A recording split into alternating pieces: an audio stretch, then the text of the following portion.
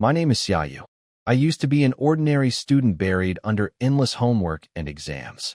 One night, after staying up too late to study, my heart gave out and I collapsed. When I woke up, I wasn't in my room anymore.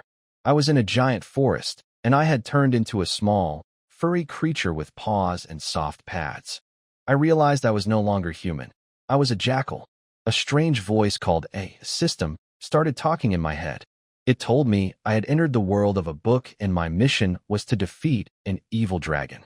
I felt very weak and small, so the idea of fighting a dragon seemed impossible.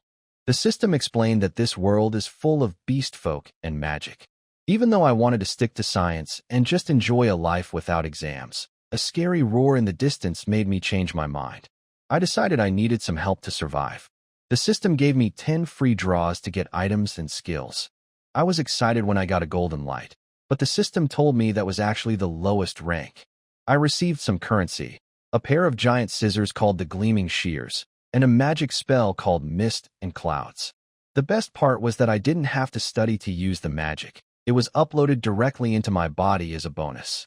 I was ready to try my new powers, even if I was just a small yellow jackal in a very dangerous new world.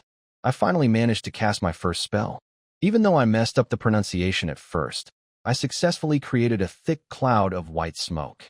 I was disappointed to find out it was mostly for show or a quick distraction, but I cheered up when the system gave me my new weapon. It was a massive pair of scissors, as big as a guitar. I tested them on a tree, and they sliced through the wood like it was paper. The noise of the falling tree attracted a group of soldiers led by an orange-furred beast man named Chiba Gen. I got scared and tried to play dead, clutching my scissors, but they saw right through my act. When Chiba Gen threatened to use fire magic on me, I jumped up and surrendered immediately. Thinking fast, I made up a story about being a simple herb gatherer who had been attacked by bandits. I even tried to fake a leg injury, though I accidentally held the wrong leg at first. Despite my clumsy lying, Chiba Gen was kind. He told me he was the captain of the city guard and invited me to seek safety in Beiming City. I was surprised to see that even though the captain was small like me, his soldiers were absolute giants. I felt a bit better knowing I was under their protection as we headed toward the city. As we walked toward the horizon, a massive city appeared. To hide my ignorance, I pretended that a head injury had made my memory fuzzy. Chiba Gen kindly explained that we were in the Beast Domain, a land surrounded by dangerous places like the Wildlands and the Forbidden Land. I learned that 4 great clans, the dog, fox, cat, and wolf, protect the region from their respective cities. I also asked about the dragon. Apparently, it is a peaceful but incredibly powerful homebody that everyone still calls evil for some reason. When we reached the walls of Beiming City, I was breathless. The stone blocks were enormous, and the jade gates sparkled in the light. Since I had nowhere to go, Chiba Gen offered to let me stay at his house and even gave me a bag of money for food. He had to go back to work, so a large bear soldier led me through the city. The streets felt like a scene from an ancient story, filled with busy beast folk and strange mechanical carts called wooden oxen. We finally arrived at Chiba Gen's home. It was surprisingly simple and tidy, which was impressive for a dog clansman. The bear soldier told me that the captain isn't rich because he gives most of his money away to help others. However, the soldier also gave me a strange warning. He told me to avoid the front door so people wouldn't see me with the captain. It turns out that despite his kindness, the people in the city see Chiba Gen as a cursed child because of the fire magic he has possessed since the day he was born. I was shocked to hear this and wanted to know more about his past. I learned that Chiba Gen's life has been very lonely. He was born as a fire magic prodigy, but as a baby, he accidentally lost control of his power during a celebration, causing a fire that killed his mother. Since then, he has been treated as a cursed child and forbidden from using fire magic inside the city. Even though he grew up as an orphan and is feared by many, he remains incredibly kind, giving his salary to the poor. After hearing this, I decided to head out into the city to explore and find something to eat. I struggled with my new paws at a noodle shop, but I was determined to enjoy my new life. Suddenly, the sky turned black and lightning struck. An enemy force called the Mite Legion launched a surprise attack. I realized Chiba Gen was in trouble outside the city and rushed to help him. I found Chiba Gen wounded and facing a powerful six-armed Mite leader who had already defeated other captains. I jumped into the middle of the battlefield to protect him. To save us, I had to bluff.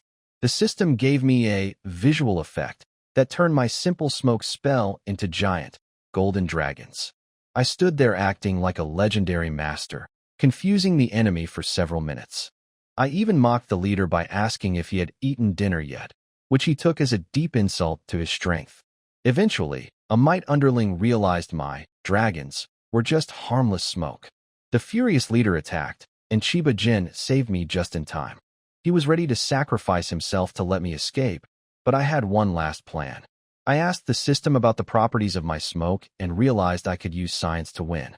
I filled the air with my mist cloud and had Chiba Gen throw a tiny spark into it.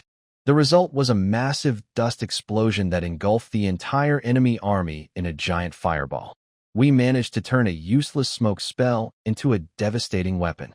The blast wave from the explosion sent the frail Xiaou flying backward.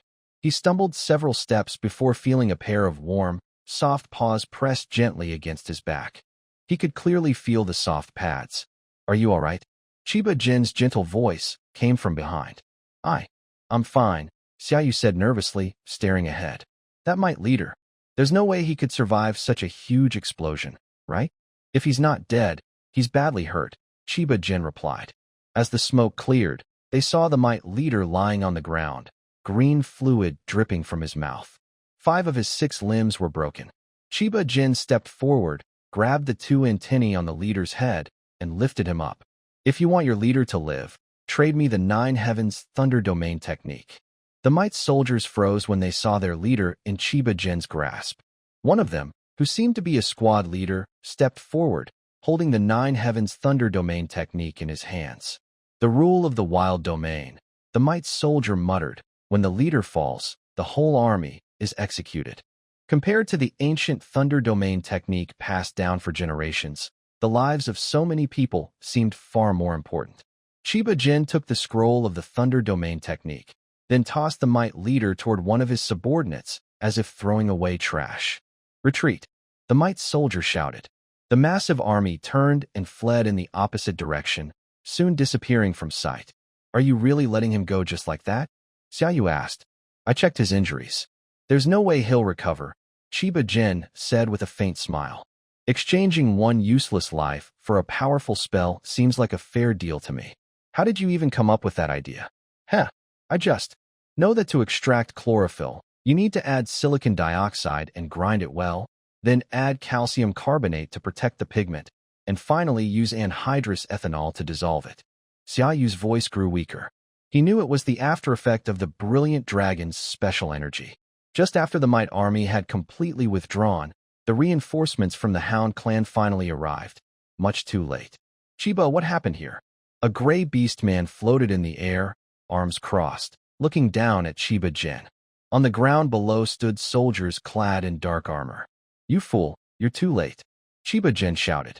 The beast man before him was Shizai, a young prodigy of the Hound clan and the captain of the support troops. Shizai crossed his arms. "Too slow? I think you're just too weak. How many of your 3rd squad are still standing?" Chiba Gen suddenly turned around and saw that all the bear soldiers were lying motionless on the ground. "Help them, quickly," he yelled. "No need," Shizai said calmly. "It's already too late." Chiba Gen froze in shock.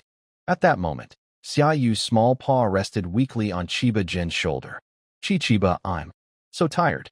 I just want to sleep. For a while." As soon as he finished speaking, Xiaoyu collapsed into Chiba Gen's arms. Xiaoyu! Chiba Gen called out, holding him tightly. "What are you doing?"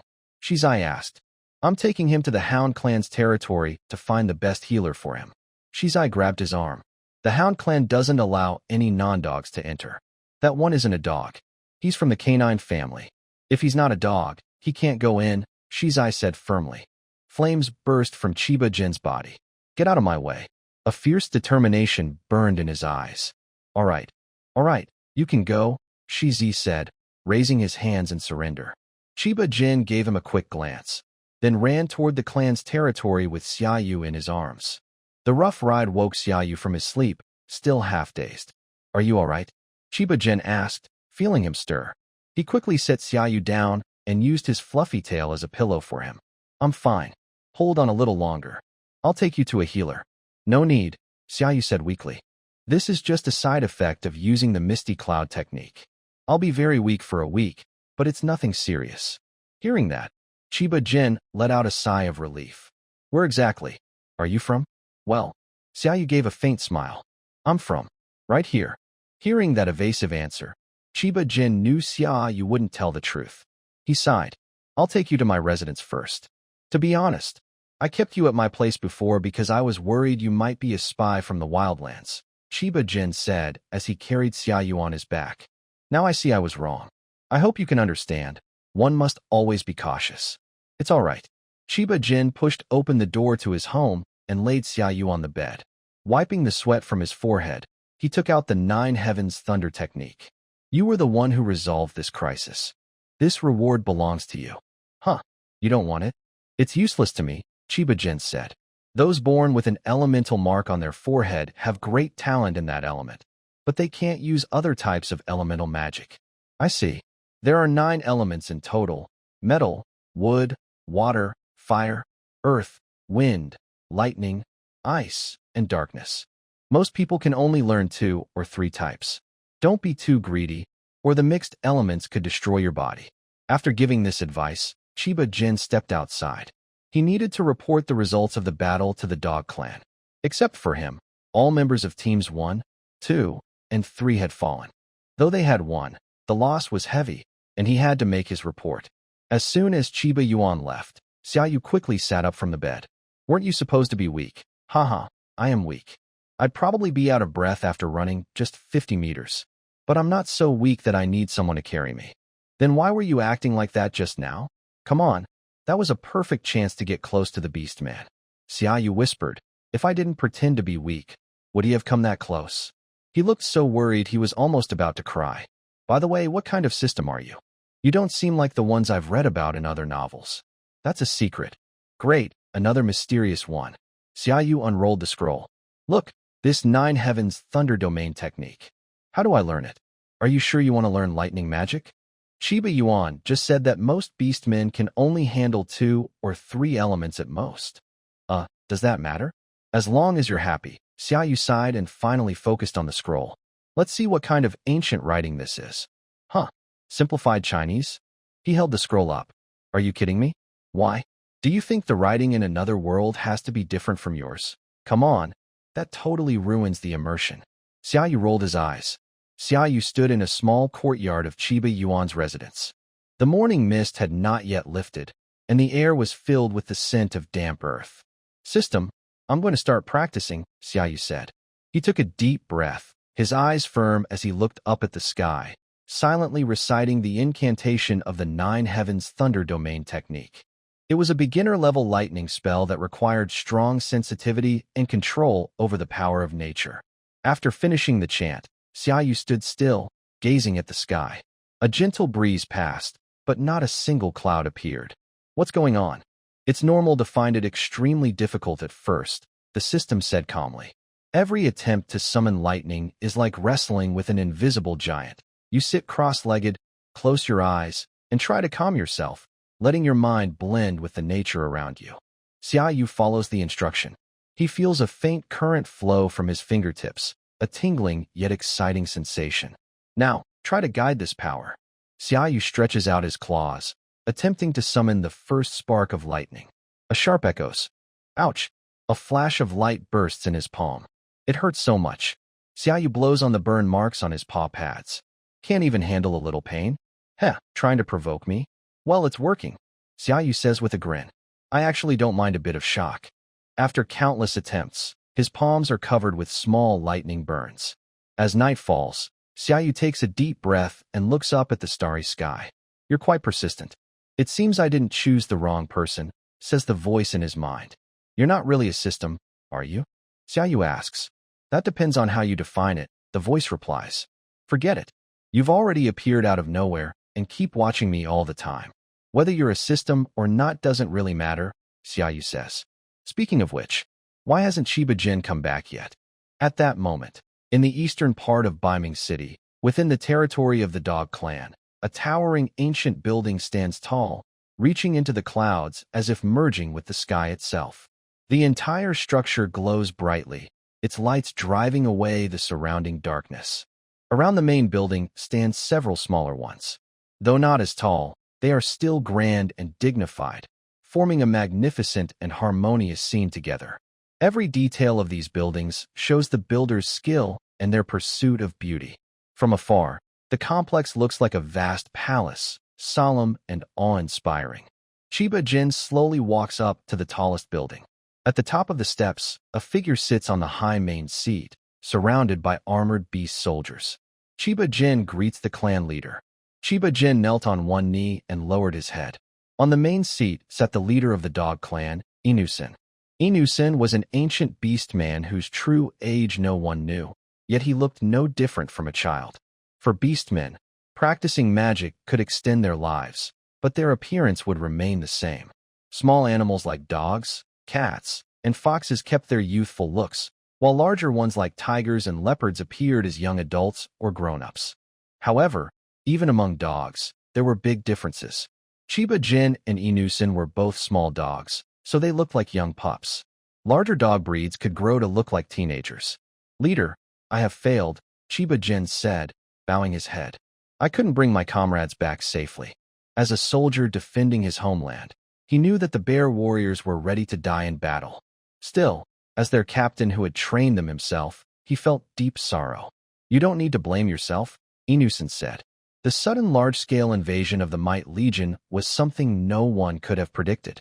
Besides, you seriously injured their leader. You deserve recognition. "I don't need any reward," Chiba Gen replied. "Please give it to the families of the fallen." "Don't worry," Inusen said. "The dog clan honors every warrior who sheds blood for our land. But what is yours, you should still accept. I heard a young jackal helped you this time." "Yes." "Where is he now?" "He's resting at my residence. Bring him to meet me when you have time." "Understood." Inusen waved his hand, signaling that Chiba Gen could leave. Chiba Gen turned to go. "Oh, one more thing," Inusen said, as if remembering something. "The young clan leader election will be in 3 months. Don't forget to take part." Chiba Gen paused for a moment, then continued walking. "Understood." Inusen sighed, rested his head on his hands, and began to doze off again. But just after he spoke, a pair of red eyes in the hall turned toward him. "Chiba Gen is going to join the young clan leader election?" The one speaking was Shizai, the beast they had met outside the city. "This won't do. He's the biggest unknown factor." Xiaou let out a deep breath. On this dark, windy night, he finally managed to form a small spark of lightning. It vanished in an instant, but it greatly boosted his confidence. "Did you see that? Did you see it?" Xiaou shouted excitedly. "I did it. I really did it. Yes, yes, you made a spark that's barely stronger than static electricity. Don't crush my confidence, okay? Besides, I've already learned how to sense distant storm clouds through meditation and use my mind to draw them above me," Xiaou said. "Oh, let me have a look." Xiaou smiled slightly and raised in front of his chest. A few seconds later, heavy clouds gathered above him, filling the valley with a tense, powerful energy. The wind howled, thunder roared, and it felt as if the whole world was cheering for him. Not bad. But the real test is, can you control the final lightning strike and make it hit exactly where you want? Don't worry. To pass this stage, I studied the scroll carefully and practiced the gestures, chants, and mental focus again and again, Xiaou said. I even tried the Spider-Man web shooting pose to find the best hand movement. Only by uniting body and mind could he truly master this power. After many failures, he finally found the key. At the final moment, he had to clear his mind completely and call down the lightning with pure will. Xiaou raised his right hand and softly chanted. The air around him grew hot and distorted. Moments later, dark clouds rolled in from all directions, blocking out the sunlight. As his gestures changed, a blinding bolt of lightning tore through the sky and struck the ground with perfect precision, sending dust flying everywhere. Amazing, a cheerful voice called out. I was only gone for a few hours, and you've already mastered the 9 Heavens Thunder Domain technique. Huh, Chiba, you're back? Yes, I finished my work. The clan leader even gave me 3 months off, Chiba Yuan said with a smile. Since you're new here, I should show you around. Tomorrow, I'll take you on a proper tour of Beiming City. Chiba Yuan followed behind Xiaou, glancing around curiously from time to time. He always insisted on wearing a mask or a veil, since his reputation had never been good. But Xiaou firmly pulled away the covering from Chiba Gen's face. What are you doing, trying to be some kind of online idol? Xiaou teased. Helpless, Chiba Gen had no choice but to accompany Xiaou openly on a walk through the streets. They walked side by side under the sunlight that filtered through the mottled shadows of the trees onto the stone-paved road. A gentle breeze stirred the flags outside the taverns, and the air carried a faint mix of flowers and cooking smoke. It looked just like a city from an ancient drama. Old-style houses lined both sides of the street. The crowd was lively, and the calls of vendors and the laughter of children blended into a vivid picture of daily life. Chiba Gen kept his head down, walking hesitantly, his shoulders slightly hunched as if he wanted to hide. His eyes darted around with a trace of unease and caution. He could feel the glances from people nearby, some open, some hidden, and the whispers that pricked at his ears like tiny needles. He had been misunderstood for too long, and rumors had already stained his name. He was afraid that his bad reputation might affect Xiaou, that she too would be judged because of him. Don't walk so close to me, Chiba Gen said softly, his voice showing a hint of struggle. But Xiaou only smiled and kept walking. Suddenly, she reached out, pulled Chiba Gen to her side, and wrapped an arm around his shoulder with quick, confident ease. What are you doing? Chiba Gen exclaimed, trying to pull away, but she held him firmly.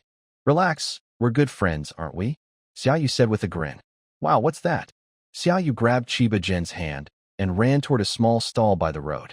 On the table were finely crafted plaster figures, as delicate as collectible models. In another world, Xiaou had been a passionate fan of anime and collectibles, with her room filled from floor to ceiling with figures of all kinds. Now, seeing such beautiful handmade pieces, she couldn't resist wanting to take one home. Oh, that's plaster, Chiba Gen explained. It's a rare handmade craft unique to Beiming City. You're lucky today. The stall owner here is the best artisan in the area. Hearing that, Xiaoyu's excitement grew even stronger. The owner of the plaster stall was sitting in a reclining chair, a lotus leaf covering his face as he snored loudly in his sleep. Boss, Xiaoyu called out. Wah. The boss woke with a start, frowning as he pulled the lotus leaf off his face.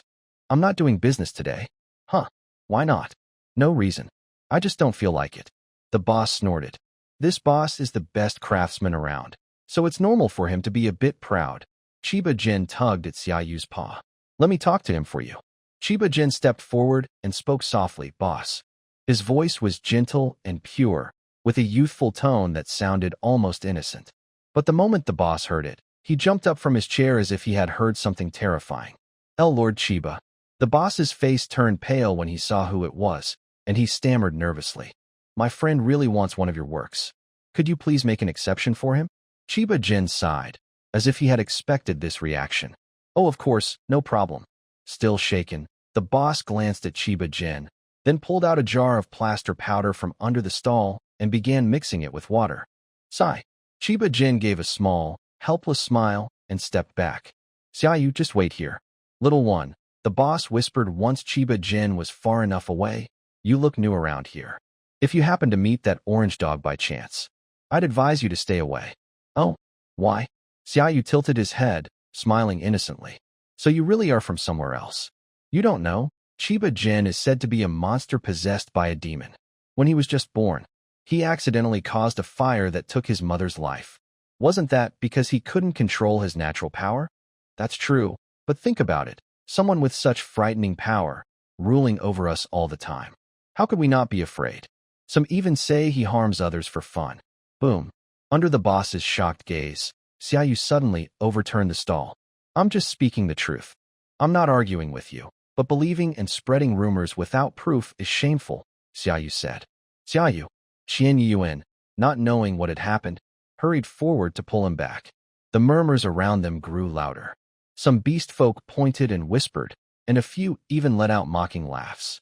But Xiaoyu lifted his head, his eyes sharp as fire as he looked around. His voice was clear and firm. Say whatever you want. I, Xiaoyu, never care about flattery or slander, and I'll never follow the crowd to insult someone who's truly worthy. There was no hesitation in his tone, as if he were declaring to everyone, "This one, I trust completely. Xiaou, you don't have to do this for me. My reputation isn't great, and you just got here." Qian Yiyuan said. "Don't have to? What does that mean?" Xiaou looked at him. "Standing up for a friend isn't necessary? Don't worry, I've got your back. If anyone dares to badmouth you again, I'll deal with them one by one. 10 years of online debating experience at your service." Qian Yiyuan froze, then slowly relaxed. He looked at Xiaoyu's side profile, firm and fearless, as if all the noise and stares around them no longer mattered. Sunlight fell on the two of them, and for a moment, the busy street seemed to quiet down. Xiaoyu didn't let go of his hand, holding it tightly, as if to say, "No matter how rough things get, I'm on your side." At that moment, something in Qian Yiyuan's heart was gently moved. For the first time, he felt that someone was willing to stand up for him, even against the crowd. "Come on, let's keep walking. I don't care about this stuff anyway." Xiaoyu snorted, pulled some money from his pocket, and placed it on the overturned stall. "Keep the change." Then he pulled Qian Yiyuan away without looking back. At that same moment, in the sky 5 miles outside Beiming City, a massive object suddenly appeared. It looked like a meteor, falling rapidly from the heavens. As it tore through the air, the friction grew intense, heating the atmosphere until it blazed with roaring flames. The flames roared like a fiery dragon, twisting and turning in the sky, painting it a deep red. As it drew closer to the ground, the force it carried grew even stronger, making the earth tremble beneath it. At last, with a deafening crash, the mysterious object struck the ground hard, sending out a heavy boom. The sound was like thunder, shaking the nearby trees until their leaves fluttered down in waves. When the dust finally settled, a figure could be seen lying in the center of the huge crater, a beast man covered in blood. His skin was dark brown, covered with a layer of soft fur. His eyes were closed, as if he had lost consciousness. His claws were clenched tightly, his legs curled up, and his spiked tail rested across his chest. But what caught the eye most was his forehead, where a pair of horns had grown. "This Chiba Gen is really something," Xiaoyu said, wiping the sweat from his forehead. "He went to train early in the morning, leaving me to wander around alone. He's training because of the upcoming young clan leader selection among the dog clan." The system suddenly reminded him in his mind. "You can read my thoughts? Then I guess I have no secrets from you," Xiaoyu pouted. "Don't worry, I already know all your silly thoughts," the system replied. "Hey, that sounds like spying," Xiaoyu shouted, then rolled his eyes and thought of a word in his mind. "I'd advise you not to insult me. When you're in danger, I might help you if I'm in a good mood. If not, well, you're on your own. I can always find another host." Wait, I'm sorry," Xiaoyu said quickly with an awkward smile. He was now in the forest, the same place where Chiba Gen had found him. According to Chiba Gen, a rare herb grew here. Eating it could instantly restore one's energy, which might help Xiaoyu recover from his weakness faster. That was exactly what he needed. Right now, he could barely walk 50 steps without gasping for breath. To make things worse, the restroom was far away, so every trip there felt like running a marathon. Besides, if his body became weak, he wouldn't be able to do his daily grip strength training. "Why do I have to be weak for a whole week just to get one special effect from you?" Xiaoyu stuck out his tongue. "What's the benefit for you?" Answering the host's question, "There's no benefit for me, but it's part of the program. You must give something to gain something. That's the rule of exchange." Xiaoyu rolled his eyes. "That's strange. Why is there a here?" Xiaoyu carefully held onto the dirt beside him with his paw and slowly walked down. He remembered that when he first arrived here, he had run all around the area, and there wasn't any this steep. Besides, this was the place where Chiba Gen had found him. He remembered it clearly. How could he forget? Is it possible that this is a crater? Maybe a meteorite fell here last night. Are you joking? Xiaoyu laughed. If it were a meteorite, there should have been a loud noise. But I slept very well last night. Maybe you just slept too deeply to notice? Then do you think Chiba Gen also slept that deeply? Xiaoyu crossed his arms. As a battle captain, even when Chiba Gen slept, his ears stayed alert. Any small sound would wake him up. Then that possibility is ruled out. There's only one explanation left. The meteorite fell silently. Unbelievable. That's ridiculous. Xiaoyu spread his hands. To make such a huge crater, the impact energy must have been enormous. How could it make no sound? As he spoke, Xiaou moved closer to the center of the... But when he reached the middle, he froze. There was actually a round object right in the center. It was pitch black, looking exactly like a meteorite. Huh, what's this? Xiaou covered his mouth in surprise. This is a world where magic exists. Anything impossible can become possible. Let me take a closer look. I've never seen a real meteorite in my world before. Xiaou carefully moved closer and saw that the meteorite was a perfectly round sphere with small raised bumps on its surface. How strange. It feels smooth and slippery, almost like it's been coated with lotion. He murmured as he touched it. The surface felt incredibly soft, almost like silk. How many chocolates did this meteorite eat to be this smooth? He joked. Just as Xiaou was feeling the texture, a cracking sound echoed. A thin white line began to spread from where his finger had touched. What's going on? I didn't even use any force. Xiaou stepped back in alarm. They grew wider and multiplied, turning from a single thread-like line into a web of fractures. When the cracks reached their limit, the entire meteorite shattered with a loud crash, scattering pieces everywhere. Xiaou cautiously peeked forward. Oh no, I just destroyed a miracle. Wait, something's not right. When the dust settled, Xiaou finally saw what was inside the meteorite. Hey, beast man. He tilted his head in confusion. If he were an emoji, he'd be the one with a big question mark. It's a beast man. Then what are you waiting for? Help him. Or, help the beast? No, no time to think. Just help. Xiaou rushed forward and lifted the beast man out of the broken meteorite. I think this meteorite might actually be some kind of eggshell. Does that even matter right now? Xiaou checked for breathing. Barely alive. He tried to carry the beast man on his back, but as soon as he did, something sharp poked the back of his neck. What's that? He turned his head and saw a pair of horns on the beastman's forehead. Is this thing a cow or a goat? Doesn't look like it. Forget it. I'll figure it out later. He said he was carrying the beastman back, but in truth, he was dragging him most of the way. If Chiba Yuan saw this, he'd probably be furious. Someone who could have survived easily now had a much lower chance of recovery. But there was no other choice. Saving a life came first. Xiaou was still in a week-long period of weakness and simply didn't have the strength to carry the beastman properly. You know, system, I feel like a hunter right now, dragging home a full catch, Xiaou gasped. Keep going, little hunter, the system replied. What can you do besides making sarcastic comments? Xiaou rolled his eyes. After dragging the creature for 2 hours, he finally brought the orc into Beiming City. Qian Yuan saw Xiaou was late and was about to go out to look for him when he ran into Xiaou coming back. Xiaou, you're finally back late at night. Oh, is that a catch? Stop joking. Qian Yuan, I don't know what's wrong with this orc. It appeared inside a big egg and is now unconscious and in danger of dying. We need to save it quickly. Let me handle it. Although surprised that an orc was inside an egg, Qian Yuan understood the urgency and quickly took the orc from Xiaou. Gently lifting him, he carried him carefully. See? That's the right way to rescue. I still want to get close to the orc more. If I had his strength, I'd have already become a fighter, you know. Qian Yuan was very fast and soon found a doctor. Using his captain's authority, he quickly arranged a hospital room. The doctor, wary of Qian Yuan's reputation, was very eager to help. By the way, where did you find this thing? Qian Yuan asked. I found him just like this, Xiaou replied. After a while, the doctor came out. I'm sorry, but I can't treat him properly because I can't identify his species, Dr. Yang said. Even you, with your keen eyes, can't tell? Qian Yuan asked anxiously. Honestly, I'm not very knowledgeable about this. I've never seen this kind of creature before, and it doesn't match anything I know, Dr. Yang explained. But don't worry, I've checked him. There are no external injuries or signs of poisoning. We just don't know why he's unconscious. He should wake up on his own after a while. That's good. That's good, Xiaou sighed in relief. He was really scared there. After confirming he was okay, Qian Yuan carried the orc back home.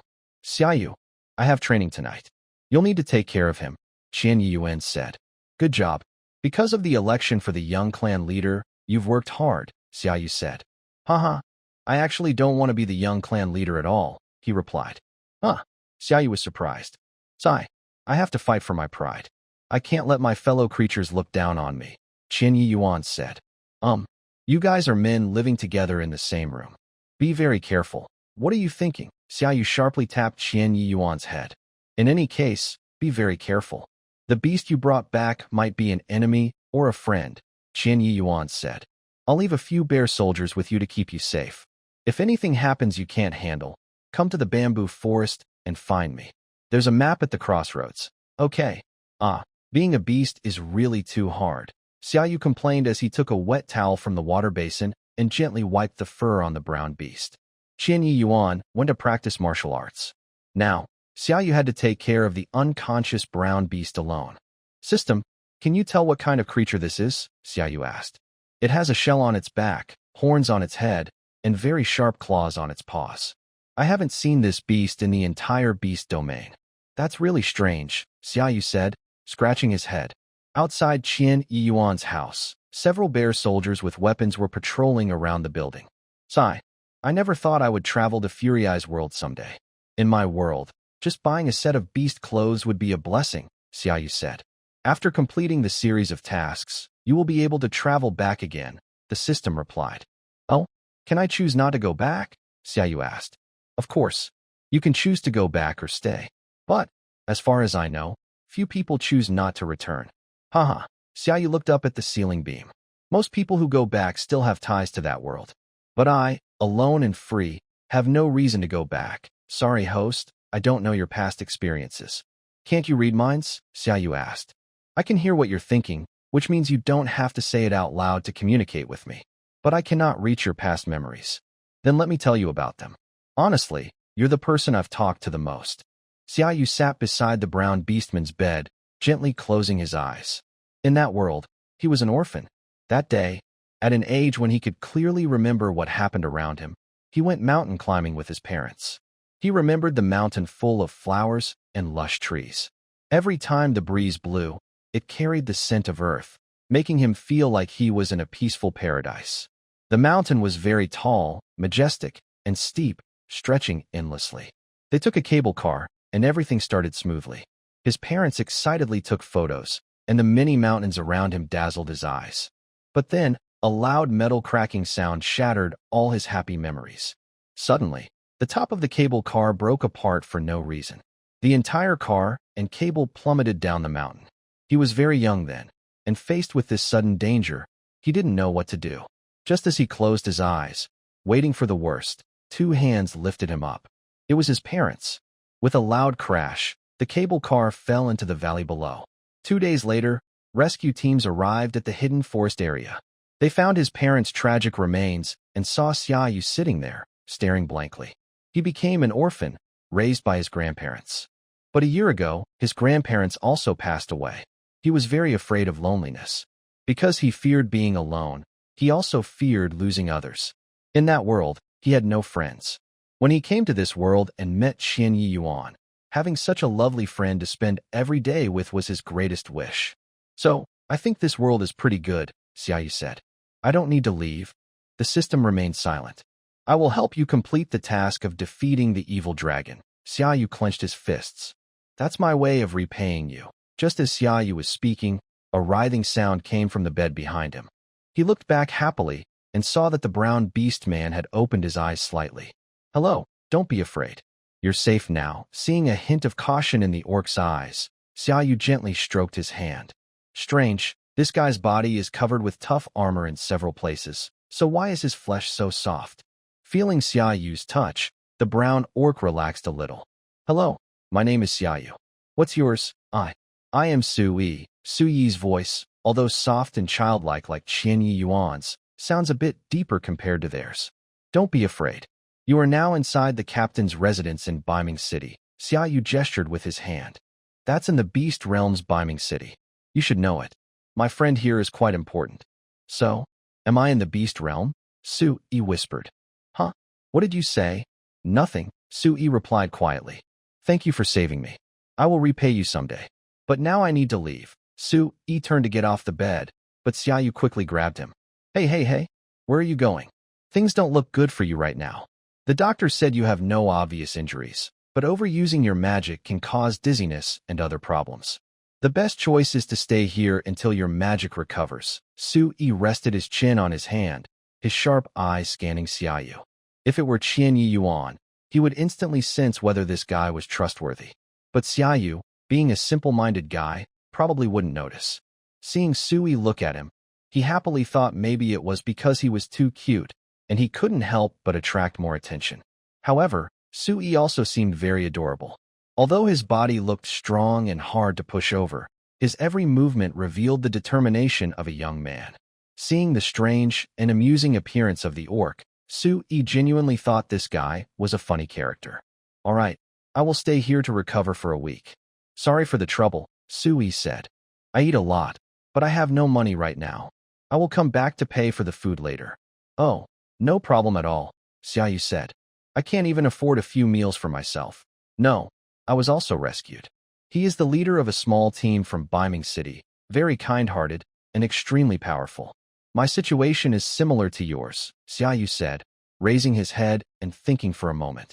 Actually, it's quite different. I didn't smash a big hole in the ground over there. A big hole? I didn't hurt anyone, did I? No. That big egg fell into an empty field. Hearing this, Sui breathed a sigh of relief. By the way, what kind of creature are you? Xiaou curiously looked at the two horns on Sui's head. A crocodile, huh? Do crocodiles have horns? Maybe it's a mutation, Sui said with a smile, covering his mouth. If I said I am the evil dragon from the island of evil dragons, the one you call a terrifying dragon, what kind of expression would you have? Sui and Xiaou enjoyed talking with each other. Xiaou is very talkative, able to chat all day even with a piece of wood, while Sui is very lonely. It's rare to find someone willing to talk to him, so he listened very happily. Soon, the night deepened, and a few stars appeared in the sky. The mansion's door was pushed open. Qian Yi Yuan wiped the sweat from his forehead and walked inside. Good evening, Xiaou. Qian Yi Yuan entered the bedroom and saw Xiaou and Sui. Hello, my name is Qian Yi Yuan. This is my home. Please rest assured and relax. Qian Yi Yuan extended his hand to Sui. Sui squinted his eyes. Impressive, born with a flame mark. With this, your future fire control skills will be unmatched in the world. Huh? Qian Yi Yuan stretched out his claws, surprised. While he was still stunned, Sui took his paw. In that brief moment of contact, Qian Yi Yuan trembled all over. So strong. Qian Yi Yuan felt that the magic power inside the other person's body was about to explode him. The orc in front of him was no ordinary opponent. His strength was far greater than his own. If he wanted to kill him, it would be effortless. Fortunately, after holding his paw for a moment, Sui released it. May I ask your honorable name? Sui, Mr. Sui. If there is any inconvenience in our hospitality, please forgive us. Chiba Gen. Natsuha rolled her eyes and nudged Chiba Gen's shoulder. Hey, Sui looks about our age. Why do you call him sir? It sounds so old. In this situation, if the other side makes me call him grandpa, I probably wouldn't dare to refuse. But Sui waved his hand. It's okay. Just call me Sui, Chiba Gen nodded. Did you know? Sui is actually a crocodile. In our place, crocodiles are called swamp puppies. Maybe you two could get along well, Natsuha said excitedly. Chiba Gen looked at Natsuha in shock. Such a ridiculous lie, and you actually believe it? However, if Sui shot him a look that said, dare to expose me, and you'll regret it, Chiba Gen swallowed his words. You guys chat first. I'll go outside and fetch a bucket of water from the well. Natsuha waved her hand and left the room. Now, only Chiba Gen and Sui were left in the bedroom. Dragon. No, Mr. Dragon. Nice to meet you. Chiba Gen broke the awkward silence first. How did you find out? Sui squinted. I guessed. People often say I'm very smart, Chiba Gen replied. I remember that the island of the evil dragon and the beast realm have always been peaceful. I wonder why you visited today. Don't worry, I didn't come on purpose, Sui said. And this has nothing to do with the beast realm. Can you tell me more? You want to know? Sure, but knowing won't help you at all, Sui replied. All right then, I won't ask anymore. Sui almost choked on his own saliva. Why doesn't this guy follow the usual rules? Is he so uncurious? Anyway, I am very weak right now and might need to stay at your place for a while, Sui said. If you don't agree, that's fine. I won't do anything to you. If I really wanted to do something to you, no one could stop me, Chiba Gen said. Although I am called the evil dragon, don't think of me as so bad, okay? So, will you agree or not? Do you think I dare not agree? Then that's a yes, Sui said with a slight smile. Thank you very much. Haha. I really can't hold it anymore. Also, my identity as an evil dragon. Don't tell anyone. Besides, the island of the evil dragon has its own power. If you don't want other orcs in the beast realm to worry, it's best not to mention it. Then, does Xiaou know? With his big mouth, if he finds out, no one in Beiming City will be left unaware, Sui said. He's the one who must not be told. Qian Yuan nodded. After a while, Xiaou returned. Besides carrying a full bucket of water, he also brought back a piece of stiff cardboard. Hi, Xiaou. What's that in your hand? Qian Yuan looked at the stiff cardboard curiously. It's leftover paper from a street vendor's stall. I just bought it, Xiaou said. Are you planning to make lanterns? Qian Yuan asked. No, I want to make something more interesting, Xiaou smiled slightly. Do you have a small knife? Qian Yuan took a small fruit peeling knife from the fruit tray and handed it to Xiaou. Xiaou folded the cardboard in half and cut it into 54 pieces. Strange, if you break it into such small pieces, it can't be used for any craft. Qian Yuan leaned in and watched Xiaou's movements. Don't worry, I'm not making crafts, Xiaou said, extending his hand to Qian Yuan. Do you have a brush? I don't usually like writing or painting, so I don't have one, Qian Yuan replied. If you're in a hurry, I can go to my office and get one for you. Don't go out late at night. If someone with bad intentions tries to knock you out and drag you away, with your looks, you might be in serious trouble, Xiaou thought for a moment. He plucked a few hairs from his tail, found a chopstick, and carefully tied them together. Then he looked up. Do you know Arabic numerals? Huh? What? Never mind. Forget I said anything, Xiaou said. Using his homemade brush, he carefully wrote the numbers 1 to 10 in simplified Chinese characters on the cardboard, for copies each. Then he wrote the characters for A, B, and C, for copies each. Finally, he left 2 cards blank and wrote Big King and Small King on them. This is a card game. I usually call it Fight the Landlord. After finishing writing all 54 cards, Xiaou excitedly picked up the cards. When only he and Qian Yuan were playing, they could only play chess. He didn't expect this world to have chess and Go, but he is not good at chess. He usually gets defeated within 2 or 3 minutes when playing with Qian Yuan. So, he decided to bring the card game from his world into this one. Do you see this A, B, and C? Xiaou said. I usually call them the hook circle K, but since that's hard for you to understand, I will call them A, B, and C. The game rules are, a random player starts by shuffling and dealing the cards. Each person gets 17 cards, and the remaining 3 cards are placed in the middle as the bottom cards. Once the game begins, each player can choose to call the landlord or not call. If a player calls the landlord, they can choose to bid 1, 2, or 3 points. The higher the points, the more they want to be the landlord. If no one calls, the cards are reshuffled and the game restarts. The landlord gets the 3 bottom cards, making a total of 20 cards. The other 2 players are farmers, each with 17 cards. There are different types of hands in the game, ranked from low to high. A single card, like 3 or A. 2 cards of the same rank, like CC. 3 cards of the same rank, like AAA.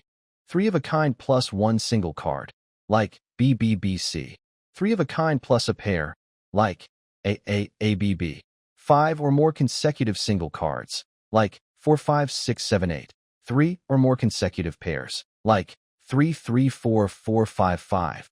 2 or more consecutive triplets, possibly with additional single cards or pairs, like 7, 7, 7, 8, 8, 8AB. 4 of a kind, like AAAA, which can beat any other hand except a bomb.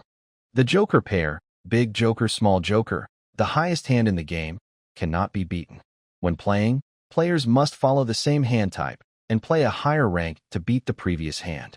The landlord plays first, then the turn proceeds counterclockwise. The next player can choose to pass or play a higher hand of the same type. If all other players choose not to play a card, then the current player's card type takes effect, and the next turn continues with that player.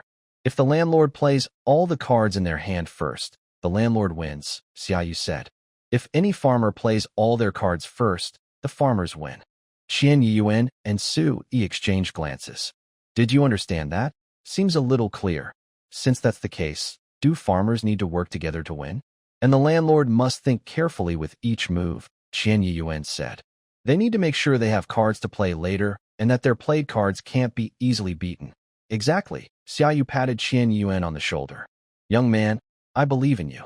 You're the future of the famous gambling master, Qiao Yunfat. I don't know who Qiao Yunfat is. I'm just Qian Yiyuan, Qian Yiyuan replied. All right, boys. Xiaou squinted and showed a bright, mischievous smile. Since we're playing card games, why not bet on something? Bet on what? Truth or dare, Xiaou said with a slight smile.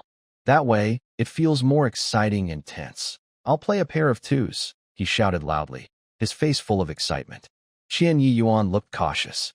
He always thought carefully before playing, afraid of making mistakes. I follow, he said softly, gently placing his card on the ground to keep the order. Su Yi looked relaxed and confident. He was always the last to play, seeming sure of every card he had. Both of you are too nervous. Relax, he said, casually throwing out a card with a confident smile.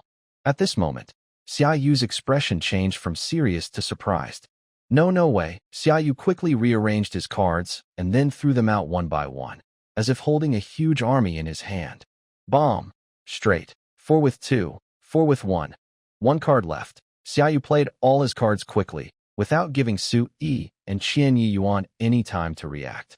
Hee, I only have one card left, Xiaoyu said proudly, swinging his last card in his hand. But when he saw the number on the card, his smile froze. 4 with 1. Qian Yiyuan played a bigger set of 4 with 1. Seeing Xiaoyu's expression, like he was constipated, Qian Yiyuan sighed. Hey, I haven't lost to you in so many rounds. You're so unlucky. I'll let you win this time, he said, slowly playing a card. A 3. Xiaoyu looked at the 3, his face turning pale like pig liver, and he barely managed to say, I can't take it. Su Yi and Qian Yiyuan looked at each other, then burst out laughing. You probably only have that 1 3 left? Ha! So you're just a little kid. Xiaoyu wanted to cry but couldn't. The emotions of beastmen are not shared. I only think they are noisy.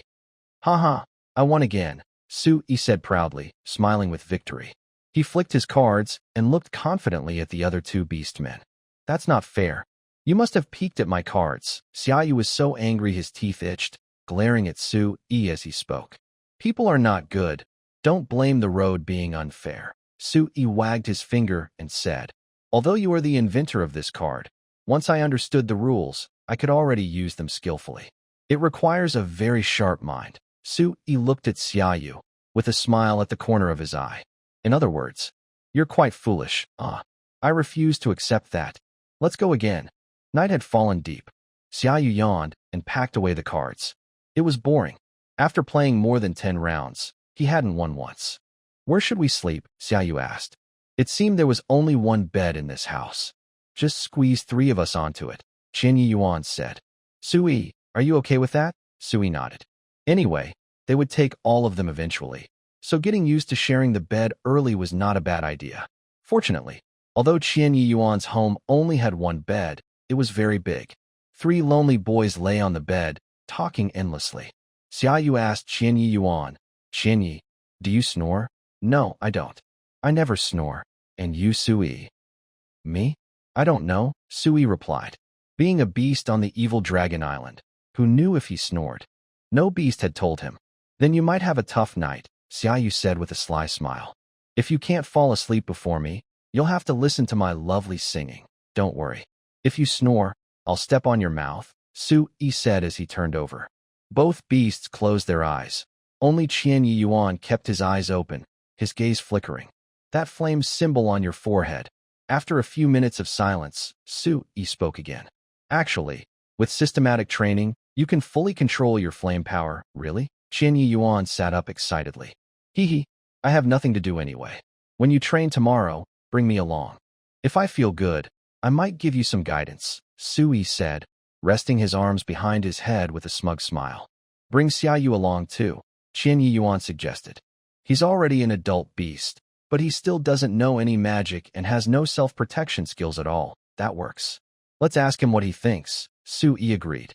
Chiba Gen wanted to push aside Xiaou, but a loud snore interrupted him. Are you asleep? Never mind. I'll talk to him tomorrow. Chiba Gen lay down and covered his stomach with a blanket. I have a lot of experience. I've lived for over 100 years, Sui said proudly. Oh my, why am I helping the evil Dragon Island compete better? It's an easy task. All right, go to sleep early. Sleeping early keeps you healthy. After 2 hours. Sui and Chiba Gen slowly pulled the blankets down from their faces. They both had heavy dark circles under their eyes. Xiao's snoring echoed through the room. Can you sleep? No, I can't. Aren't you going to kick him in the mouth? Hurry up, duh. His snoring is so loud. How can you sleep? Chiba Gen got out of bed, tore some small pieces of scrap paper, crumpled them, and gave 2 of the small paper balls to Sui. He stuffed the paper balls into his ears and let his ears hang down, blocking most of the noise. Hey, I can't fold my ears like that, Sui said. There's nothing I can do, Chiba Gen smiled triumphantly.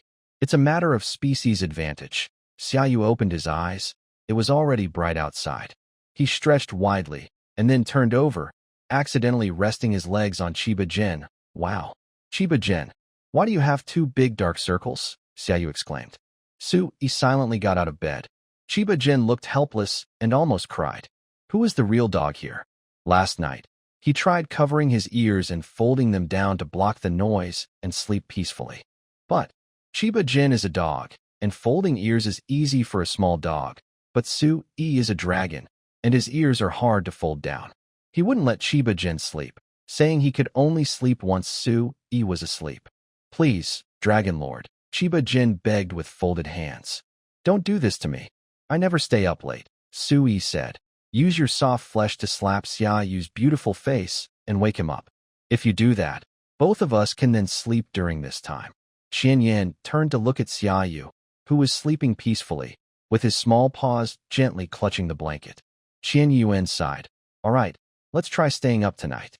However, Qian Yuan didn't mention what had happened last night. Are you going to train with me today? Xiaou placed his small hand on Qian Yuan's shoulder. Let's work hard together. If you become the young leader, I will also be well known in Beiming City. I will do my best, Qian Yuan replied.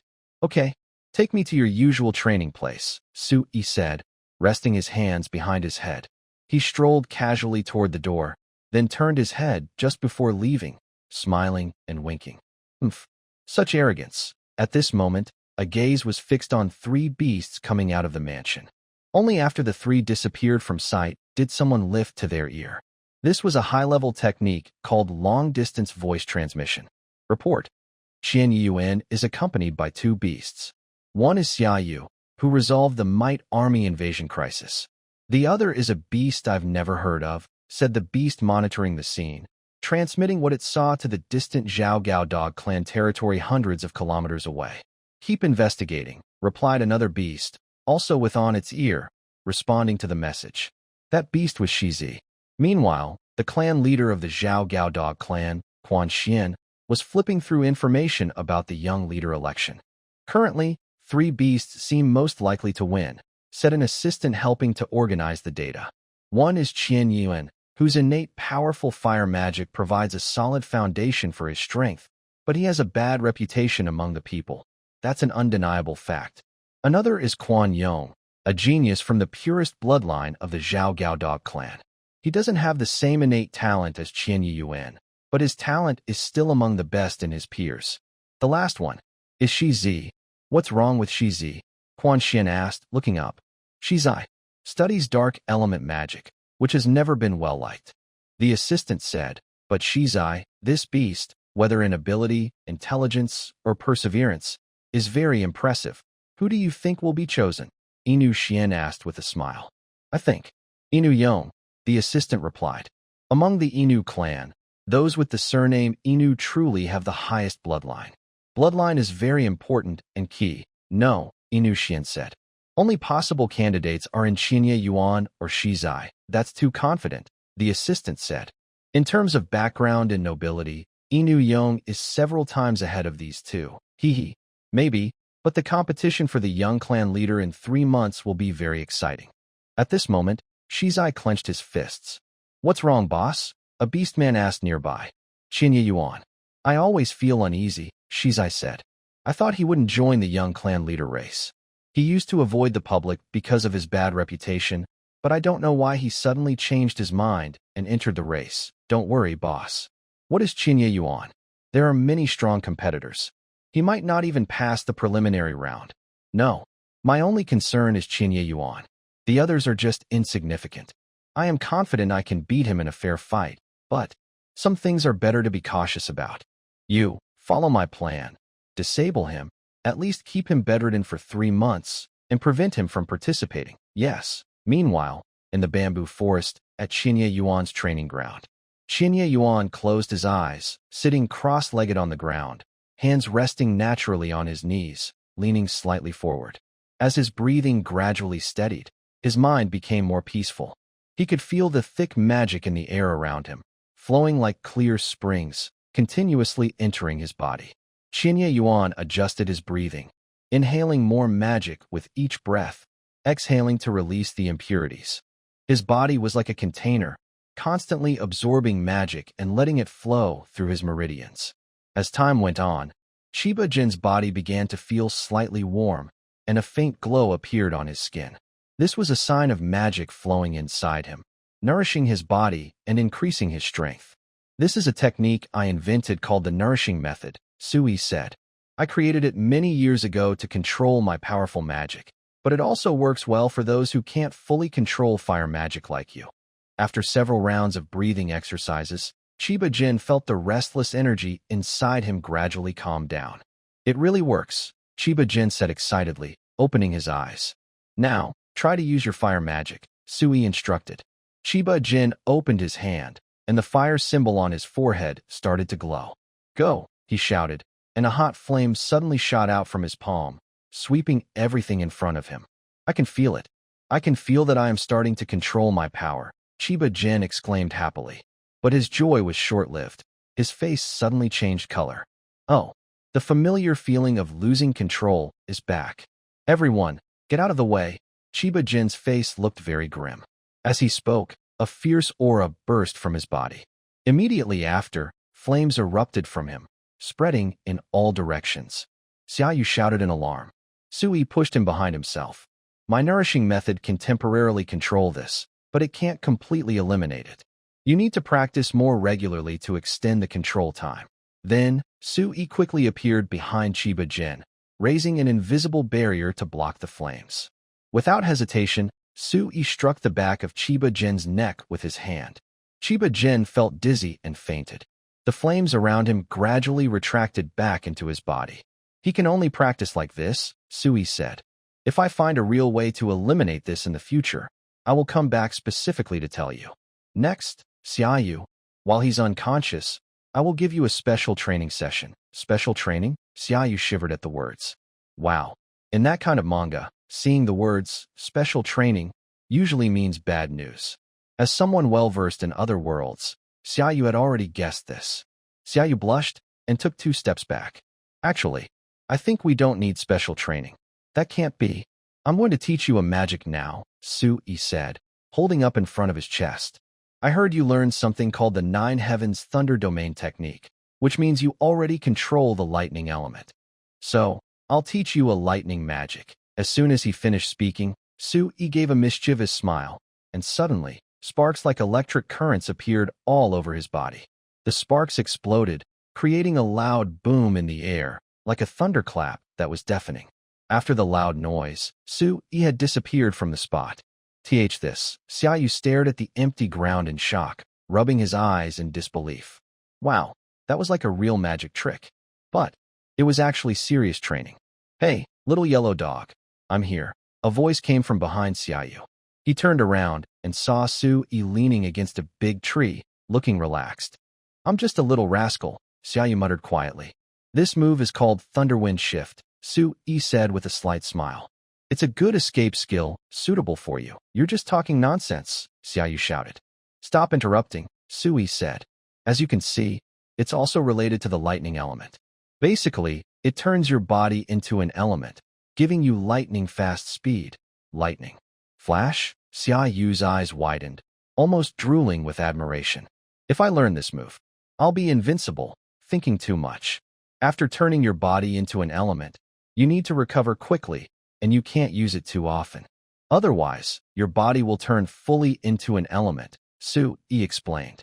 You can use it at most twice a day, and it consumes a lot of magic power. If you use it once and still can't escape, you'll just have to accept your fate. Being able to use lightning speed twice a day isn't bad, Xiaou said. Teach me. Please teach me. Humph. At least you have some curiosity, Xiaou said, standing behind Xiaou and lifting his arm from behind. I'll teach you the moves and the chant. You must listen carefully, Xiaou nodded firmly. Soon, the day quickly passed. Qian Yuan finally opened his eyes, rubbed his neck, and sat up. Xiaou, your palm was really fierce. I was knocked out all day, Qian Yuan said, looking up at Xiaou, who was teaching Xiaou magic. Hee, you should thank me, Xiaou said with crossed arms. Next week, try to spend more time reviewing my healing method. If you lose control, I can knock you out again. That way, after a week, you'll be able to control the fire for at least 10 minutes. 10 minutes. Qian Yuan's eyes sparkled. That's enough. By the way, Xiaou, can you stay here? Xiaou said, holding on to Xiaou's arm. I think life here is pretty happy. Xiaou patted Xiaou's head. Don't worry, I need to handle some things. Once I finish, I'll come back. Humph. After I settle the score with those from the forbidden place, I'll start my retired life of being surrounded by loved ones. Meanwhile, Qian Yuan sat cross-legged on the ground, closing his eyes to continue practicing the healing method. The entire beast was quiet as a statue. Xiaou looked at Qian Yuan, then at Xiaou, feeling a bit disappointed. Look at how hard others are working. If you put half as much effort into your intelligence as you do into your training, you'd be stronger than Qian Yuan by now. I'm not that weak, Xiaou thought silently. It wasn't fully dark yet. The sunset's glow shone through the bamboo forest, casting long shadows. According to science, evening is the time when oxygen is most abundant. Still in this otherworldly forest, Xiaou took a deep breath. The fresh scent filled his lungs, making the beast feel refreshed. At that moment, a shadow silently watched everything from a nearby tree. This was an invisible, chaotic black covering the shadow's face, making it impossible to tell what race it was. I'm going to the bathroom, Xiaou said. Practice well. Within a week, you must master the thunder wind transformation.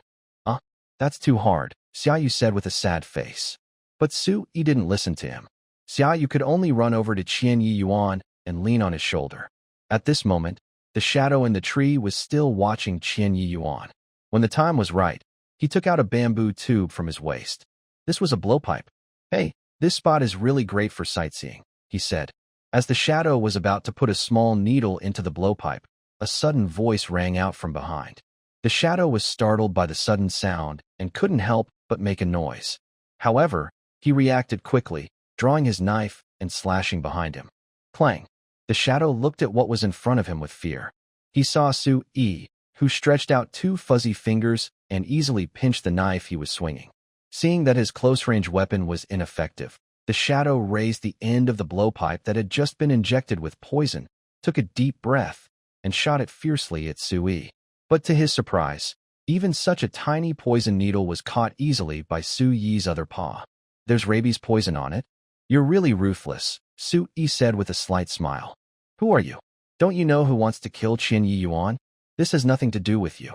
Leave quickly, and someone will surely come to reward you later. Sorry, I have plenty of money, Xiaou said, raising a fist and knocking the shadow down from the tree. After taking a punch, the shadow fell heavily to the ground. Ugh, how can this guy be so strong? He looks so young. The shadow tightened the black cloth tied around his face and turned to run. Hachu! Xiaou leapt down from the tree and landed gently in front of the shadow. It was like a red-crowned crane landing on a floating log. Tell me, who sent you? Xiaou's eyes grew colder. Fine, fine. Whether I tell or not is your choice, but... Xiaou raised his head. I might hit you so hard you won't get up, depending on my mood. Xiaou suddenly appeared in front of the shadow figure and threw a punch directly at its face. The shadow's heart clenched tightly. A cold feeling ran down his spine. His body was hit by an invisible force, causing him to lose his balance instantly. His eyes widened in shock and fear, completely unprepared for how fast and fierce the attack was. At this critical moment, the shadow reacted very quickly. His head tilted sharply to the side at a strange angle, narrowly avoiding the deadly punch.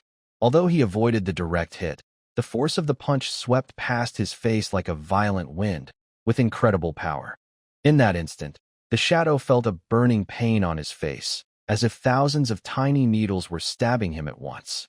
He could even feel the strong impact from the punch, causing his cheek to sink slightly. But the power of that punch didn't stop there. It continued forward and struck the stone behind the shadow with a loud crash. The heavy stone, normally as solid as a rock, was punched so hard that a deep fist mark appeared on it. Around the mark, cracks spread out densely, as if the stone might break apart at any moment. "Good luck," Xiaou said with a sly smile. Then he lifted his leg and aimed a knee strike at the shadow.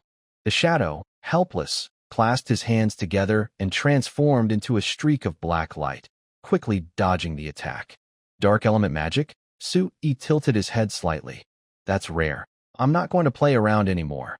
The shadow made another hand sign, trying to escape. "Did I let you go?" With that, Xiaou slightly crouched, bending his knees. In the next moment, he suddenly exerted force and leapt into the air. Xiaou raised his foot, full of power, and stomped directly toward the shadow's position. How can this guy's body be so strong? We've been fighting so far, and he hasn't used a single magic move. This special situation. I must go back quickly and report to the boss. The shadow clenched its teeth and finally teleported away at the last moment of the attack. However, Xiao's kick missed. When he stepped down, the ground couldn't withstand such great force and instantly shattered into pieces. Countless stones and dust flew into the air, forming a cloud of dust that covered Xiao's figure. "Actually let him escape." Xiao narrowed his eyes with a cold smile. "If my body hadn't just recovered, catching you would be as easy as blowing air." Xiao brushed off the dust from his clothes and looked toward Qin Yuan. "What's wrong with this guy? Why would someone want to kill him? His popularity can't be that bad." Xiao pondered for a moment. "Never mind. I'll wait until he finishes the young clan leader election. I feel a bit uneasy if I'm not around." Xiao returned to the bamboo forest. Xiao, Xiao happily jumped over. "I've already learned a bit of the thunder wind transformation you wanted me to practice." "Oh? Show me," Xiao said, crossing his arms and lifting his chin, showing a slightly interested look. Xiao took a deep breath. His claws sharply embedded into the ground. His eyes closed slightly.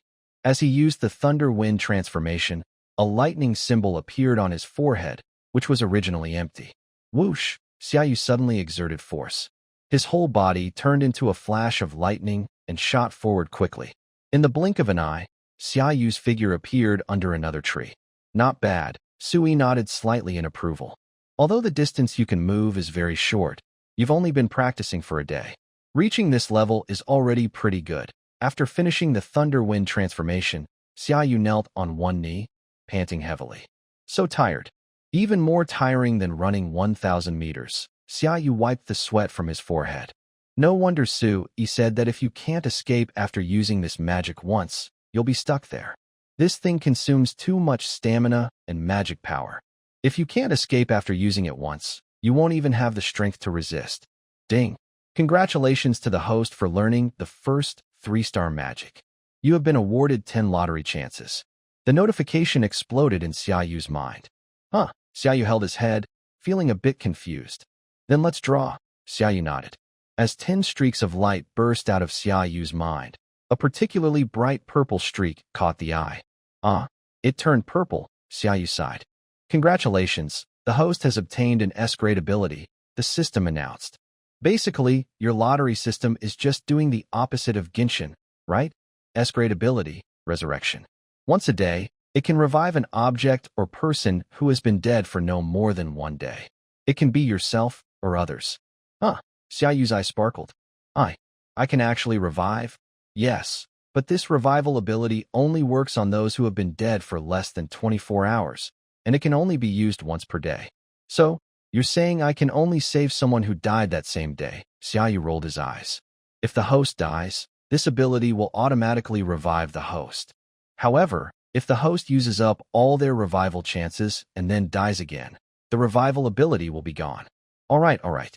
Even though this ability has limited uses and strict restrictions, it's still somewhat useful. Xiaou stretched lazily. It's like having a revival shield, and it's shared across the whole team. Learning a 3-star magic spell actually gives me a chance to draw again. That means the host completes an achievement.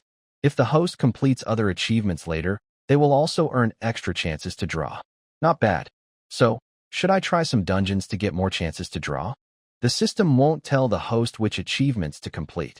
It depends on the host's exploration and chance encounters to trigger them. I see, Xiaou nodded. System, I prefer you over the 10-draw lottery. Stop making jokes. Also, your joke inserting ability is pretty poor. Su-yi stepped forward and helped Xiaou up. By the way, Qin Yuan, I just met someone outside the bamboo forest who wanted to assassinate you. Su-yi showed Qin Yuan the poison needle he had just received. This is rabies toxin, a virus targeting canines, Qin Yuan said. But there's a cure for this virus. After taking the medicine, you can't move for at least 3 months, and then you'll recover. Plus, you won't be affected by this toxin again. If someone wanted to kill me, using this poison would be pretty amateurish. Could he have brought the wrong poison? Xiaou asked. I don't know, since I haven't been to Beiming City much, Su-yi replied.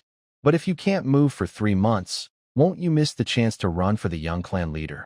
That makes sense, Qian Yuan nodded. You just decided to run for the young clan leader a few days ago, and now someone wants to assassinate you. I advise you to be careful. Although I am wise, brave, handsome, and powerful, and I will protect you, you still need to watch out, Qian Yuan. Xiaou. What? You're not planning to leave? Xiaou exclaimed happily. Yeah, I want to enjoy the scenery of Beiming City and its culture and food. I'll stay here for 3 more months, just like a vacation, Su-yi said. By the way, I have a picky stomach, so you all need to cook well. Cook? Oh, I haven't shown off my cooking skills here yet. Xiaou smiled slightly. Since we've been eating out a lot lately, today I'll give everyone a demonstration. Can you do it? Qian Yuan asked worriedly. The flames might burn your hair. Oh, don't worry about such small things, Xiaou said as he went into the kitchen. Good. Everything needed for cooking, firewood, rice, oil, salt, pots, and pans, was there. As he entered, a fresh scent filled the air. The kitchen was very tidy, every corner clean and organized. The stove was shining like new, free of grease or stains. The utensils were neatly arranged, looking like carefully displayed items. The floor was spotless, with not a speck of dust. This made Xiaou feel a bit guilty. He was good at cooking, but every time he finished, he never cleaned the kitchen, leaving it messy. Okay, let's see the ingredients. Xiaou took out a large piece of meat from a half-buried wine jar. In this world's beast domain, the meat people eat comes from a creature called the Guanyu spirit beast. This beast feeds on dew, has a very short lifespan, and hunters often pick up its carcass to cook. Although I haven't prepared this kind of meat before, I think the method should be similar to regular pork, Xiaou thought. Alright, he just checked all the restaurants in Beiming City, but didn't find any that served braised pork or braised ribs. As someone skilled in the 8 major cuisines, he was determined to show off today. Qin Yuan hesitantly entered the kitchen, while Su-yi crossed his arms and also came in. Hey, what are you guys here for? I'm here to help you, Qin Yuan said with a simple smile. Come on, this yellow-skinned little dog isn't that easy to fool, Su-yi said. He's worried you'll up the kitchen, so he asked us to come in and protect you. But honestly, since you've lost your memory, how would you remember how to cook? Don't try to act tough. First, I'm a wolf, and second, I really can cook, Xiaou said, swinging his right arm deliberately to show off his muscles. Look at my physical strength. Wow, it looks like a mosquito bit you. Xiaou ignored them and turned to throw some firewood into the stove. Give me the lighter, Xiaou asked Qin Yuan. A lighter? You need to go deeper into the mountain to find one, Qin Yuan replied. I'm talking about a fire starter. Never mind. Do you have something to light the fire with? Qin Yuan nodded, took out a fire stick from his waist, opened it, and blew on the still dim willow fluff inside. To everyone's surprise, a flame suddenly burst out. He carefully shielded the flame from the wind to keep it burning and finally lit some straw, covering the firewood with it. Test successful, definitely never used a wood stove before, Qin Yuan muttered quietly. Someone who has never used a pot before can't possibly cook. Qianye Yuan felt bleak about the future of his kitchen. If you've decided to cook, then you must do it well, Xiaou muttered to himself, encouraging himself. The high-quality Guangyu spirit beast meat he took from the wine jar was now on the cutting board. Marbled with fat and lean meat, this kind of meat is best for stewing, Xiaou thought, a confident smile appearing on his face. If the pot explodes later, you save the people, and I'll put out the fire, Qianye Yuan whispered to Sui. Xiaou first cut the Guangyu spirit beast meat into evenly sized cubes, about 2 centimeters square. Cut it neatly. It will look more appetizing, Xiaou said as he cut, recalling the skills he learned online. Then, Xiaou put the sliced Guangyu spirit beast meat into boiling water to blanch it, removing blood foam and impurities. When the water boiled, he used a strainer to take out the meat and set it aside to drain. But he seems quite skilled, Sui said with crossed arms and squinted eyes. I think his finished dish might surprise you. Hopefully, it will be impressive, not frightening, Qian Yuan replied. Meanwhile, Xiaou peeled a few garlic cloves, sliced a small piece of, and cut it into thin slices. Finally, he took out a star anise, some bay leaves, and a small handful of rock sugar, essential ingredients for making braised pork. By the way, he bought these herbs early this morning from a traditional Chinese medicine shop. How can these herbs be put into food? Brother Long, you've traveled a lot and lived long. Have you seen this kind of cooking method? Yes, there is a way to use Chinese medicine in food, Sui said. But I've never seen cinnamon and star anise used in meat dishes before. But since they are medicines, they probably won't cause harm. No matter what Xiaou makes, I will definitely eat it. I won't ruin his mood, Qianye Yuan said. By the way, the clinic is on another street, about 100 meters south. If I faint, you better. Next was the most patience-testing part of the process. Xiaou stood in front of the stove, lit the gas, preheated the pan, and added a little oil, unsure what it was made from. Then, Xiaou carefully poured in the prepared rock sugar and slowly stirred with a spatula.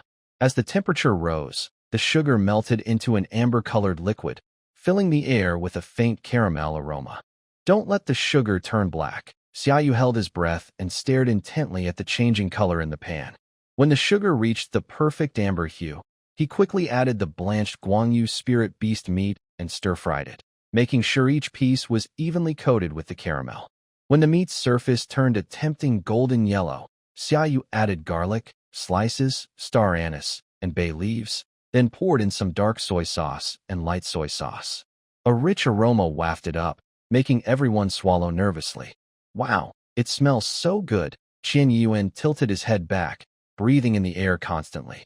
Wow, I didn't expect this kid to be so talented, Sui said, resting his chin on his hand. Then he poured hot water into the pot, just enough to cover all the ingredients. He covered the pot and set it to simmer on medium-low heat. The waiting always feels long, but Xiaou is not in a hurry. He sat beside the stove, gently moving his fingers, humming a song to keep the rhythm. About half an hour later, Qianye Yuan was already leaning on Sui and sleeping. Xiaou lifted the lid and saw that the soup had thickened, and the shining beast meat was giving off a lovely glow. He tasted the soup and found it a bit bland, so he added a little salt to fix the flavor. Finally, he sprinkled some chopped green onions on top to add a touch of green color. Done, Xiaou shouted loudly, startling Qianye Yuan, who was very sensitive to sounds, and he jumped up from Sui's arms. It's finally ready. Come try it, Xiaou said happily, his face covered in soot from the smoke. When a steaming plate of braised pork was served, both Qianye Yuan and Sui's eyes lit up. Wow, this looks so delicious. Qianye Yuan eagerly picked up a piece and put it in his mouth, then showed a satisfied smile. Xiaou, you're amazing. This dish hasn't appeared in Beiming City before. What's it called? Braised pork, Xiaou replied with a smile, picking up chopsticks to take a gentle bite of his own dish. The outer skin was slightly crispy, the inside tender, fatty but not greasy, lean but not dry. Every bite had a rich, layered taste. Will we be able to eat such delicious braised pork again next time? Sui joked. Of course, Xiaou answered cheerfully. As long as you want to eat, I will keep making it. I think your cooking skills could have a place in the restaurant industry of Beiming City, Qianye Yuan said, standing up and leaning on the table with both hands. If you open a restaurant, you could earn quite a bit every month. That's a good idea, Xiaou thought to himself. He had been living off others, eating and staying for free. Although Qian Yuan told him not to be polite and that he could support him for a lifetime, he still felt a little embarrassed. Plus, coming to this world, it's only right to find a job to support himself. Chiba Gen accompanied Xiaou to the street. Xiaou had already decided to open a restaurant. Since he had no special skills, cooking was his best talent. Earning a little money each month would be good. I'll go to the city center and buy a shop for you, Chiba Gen said. City center? Xiaou replied. That's too far. It's not convenient to go back to your home. Before, Xiaou had learned that Beiming City was about the size of a medium-sized country in his world. Even riding the fastest wooden ox and horse, it would take at least 6 hours to get home. Would you like me to rent an apartment for you in the city center? Chiba Gen asked carefully. No, that's too lonely. I prefer living with you all, Xiaou said with a big smile. Hearing this, Chiba Gen also relaxed a little. He was actually quite afraid Xiaou might leave him. So, should I help you buy a shop in my area? Chiba Gen suggested. Beiming City was so large that it was divided into 9 towns. Each town was about the size of a province in his world. Each town was further divided into several villages. The village Chiba Gen's patrol team leader managed was Zuanyuan village in Xiaoling town, the northernmost part. The most prosperous place in Beiming City was Xiaogao town, about 1,000 miles from Xiaoling town, and it was also the territory of the Xiaogao dog clan. That works. It would be more convenient for work. If the business grows big enough, opening a chain store across Beiming City would be great, Xiaou said. Chain store? Just like a brand, Xiaou explained. Opening the same shop in different places under my name. Yes, if you can make it that big, I know some friends from the Nine-Tails Fox clan and the Enlightened Cat clan. Maybe they can help you develop in Sichuan City and Doma City. That's future talk, Xiaou asked. What about Su Yi? That guy doesn't like waking up early. He's sleeping soundly on my bed, Chiba Gen said. We've arrived. Chiba Gen stopped walking. Xiaou looked in the direction of his gaze and saw a shop with a sign hanging almost falling to the ground in front of him. This place used to be a pawn shop. Later, the owner expanded his business and moved to Xiaogao town, leaving this shop behind. It has not been sold for a long time. Chiba Yuandao said, since you decided to open a restaurant here, I think this empty shop is a good choice for you. Xiaou pushed open the already broken wooden door. As soon as he opened it, dust flew into his face. It's been abandoned for a long time, so it's normal for it to be a bit dirty and messy, Chiba Yuandao said. Let's clean it up together, then find some masons to fix it up. Maybe in 2 days, we can get the shop ready. Xiaou just put his foot on the ground, but immediately lifted it in disgust. The ground was covered with thick dust. Is there a place to buy shoes? Xiaou asked. Usually, we go barefoot, Chiba Yuandao replied. I prefer to wear only one pair of socks that cover my feet, so I can protect my ankles during fights. Very few people wear shoes. Only some special jobs do. If you want to buy some, I'll take you later. Forget it, animals don't need shoes, Xiaou said, clenched his fists. Let's do our best. Let's do our best. They started cleaning the shop. After 2 hours, they sat on the floor, exhausted, panting heavily, with beads of sweat on their foreheads. Xiao's cheeks were red, his hair messy, with a few damp strands sticking to his face. His fur was soaked with sweat, sticking to his back and chest, looking a bit disheveled. Chiba Yuandao wiped his face with the back of his hand, but it only smeared dust all over his face. Xiaou pouted and said, I feel like I've done all the exercise I'll ever do in my life. But Chiba Yuandao couldn't help but smile, showing his white canine teeth. Although he was so tired he couldn't straighten up, seeing the shop looking neat and new made all their effort worth it. I'll go now to tell the masons, Chiba Yuandao said. He bought a bamboo tube of water from the street, handed it to Xiaou, and signaled him to rest for a while before leaving the shop. Xiaou drank the water from the bamboo tube quickly, then let out a long breath. Chiba Yuandao would need some time to find the masons. Xiaou rubbed his sore shoulders, pushed open the door, and stepped outside. Oh, the fresh air. It's very different from just now inside the closed shop. Xiaou closed his eyes, feeling as if his whole soul had been purified. Hey, if you're begging for food, go somewhere else. Don't tarnish my eyes here. Just as Xiaou was enjoying the breeze with his eyes closed, an unpleasant voice suddenly sounded in his ear. He frowned and opened his eyes, looking toward the direction of the voice. He saw a messy-haired beast man kneeling on the ground, surrounded by scattered coins and a broken bowl. A few young beast men were laughing and teasing him. Huh, little brat, no parents to care for you. One of the young beast men kicked him hard, sending him flying several meters. The beast man said nothing, got up from the ground, and picked up the coins that had fallen. Seeing no reaction, the young beast men found it boring. One of them stepped on a coin that the beast man was trying to pick up and said, "Want this money? Sure, lick my nails. If I feel good, maybe I'll let you go." The beast man looked up, his face showing helplessness and anger. "Or I can help you lick it. I do it very comfortably." A paw rested on the young beast man's shoulder. Surprised, the young beast man turned around and saw a shorter yellow-haired beast man gently licking his fist with a smile. "Mind your own business, or you'll get hurt." The young beast man grabbed Xiao's fur and raised his fist. "Ugh! Ah!" Screams echoed one after another. After about 10 seconds, the young beast men were on the ground, some clutching their stomachs, others their faces, all fallen in disarray. "Are you okay?" Xiao reached out his paw to the kneeling beast man. Looking at Xiao's clean paw, the beast man lowered his head to look at his messy hair and shook his head. "Brother, I'm too dirty. I'll make you dirty too." Without hesitation, Xiao grabbed the beast man's hand and helped him up. "What's your name?" "Dream." That's a nice name. "Are you a stray?" "Yeah." "How old are you?" 9. 9 years old. "It seems like your family suddenly had a big change." Summerfeather said, "Actually, I want to open a shop. You can help me out. As for pay, I'll give you 10% of the shop's earnings." "Is that okay? But I don't know anything." Mingy lowered his head. "No one is born knowing everything, and you're only 9 years old," Summerfeather replied.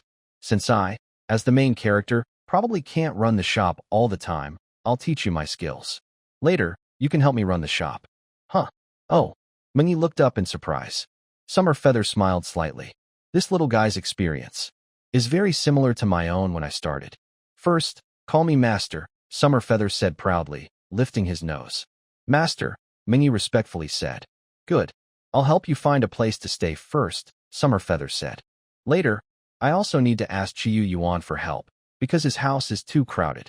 3 beasts sharing one bed. Every night, I feel like I might fall off it." At this moment, a defeated young orc stood up angrily. All right, you country bumpkin. My father is coming soon. You better watch out." "Do you know who he is?" Summerfeather squinted. He saw a tall orc walking slowly behind the young orc. "Dad, hurry up and beat him up," the orc boy shouted.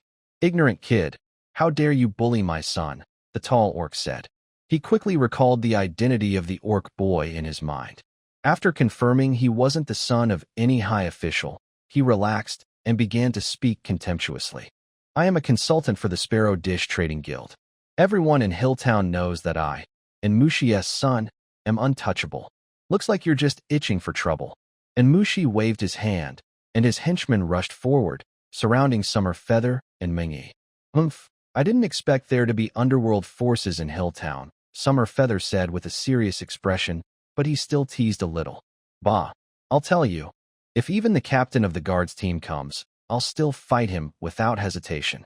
And Mushi said fiercely, "You run first. Go to the captain's residence and find someone named Su-E, someone about my age," Summerfeather whispered. "But master, I'll be fine," Summerfeather said confidently with a smile. Then Xiaoyu held Dreamy's waist and raised to his chest. Thunder and wind change. A lightning symbol appeared on his previously empty forehead.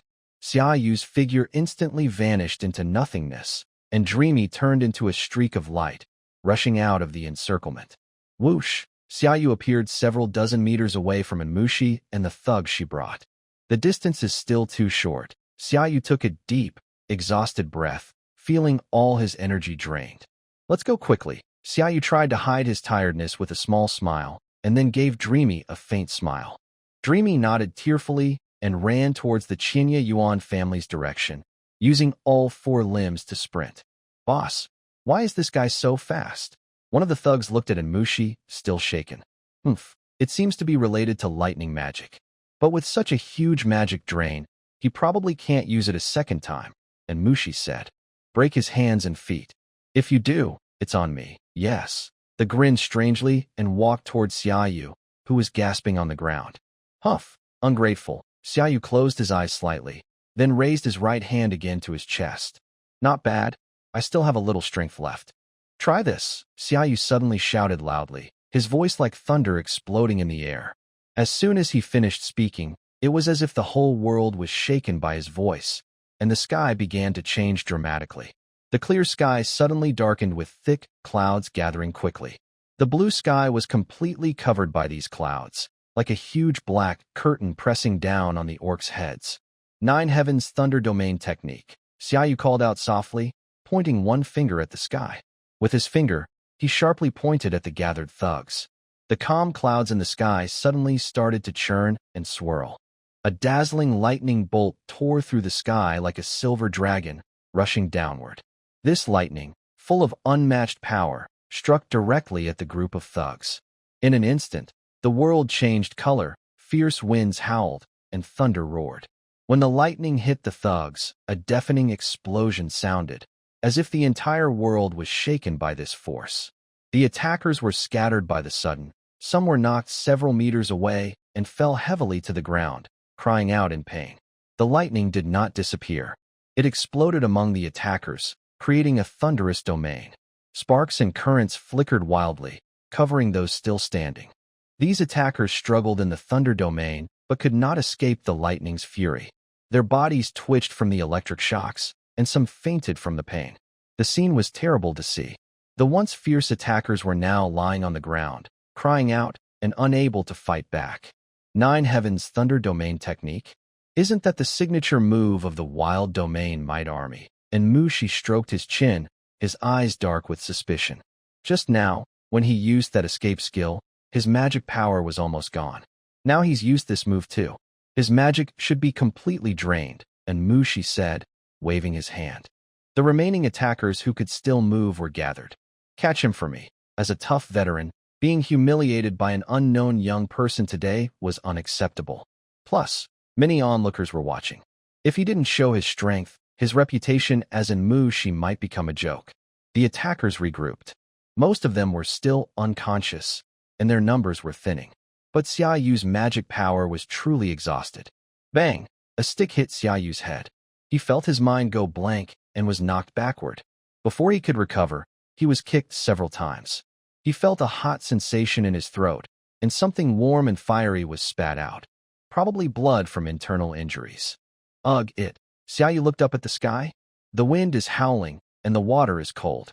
A hero's farewell. Suddenly, a loud explosion of flames burst beside his ear. Xiaoyu slowly opened his eyes, and his vision gradually became clearer. Suddenly, his gaze was caught by a bright flash of fire. The fire shot straight ahead like a burning meteor at incredible speed, heading toward the remaining thugs. At that moment, time seemed to freeze, and Xiaoyu's heart raced. He widened his eyes and nervously watched the fire collide with the thugs. There was a loud bang as the fire and the thugs collided violently, instantly bursting into a huge flame. Under the glow of the fire, the figures of the thugs looked very small. But this was not the end. Before the flames faded, Xiaoyu was surprised to see a figure flash through the fire like lightning. In the blink of an eye, the figure appeared in front of the thugs, then started a series of dazzling moves. The figure kicked out fiercely, hitting one in the face. The flew backward like a kite with a broken string. Then another kick sent another flying. Repeating this, each kick hit the thugs' faces accurately, knocking them dozens of meters away. The whole scene was so fast it was impossible to react. Xiaoyu stared in shock at what he saw. Who dares to bully my friends? As the fire gradually disappeared, the figure of Qian Yi Yuan appeared. Qian Yi. Xiaoyu looked at him with surprise. Xiaoyu, are you okay? Qian Yi Yuan turned around, but when he saw Xiaoyu, he froze completely. He saw a trace of blood at the corner of Xiaoyu's mouth.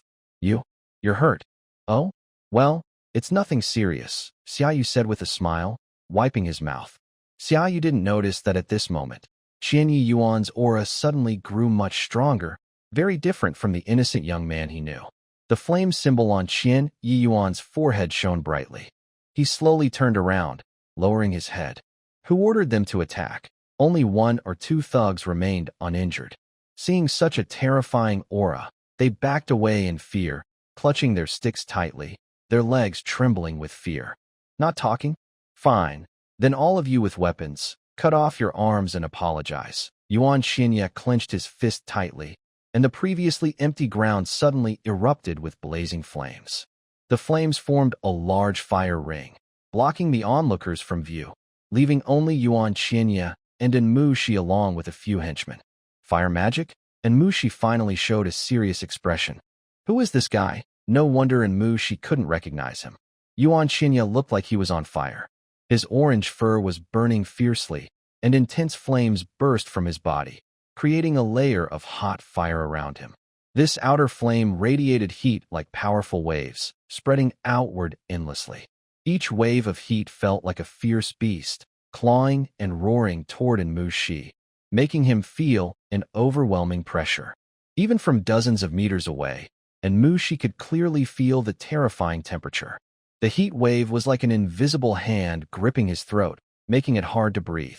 You must be an advisor from the Sparrow Dagger Guild, Enmushi, Yuan Xinya said.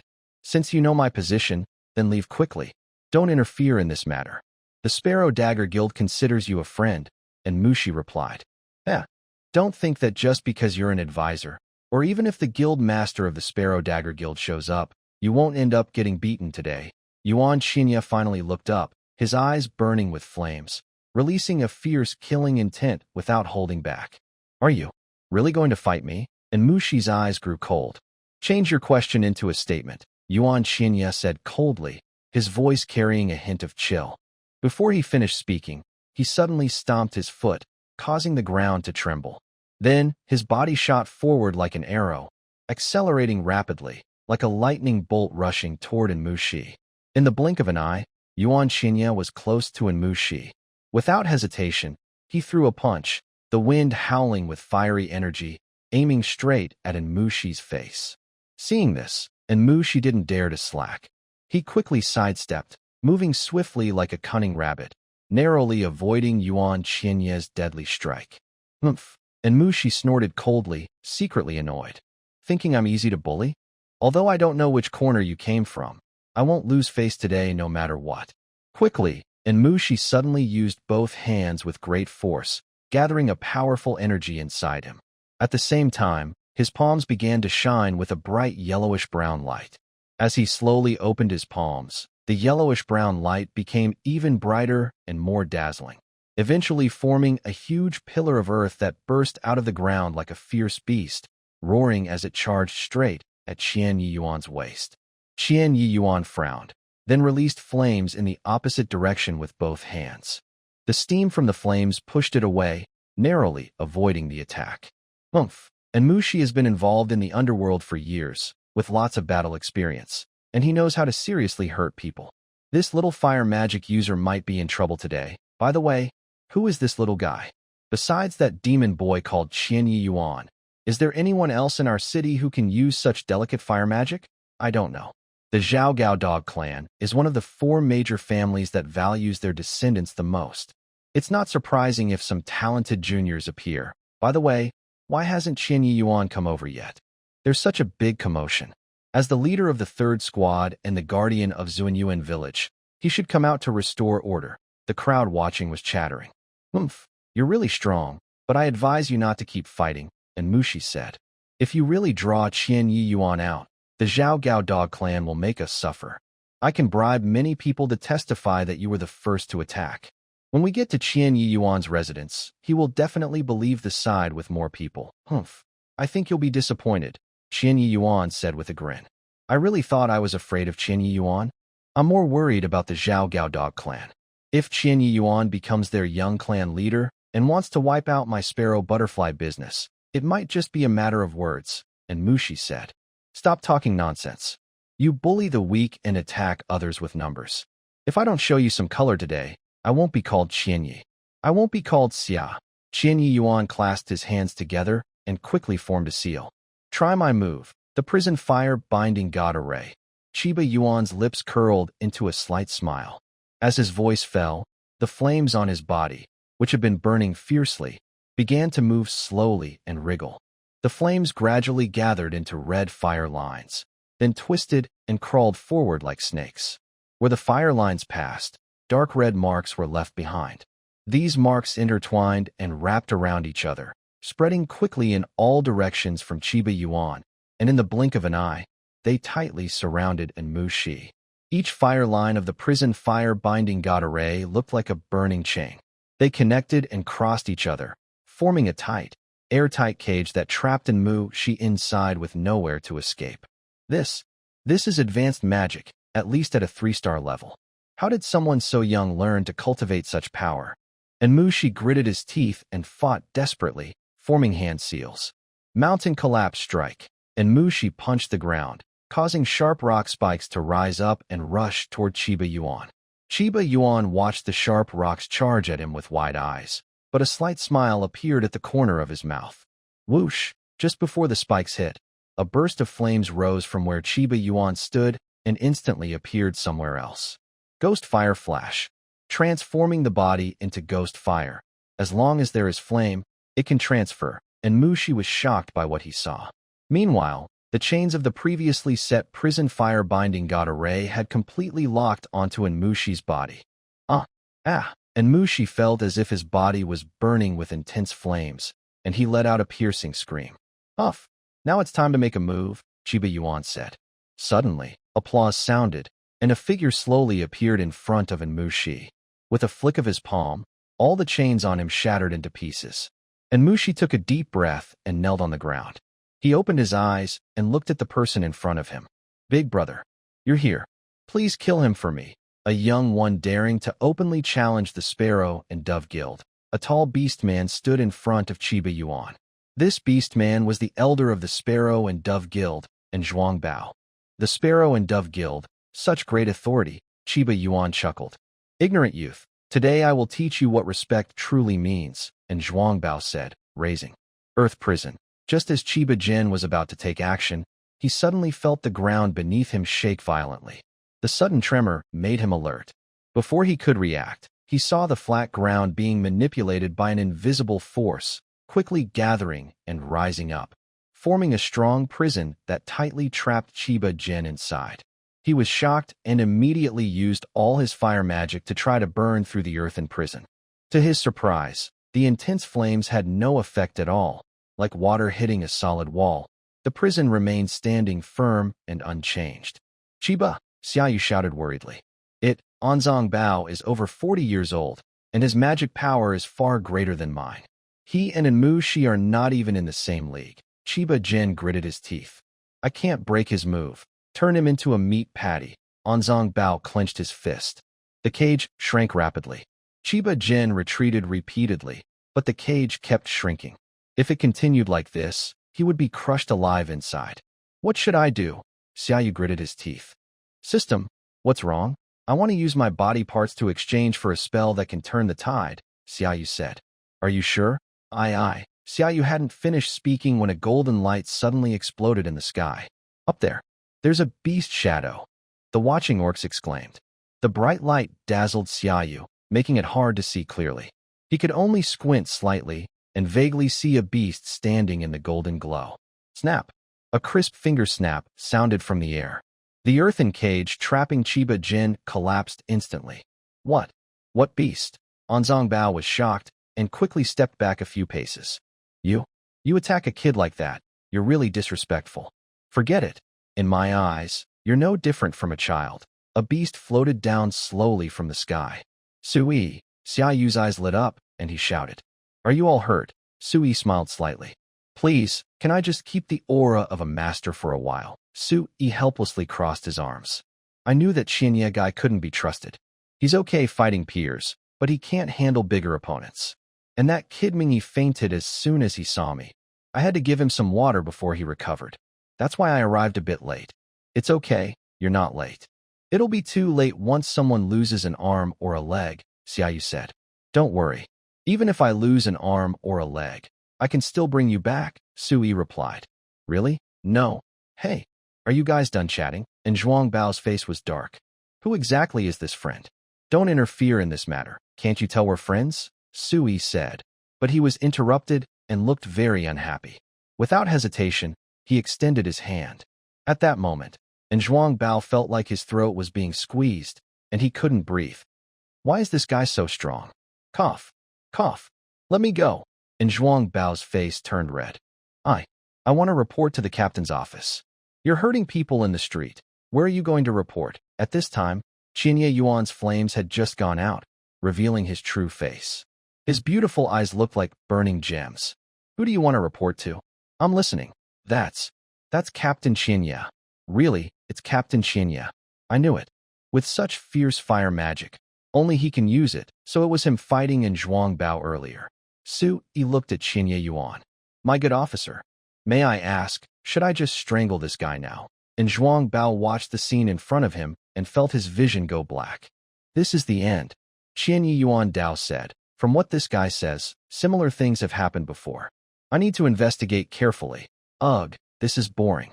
I wanted to enjoy the feeling of blood splattering, He said, waving his hand. The noose around in Zhuang's neck loosened, and he dropped to the ground from midair. If you're not being honest, He said with a mischievous smile, wiping his neck. And Zhuang, and Mu Shi, and his son all curled up and nodded repeatedly.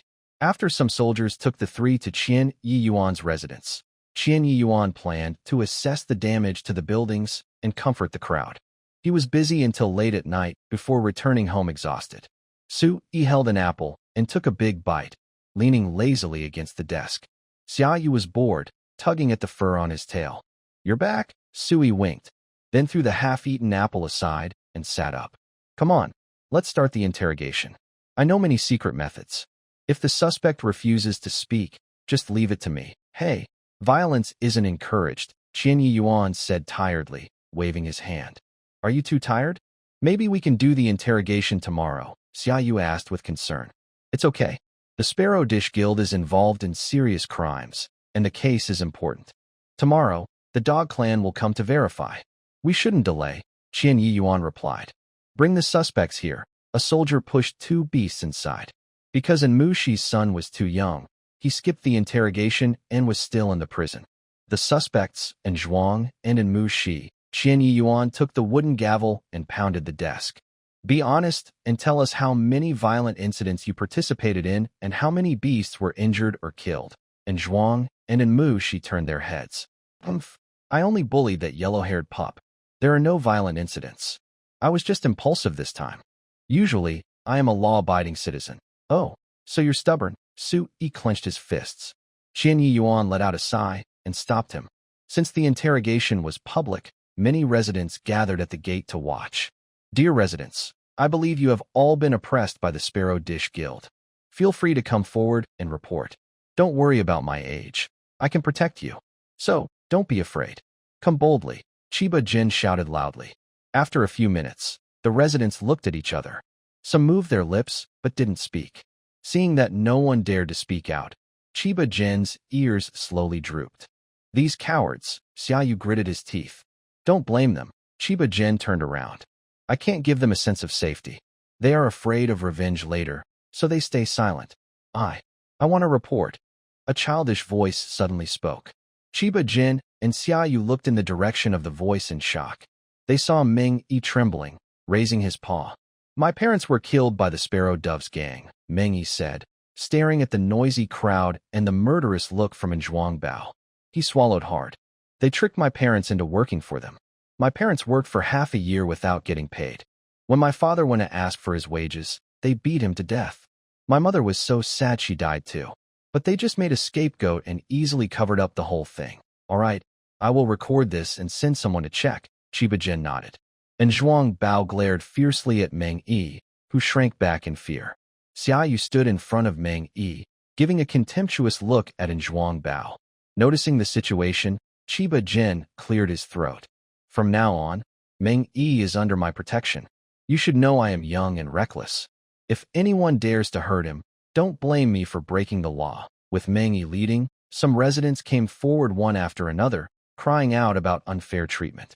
Chiba Gen listened patiently and recorded each of their stories in a notebook. The crowd of residents finally exchanged glances. The dark, dense group of beasts moved together toward Chiba Gen.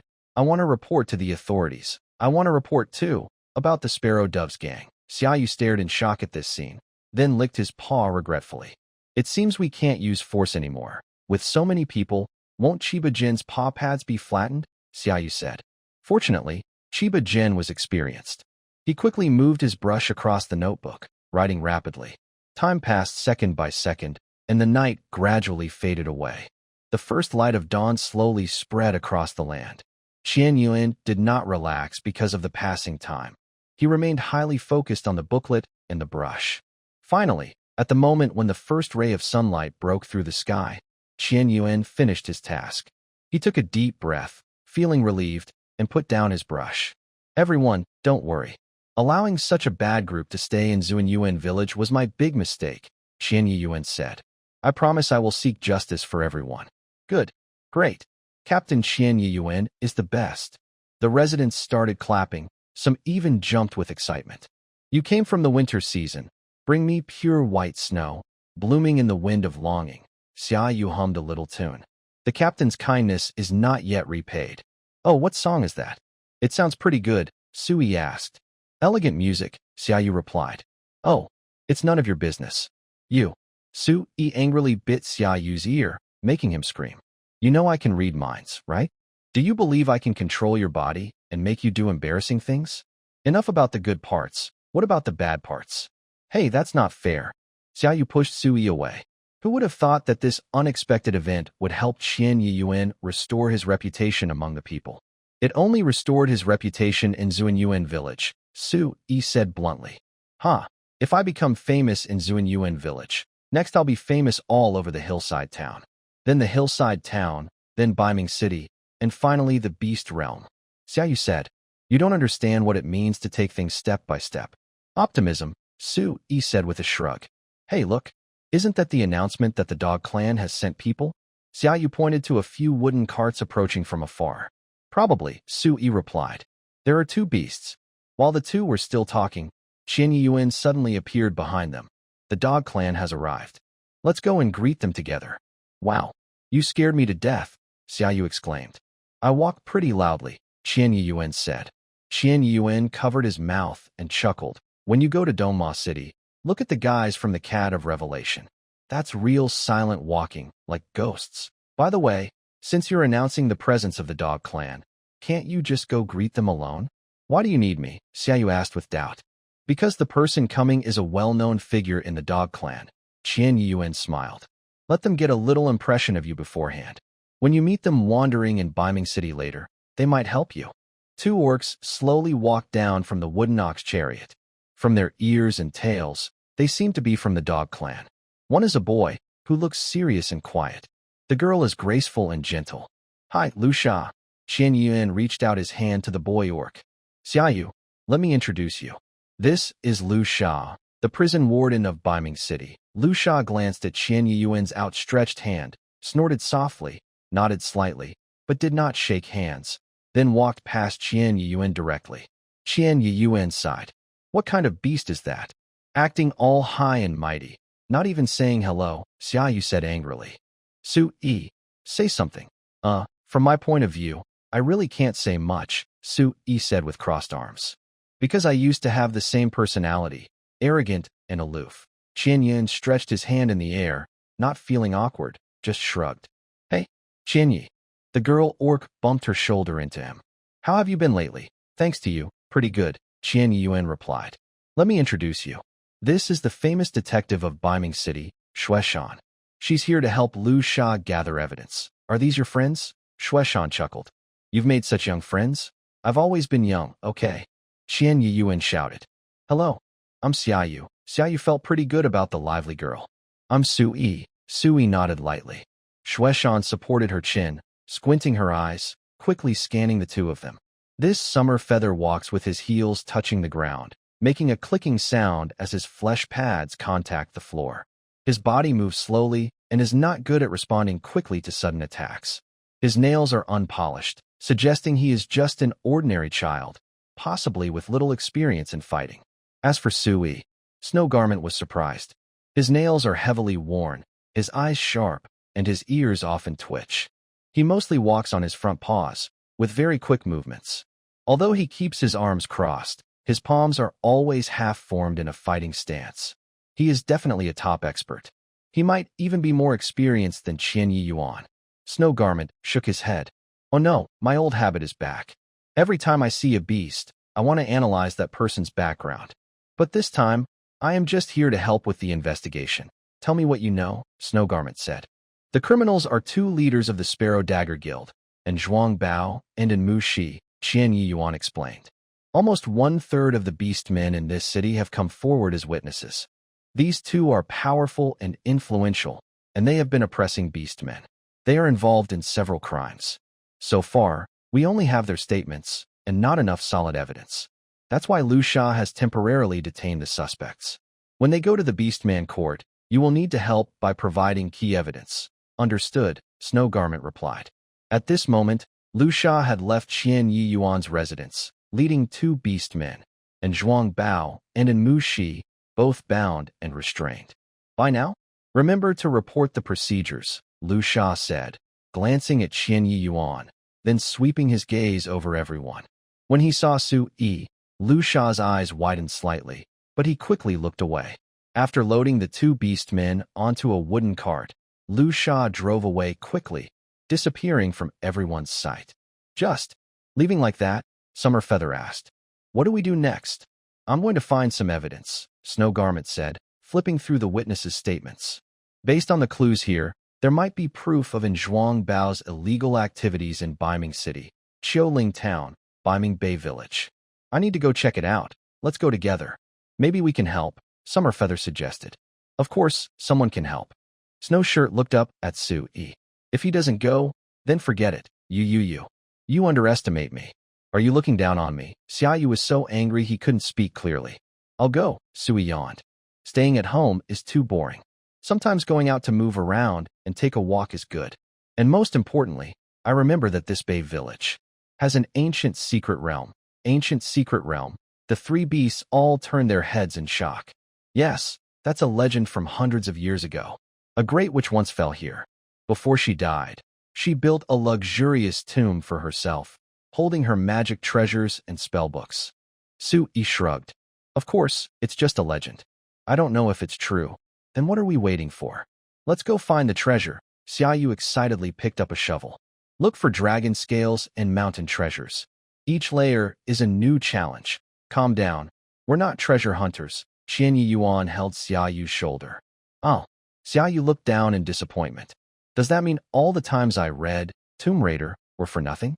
You're wrong. Sui opened his eyes. Think about it. The Zhuang bag holds a huge amount of wealth and must be kept in a very safe place. In this Bay Village, I remember it's just a small border village. How could it have the confidence to make the Zhuang bag trust it with the treasure? Maybe he already discovered this secret realm long ago and found a way inside, then stored all the wealth there. That makes sense, Snowshirt said.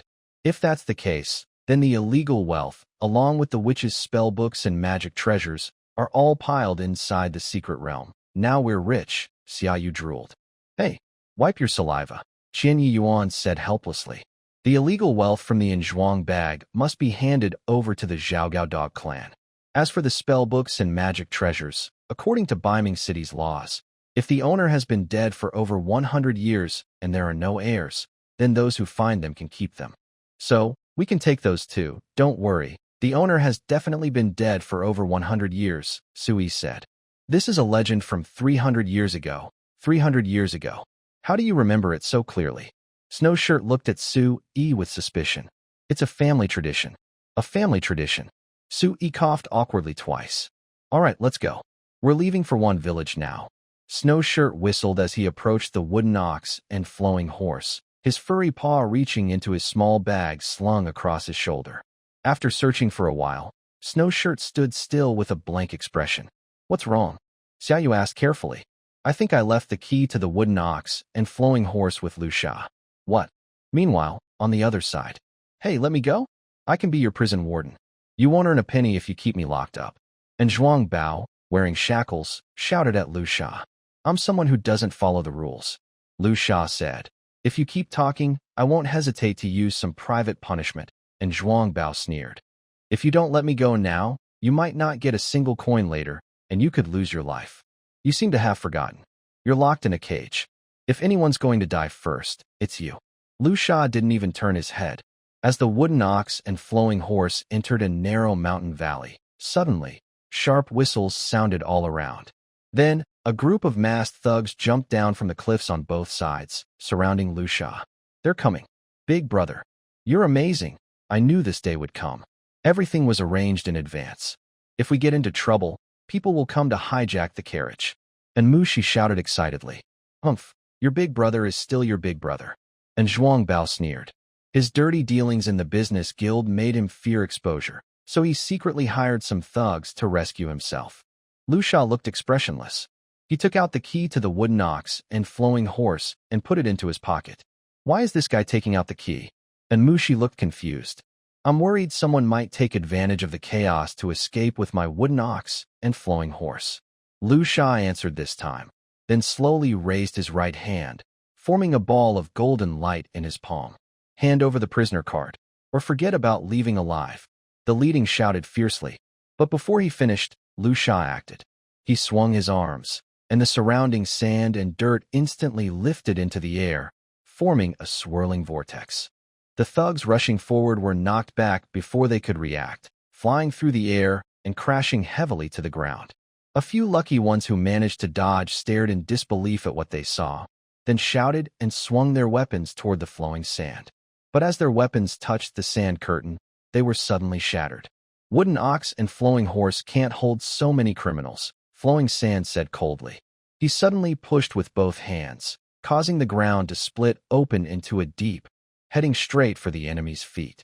Several thugs standing at the edge lost their footing and fell into the, screaming in fear. Earth element magic? And Zhuang Bao widened his eyes in amazement.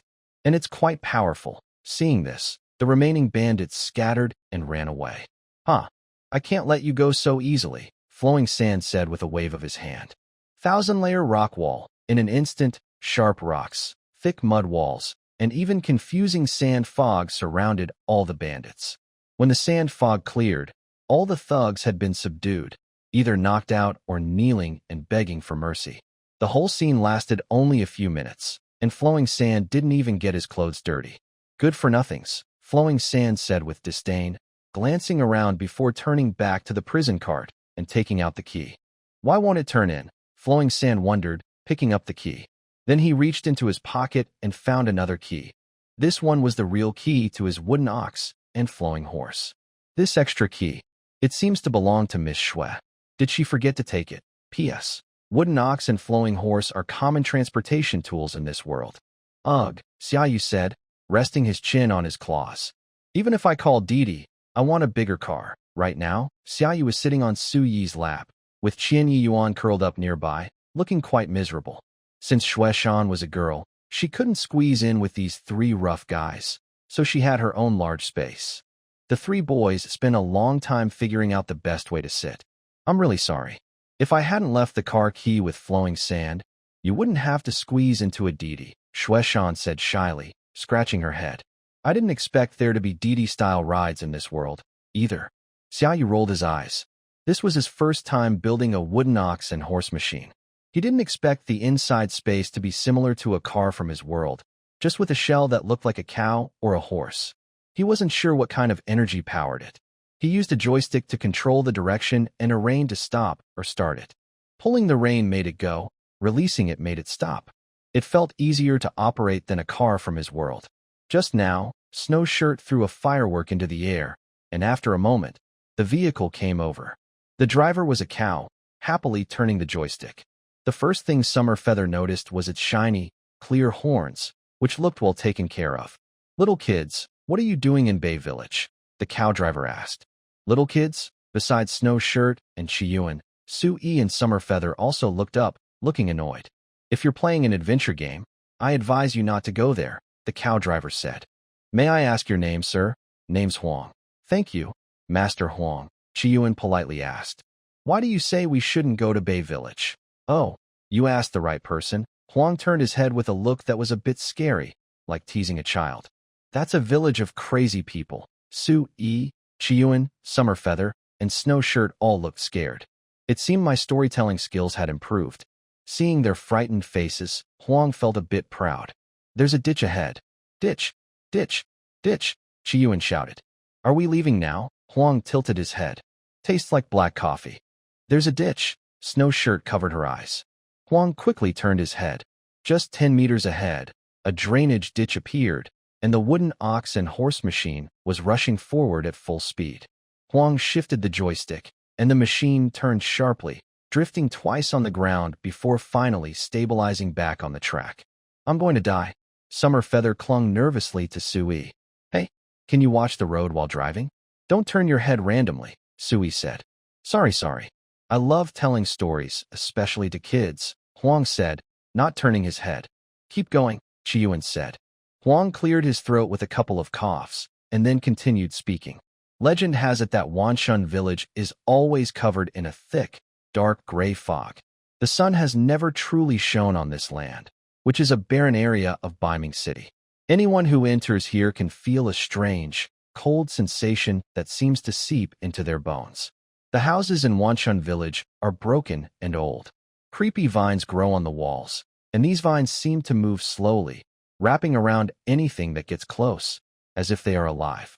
The doors of each house are wide open, revealing darkness inside, as if hiding some unknown danger. The small paths are covered with rotting leaves and dirt, making a creepy, creak sound when stepped on.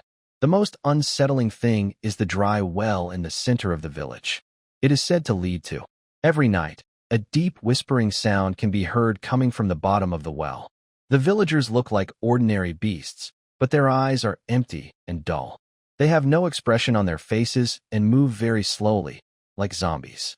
They do not speak. Instead, they stare coldly and blankly at anyone passing by.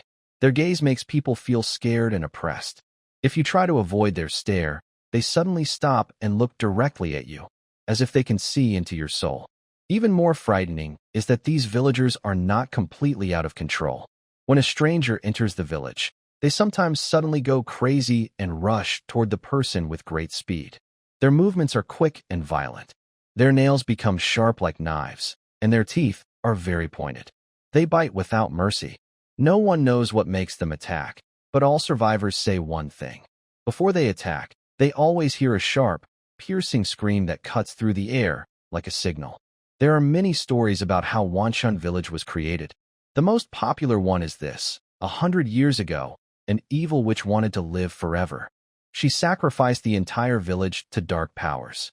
The villagers lost their ability to speak and their normal consciousness, becoming creatures between beasts and monsters.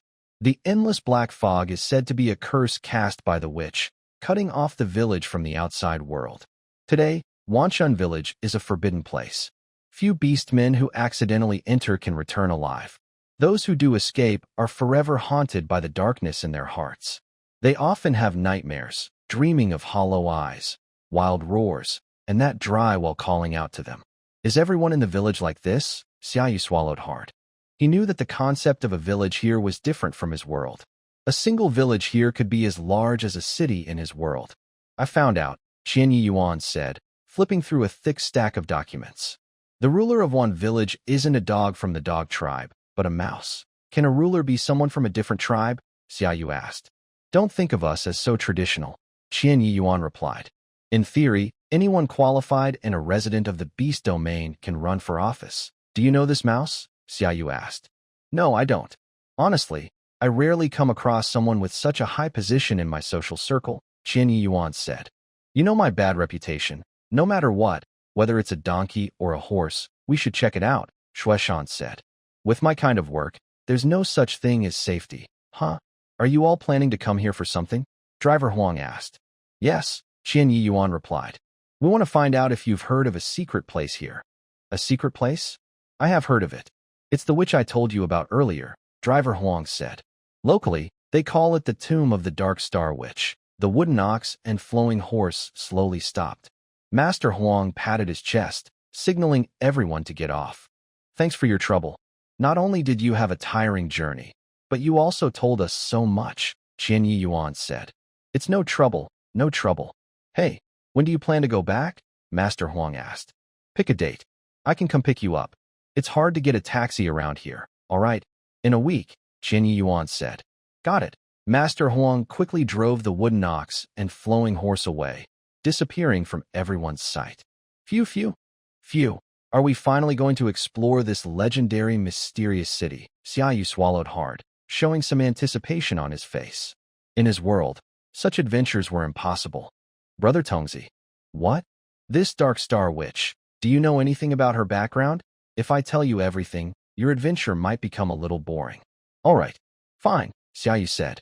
Where are we going next? Sui asked, chewing on a wheat stalk, looking relaxed. Let's go see that guy called Ri Kuei, Qian Yuan said.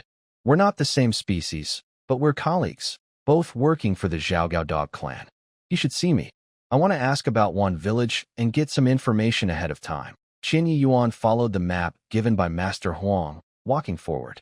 As night fell, the four beasts moved along a deserted path.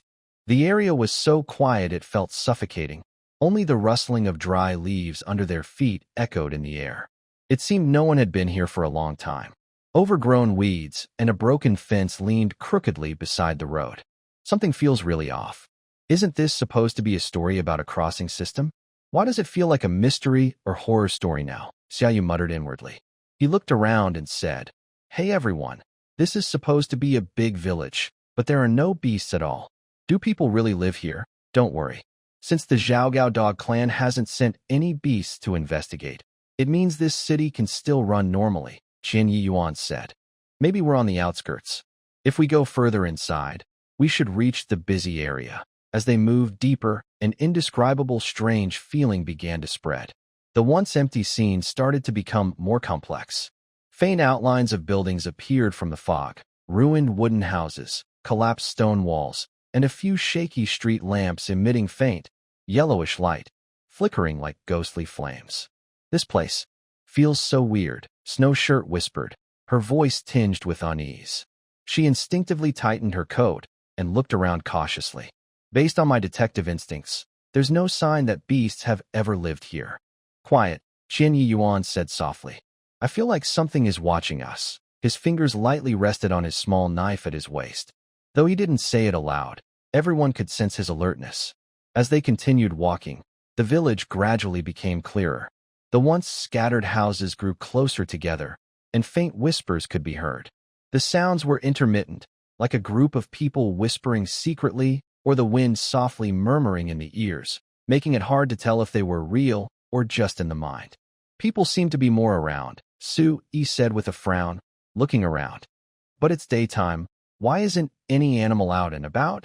Indeed, although the village was getting bigger, with more shops and homes along the streets, all the doors and windows were tightly shut, and no light showed through. Occasionally, an owl's call broke the silence, making the area feel even more deserted. Suddenly, a cold wind blew through, swirling the fallen leaves into the air. At the same time, Snowshawn quickly sensed something strange. Behind a distant window, a pale face seemed to flash by. Did you see that? Snowshawn turned sharply, pointing in that direction. But when everyone looked where she pointed, the window was calm again, as if nothing had happened. What was that? Qian Yuan asked. Don't get so jumpy, okay? I saw a face just now, Snowshawn said. A face? Where? Right in this building. Snowshawn pointed ahead. This building. Let me see. Qian Yuan looked at the map. Oh, this is the residence of the sun collapse. Should we go up there? Sui asked. Yes, I need to check if those rumors are true, Qian Yuan replied. If we don't plan carefully, we might get overwhelmed. But just after he finished speaking, the environment around them subtly changed. The sparse shadows of animals that had been seen before now appeared more clearly. These figures wore old, strange clothes, with stiff, forced smiles on their faces. Their steps were slow and mechanical, as if they had no soul. They emerged from all corners without making a sound. They went about their usual activities on the street, but everything about them looked stiff and unnatural. Hey, buddy, Xiaou called out, grabbing one of the animal's tails. The beast slowly turned its head and asked, Stranger? What do you want? Where did you go just now? It was empty earlier, and suddenly so many beasts appeared. We were praying just now, the beast replied, turning its head away. Many visitors from outside are curious about our customs. If you'd like to experience it, you can go to the Mimo Cathedral in one village. On that morning, from 9 to 12, we must focus on prayer, Su-yi cautiously held Xiaoyu's hand and gently removed it from the beast's tail. The beast then walked away without looking back. Mimo Cathedral, Xiaoyu silently noted it down. At this moment, Qian Yuan had already pressed the doorbell of the building where he saw the ghost earlier. The door creaked open. A round-eared orc peeked out from behind the door. "What's the matter? Are you Ri Kuei?" "No, I am Ri Kuei's secretary." "Who are you?" "My name is Qian Yuan. I am the captain of the 3rd Squad in Xiaoling City and the actual ruler of Zuanyuan Village in Xiaoling Town. I am a relative of the Dog Clan." "May I meet Ri Kuei?" Qian Yuan asked. "Wait a moment. Let me go report." The secretary's head disappeared back inside. After a while, the door opened again. "Please, come in." As the 4 beasts entered the building, they stepped onto a soft carpet that looked like it was made of fine cotton and was quite expensive.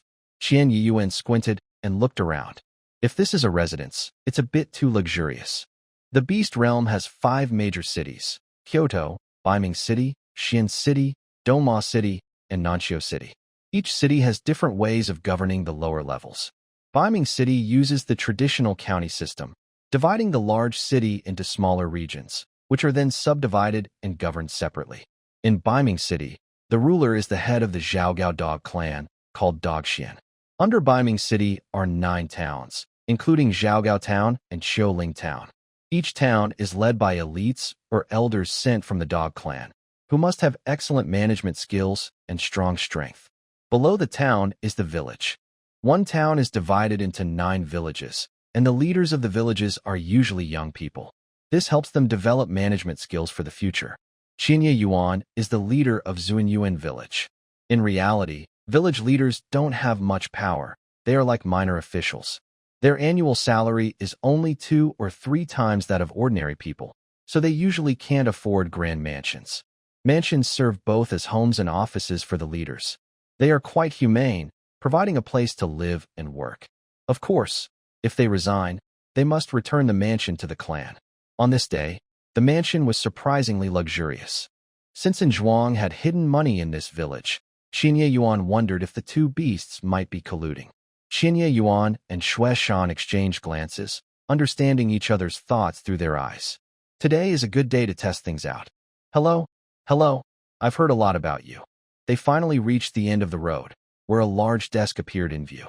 On a very fancy chair, a small figure stood up, bypassed the desk, and approached them. This person had round ears, probably a mouse. The village leader, Ri Kuei. "Hello, my name is Qian Yuan," he said politely. "I've heard of you. You're a rare genius of the clan, a true legend," Ri Kuei said. "Haha, a legend or a notorious figure, I suppose," Qian Yuan replied. "Young Master Qian, you're joking. Being so young and holding such an important position is impressive. I, on the other hand, have been busy most of my life and only now sit in this chair," Ri Kuei said. Xue Shan then noticed that the man in front of them had white hair and beard, likely due to his mouse nature. He was not tall, only slightly taller than Qian Yuan, but his actual age might be quite old. "Wherever you sit, it's all to serve the people," Qian Yuan said, pulling Xue Shan closer. "Let me introduce her. She's the famous detective of the clan, Xue Shan." "Hello, Miss Xue," Ri Kuei nodded. "May I ask your age this year?" 15 years old, Snowshirt said. "Although I am young, it doesn't affect my mind. Mr. Ri, I'll be honest. I came this time because of a case. The Sparrow Dove Guild might have hidden most of their assets in a secret place inside your village. I am here to find out if that's true and to learn more about this secret location." "A secret place?" Ri paused, looking a bit distracted. "Mr. Ri," Chiyuan waved his hand in front of Ri's eyes. "Oh, sorry, I was lost in thought. I've never heard of such a legend," Ri said. "Witches and stuff. Isn't that just nonsense? I only mentioned a secret place." "I didn't say anything about witches." Snowshirt looked at him with suspicion. Ri felt uncomfortable under the gaze and said, "Actually, I've heard that rumor too. It's called the Tomb of the Dark Star Witch, right? But that's just made-up stories, created to add mystery and attract more visitors.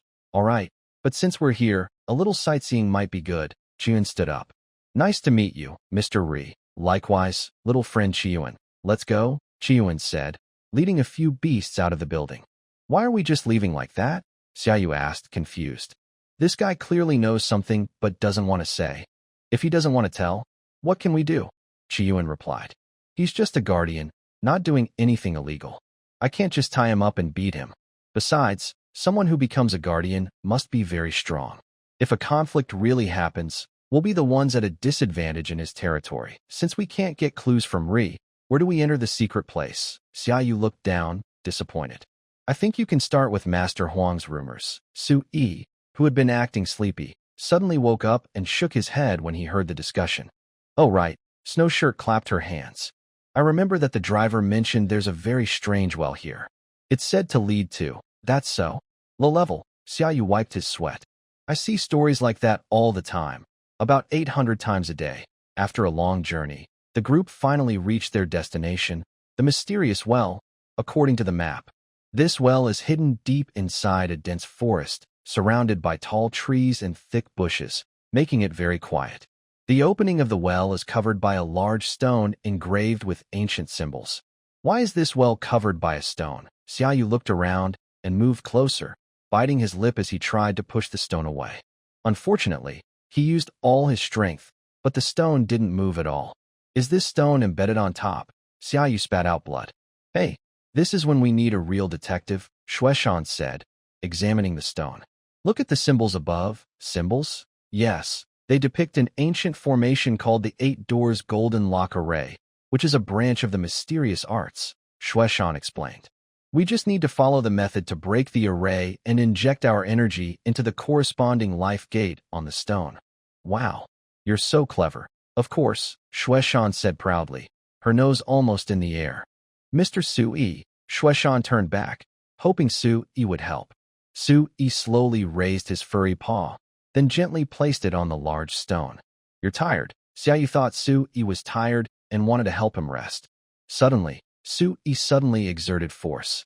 His paw gripped the stone tightly, and he burst out with incredible strength. With a dull sound, the stone seemed to be pushed by a powerful force and suddenly flew out. The stone traced an arc in the air and then landed heavily a few meters away, kicking up a cloud of dust. Everyone present was stunned. Is this thing heavy? Su-Yi asked as he looked back. I was born with divine strength. Shueshan silently walked to the side and started drawing circles. The diameter of the well beneath the stone was unusually large, like a bottomless abyss, making it impossible to see the bottom. Standing at the edge of the well and looking down, the dark and deep bottom seemed endless, giving a mysterious and frightening feeling. It looks like we have to go down and see, Qian Yi Yuan said in amazement. I'll go first. Once it's safe, you can come down, Su-Yi said, wrapping his tail around himself and preparing to jump in. Is it so reckless? What if there's nothing down there and you can't get back up? You'll be stuck, Xiaou said. Can't you be a little more hopeful, you yellow-haired little dog? Su-Yi was speechless, then turned over and jumped down the well. After a long time, he finally heard the sound of something hitting the ground below. Come down, Su-Yi shouted loudly. It's very deep down there, but I will catch you. Let me go first. Shueshan jumped down first, followed by Qian Yi Yuan. Xiaou stood at the edge of the well, looking down into the bottomless pit, feeling a strange fear in his heart. But he took a deep breath, steadied himself, and then leapt without hesitation. In midair, his body fell freely like a kite with its string cut, the wind howling past his ears. His heartbeat sped up as he fell faster. It felt like a thrilling bungee jump, exciting but scary. Just when he thought he would soon hit the ground, a gentle force suddenly came from below, as if an invisible hand was holding him steady. This force wasn't strong, but it slowed his fall just enough to land safely. It's telekinesis, Xiaoyu's eyes lit up. He saw Su-Yi raising his hand, with a green glow shining from his palm. After all the beasts landed, Qian Yi Yuan snapped his fingers, and a ball of fire appeared in his hand. With this light source, Xiaoyu finally saw what was below the well. He saw a vast space, seemingly endless. Every part of this space was covered in bronze, giving it an ancient and solemn feel. Wow, is this considered a legal construction? Xiaoyu didn't expect there to be such a large space beneath the well. It seems the well is just an entrance, maybe even a secret tunnel. Basically, this secret realm is just a tomb, Sui said. But no matter what, this well is definitely not simple. In the center of this space stood a huge door, dozens of meters tall. Its height was astonishing, making it seem impossible to pass. The door looked out of place, but blended perfectly with the surroundings, as if it was meant to be there. The surface of the door was carved with beautiful patterns and lines. Though weathered by time, they were still clear, giving off an ancient and mysterious vibe. On either side of the door, there are two large statues that stand quietly like guardians, giving off a sense of authority. "There's writing on the door," Xiaou said. Qian Yan raised his hand, and the flame above him rose, illuminating the writing. "Dark Star. Witch's Tomb," Snow Shirt read slowly. "Great. We've finally found the secret place," Xiaou shouted excitedly. "Below, it seems there's another line of words," Sui said. Hearing this, Qian Yuan lowered the floating flame a little. "Those who enter this door shall not be reborn." Not being able to be reborn after entering this door. What does that mean? Xiaou asked blankly. "It's just a common scare tactic," Sui smiled. "Like you said, if I slap you'll choke on water. That's just a joke, not serious. Is that so?" Xiaou thought, just as Sui slapped his. "Huh." Xiaou snorted several times. This guy's strength was so great, it felt like his tailbone might break. "I curse you to choke on water," Xiaou shouted loudly. Why does this guy like to bully me so much? "Should we go in now?" Qian Yuan asked. "Of course we have to go in," Sui said. "But since this is the tomb of a witch from hundreds of years ago, there might be tricks. We should be careful." Snow Shirt looked up and muttered, "It's really magnificent. By the way, Sister Shan, how much do you charge for a task?" Xiaou asked. "What? Little brother, you want to do it too?" Snow Shirt covered her mouth and laughed. "This isn't something just anyone can do. Usually, one task is enough for me to enjoy myself for a year." "Wow, sounds more profitable than running a restaurant." While they were chatting, Sui and Qian Yuan had already reached the door. "It looks like this is an ancient mechanism technique," Qian Yuan examined. "This witch from hundreds of years ago left us a way in. Otherwise, she wouldn't have designed a trap here. If she just built a wall, we'd have to tunnel in. This mechanism technique is quite impressive," Sui said. "If you don't have strong magic skills, you can't complete it. Can you figure out how to open it?" asked someone. "It's simple," Sui replied. "Do you see the statue on the edge of this door?" The statue was holding a large basin in its hands. "It seems we need to inject the right elemental magic to open it. If we use the wrong element, there might be bad consequences," Sui explained. "There is a rhyme here." Qian Yan snapped his fingers, and the flames in his hand grew brighter. Below the two statues, there were lines of words carved. "What's written on this one?" Xiaou asked, leaning in. "Gold, wood, water, fire, earth. Which leg is the longest, huh?" Xiao's eyes went black. How can a simple school riddle be used as a puzzle? "Fire. This statue needs fire element magic." Xiaou covered his face, feeling that solving such a silly puzzle was really low level. "Why?" Qian Yuan asked. "Because of fire ham, a pun on long ham." Xiaou said. "Oh right, I just ate ham last week, and I didn't expect you to think of it first." Shueshan pounded his chest, feeling embarrassed. "Well, maybe that was embarrassing, but this kind of riddle was something I used to solve when I was a kid." Xiaou rolled his eyes. "The other one is probably just as simple." He moved closer. "Yu Tian Ji Ho Ji, Song Chui Ru Yin Xia." Xiaou stared at the riddle under the other statue, lost in thought. "Ji has 3 dots of water. Could it be water element? And it mentions rain," Xiaou said. "It can't be that simple," Shueshan said. "Obviously, the dark star which left this puzzle to test who can enter the tomb. She didn't want to make it impossible. On the contrary, she probably hopes her legacy will be discovered by future generations, but she doesn't want ordinary people to find it. Then let's try the water element," Xiaou said. "Who among you studies water magic?" "I do," Shueshan replied. "Then let's try it quickly," Xiaou said. "Wait a moment." Qian Yuan raised his hand. Xiaou, you come and use lightning element," Qian Yuan said. "Why? The poem doesn't mention lightning at all." Yuqian, Chiba Gen stared at the poem. "Trust me." Xiaou saw his confidence and stepped forward. Chiba Gen and Xiaou faced 2 statues, holding large basins. They raised their hands and activated their magic. Boom!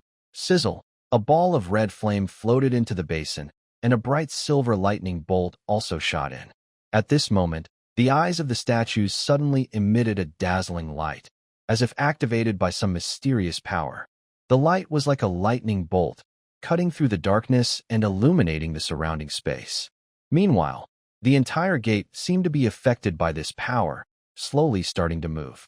With a deep grinding sound, the gate was pushed open as if by an invisible giant hand. The sound was a bit harsh, like old machinery struggling to operate. "It's open! It's open!" Xiaou shouted excitedly. "In the secret realm, anything can happen. We must look out for each other and not get lost," Chiba Gen warned seriously. The four beasts nodded. Xiaou, full of excitement, followed the others inside.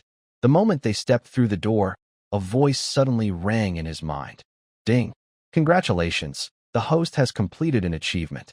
This is your first time entering the secret realm. You have earned a chance for a lottery." Drawl. In his mind, 10 shooting stars streaked across, with one purple star standing out. "Wow, my luck has been so good lately. Congratulations, the host has gained a new ability. You can bring back one item from the original world at will. The cooldown is 1 month." Xiaou was surprised. This is a great ability. The technology level of this world, except for the slightly advanced wooden ox and flowing horse, mostly stays at farming level. But his original world had already gone through an information revolution. Should I use it now? All right, we're about to enter the secret realm. Who knows what problems we'll face? System, give me a Desert Eagle pistol, Xiaou whispered. In his original world, there was a reason to want a Desert Eagle. Rifles are too conspicuous and hard to carry. If a nuclear bomb came over, he wouldn't be able to activate it, and they might all perish together. On the other hand, the Desert Eagle pistol with rifle power is a very good choice. Ding! Generating for the host, a rainbow-colored object kept flashing in Xiaoyu's hand. After the glow gradually faded, a shiny gold pistol appeared in his hand. Hee, I want to see how powerful the magic of this world is to resist this gun. Tremble, carbon-based creatures. Xiaoyu proudly waved the pistol, then removed the magazine. Are you kidding me? No bullets, Xiaoyu shouted loudly. The other 3 beasts looked confused and turned their heads. Xiaoyu immediately shut up and forced a smile. The host only wants a Desert Eagle pistol, no bullets needed. Then hurry up and generate some bullets for me. Please wait 1 month, host. You, only giving me a gun and no bullets. This gun isn't even as useful as a brick. Actually, the host can say, please give me a Desert Eagle loaded with bullets, so the host can at least have a full magazine of bullets. You should have told me earlier, you didn't ask. Xiaoyu fell silent. He put the pistol into his backpack and started recalling the magic spells he had learned. If everyone is ready, let's go inside, Qi Yuan said. Unexpectedly, just as he finished speaking, the space they were in suddenly seemed to be grabbed by an invisible giant hand, spinning and flipping wildly. What's going on? Xiaoyu's head hit the wall, falling in a mess. This is ancient mechanism magic, a flipping trap. We might be flipped to different parts of this secret realm. Take care of yourselves. I'll find a way to meet up with you. Sui finished speaking and disappeared along with the snow-white cloak from Xiaoyu's view. Xiaoyu opened his mouth, about to ask the system for help, but then he collapsed to the ground and lost consciousness. Xiaoyu. Xiaoyu was groggy, as if he heard someone crying out to him. He struggled to open his eyes. In front of him, Qi Yuan's eyes were filled with tears. Seeing Xiaoyu open his eyes, he let out a long sigh of relief. Are you okay? Do I look like I'm okay? Summerfeather clenched her teeth and struggled to sit up. Chiba Gen burst into tears, crying out, You were just closing your eyes and not moving the whole time. I was so worried I thought I would die. It's okay, Summerfeather said, gently patting Chiba Gen's head. Only then did she realize that this little creature, though brave, was still just a small beast. Her previous appearance of being close to death probably scared him. Your leg, Chiba Gen sobbed, pointing at Summerfeather's right leg. Summerfeather looked down and saw a red liquid seeping from beneath the soft fur. Ow, she said softly. It was better not to mention it, but once she did, she felt a sharp pain in her leg. Chiba Gen wiped his tears and said, I couldn't find Sui and the others earlier, so I followed the tomb corridor here. I didn't dare move you, worried you might have a broken bone, so I just sat here. Do you have a knife? Summerfeather asked. Huh? Summerfeather, your leg might still be treatable. Don't give up, Chiba Gen hurriedly said. What are you thinking? Besides, I don't have that much pain tolerance. I can't just cut off my own leg. Summer Feather rolled her eyes. Hesitating, Chiba Gen reluctantly handed her a dagger from his waist. Summer Feather shaved all the fur around the bleeding area. Fortunately, the wound wasn't large. She tried moving her leg a little and thought there was no fracture. Chiba Gen looked at her leg, made up his mind, and suddenly lunged forward. Huh? Chiba, what are you doing? Hold on. I can make you feel better, Chiba Gen said, sticking out his pink tongue and carefully licking the wound. Chiba, feeling the tongue glide over the wound, Summer Feather closed her eyes comfortably. All dog people of the canine tribe have a special trait. Their saliva can heal wounds, Chiba Gen explained while licking. Our saliva is very valuable and can be sold for a high price in other countries. After licking around the wound thoroughly, Summer Feather was surprised to find the bleeding had stopped. Chiba Gen wiped a strand of silver from the corner of his mouth and hesitated, saying, "And about healing your injury, please don't tell other beast people." Huh? Why? Because in the wolf tribe, only a pair will lick each other's wounds. Xiaou remained silent. I think I'm okay. Let's just go now, Xiaou said. Qian Yuan hummed softly and quietly followed behind Xiaou. By the way, where are we now? Xiaou looked around and asked. This secret realm is so big. First, let's find Su Yi and Shueshan. Shueshan and Su Yi are together, so there shouldn't be any big problems, Qian Yuan replied. As for us, we can only run around like headless chickens in this place. Xiaou remembered his ability to bring back items from another world. It would be great if he had a sound wave detector. Haha, but it has a 1-month cooldown. Looks like he's stuck here, and the cooldown hasn't even finished yet. Xiaou and Qian Yuan carefully walked through the corridor. It was very dark, and only their footsteps echoed in the silent passage. There seems to be light ahead. Xiaou squinted and shouted happily. Are we at the exit? Qian Yuan asked. Let's go see and find out, Xiaou said happily, then started running. Suddenly, his foot seemed to catch on something, and his body tilted forward sharply. Before he could react, he heard a crisp sound, as if something on the ground had been triggered. This sudden change startled Xiaou. He quickly steadied himself and looked down to see what had happened. His foot was exactly on a square-shaped mechanism, which had obviously been activated by his weight. Could it be a trap? Xiaou swallowed nervously. In movies, stepping on a trap usually means cutting off the shoe sole and leaving the shoe behind to escape, but he wasn't wearing shoes. He couldn't just cut off his flesh padding. I think I stepped on something, Xiaou said. Qian Yuan came over, frowned, and reached out with a claw to the ground near the trigger, lifting the tiles of the corridor one by one. Don't worry, Xiaou, there's nothing underneath. Qian Yuan Dao. I didn't see any gunpowder or similar things, and the environment here isn't suitable for setting traps. It's too damp. Even if there were powerful magic, it would have rotted away after 100 years. Is that so? Xiaou let out a breath and slowly lifted his foot. At that moment, a sharp, piercing sound cut through the air, startling both of them. Ugh! Both Qian Yuan and Xiaou had good hearing, and this ghostly sound made them cover their ears painfully. After the noise faded, in the dark depths of the corridor where light barely reached, a pair of green eyes appeared. What? What was that? Xiaou took a few steps back. In the darkness, several skeletons slowly emerged. Their hands glowed with different elemental magic, but all had green light in their eye sockets. This is the Dark Star Legion, Qian Yuan said. Earlier, while you were unconscious, I looked at the nearby murals. They mentioned the Dark Star Witch, who turned her defeated enemies into puppets to guard her tomb. That sharp sound just now was probably something like a dog whistle that woke them up. Should we run now? Xiaou asked. We can't run, Qian Yuan frowned. I came from the other end of the corridor. If we run backwards, we'll just end up trapped. We have to get through them. Humph. When the wolf doesn't show its teeth, it's just a harmless kitty. Xiaou turned his head. Since I also feel muscle pain, I might as well fight a bit. If I don't, they'll think I'm a helpless little beast. Qian, you're a dog, and I'm a wild animal. Be ready to hide when we fight. Qian Yuan tilted his head. What? The puppets of the Dark Star Legion twisted their limbs strangely, making creaking sounds.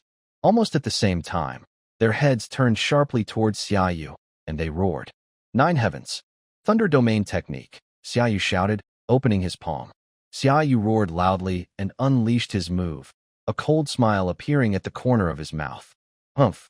This Nine Heavens Thunder Domain technique can scatter even real fighters into pieces.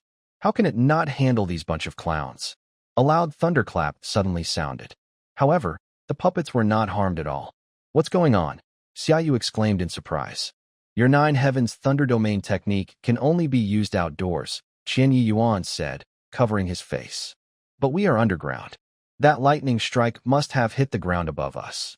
Outside, about 500 meters above Xiaoyu's head, a large deep hole about 5 meters in diameter and half a meter deep appeared, still crackling with sparks. Thunder! At another part of the secret realm, Sui turned his head in surprise. Brother Sui, do you think you heard wrong? We're hundreds of meters underground inside a tomb. How could there be thunder here? Shueshan asked. I didn't hear wrong, Sui replied. It must be that Xiaoyu used his Nine Heavens Thunder Domain. That means they might be in danger. But we're underground, and lightning can't strike down here. What should we do? Should we go help them? Shueshan asked. With just one thunder sound, we can't tell which way they are. Finding them will take some time, Sui said.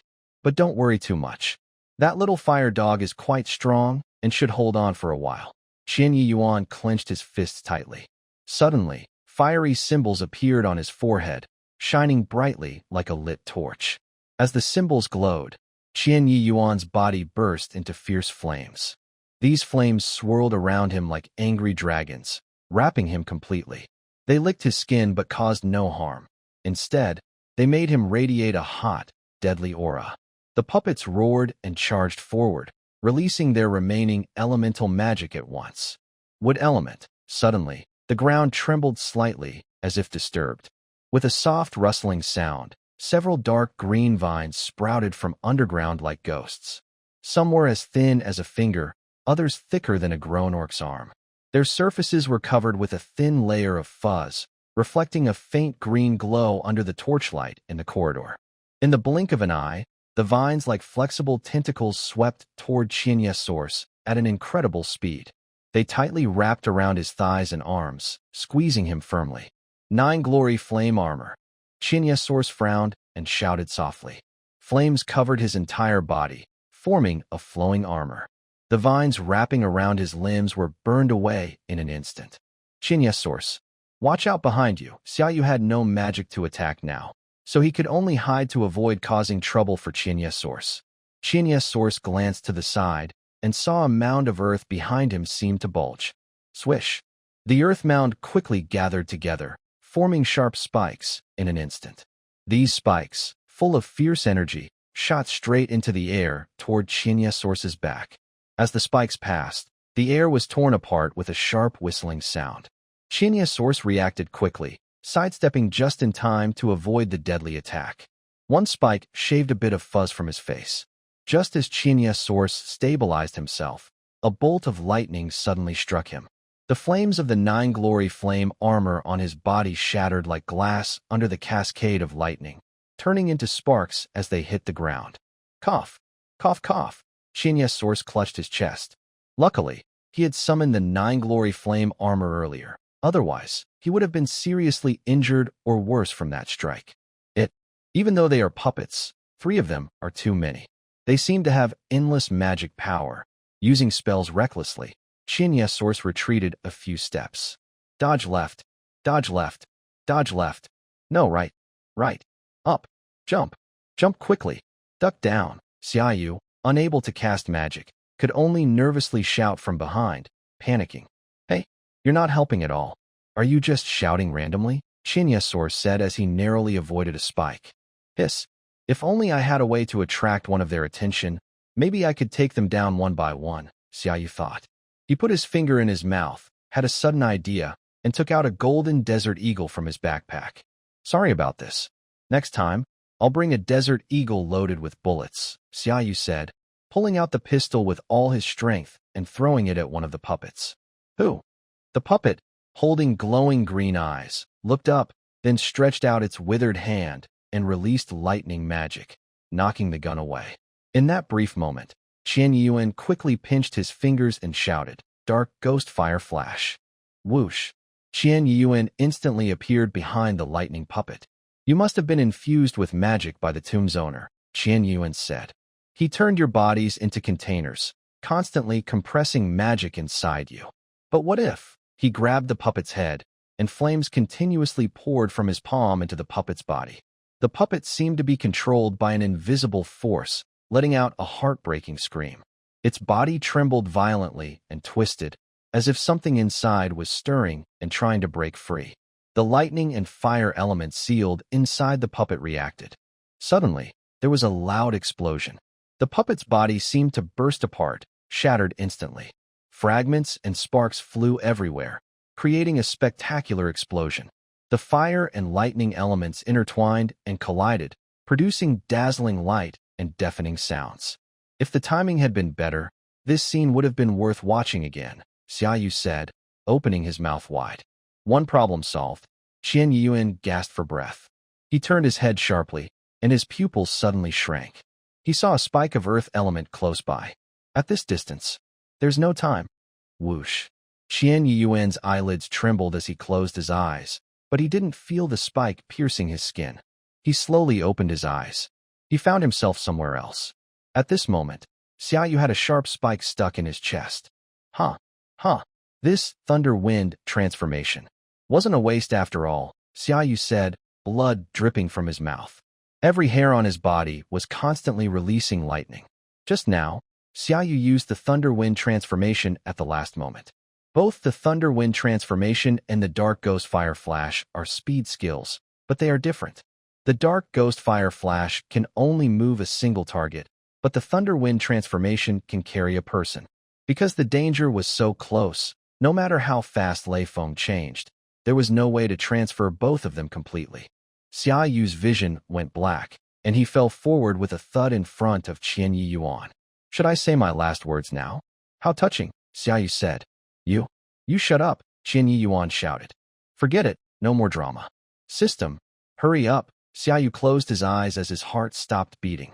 Detected host death. Automatically using resurrection skill. Today's resurrection attempts are used up. Qian Yuan put Xiaoyu down, his eyes burning with intense fire. Two puppets had already rushed over. Die. With a roar, Qian Yuan suddenly opened his palm. At that moment, a truly astonishing flame erupted like a volcano, engulfing the two puppets instantly with fierce flames. Xiaoyu, I am useless. Qian Yuan turned away sadly. Ignoring the two puppets turned to ashes and only leaving two marks on the ground, walking towards Xiaoyu, who still had a sharp spike in his heart and was bleeding. Ugh, Xiaoyu, who had closed his eyes, suddenly opened them and jumped up. Wow. Qian Yuan was startled and took a few steps back. So resurrection means returning to normal state? Xiaoyu touched the scar on his leg, and surprisingly, it was gone. Of course, otherwise you would have been decapitated. If I resurrected you now, you'd be a headless corpse. Also, a reminder, your resurrection count today times 0. If you die again, even the great immortals can't save you. I will have to find a new host. Got it. No need to remind me, Xiaoyu rolled his eyes. He touched his chest, feeling good. No after effects at all. Just as Xiaoyu wanted to check other parts of his body, he looked up and saw Qian Yuan looking at him with tearful eyes. Ugh. Xiaoyu, you scared me to death. Qian Yuan hugged Xiaoyu tightly. Tears and snot all over him. All right. Xiaoyu felt a bit disgusted but raised his hand, reluctant to push him away, and could only stand awkwardly as Qian Yuan kept rubbing against him. What happened? How come you're fine? After Chiba Gen regained consciousness, he eagerly pulled back the fur from Xiaoyu's chest and was surprised to find there were no scars at all. Just a minor injury, Xiaoyu said casually, waving his hand. Is that so? Chiba Gen asked. This kind of thing is rare. Xiaoyu, you wouldn't happen to be immortal, would you? No. I'm just living very hard, Xiaoyu replied. Wow. Next time you have such special abilities, tell me. I almost ended up sacrificing myself just now. All right. I only get one chance to come back to life each day. As for how I get that chance, I won't tell you for now. But if I die again before sunrise, I really won't be able to come back. I'll be completely dead, Xiaoyu explained.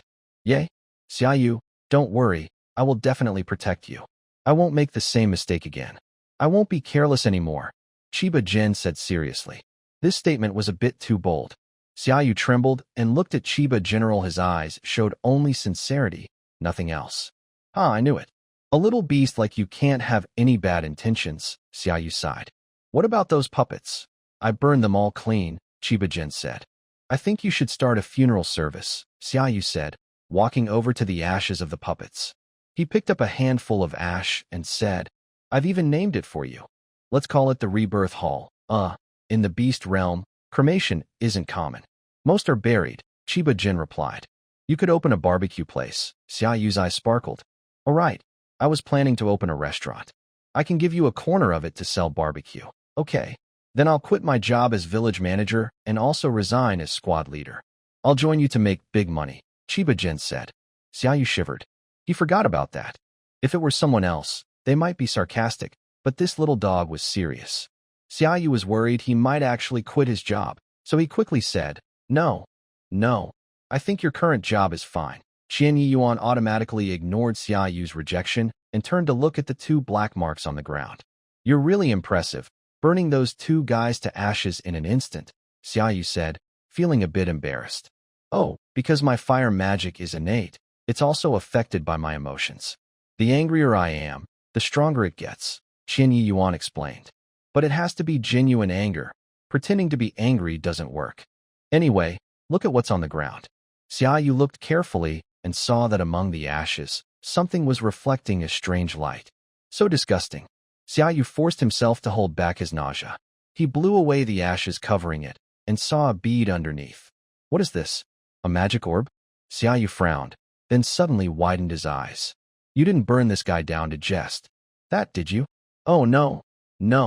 I'm sorry. I mean, my apologies, Ba. How is that possible? Qian Yuan said. All the bones are burned away. How could anything like that remain? It must be very powerful. So what do you think this round thing is? Maybe a Dingyan pearl? Qian Yuan frowned. But I'm not sure. Maybe Su Yi can tell what it really is. Still, as a trophy, we should take it. Then you hold it, Xiaou said.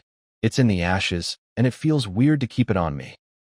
You've already died once and paid such a big price. You should get some reward. You keep it, Qian Yuan insisted. No. You defeated him, so you should decide what to do with the trophy, Xiaou argued. Rock, paper, scissors. Loser takes it, Qian Yuan challenged. Come on, what do you choose? I choose paper, Xiaou said. Then I choose scissors, Qian Yuan replied. Rock, paper, scissors. Wait, you really chose paper. Ugh. Snow in a white robe waved her arms wildly. Water element magic quickly formed into small fish that rushed toward the puppet in front. These small fish looked gentle, but their power was comparable to a high-pressure water gun. As they passed through the puppets, they left behind holes that let light through. There are so many puppets inside this tomb, Snow said, surprised. Su Yi casually grabbed one and twisted its head off. And its magic power isn't low either. The Dark Star Witch is really strong. She has killed so many experts just to guard her tomb. These puppets are quite powerful. And what about Qian Yi and the others? Shueshan said worriedly. Let's find them quickly, Su Yi replied. We shouldn't waste too much time. Where are we now? Shueshan asked. If we go by the standards of the Beast Realm's tombs, Su Yi said, we are in the ear chamber. Meanwhile, elsewhere. Where is this? Xiaou opened her mouth wide. The 2 beasts had already reached the end of the corridor. At the camera's view, there was a door made of blue stone slabs. Qian Yuan punched through the bricks on the door, and the 2 beasts stepped into a new space. If I'm not mistaken, we should be in the ear chamber now, Qian Yuan said. Usually, a tomb has 2 ear chambers, a coffin chamber, a corridor, a front chamber, and a back chamber. The Dark Star Witch's body should be inside the coffin chamber. Look at all the money. Xiaou pointed ahead, her eyes shining. These coins seem to be modern, not from hundreds of years ago. It looks like these are the property of the Sparrow Butterfly Business Guild, Qian Yuan said. With these, the illegal profits of the Sparrow Butterfly Guild are now confirmed. Hey, you said a standard tomb has 2 ear chambers. Where is the other one? Xiaou asked. In between the 2 ear chambers, there's also a front chamber, Qian Yuan explained. If we can find a way from this ear chamber to the front chamber, we might have a chance to reach the other ear chamber. But, actually, we've already completed our main task, so there's no need to go to the other one. Hey, don't be so sure. Eggs shouldn't all be in one basket. Maybe those guys hid the black money separately, Xiaou said. You have a point. Qian Yuan took out a necklace from under his collar. This is a storage necklace. The space stone on it can store various items. The amount of space it offers depends on the quality of the space stone. Mine is mid-range, with about 10 square meters of space. When we get out, I'll buy one for you. Chiba Gen held the necklace, and several streams of light spread out, covering the pile of money. The money slowly floated up and finally, along with the streams of light, was absorbed into the necklace. Wow, so cool, Xiaou cheered happily. But I am a good kid, so the necklace suits you, the cool kid. I feel like the necklace doesn't really suit me. That's not quite right.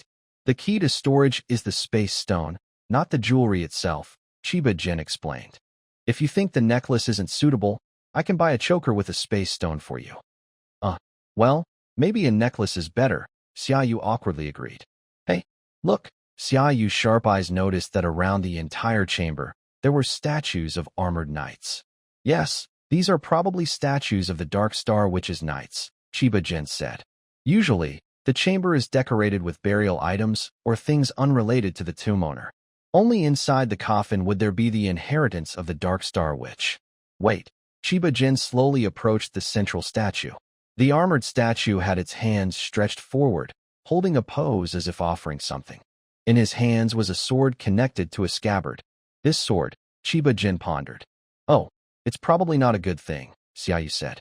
The members of the Sparrow Butterfly Guild hid their wealth here, but they didn't take this sword, which means they don't care about it. No, maybe they can't take this sword. Chiba Gen looked at the scabbard. Xiaou was confused and looked over. There was a phrase carved on the scabbard. Those who come later, if they hold to principles of freedom, pride, innocence, and bravery, and have a heart of justice and proper conduct, can break my bonds. Cowardice causes tremors, evil thoughts cause harm. Those who are not brave or kind should not approach this blade. Swear with blood to protect the world, and it will be sharp. If you can draw the sword from its sheath, then you are its next owner. What? What does this mean? Xiaou asked. This sword was probably owned by a servant of the Dark Star Witch, Chiba Gen explained. It's very clear. You must meet all these conditions to be able to draw it. I am not simply. The two beasts remained silent for a while. Anyway, I'll give it a try first. Xiaou took a deep breath and grasped the chubby claws around the sword hilt.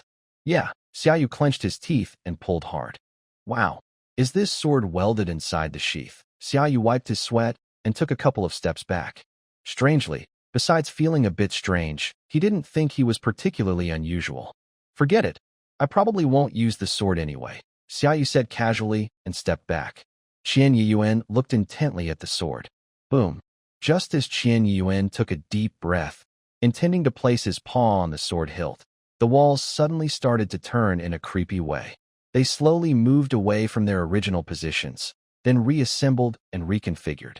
As the bricks shifted, the smooth wall surface became uneven, revealing hidden passages and gaps inside the walls. Even more surprisingly, during the flipping process, the bricks exposed countless puppets hidden behind them. These puppets had fierce faces, hollow eyes, and roared loudly. Their bodies twisted as the walls turned, and one by one, the puppets jumped down from the walls, claws outstretched, lunging forward. It's over. Fighting 3 of them is already hard enough. How many are there? Xiaou backed away in fear.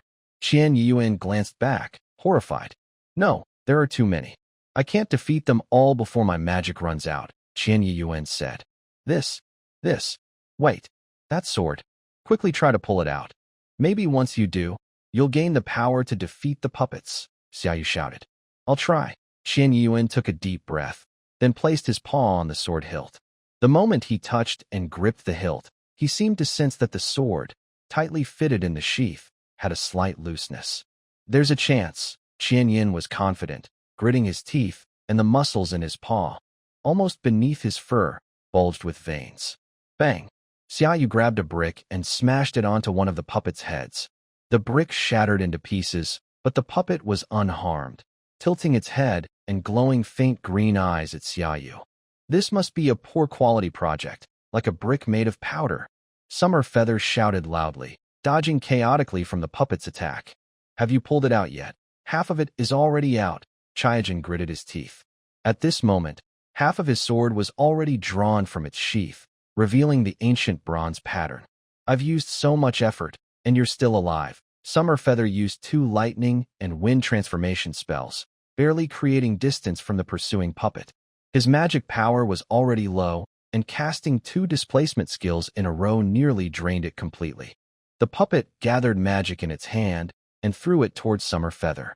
Summer Feather could only close his eyes tightly, crossing his arms in front of his head, hoping to lessen the impact on vital parts. Whoosh! A sharp wind-breaking sound rang out. The expected pain did not come. He slowly opened his eyes and saw that the bronze-patterned sword had already pierced the puppet trying to cast magic. Success! Summer Feather exclaimed in surprise. The sword instantly penetrated the puppet's tough shell and then deeply stuck into the ground. The sword trembled slightly, and a powerful force burst out from the hilt. The sword lifted into the air and flew straight toward Chiba Gen. In the blink of an eye, the sword returned to Chiba Gen's hand. He held the hilt steadily and emitted a sharp sword cry. Burning sky and sun technique. Chiba Gen slowly uttered 5 words. Flames gathered around him, forming a huge sun that fell with crushing force, burning everything within range to ash. In an instant, all the puppets in the room turned to vapor. Chiba Gen, you're amazing. Summer Feather ran excitedly toward Chiba Gen. Chiba Gen lifted his eyelids and looked at Summer Feather. But that single look made Summer Feather stop in place. This isn't Chiba Gen. Summer Feather swallowed hard, his whole body trembling uncontrollably. He was very familiar with Chiba Gen's gaze, passionate about the world, full of vitality for new things, and pure as mud untouched. But the gaze before him was complex, tired, and aged. Who are you? Why are you occupying my friend's body? Summer Feather shouted at Chiba Gen, your friend. So that's it. Chiba Gen looked down at his palm. This body is just a child. Truly rare. You are impolite. Answer my question. Don't worry. I won't do anything inappropriate to your friend, said Xiaou. Your friend drew his sword, and from now on, the sword will be connected to his mind and spirit. I only inhabit this sword with my incomplete soul, hoping that one day, someone will draw the sword again, and my final soul can return to the beast realm, allowing me to open my eyes once more. So, you are. Yes, I am the first owner of this sword, and its creator. Xiaou smiled slightly. Long ago, I was the close guard of the Dark Star Witch. The sword's name was Mou. Actually, I woke up mostly because of curiosity about the world hundreds of years in the future. I want to ask, what is the current opinion of my master, the Dark Star Witch? Xiaou hesitated. The reputation of the Dark Star Witch isn't very good right now, but Xiao's body is still in her hands. How should I politely and subtly say this? Seeing Xiao's hesitation, Xiaou covered his mouth and chuckled. I think I understand. You don't need to be so nervous. I only have about 5 minutes on him, and after that, my soul will completely dissipate. Unfortunately, my master, with her good intentions, still earns such a reputation, although she anticipated it long ago. According to current rumors, the Dark Star Witch sacrificed an entire village to dark forces for immortality. Could there be another reason behind this? Xiaou asked.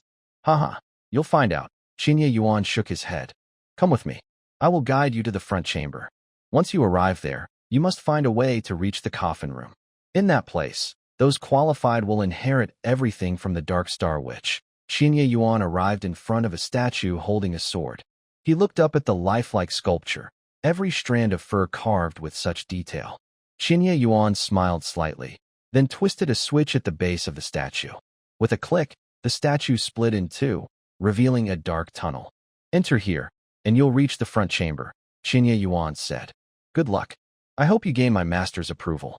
After saying this final word, Xiao's head drooped completely, and his whole body swayed like a flickering candle in the wind. Summer Feather was about to reach out and support Xiaou when suddenly, Xiaou lifted his head abruptly. Ow! How did I lose consciousness just now? Xiaou scratched his head and shook it hard. Summer Feather told Xiaou everything that had just happened. I see. Qian Yuan looked at the sword in his hand. This senior has given us a great opportunity, so we shouldn't let him down. Let's go to the front chamber. Summerfeather nodded, and the two of them walked straight into the passage. Ugh, ugh. Summerfeather stretched out his claws and vigorously brushed away the dust around him. This is such a poorly built project. The Dark Star Witch has such high standards, but can't she use better bricks? Being buried underground for hundreds of years and still so solid. You should be satisfied, Qian Yuan said. If it collapses, we'll all be buried here. After passing through the passage opened by the old senior, Summerfeather, and Qian Yuan finally arrived at the front chamber. This space was dozens of times larger than the ear chamber, looking grand and magnificent. Neither of them had seen much of the world before, and they both stared with their mouths open in shock. Well, I'm not educated, so I just say wow, and go everywhere, Summerfeather said. Masterful craftsmanship, a true genius, surpassing even paintings, Qian Yuan sighed. What did you just recite? It's a poem I wrote myself, Qian Yuan replied. It announces that the dog clan has a tradition that other beast clans don't have. That is, writing poetry.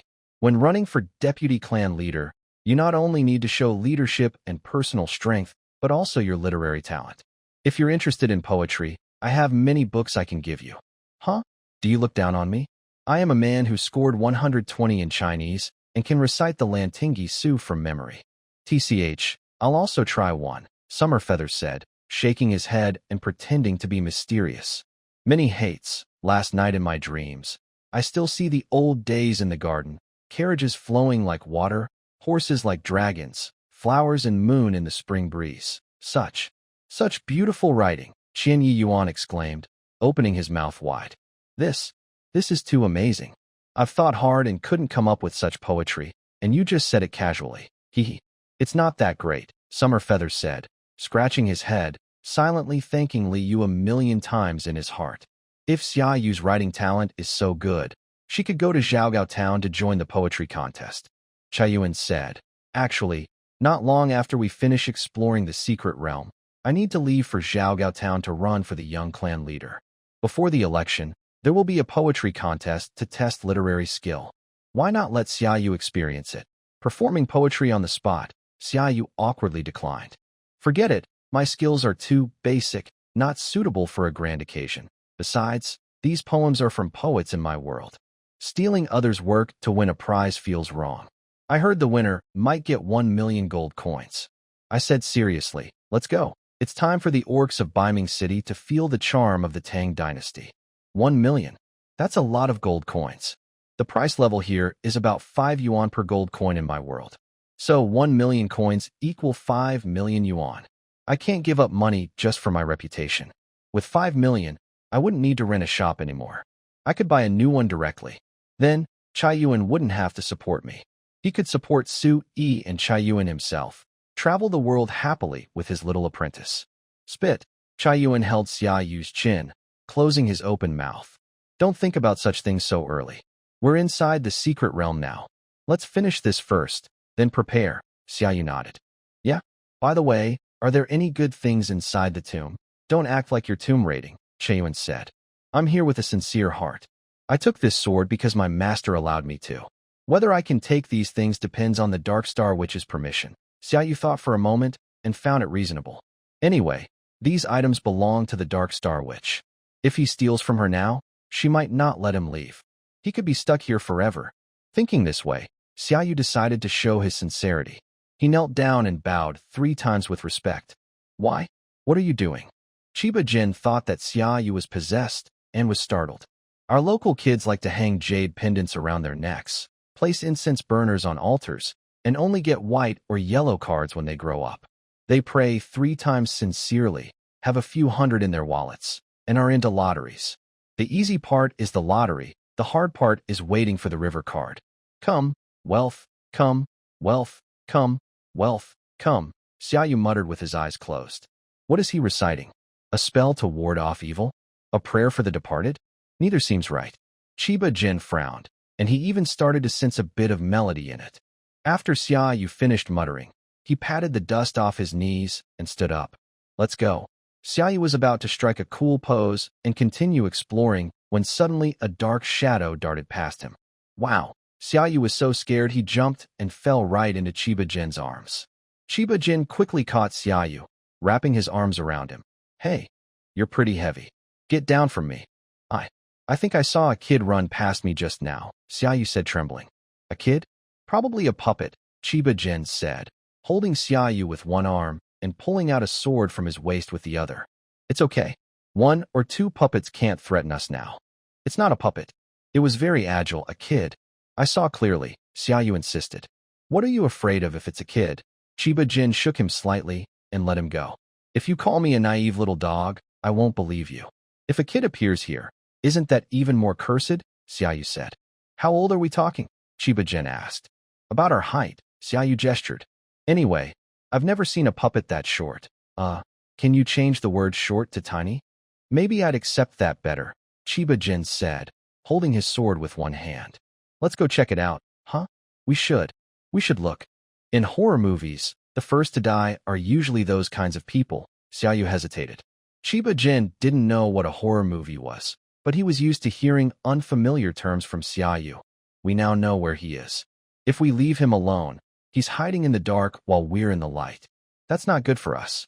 Let's find him and catch him. If it's a child, just ask where they came from. If it's a puppet, then cut off its head with a sword. There is some truth to that. Xiaou followed behind Qian Yuan, and the two of them arrived at the hiding place of the shadow. They saw the shadow rustling on the ground, searching for something. Its outline looked about the same size as Xiaou and the others. Who are you? Take this sword, Qian Yuan shouted. Since he wasn't sure if it was a beast or some strange creature, he didn't go all out. He drew his sword sheath and struck the shadow the back. Yow! The shadow let out a loud cry. Hiss! Why does this sound so familiar? Xiaou and Qian Yuan looked at each other. The shadow slowly turned around, its eyes full of resentment. Suo! Sui! Xiaou and Qian Yuan both gasped. Frog fun! You guys did this on purpose, right? Sui grinned, arching his back as he slowly stood up. My poor back! Why are you here? Where's Shuai-shan? Qian Yuan asked. Aunt Shui. A clear, young girl's voice came from another direction. Shuai-shan was holding a few ancient books and ran over. Yay? Qian Yi. Xiaou, you actually found us. Did Su Ge get attacked? Who did this to you? Hearing this, Qian Yuan awkwardly hid his sword sheath behind his back. You hit pretty hard. Su Yi rubbed his back. I was careless, didn't dodge. How come you're here? Xiaou asked. We just arrived at the place called the ear chamber. We couldn't find any mechanism to enter the front room, so I punched through the wall of the ear chamber and came here. Su Yi rolled his eyes and handed Xiaou a few books. I found a lot of good stuff here. I collected a few for you. Take a look. Most are lightning elemental, but there are different elements too. You can learn them later. Didn't you notice us? Xiaou asked. This place is so dark. How could I see you clearly? Besides, you didn't notice me either, Sui said. That made some sense. Qian Yuan quickly explained what had just happened to the two beasts. Xiaou looked at the carefully preserved magic books in his hands, and tears welled up in his eyes. Just now, Sui was searching everywhere like a thief. It turned out he was collecting these magic books to help himself. Ah, Sui, I accept your kindness, Xiaou said as he hugged Sui. Sui scratched his head, a bit confused, but he was actually enjoying the moment. We are now inside the front room, Sui said as he pulled Xiaou away. If I'm right, the correct way to leave is from the front room to the coffin room, then to the back room. In this case, going back the same way is impossible. Then how do we get to the coffin room? Chiba Yuan asked. I'll just punch a hole in the wall if I have to, Sui said, clenching his fist. Don't mess around, you reckless guy. Chiba Yuan quickly stopped him. The wall you just broke needs fixing, and this is someone else's place. Well, it's not that complicated. Snowshirt snapped his fingers. Since the Dark Star which wants us to reach the coffin room, she'll probably leave some clues. For example, Chiba mentioned earlier that he found a sword in the ear room, and the spirit attached to the sword guided him. Why don't we look for something here that can hold a spirit and try to wake it up? That makes sense. The four beasts nodded and split up, searching for objects that might contain spirits. After half an hour, they each carried items taller than themselves and gathered together. Do these look okay? Xiaou wobbled as he placed many bottles and jars on the ground. Yes, these are antiques, and they're quite old, Sui said, looking at the bottles. If we take them out, some collectors might really like them. Who knew you knew about antiques? Xiaou asked. It's just a personal interest, Sui replied. I think you could open an antique shop with these, Xiaou said. Chiba Yuan coughed twice, and Xiaou quickly covered his mouth. If you want to take things, you should ask the Dark Star Witch first, Chiba Yuan said. With this innocent and honest little dog around, Xiaou felt less guilty about looting tombs. These bottles and jars you brought are valuable for archaeology, but they're pretty much useless otherwise. Sui turned over and over, finally piling all the items to one side, then spoke. We've been tricked by the capital, Xiaou said with frustration. I hope the things Qinya brought back are useful. Most of what Qinya Yuan brought back were ancient weapons, but they couldn't compare to the sword he found in the ear chamber. These weapons, worn by time, were mostly just broken metal. These weapons are incomplete and don't meet the conditions to have spirits, Sui said with a quick glance. Sigh, we've taken almost everything from the front chamber, and none of it seems useful, Xiaou sighed. While the three beasts looked worried, Shuai stared blankly at a mural on the wall, lost in thought. Miss Shui, Qinya Yuan asked. Qinya, do you feel that this mural is moving? Shuai asked. Hearing this, Qinya Yuan immediately became alert, one paw on his sword hilt, standing beside Shuai. He looked closely and indeed thought the mural was moving. The painting depicted a beast man standing on a large altar, surrounded by rivers and many crawling beastmen. The beast man on the altar held a staff and pointed toward the sky. According to the principles of composition, the beast man on the altar should be the main character. But what caught the eye more was a beast man standing beside the altar, beneath it. This beast man was painted more vividly than the one on the altar. Qinya Yuan suddenly felt dazed. It seemed as if he saw the river in the mural flowing gently, and the beastmen crawling on the ground appeared to be kneeling or bowing. Qinya, Xiaou shouted anxiously. Oh no, this mural might have hallucinogenic powers, Sui frowned. Go up and give each of them a slap. Qinya is fine, but isn't hitting girls a bit inappropriate? Xiaou asked. If you dare to hit me, I'll cry harassment, Shuai rolled her eyes. Don't worry, we're fine. It seems this mural is trying to tell us something. Yuan Qinya hesitated, and in a daze, he seemed to hear the mural constantly shouting one word. Blood, blood, blood. This mural needs blood, Qinya shouted. You're hearing things, Sui said. Maybe what he's trying to make me hear is exactly that, Qinya said confidently. Then he took out his sword and made a cut on his palm. Xiaou clenched his teeth and hissed. He's a real man. If he had to cut himself, he definitely wouldn't dare do it.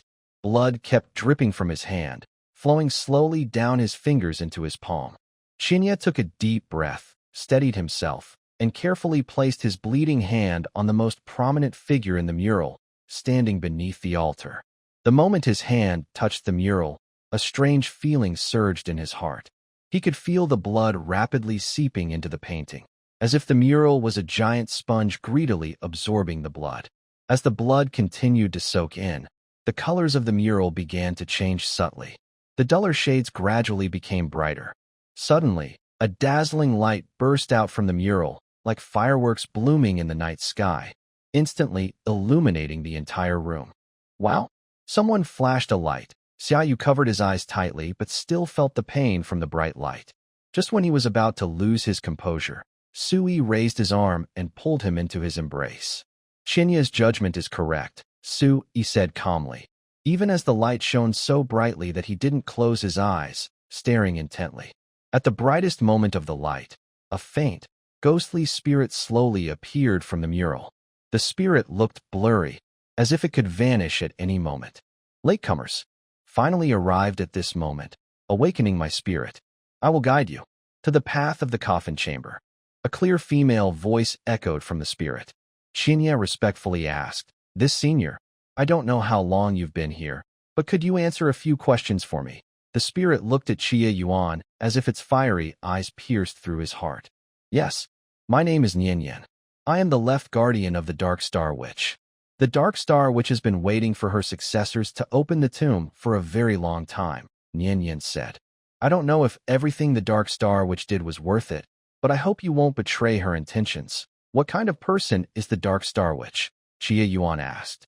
She is a true hero, Nian replied. How much time has passed outside? Over 300 years. That's a long time. Nian looked up at the sky, but could only see the bricks of the ceiling inside the tomb. It feels like a different world. Come with me. I will answer any questions I can. I hope you find some opportunities in the coffin chamber, Nian said with a light smile. Then, her spirit split into pieces and entered the murals on the walls of the front room. As the colors of the murals became brighter, the tomb lamps that had been dim flickered back to life. The flames burned brightly, emitting a greenish-blue glow. One wall of the front room slowly opened. Just ahead is the coffin chamber. The true body of the dark star which is inside, Nian's voice echoed from the fragments in midair. I only have 3 minutes. 3 minutes. Chia Yuan thought for a moment and asked, what kind of beast is the dark star witch? She is a clever girl with a lively spirit. Don't worry, she is very kind. You won't find her dangerous. Are you aware of the rumors outside that the dark star witch seeks eternal life by drawing on dark powers? Shueshan asked. She knows very well about her bad reputation after 100 years. She expected it. That's part of her cleverness. What is the real name of the dark star witch? Xiaou asked, a question he had always wanted to know, though it seemed the most unimportant. I don't know. When I followed her, she only used the name Dark Star Witch. She never revealed her real name to anyone.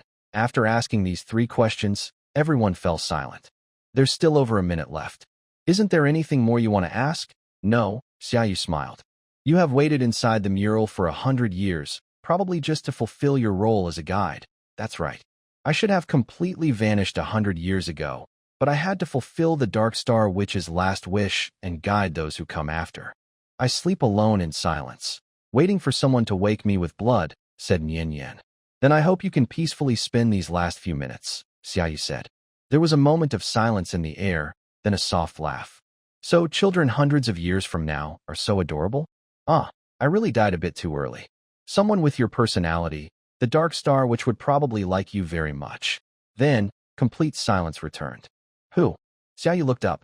He was increasingly curious about what kind of beast the Dark Star Witch really was. The loyal servants and left protector all seemed very devoted. They didn't look like the reckless pursuit of immortality that rumors said. The passage was very narrow, as if it had been carved out forcibly. Its length was quite short, only about 10 meters or so. The 4 beasts could only pass one after another. Finally, they reached the coffin chamber. This was where the legendary Dark Star Witch, who fell 100 years ago, was said to sleep. The coffin chamber seemed a little smaller than the previous room. Maybe they ran out of money while building the tomb and had to make it smaller. In the center of the room was a large coffin. The coffin was a cute girl's pink, which made Xiaou look a bit grim. Should we wake the Dark Star Witch now? Qin Yi Yuan and the others looked at each other and asked. How? How do we wake her? The most important thing, they didn't even ask Nian. Then, let's open the coffin first, Xiaou said carefully. Based on his many years of experience reading tomb raiding stories, he thought they should open the coffin. He wasn't sure what the body inside would look like after rotting, but since her soul and her subordinate souls were still intact, the Dark Star Witch's soul should also be able to meet them. Just as Summer Rain and Chiba Gen were about to lift the coffin lid together, preparing to open it in one swift move, a clear, sharp voice suddenly rang out from the corner. Summer Rain was startled and shouted in surprise. Chiba Gen drew his sword and pointed it toward the sound. Su Yi frowned slightly, and Snow Shuang extended her hand, gathering water magic, ready to cast at any moment. Behind a pillar in the corner of the tomb chamber, a beast man rubbed his sleepy eyes and stepped out. It's been hundreds of years. Finally, someone has come to this place, the beast man said, stretching lazily and shaking his head to wake himself up. Then he squinted and reached out to a few other beast men, saying, Hello, everyone. My name is Dark Star Witch. You're the Dark Star Witch, Summer Rain stammered, peeking out nervously. Aren't you supposed to be dead? When did I say I was dead? The Dark Star Witch looked at them with a strange expression. This place is called the Dark Star Witch's tomb, Summer Rain said. What? Seriously? I just wanted to be a dedicated homebody. Now my home has turned into a secret place? Or a tomb, the Dark Star Witch said in disbelief. How long has it been now? About 300 years, someone replied. Less than I expected, The dark star witch wiped her face and tried to look more alert. Anyway, to cut to the chase. Since you've come here, you basically have three choices. First, you heard of my fame and came to visit me. Second, you think my home is a tomb and want to steal from it. Third, you're interested in dark magic and want to peek at its power. The dark star witch wore a reassuring smile, but when she mentioned the third point, her tone clearly grew more serious. If it's the first, I don't mind sharing some good stuff with you. Even though I've been underground for hundreds of years, my experience isn't less than yours. If it's the second, I won't bother with you. Take whatever you want, I don't need it. But if it's the third, she clenched her fists, and for a moment, it felt like the entire tomb was trembling. Then I will teach you a harsh lesson, so you'll never think about meddling with dark magic again. We are not here to find any dark magic. We don't even know what dark magic is, Xiaou shouted. Oh, that's good. The dark star witch suddenly seemed to relax. In an instant, the shaking feeling in the tomb disappeared completely. You really achieved immortality. Xian Yiyuan looked at the dark star witch in surprise. Sort of, she replied with a smile. But I can no longer leave this place. She looked around at the bricks and tiles with a very lonely expression. I'm in a good mood today, so I'll answer 3 questions if you have any. In exchange, you have to answer 3 questions for me. Deal? I'll ask first, Xiaou said eagerly, happy to get his questions answered. He jumped happily in front of the dark star witch. Wow, a cute little brother, she said with a gentle smile. Go ahead, hee. I bet they want to know about my glorious battles from hundreds of years ago. Or maybe they want to hear my unique thoughts on magic. Or perhaps they're curious about my knowledge of ancient books. Hee. After hundreds of years, I finally get to show off in front of the younger generation. I want to ask, why is your front chamber so big, but the coffin room isn't even half as large? Xiaou blinked with big eyes. The dark star witch almost choked and almost suffocated herself. Would you make your bedroom bigger than your living room? Second question, can I take the treasures inside this secret realm? Yes, those treasures were brought in because I had nowhere to store them. I don't need them, so if you don't take them, I'll have no place to put my cleaning tools. Third question, how much are these things worth? Before Xiaou finished, Snow Shirt slapped him away. For the third question, I want to know if the rumors are true. Snow Shirt told everything about how the Dark Star Witch, in her pursuit of eternal life, absorbed dark powers, which caused trouble for an entire village. Your story is half true and half false, the Dark Star Witch said with a slight smile. Absorbing dark powers is real, but not for eternal life, but for Dark Star Witch path. Forbidden Land? Chiba Gen looked up. Xiaou had a slap mark on his face and was crawling up from the ground, curious and approaching. This world is divided into 4 main regions. The Swarm Pest area, called the Wilderness Domain. The Gathering Place of Furu Beastmen, called the Beast Domain. The Evil Dragon Island, where a dragon's strength forms its own territory. And finally, the Forbidden Land. When I first met Xiaou and Chiba Gen introduced the 4 regions, he did not mention the Forbidden Land. Although the Evil Dragon Island is already quite mysterious to the Beast Domain people, there are some rumors. But the Forbidden Land, there is no information at all. Years ago, the Wilderness Domain sent armies to seize large parts of the Forbidden Land. Strangely, the armies were defeated, and almost all were wiped out. The few survivors who escaped were driven mad and could not explain what had happened to them. As a result, the Wilderness Domain was severely weakened and took decades to recover. During this time, the Beast Domain regained the territory it had lost. Because of this event, neither the Beast Domain nor the Wilderness Domain dares to covet the Forbidden Land anymore. When the Dark Star Witch mentioned the Forbidden Land, Su Yi, who usually showed little interest in surrounding matters, also looked up. Humph, the Forbidden Land. Su Yi's lips curled into a cold smile. The Dark Star Witch slowly began to speak. There are 9 elements in this world: metal, wood, water, fire, earth, wind, thunder, ice, and darkness. All beastmen can learn 2 or 3 types of magic from these elements. However, if they learn more than 3, the mixed elements may trigger reactions, causing violent death.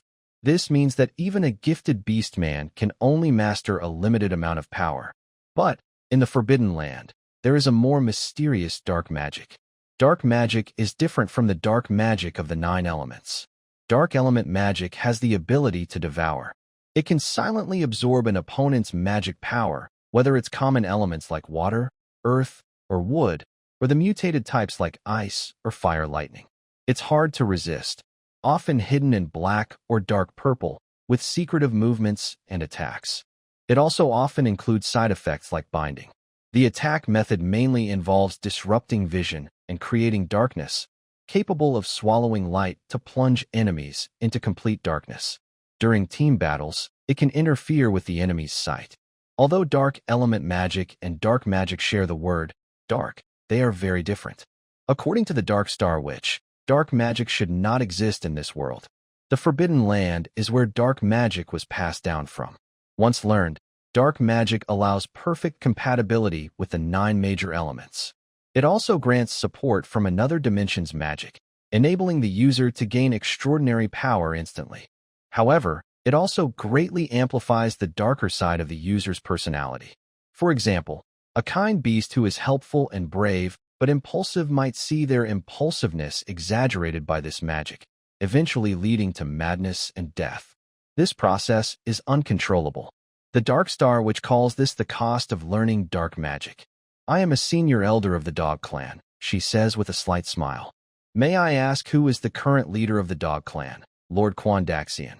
Oh, Daxian, that little kid from back then, has now become a capable leader, she chuckles.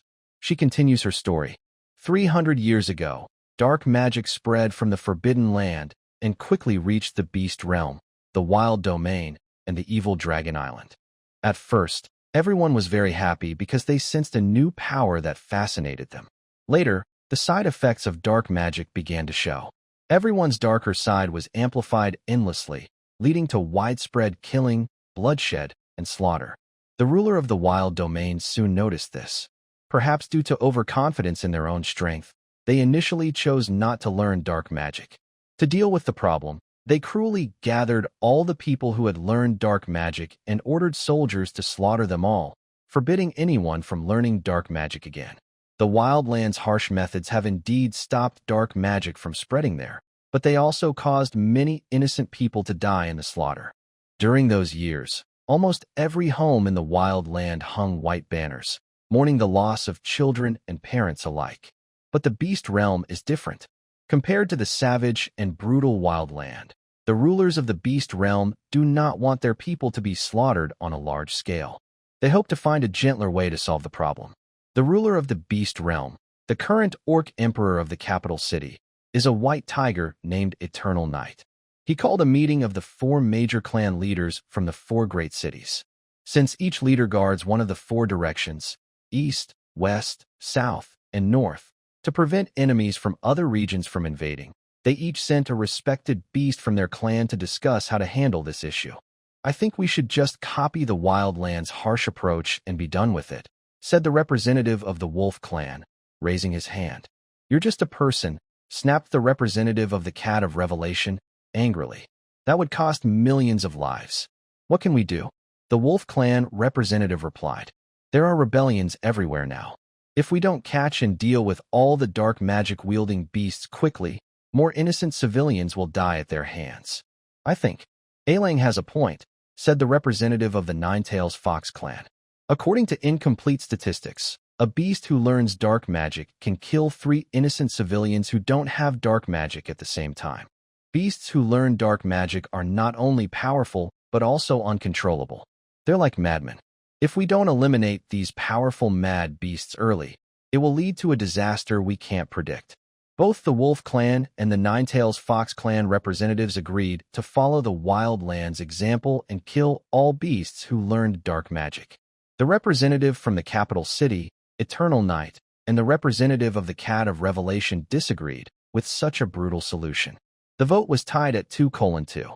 The deciding vote naturally fell to the representative of the Dog clan. This representative was none other than the Dark Star Witch from years ago. Everyone, I want to say that I came here to discuss how to solve this problem, not to decide whether to kill or not. The Dark Star Witch said, the meaning of life cannot be exchanged, so I do not agree with the Fox and Wolf suggestions. Then it seems it's 3:2. The representative of the Nine-Tailed Fox tribe chuckled. All right, I respect everyone's opinion, But is there a better way to solve this, as you mentioned? Of course there is. The Dark Star Witch replied with a slight smile. I heard that in the Grand Library of the capital, there is a forbidden book. Upon hearing this, the representatives of the remaining 3 tribes and the Eternal Night all opened their eyes in disbelief and looked at the Dark Star Witch. Could it be that you're talking about that book? The representative of the Revelation Cat muttered. Exactly, that's the one I want, the Dark Star Witch said seriously. The Book of the Bindweed. The Book of the Bindweed is one of the forbidden books of the beast realm. Forbidden books are powerful and have far-reaching effects. Their magic is not allowed to be used casually. Forbidden books are dangerous and can harm the heavens and diminish virtue.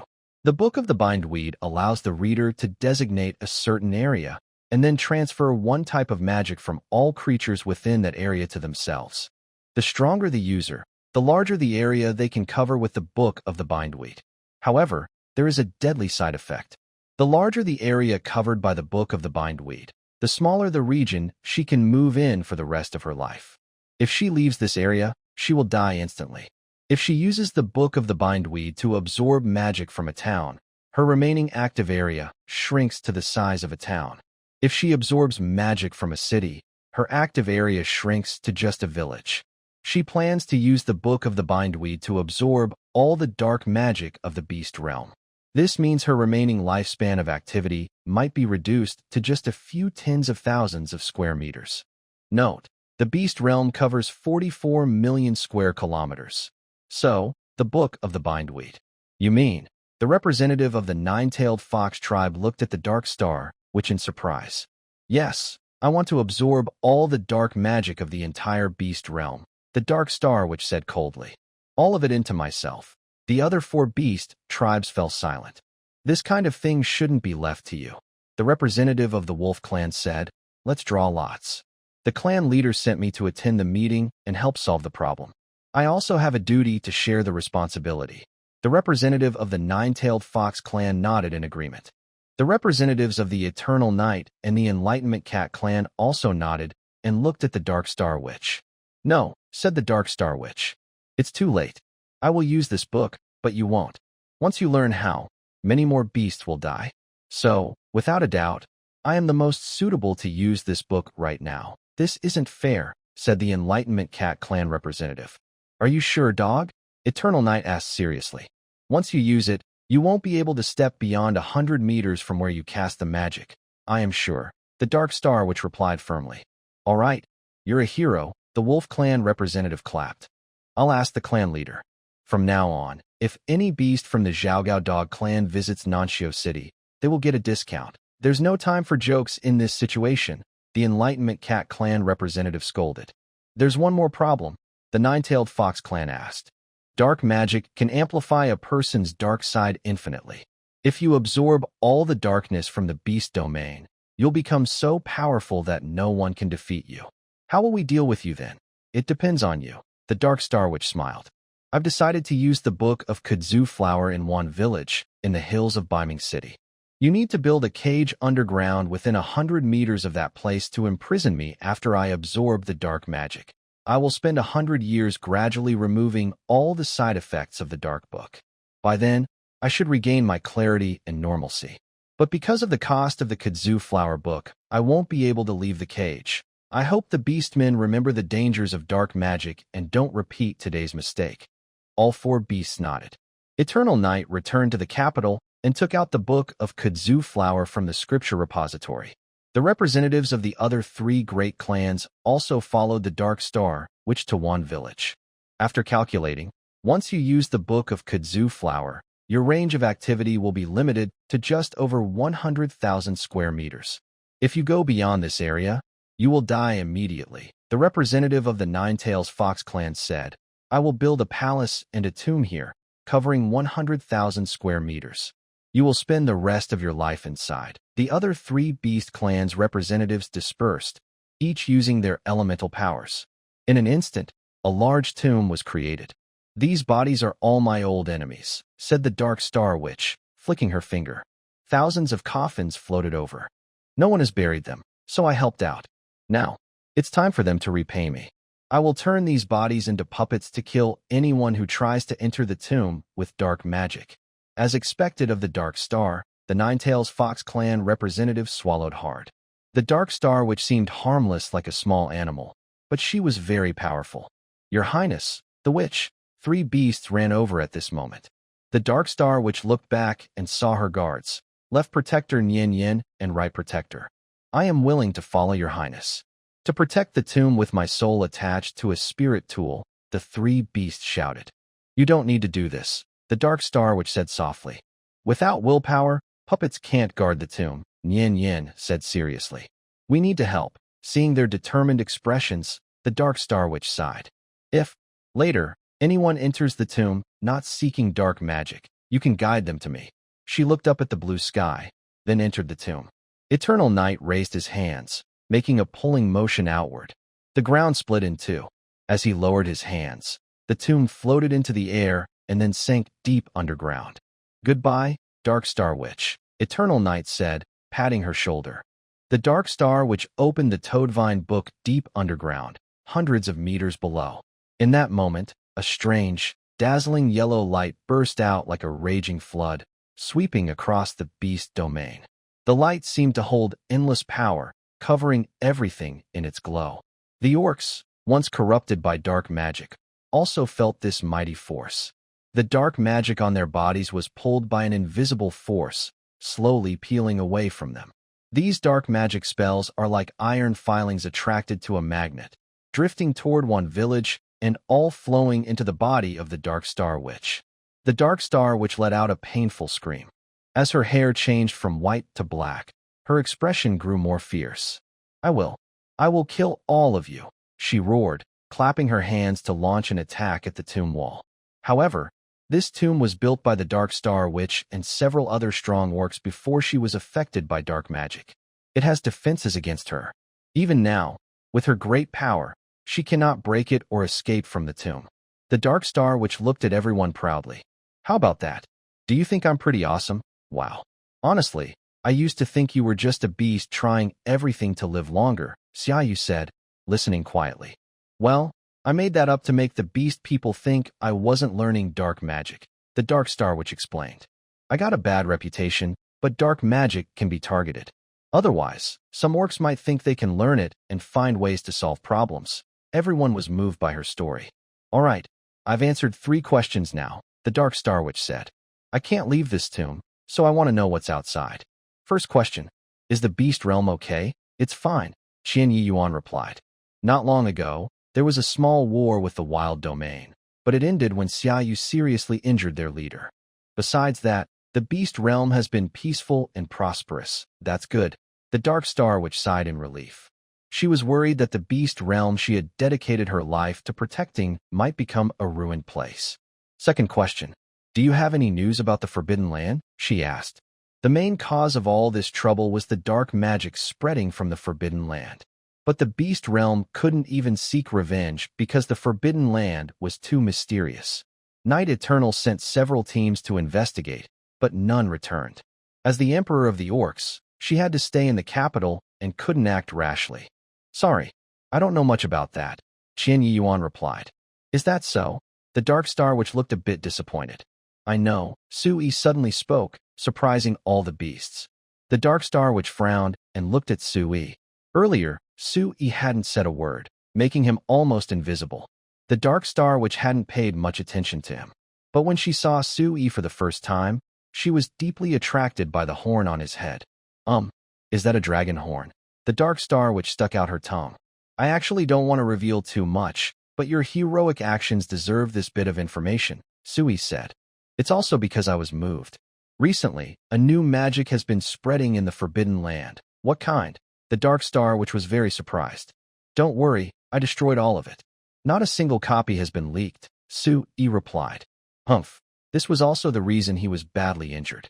The area of the Forbidden Land is always covered in white fog, with visibility only a few meters. Even with magic that allows long-distance sight, it's useless here. Sui decided to go to the Forbidden Land because a new magic called Morgana Illusion Realm was spreading there a few weeks ago. This magic traps people in illusions, from which they can never escape. Sui calls the magic of the Forbidden Land evil magic. His reason for going there is that his old dragon father has fallen into the Morgana illusion realm and can't get out. To save his father, Xiaou set out on a journey to the Forbidden Land. Of course, he didn't reveal his identity as a dragon, and his dragon father became a beastman father instead. On the land of the Forbidden Land, he saw something shocking. In the white fog, countless indescribable creatures crawled on the ground. Compared to the insect-like creatures in the wild domain, these were even more disgusting. He didn't know who the ruler of the Forbidden Land was, nor did he have a way to find out, but he sensed a very strong magic power. Following this feeling, he found a huge tower in the white fog. Inside is the ruler of the Forbidden Land, and the strongest person I've ever seen. Xiaou said, he looks very strange. He has limbs like a beast man, but his whole body is white and smooth, without a single hair. Like a beast man, but without any hair? Before fighting him, I even learned his name. Xiaou continued. He calls himself Remaining Seal. I fought him, but to my surprise, no matter how hard I tried, I couldn't hurt him at all, Xiaou said. Fortunately, I saw a copy of the magic book Morgana Illusion Realm nearby, and I took the chance to destroy it. I see. The Dark Star Witch looked at Xiaou. You're very strong, of course. When did the Beast Realm produce such a powerful person? The Dark Star Witch said. Xiaou coughed twice. The Dark Star Witch frowned. Was she warning her or threatening her? Based on strength, the person in front of her should be the evil dragon of the Evil Dragon Island. Besides the evil dragon who can form his own power, she couldn't think of anyone else who could break into the forbidden area alone and only escape badly injured. But, does he want to hide his identity as an evil dragon? That makes sense. Revealing it might harm the relations between the Beast Realm and the Evil Dragon Island. She had absorbed all the dark magic from the Beast Realm, and the man in front of her was badly injured. Her strength might not be weaker than his. The Evil Dragon Island's attitude toward the Beast Realm was unclear, so she could just kill Xiaou directly, take over the Evil Dragon Island's territory, and with twice the land, perhaps she could easily conquer the wild domain. But that was just a plan in her mind. The Dark Star Witch didn't do it, because they had a common enemy. And Xiaou didn't seem like a bad person. Third question, can I change it into a request? The Dark Star Witch said. Can you bring me a few new novels every month or every half year? I finished digesting the side effects of dark magic decades ago, and my mind is clear now. Staying here is really boring. I only sleep every day, and because my strength is too great, I can survive without eating. I can't even starve to death. So, if you bring me some novels, I can pass the time. Of course, no problem, Xiaou replied. All right, don't I have the ability to bring items back from my own world every month? Maybe next time I should just bring a phone to give to the Dark Star Witch. Wait, there are no satellites here, and the phone will probably run out of battery quickly. Should I bring a PSP instead? But the PSP will also run out of power. Xiaou thinks he should carefully consider what items from his world could help pass the time. Soon, it's time to go out. If he doesn't leave now, the wooden ox and horse he arranged with Master Huang will be late. I have one more question, Xiaou hesitated and said nervously. All 3 questions have already been used. The Dark Star Witch narrowed her eyes. Xiaou opened his eyes wide, looking innocent as he stared at her.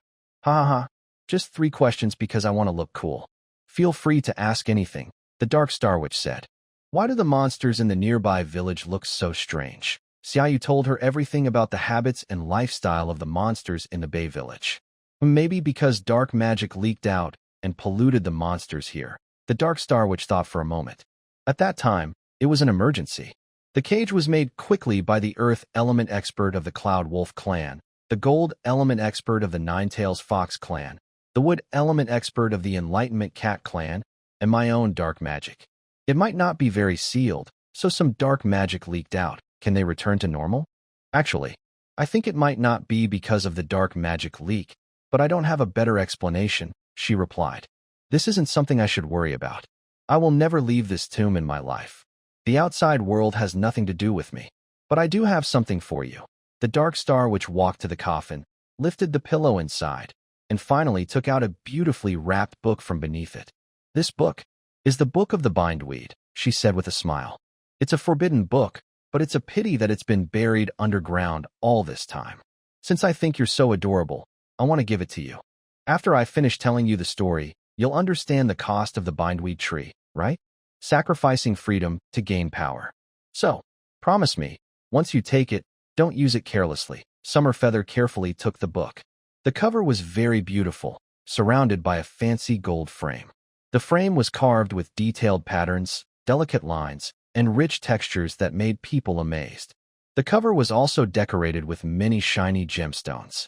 These stones sparkled with bright light, matching the gold frame, making the cover very eye-catching, like stars in the night sky. Take good care of it, said the Dark Star Witch, looking at the book with mixed feelings of love and hate. Now that they had to part, she felt a little sad. Sister Witch, how can we go out? Summerfeather asked. Another problem I have to give you for free, said the Dark Star Witch, glancing at Summerfeather. Please, sister. Haha. If hundreds of years ago I had a cute kid like you, I might not want to leave the underground, said the Dark Star Witch, covering her mouth and laughing. Go to the back room.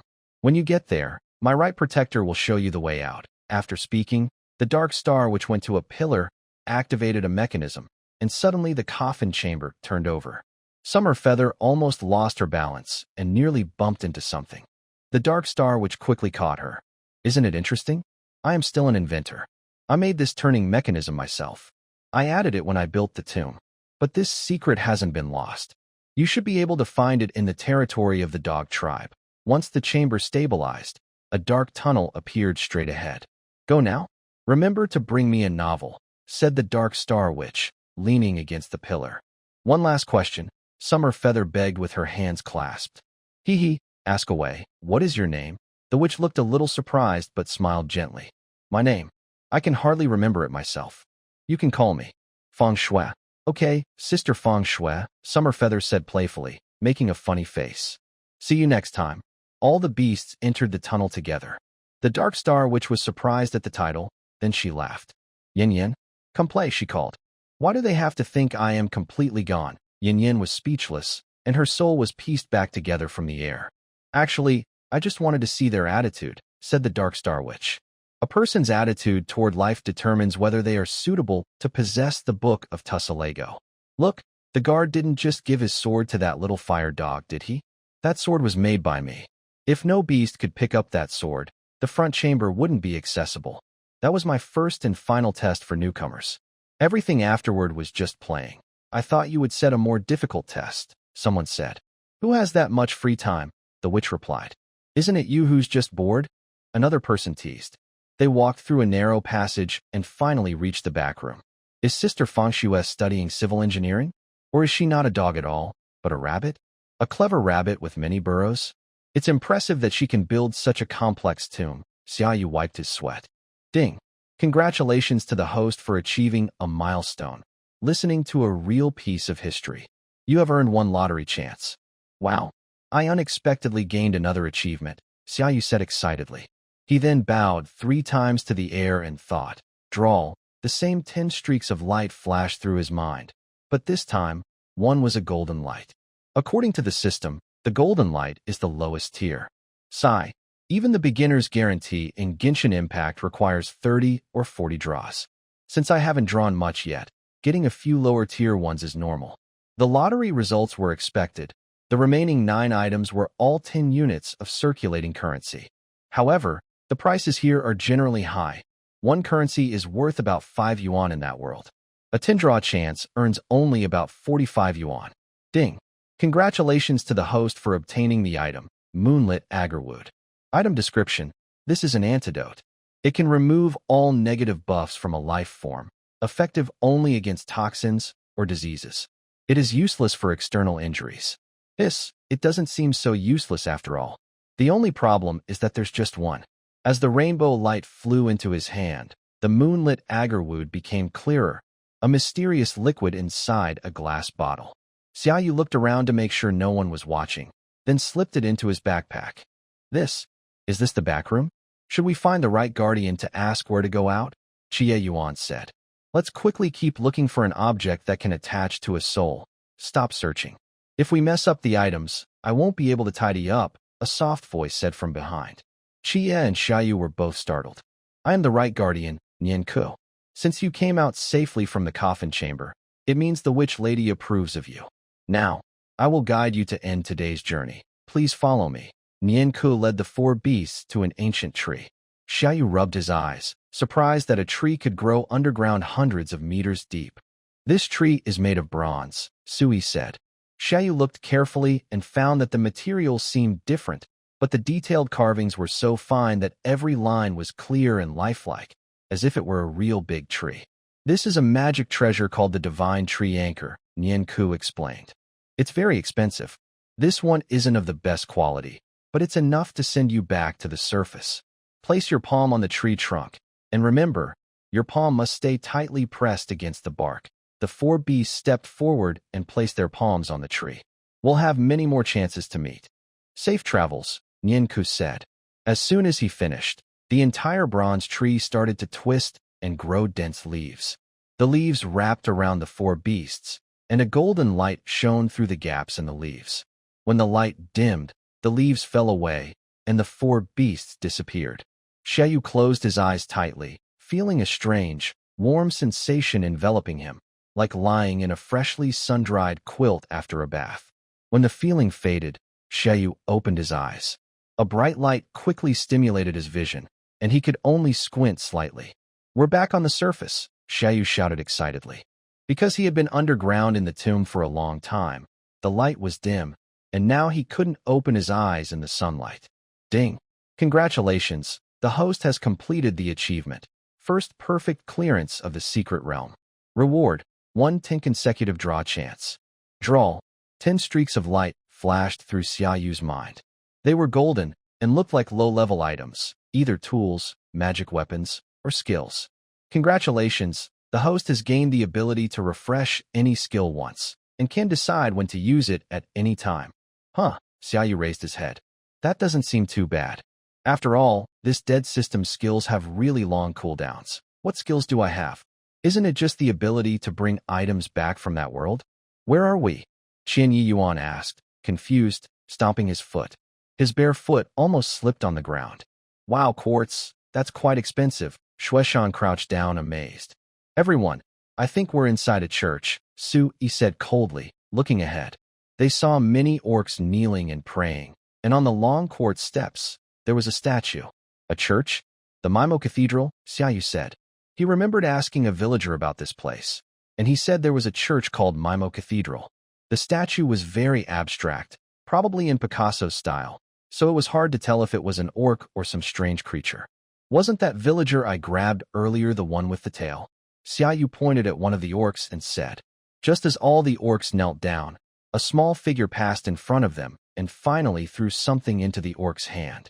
The orc, excited, brought the item to his nose and took a big sniff. After inhaling it into his lungs, he looked blissful, but his face appeared more haggard.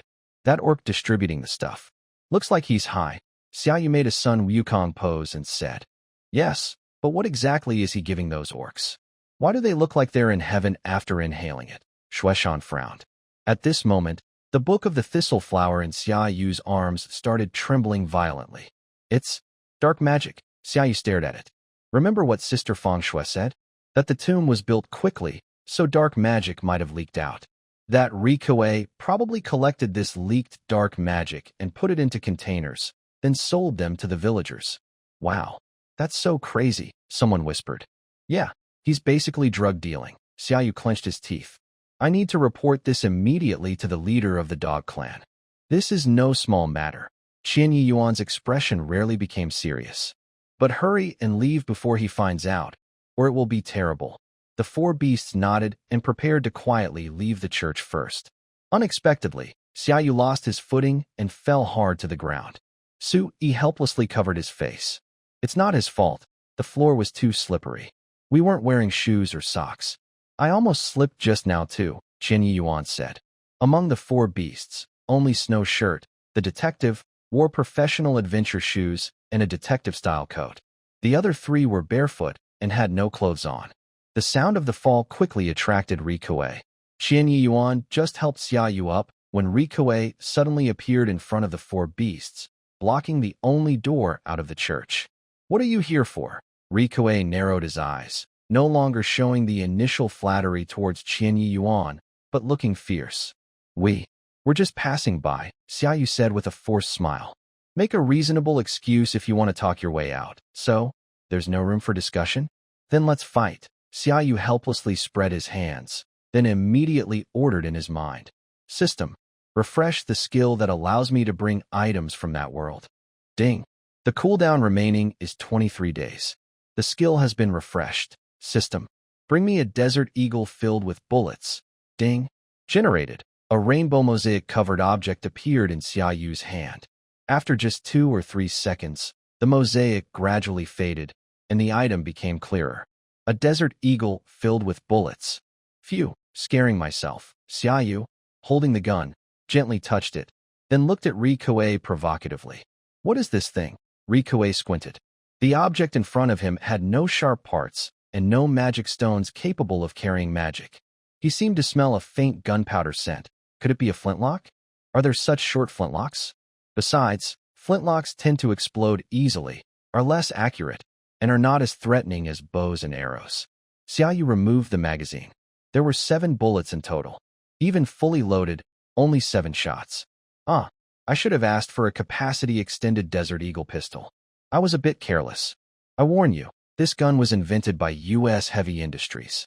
It has a 12.7mm caliber, holds 7 rounds, and is made entirely of titanium alloy with a gold-plated surface.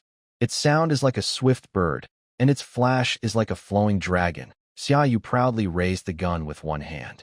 Phew, the orc's claws aren't really suited for holding a gun, but that's okay. Being able to shoot is enough. Ri frowned. He managed to become a village leader not just because of strength, but also because of caution. Since this guy is confident he can use this small device to kill him, Ri knew he couldn't just stand there and take it. Xiaoyu, what kind of thing is this? Qian Yuan whispered. He's been on many battlefields and is quite experienced. Besides sensing a hint of gunpowder smell, he couldn't see any real danger from this device. Shueshan also looked at Xiaoyu with confusion. Only Su-Yi cast a curious glance at the golden desert eagle. Just watch and see. Xiaoyu isn't very familiar with guns. In his world, if someone knew guns well, it would be considered very dangerous and could lead to imprisonment. When he raised the desert eagle with one hand, he looked a bit awkward. He aimed at Ri's shoulder, held his breath, and pulled the trigger.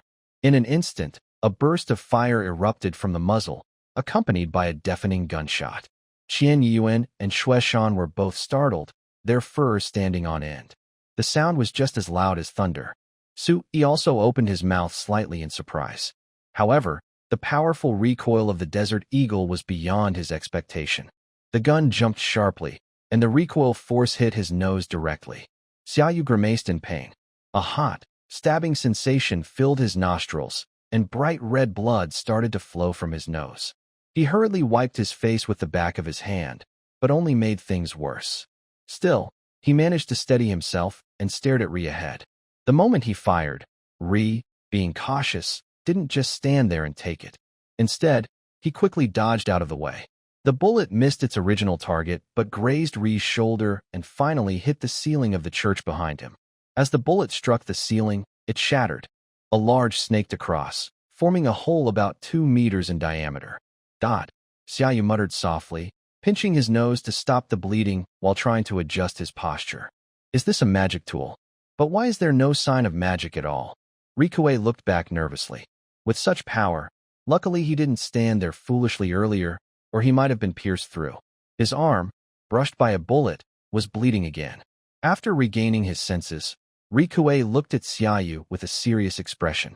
He didn't know how many more times this thing could be used, but he definitely couldn't let it hit him again. Not even once. Only 6 shots left. Xiaoyu clenched his teeth. He had never used a gun before and thought shooting would be as easy as in a game. But just now, firing recklessly not only caused the gun to hit his nose, but also made his wrist feel like it was about to break. When Xiaoyu traveled to the United States before, he shot a small caliber pistol at a shooting range. The recoil alone surprised him, but he never expected that a hunting pistol's power would be several times greater. Maybe that's why the Desert Eagle isn't used as a police sidearm, but it's very popular in games. Are you okay? Su-Yi pulled the fur from his tail, rolled it into a ball, and helped wipe the blood from Xiaoyu's face. I'm fine. What kind of fur is that? From my tail. That's unhygienic. Xiaou wanted to complain more, but Sui raised his hand and covered Xiaoyu's mouth. Rest for a while. I'll handle him. Although Xiaoyu's mouth was small, once covered, he couldn't open it at all, only making muffled noises. Sui stood in front of Xiaoyu, looking at Rikuei with a teasing smile. Oomph. I feel like I can't get any advantage from you guys. Just surrender already, Sui said. But you have a weakness, I don't. Rikuei smiled slightly, then clapped his hands. Suddenly, the orcs who had been greedily absorbing dark magic behind him all stood up in unison, their eyes fierce as they looked at the four beasts. What? What's wrong with them? Xiaoyu shrank back. They are controlled by dark magic, Qian Yuan said. Despicable scoundrels, they actually controlled the villagers to turn against us. This is troublesome now. We can't attack them directly. Ha ha ha, tremble. This is my true power, Rikuei shouted proudly and arrogantly. But he had only laughed halfway when a sharp slap hit his shoulder hard, knocking him forcefully into the ground. Sui appeared behind him. Are you stupid? You have this much ability, yet you stand openly in front of us. Sui floated in the air, looking at Rikuei as if he were a fool. Don't you know how to hide and control them to attack us? This strike was as powerful as thunder, with endless energy, and slammed into Rikuei. In an instant, Rikuei felt a wave of overwhelming force like a storm rushing at him. His body couldn't handle such terrifying impact and was knocked flying. In the air, Rikuei's body, like a broken kite, lost control and fell heavily to the ground. Blood spurted from his mouth, forming a red pool on the ground. Then, his body started to shake violently, his eyes rolled back, and white foam came from his mouth. Finally, he fainted completely. At the moment Rikuei fainted, the beastmen he had been controlling suddenly seemed to break free from their bonds. Their bodies trembled sharply, and they woke up from their controlled state. Their eyes cleared, and their expressions changed from confusion to shock, clearly having no memory of what just happened. Xiaoyu stuck out his tongue. It looked so painful. They tied Rikuei up tightly. Qian Yuan used a long-distance communication spell to inform the dog tribe beastmen to come and arrest him. Because the case was serious, the trial would take many days. During this time, the village's leadership position remained vacant.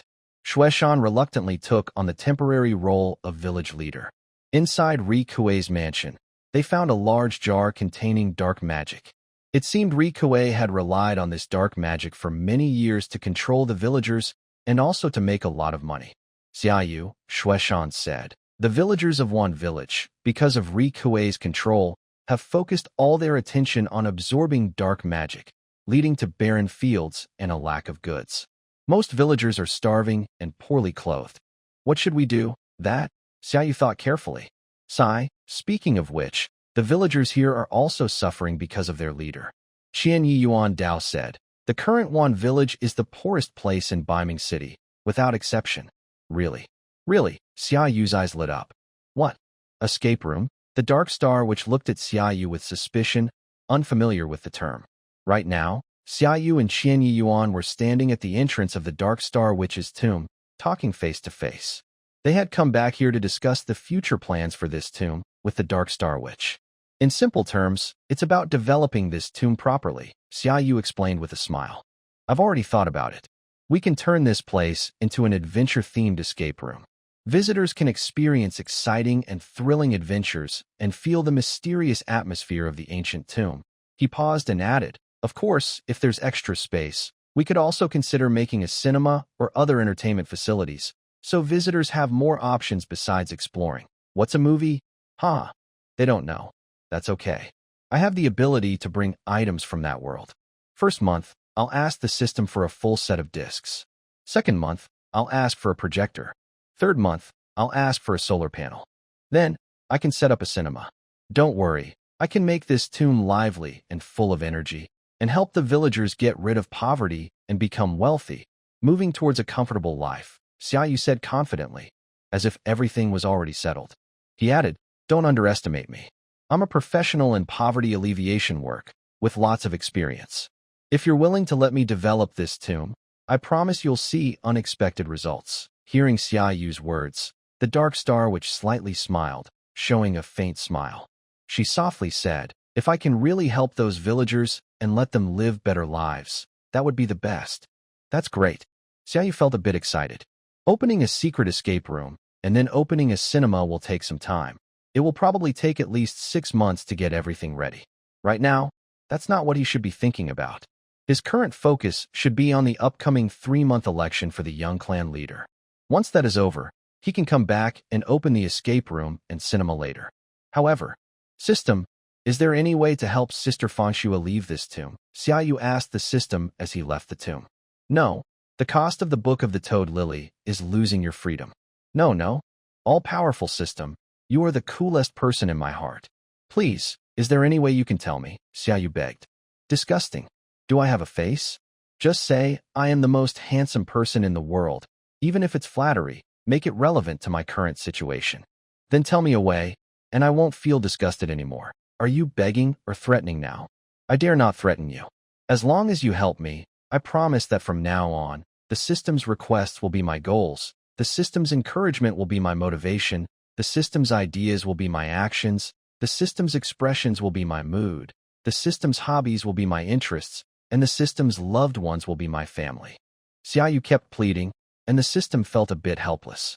Ignoring him would be frustrating, arguing with him would be annoying, so finally, the system decided to tell him, feeling relieved. Actually, there is a way. The true body of the dark star which cannot leave the tomb. That's the rule of the world. But you can find her a new body. In this world, there is a magic called dreamwalking. If you find this magic and give it to the dark star witch, she can entrust a part of her soul into a new body. This way, she can stay in the tomb but also go out and explore using the new body. The system sighed deeply and began to explain. Great.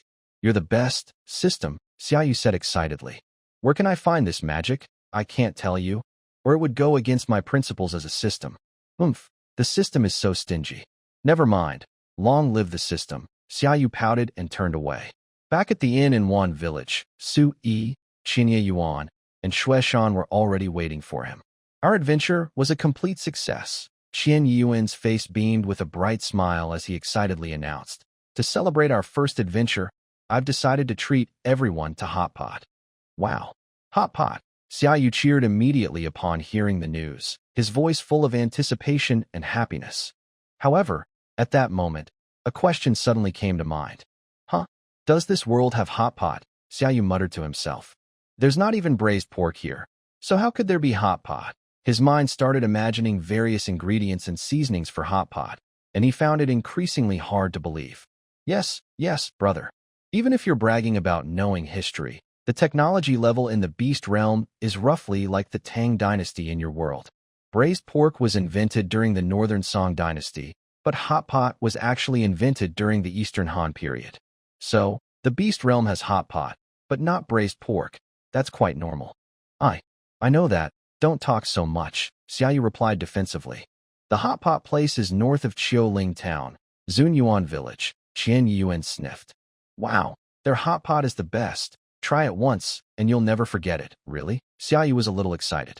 He loved hot pot the most, and had thought he'd have to say goodbye to it after coming to this world.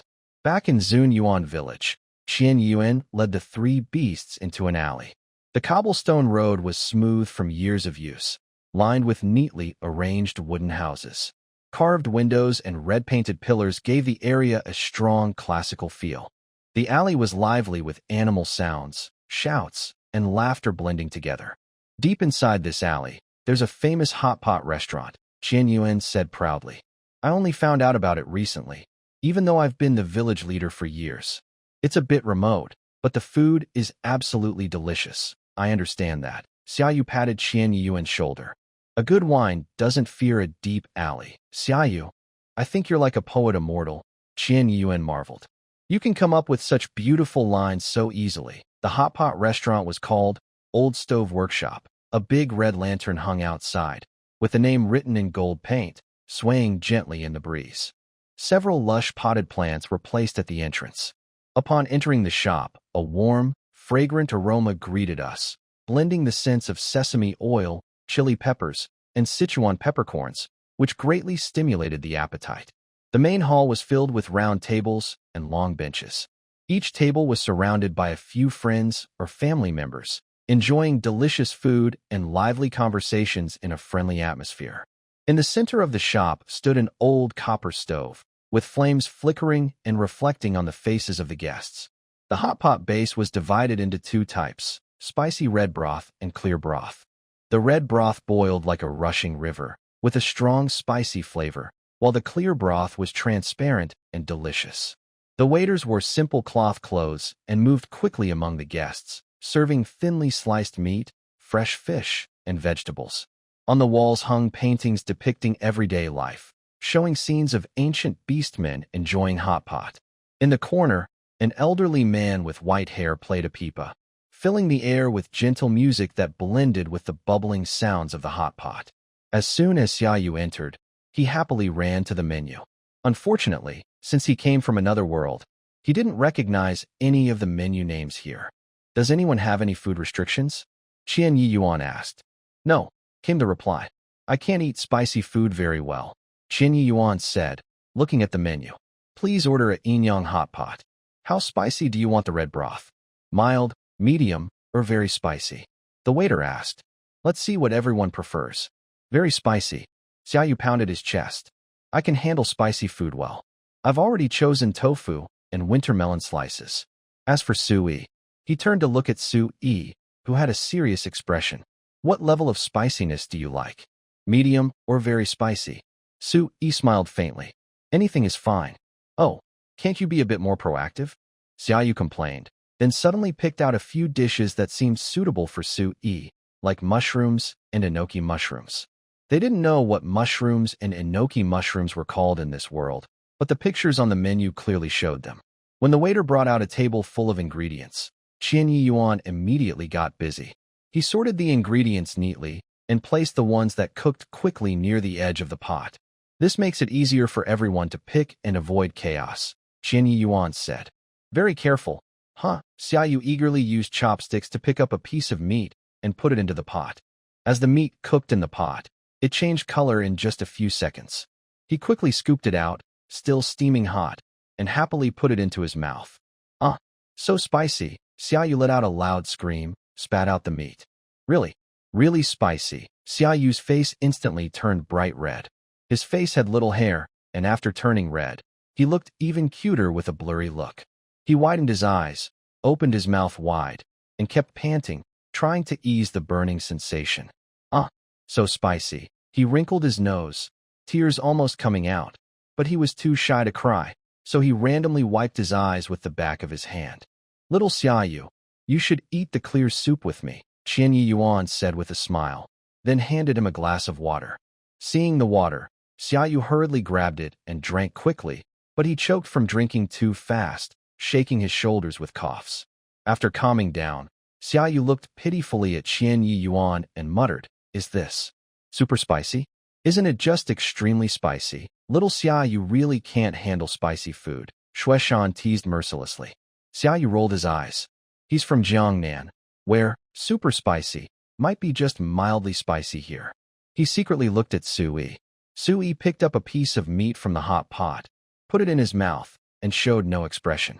His face was handsome and clear like jade, with a gentle spring breeze aura. His deep eyes were calm and bright, seeming to see through people, but always respectful and distant. A faint smile often played on his lips, neither showy nor cold, making people feel close and trustworthy. Although this guy always teases me, I have to say he's really super handsome, Xiaou said with a sneer. After saying that, he secretly licked his lips again, as if wanting to try again but afraid, and retracted his hand. Still, I prefer the clear soup. It's so fresh. Xiaou covered his cheeks. So delicious. It would be even better with some good sauce. Isn't that just perfect? Shueshan said excitedly. My mom taught me a recipe. Mix sesame paste, crushed peanuts, a little chili powder, and soy sauce. It's really tasty. You guys should try it. Upon hearing this, Xiaou went to the condiment station and prepared a small bowl of sauce following Snowshirt Jiao's method. He brushed a piece of meat again, dipped it in the sauce, and then ate it. Really, really delicious. Xiaou felt that eating hot pot in that world was a waste. Everyone, your drinks are here. The waiter carried a tray with a large jar of thick, white liquid. Qian. Qinya, what did you order? Xiaou looked at the white, sticky liquid and swallowed nervously. It's rice wine. Don't worry, it's not strong. Our little beast Tai can drink it too, Qinya Yuan explained. Everyone happily ate and drank, each bite bringing satisfaction and joy. Cups clinked, and the lively, cheerful atmosphere made Xiaou, who was very lonely in that other world, feel a bit dazed. In that world, he didn't have friends to talk so freely with. As time passed, the dishes on the table were mostly finished, leaving only some leftovers. Everyone was full and too tired to move, so they leaned back in their chairs and chatted casually. Sui, do you know about a magic called dreamwalking? Xiaou asked Sui, who was picking his teeth. Since the system wouldn't tell him, he had to ask the knowledgeable Sui. Dreamwalking? I've heard of it. Sui tilted his head in thought. I think it appeared in the western city of the Ninetails Fox clan. Why didn't the beastmen of the Ninetails Fox clan use it to rescue Sister Fanxue? Xiaou asked. Oh, you want to use dream walking to get her out of the tomb, Sui said. The Dark Star, which is a hero who helped the entire beast domain through tough times. Other beastmen could probably think of similar methods. In fact, dream walking has been lost for many years. There are rumors that the last sighting was in the western city of the Ninetails Fox clan, but it's just a rumor. You don't need to think too much about it. Hiss. Lost for so many years. Where should I look for it? This dead system isn't saying anything. I should negotiate with it someday and see if I can exchange some conditions to get information about dream walking. Everyone, are you full? Qinya Yuan stood up. Since we're done eating, does anyone have any plans for what to do next? Everyone was excited and didn't want to go home just yet. Hey, Xiaoyu's eyes lit up. Aren't there 4 animals now? Wait a moment. Xiaoyu quickly ran out of the old kitchen. Is he trying to leave without paying? Sui slowly said as he watched Xiaoyu run away very fast. I already paid my bill. Why would I run off? Qin Yuan said helplessly. Let's wait for him to come back. Soon, Xiaoyu returned, panting heavily, holding a large box in his arms. Xiaoyu. Qin Yuan looked at what Xiaoyu was holding. Hurry up. Gather around. Xiaoyu opened the box, revealing small square pieces with patterns on them. I ordered these from the carpenter a long time ago. They've been kept in his workshop and I never took them back. Qin Yuan picked up one and examined it for a while.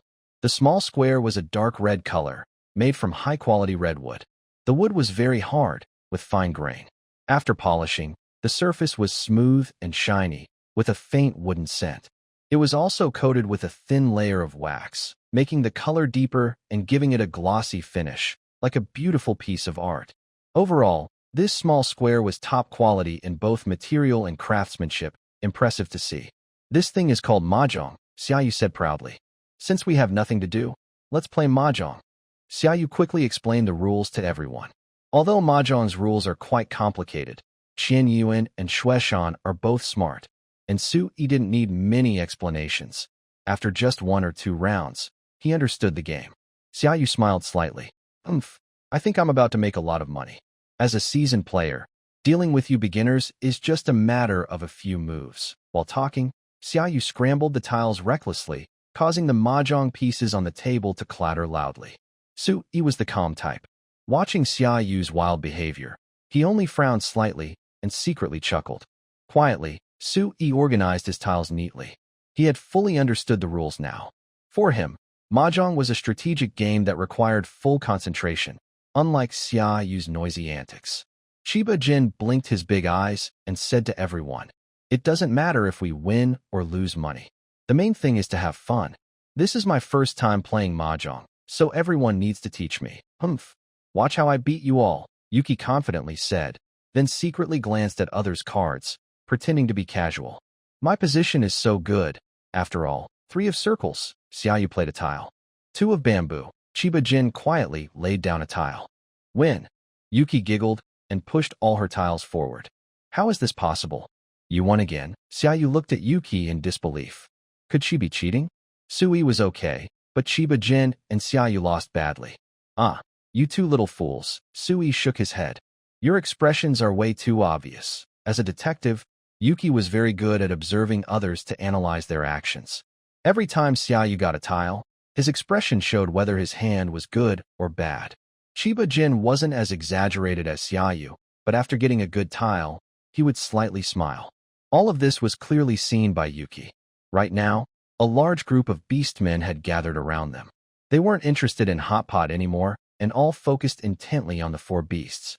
Some beastmen even figured out the rules and started whispering to each other. "Little friend, what kind of game is this?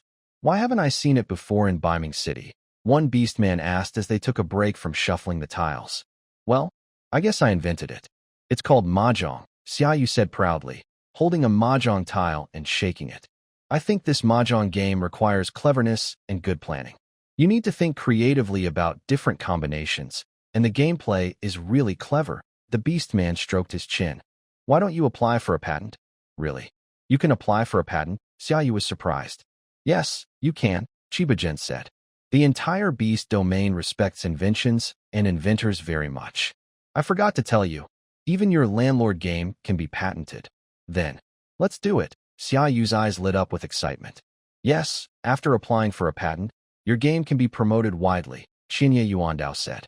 "You will also gain some fame in Beiming City." "Let's go," Xiaou said, looking out the window. The sun was slowly setting. "Qinya Yu and I will go apply for the patent. Su-yi, you go home first. Sister Shueshan, see you next time." "Yes, I also need to return to one village for now," Shueshan replied. "Brother Qinya, quickly call the village guardian of the Ji-Dog clan to send someone over. I'm only here temporarily.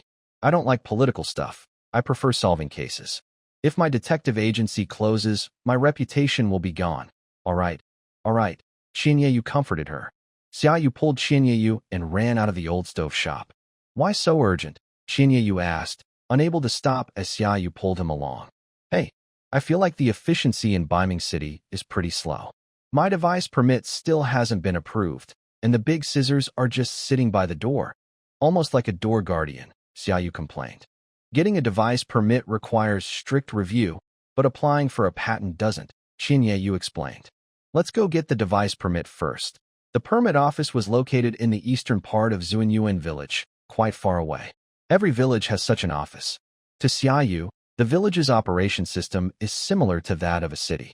When they arrived in the eastern part of Zuanyuan village, Xiaou was surprised and opened his mouth wide. The place to get the permit was surprisingly bustling. Although, due to technological limits, the tall buildings weren't as impressive as the steel and concrete forests of his world, they still looked grand and magnificent. Most of these tall structures were made of wood, with flying eaves, carved beams, and painted rafters, each detail showing the craftsmanship of the artisans. Between the buildings, red columns and golden glazed tiles shone brightly under the sun. On the rooftops, various mythical beast decorations added a sense of majesty. The facades facing the street were often decorated with exquisite plaques and colorful lanterns. As the sun set, the West City area lit up, making the scene look like a dream. The streets were lined with shops, restaurants, tea houses, silk stores, jewelry shops, everything you could imagine. Signs fluttered in the wind, attracting merchants and travelers from all directions. Orcs jostled shoulder to shoulder. Carriages and horses filled the streets, creating a lively, bustling scene.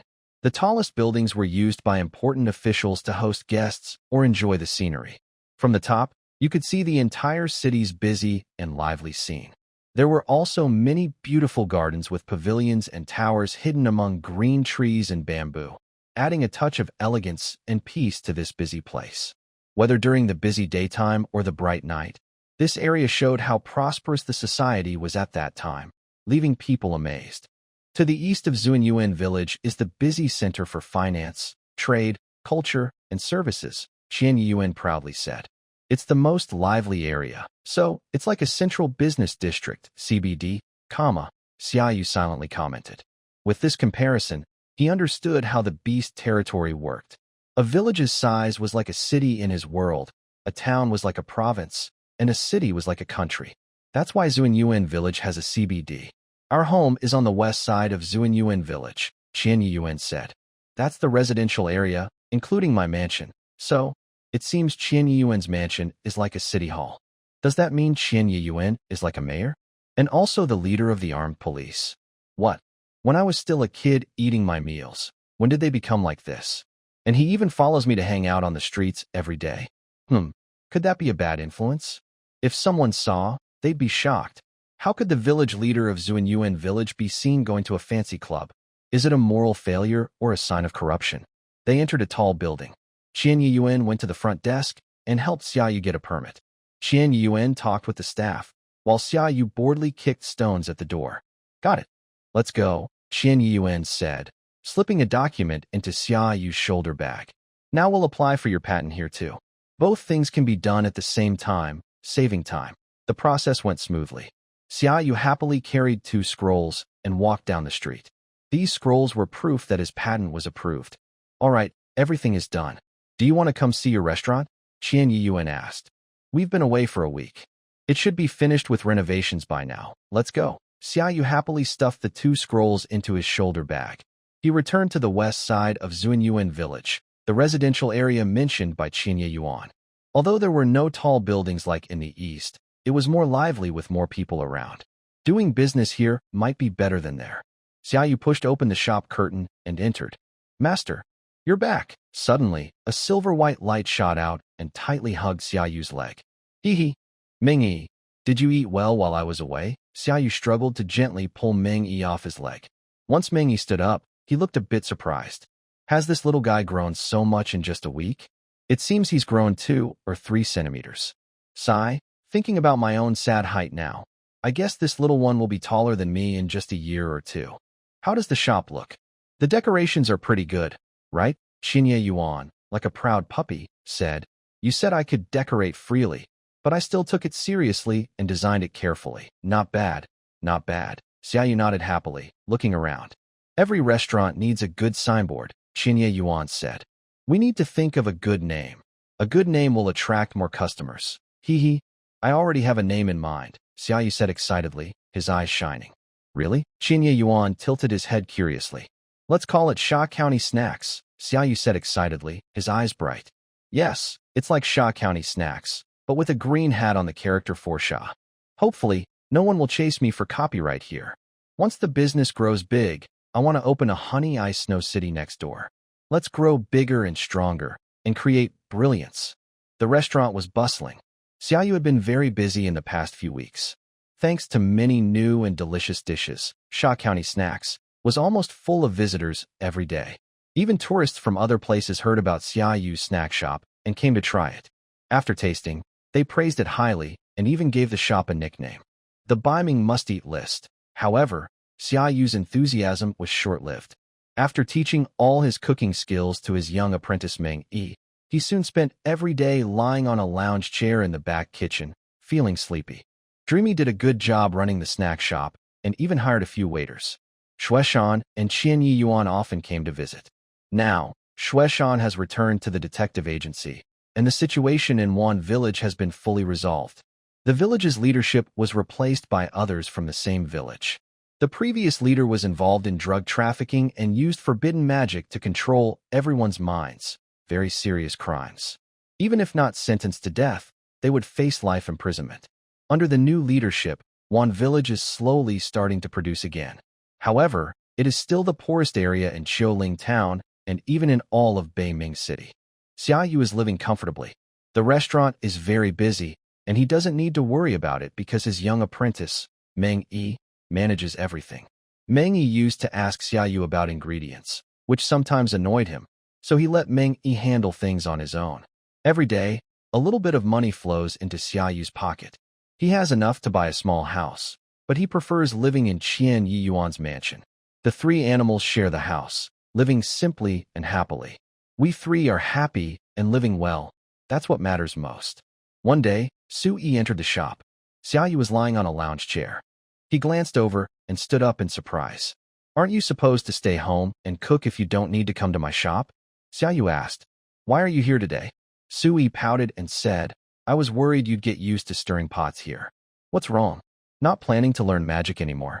Right now, in Qian Yiyuan, everyone is working hard in the bamboo forest for the young clan leader's election. I often go there to guide him. In 2 months, I'll have to leave for some time. Don't you think you should ask me questions while I'm here?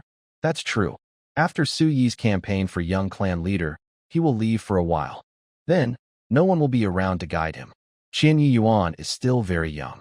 Like greedy capitalists, everything has a cost. It seems Su Yi's advice is the most valuable. So what do you plan to teach me? Xiaou asked. Use this big scissors, Su Yi said. I want to teach you how to use them. Okay, I'll go get them when I go back, Xiaou replied. No need. I already brought them, Su Yi said. Su Yi pulled out a large pair of scissors from his bag. You're just walking around with them openly? Do you have a permit for carrying weapons? Xiaou asked. No, I don't. Are you not afraid of getting caught? Whoever tries to arrest me, I'll just knock them out. Su Yi said. Anyway, they can't see my movements clearly. Besides, if I do get caught, can Qian Yuan really get me out on bail? That's what he said, but it feels a bit off. After Xiaou explained a few things to Meng Yi, he followed Su Yi back to the bamboo forest from before. He saw Qian Yuan already there, sitting cross-legged in the pond with his eyes tightly closed. By the way, your weapon is really strange, Su Yi said. A big pair of scissors. Wow, very few beasts use this kind of weapon. Yeah, how do I use it? Xiaou frowned. When the system first gave him this weapon, he couldn't figure out how to use scissors.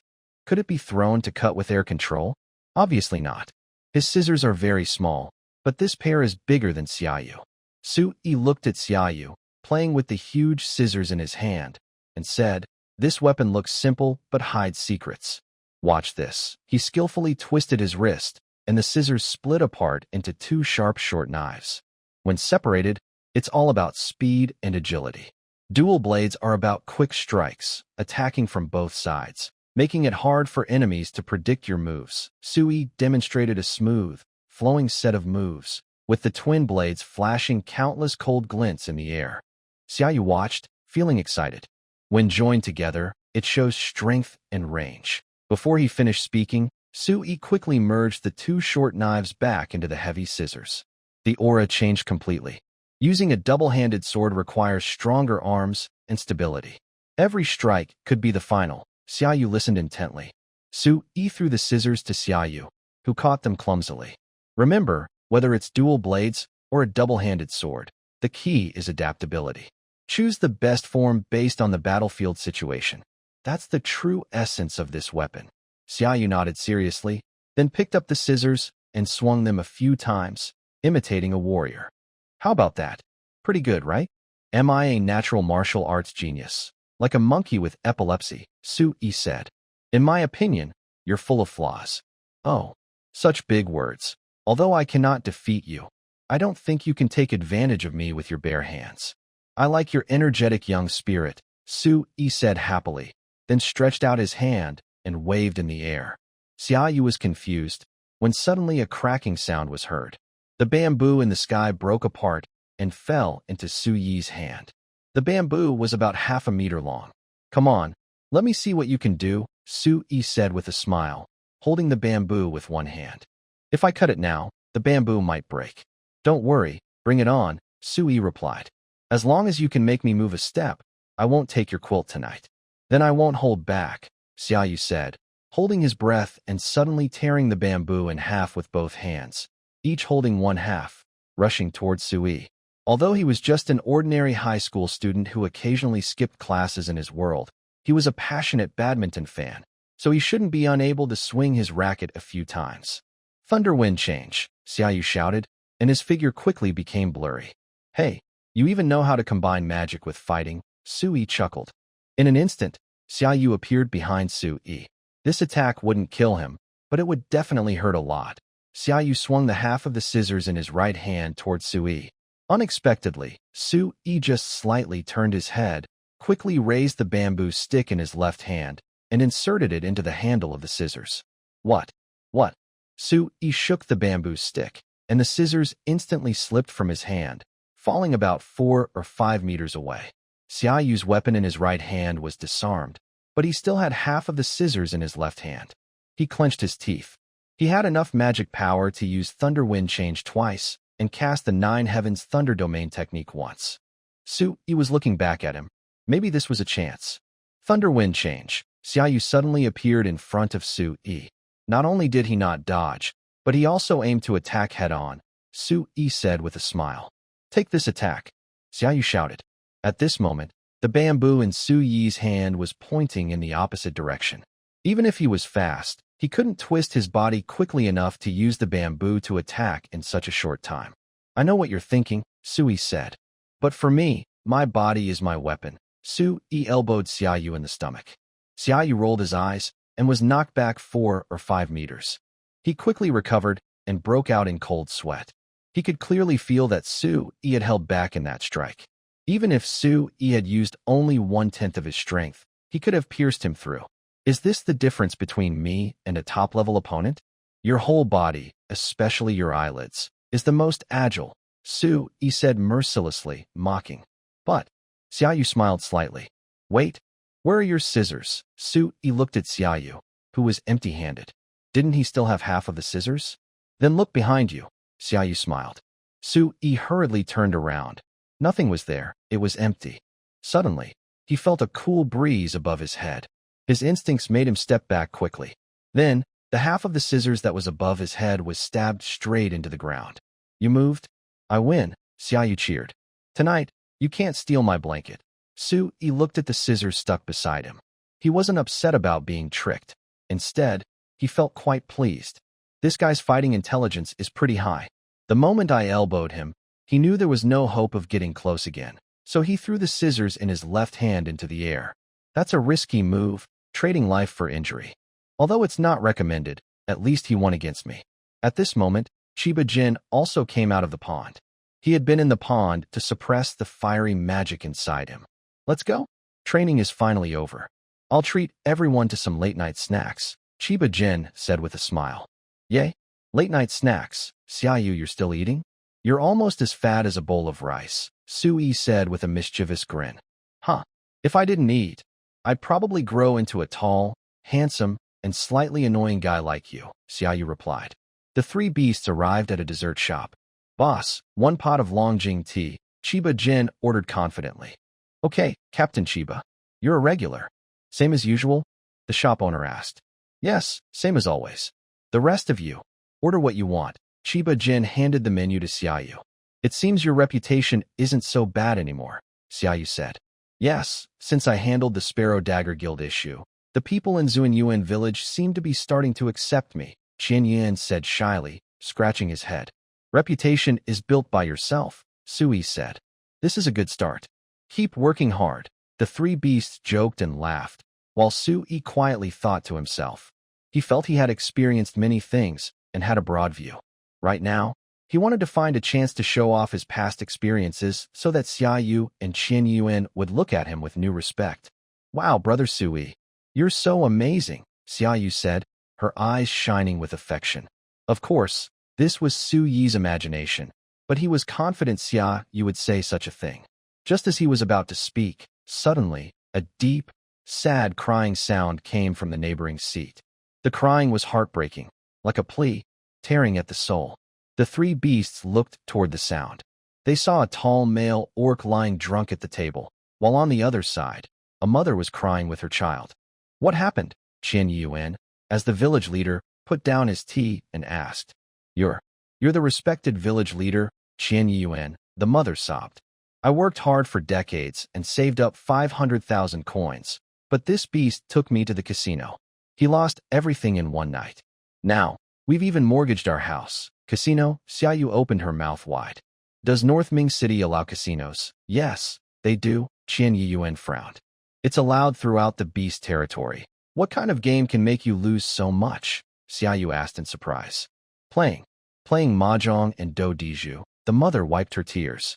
At first, my husband kept winning, from a few coins to tens of thousands. But then he kept losing, gambling more and more. In the end, he lost all our belongings. Our child is still young, and we need to learn magic. Now, we're completely broke. What should we do? Hearing about mahjong and do diju, Xiaoyu's face darkened. Originally, she brought these games to pass the time when bored. But now, they had become regulars at the gambling table, tools for gamblers. Which casino? Qiyu Yuan asked. It's Yunzhou Casino in the eastern part of Zuanyuan village, replied the small child standing beside his mother. At this moment, the drunken orc lying on the table started shouting, I'm sorry, I can't face you anymore. He then threw the bottle on the ground, smashing it into pieces of glass. The orc picked up a shard of glass and clenched it tightly.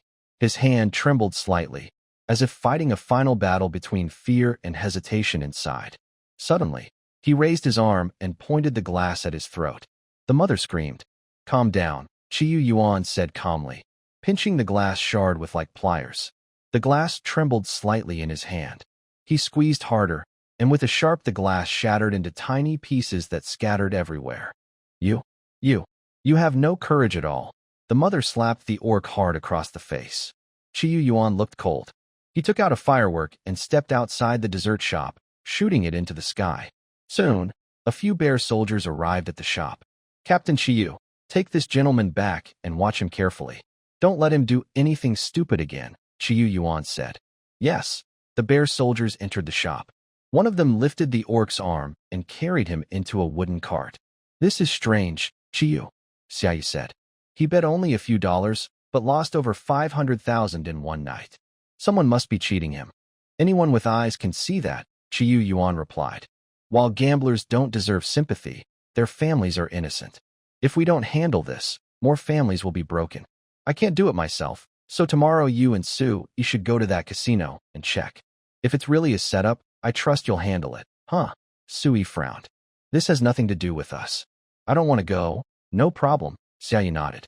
Seeing Xiaou agree to help, Sui reluctantly swallowed his refusal. "What's the name of the person who won your husband's money?" It was two beasts, a male and a female," the mother recalled.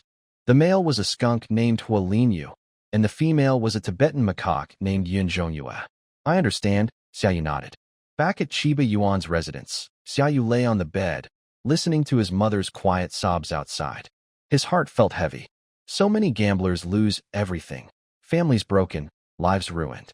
He had brought mahjong and playing cards into this world, but instead of bringing joy, they had fueled the gambling craze. He couldn't help but feel guilty. The next day, Xiaou and Sue arrived at the so-called Cloud Boat Casino. The casino's exterior had a European style, full of luxury and elegance. The main building followed a classic symmetrical design, giving it a sense of dignity and grandeur. The outer walls were painted in soft gold, cream, and light gray, decorated with delicate carvings. At the entrance stood a tall arched gate made of smooth marble, flanked by thick Corinthian columns with beautifully carved spiral patterns. "Wow, running a casino really makes this much money?" Xiaou exclaimed. The roof was steeply sloped, covered with red clay tiles or shiny green copper plates. Towers and spires dotted the structure, adding depth and variety to its silhouette. Xiaou could already imagine how, at night, rows of crystal chandeliers would hang from the eaves, casting a gentle glow all around. Surrounding the casino was a large, neatly trimmed French garden.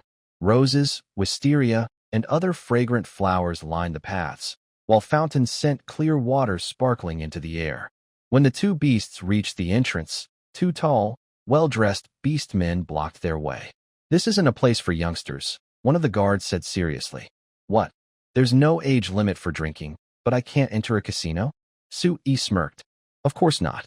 Our boss wants everyone to have fun, but if you want to come in, you'll need to show proof of your wealth." That was a problem. He didn't have anything to prove his assets.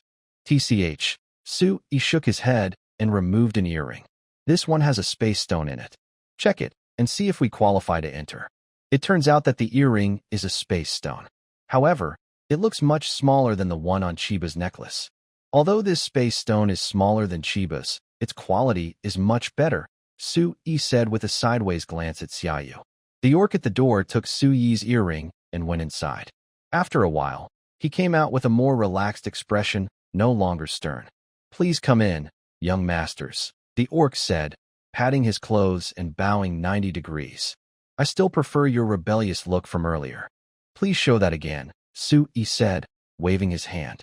He followed Xiaou inside. He was tall and kept close behind Xiaou, like a bodyguard. Once inside the casino, Xiaou felt a little shy. All the orcs here wore expensive clothes, but he was completely. Although his thick fur kept him from being exposed, as someone from another world, he still felt like he was walking around. Usually, it was okay, but compared to these dressed-up orcs, he felt even more exposed. The orcs around looked at him with disdain. They thought, "This kid's markings are not noble, and he came in without clothes.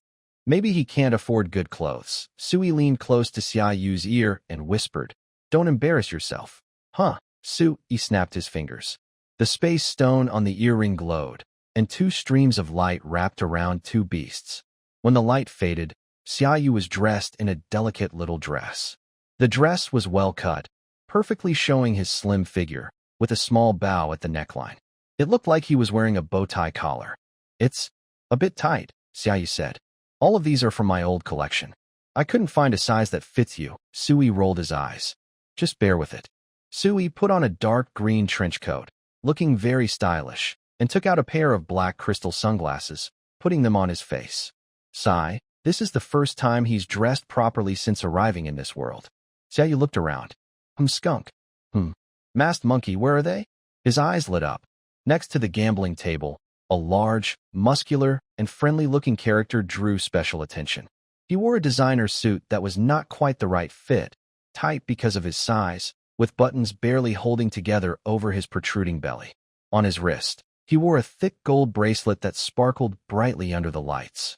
His fingers had several shiny rings, each with a gemstone that seemed to flaunt its value. Around his neck, he had a heavy gold chain with a large pendant about the size of a palm, swinging as he moved. His face was rosy and full, with a confident yet slightly proud smile. His eyes showed a hint of cunning and pride. Next to him sat a woman who looked like a noble lady, elegant but mysterious. She wore a finely tailored black evening dress that revealed just the right amount of collarbone and shoulder lines, giving her a cool, distant look. She had large pearl earrings that matched her diamond necklace, which shimmered in the light. Her makeup was simple, but her calm and composed expression made her presence impossible to ignore. Sometimes she sipped champagne lightly, but her eyes stayed fixed on the chips on the table, as if she was confident about everything. Summer Feather pushed his chair forward and sat in front of the two. "Excuse me, are you Mr. Huolin and Ms. Yunzhongyue? Why? Are you here to cause trouble or seek revenge for someone?" The friendly-looking character looked at Summer Feather with disdain. "No, I just want to play a few rounds," Summer Feather said seriously. Haha. Huolin burst out laughing. A kid, with hardly any money, probably has to sell himself. But with such a weak body, after winning him, he'd probably be ruined in a brothel in no time and wouldn't make much money. Huolin waved impatiently. "Get out. Go play in the mud somewhere else." Summer Feather sneered. "Underestimate me?" Behind him, Sui nodded, and a dazzling light shone from his earrings. Gold coins appeared in front of Summer Feather. He moved the coins onto the table. "Can we start now?" Huolin and Yunzhongyue looked at each other, surprised but also sneering. This guy, the money is coming to him, so he can't refuse it. Today, I must squeeze every last bit of value from this naive young boy. "Little friend, you are very brave. What's your name?" Lin Yu asked. "My name is Xiaou." "Xiaou, a nice name." Lin Yu squinted. "What do you want to play?" "Just a game of do diju," Xiaou replied. "All right, do diju it is," Lin Yu said. "If the landlord wins, all the farmers' money goes to the landlord. If the farmers win, the money is split evenly. One game is 10,000 yuan. Are you brave enough?" When he mentioned 10,000 yuan, Lin Yu regretted it. He forgot that the opponent was just a kid. Saying that amount might scare him away. "Okay," Xiaou nodded. Lin Yu and Yunzhongyue exchanged looks, both seeing excitement in each other's faces. Now the real show begins. 2 hours later. "Cards are all played," Yunzhongyue said charmingly, spreading her hands. At this moment, Linhai and Yunzhongyue had piles of chips in front of them. They had just played over 20 rounds, and Xiaou had lost every time, losing more than 200,000 yuan. The shiny gold coins in front of him were gradually decreasing, all exchanged for chips. Sui watched nervously, feeling a sharp pain in his heart. Xiaou had just exchanged all the money earned from his shop for chips, only to lose everything. Sui tugged at Xiaou's sleeve. "You've already lost over 200,000 yuan. Stop playing. If you keep going, you'll lose the shop." Xiaou was calm. He looked back at Sui with a cold smile. "Trust me. Why should I trust you?" Sui asked angrily. "I agreed to help you investigate, not to mess around." Xiaou looked at the two smugly holding stacks of chips and said, "They are cheating." "Cheating?" Sui frowned slightly. Xiaou simply smiled faintly. "Yes, cheating." "Humph. Does this little kid really think those few rounds were just bad luck? Xiaou had seen through it clearly during those rounds. Lin Yu and Yun Zhongyue were secretly swapping cards. Since this is a casino, using magic to cheat would be easily detected, so they could only swap cards by sleight of hand. For example, Lin Yu has 3 twos. He winked at Yun Zhongyue, who quickly drew a 2 from his own cards and slid it onto Lin Yu's hand with lightning speed. At the same time, Lin Yu also swiftly slid a card that was useless to himself but useful to Yun Zhongyue to him. Sometimes, if the dealer watches closely, they secretly swap cards under the table. There is some skill involved, but I think betting like this is boring, Xiaou said. How about we bet bigger? Yun Zhongyue and Lin Yu's eyes lit up. Good. They were worried about having no reason to raise the bet, but now it came to them. Okay, how much do you want to bet? Yun Zhongyue said happily, feeling proud. Xiaou extended his paw. 50,000. Xiaou shook his head. 500,000. 5 million, Xiaou said. When he said this, almost all the nearby gamblers were shocked and looked up in surprise. 5 million. Kid, you're crazy. Lin Yu was so stunned he couldn't speak. You guys are so lucky today. Why not try your luck? Xiaou said. Lin Yu and Yun Zhongyue looked at each other. 5 million split between 2 people is only 2.5 million each. 2.5 million. That's not a small amount. This kind of money could last them 3 years without working, and they could eat well for 3 years after opening a shop. Where could they find such a big spender? Xiaou, are you crazy? Sui whispered. Knowing they cheat, why bet so big? And where did you get 5 million? This was also a question Lin Yu and Yun Zhongyue wondered about. Kid, where did you get 5 million? You can't just say it casually. Xiaou smiled slightly, calm and unhurried, and took out something like a stamp from his shoulder bag. This is the title deed to my shop. Check if it's worth 5 million, Xiaou said, handing the deed to the dealer. The dealer took the deed and hurriedly left the table. He went to find an appraiser to verify how much this was worth. Soon, he returned quickly. This shop is doing very well, and it's definitely worth 5 million. Summer Yu raised his head, looking proud as he gazed at the 2 animals in front of him. Lin Yu and Yun Zhongyue exchanged glances, both feeling deep hesitation. Should they gamble or not? 5 million. If they win, it's a serious matter, not a joke. He could use the money to buy a big shop in the most prosperous part of the capital city of Beiming. But if he lost, not only would the young man in front of them earn 100 million for free, but they would also lose 5 million themselves. Their family wealth was not very rich to begin with. Lin Yu and Yun Zhongyue looked at each other, trying to see each other's determination in their eyes. Finally, they nodded firmly. This foolish kid offering such huge riches. Once this round is over, there won't be another chance. They could secretly switch cards, making it almost impossible to lose. All right, young friend Xia, you have courage, Lin Yu said. How can I not give you some face? Young hero Xia, I truly admire you, Yun Zhongyue said. Today, I'll play with you. Dealer, this is a property I own on the second ring road of Emperor Village in Xiaogao Town, worth 5 million. I want to exchange it all for chips, Yun Zhongyue said. This is one of my craftsmen's workshops, with over 200 employees, Lin Yu added. I want to exchange it all for chips too. Soon, the dealer held 2 trays, piled high with chips. Pour them all out. The dealer dumped all the chips onto the gambling table, shocking the surrounding spectators. Oh my, this is the biggest bet in this casino in the past year. It's rare to see such a game in 100 years. Wait, the person sitting in front of them looks like a young child who hasn't even finished nursing. How could it be? In our respected Yuan village, there's no wealthy person who can spend 500,000 so freely. Summer Yu ignored the noisy crowd around him. After the dealer finished shuffling the cards, he asked to cut the deck himself. When Summer Yu cut the cards, his technique was clumsy, and he even mixed the cards up, causing some spectators to laugh. The dealer sighed. Sigh. This kid could have a bright future, but he's fallen into gambling. This little beast has such shiny, smooth skin, truly a fresh and beautiful face, like a lotus emerging from water. Compared to the village ruler, Qinya Yuan, it doesn't fall short. Just relying on its looks, it could support itself, but today, it is about to lose everything and go bankrupt. At this moment, some kind-hearted gamblers stepped forward to advise, little friend, you still have a long future ahead. It's not worth it. It's okay. I have made up my mind, Xiaou said with a smile. That kid is really crazy. Many gamblers end up ruined and broke because of gambling. Some gamblers whispered, forgetting why they were even here. Su Yi looked at Xiaou, clenched his teeth, and thought to himself, it's okay. If the shop loses, I will buy it back. I came to the beast domain after losing in a battle, so I didn't bring much money. If Xiaou loses the shop, I will go back to the evil dragon island to find my father's hidden money. Over the years, his father probably collected some gold, silver, and jewels. Yes, that's it. And if I buy back the shop, Xiaou should also be willing to give himself in return. He took out 3 landlord cards. Unsurprisingly, with the help of Huo Linyu and Yun Zhongyue, Xiaou was again assigned as the landlord. Xiaou decisively discarded 3 landlord cards. After removing these 3, he now has 17 cards in his hand.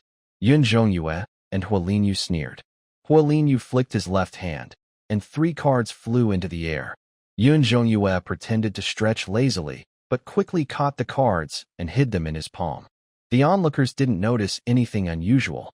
At this moment, Yun Zhongyue not only had a king bomb, but also a pair of bombs and a straight. Winning this round was almost certain. Xiaou looked at his 17 cards and fell into thought. Landlord, you should go quickly, Yun Zhongyue said with a smile. Oh, so the landlord goes first, Xiaou replied. Humph, whether you go first or not, it doesn't matter anymore. You have 17 cards. As soon as you play 1 card, I will quickly play a bomb, then another, then a third, with no chance for you to counter.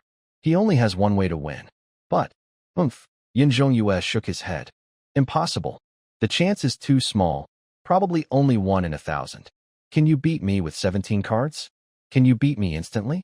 With 17 cards, you could make me lose my mind in a second. I would immediately take all the chips in front of me. Xiaou held up the cards with her 2 fluffy hands. She pretended to look at them for a moment, then acted surprised. 4 of a kind, Xiaou placed all 17 cards on the table and looked at the 2 players with innocent big eyes. Huo Linyu and Yun Zhongyue's smiles froze on their faces. 4 of a kind. It really is 4 of a kind. That means Xiaou just played all her cards at once.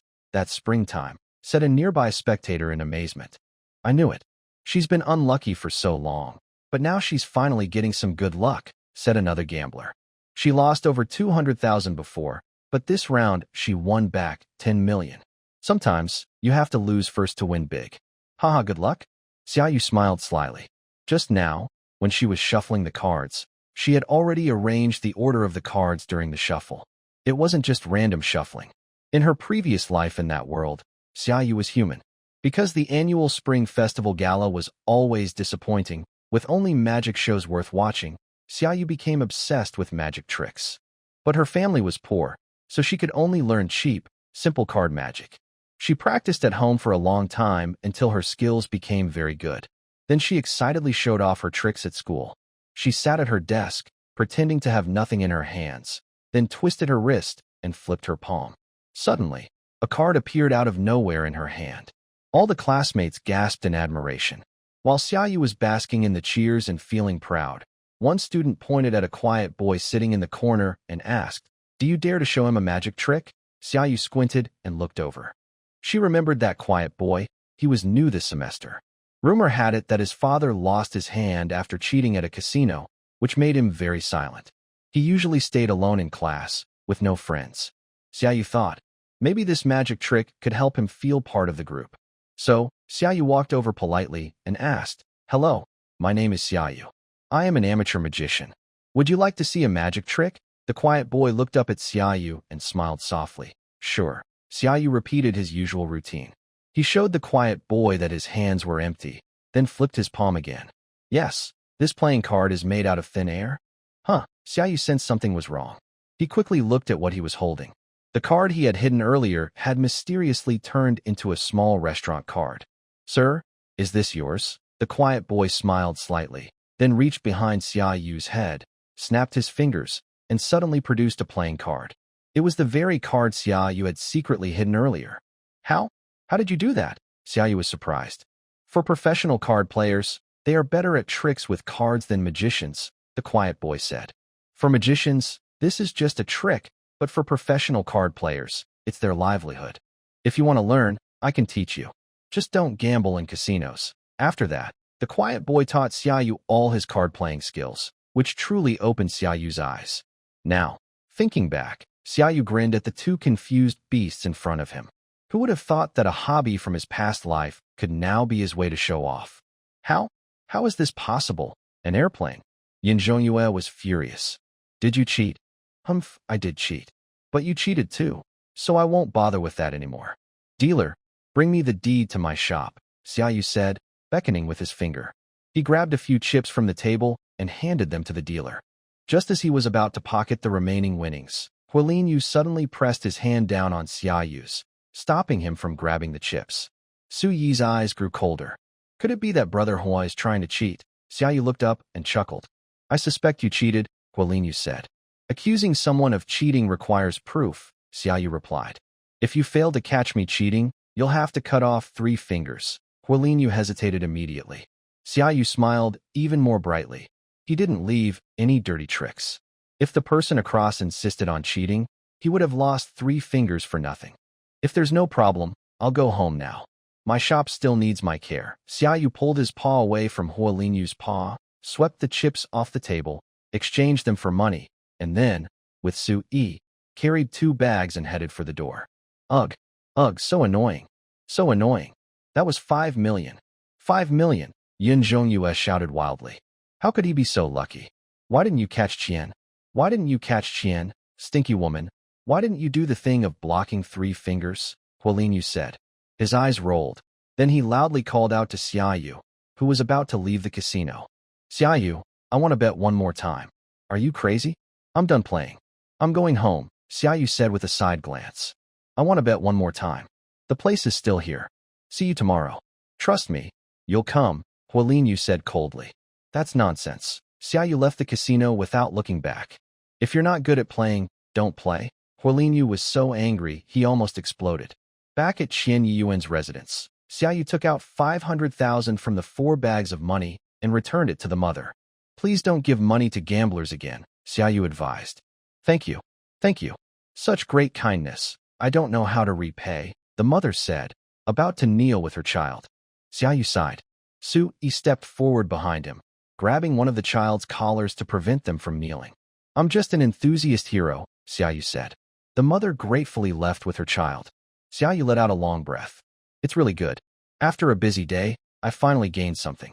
Not only did I help the mother recover her savings, but I also won over 9.3 million from the initial savings and the 200,000 I threw in earlier as bait. In the beast realm, saving a little here and there would be enough for me to spend my whole life. Who would have thought? 2 slippers, little yellow dog. Su Yi nudged Xiaoyu with his shoulder. Sigh, a hero shouldn't boast about past bravery. Xiaoyu stared at his furry paw. Beastmen's palms and fingers are less flexible than humans. Last night, he practiced for a while before barely adapting.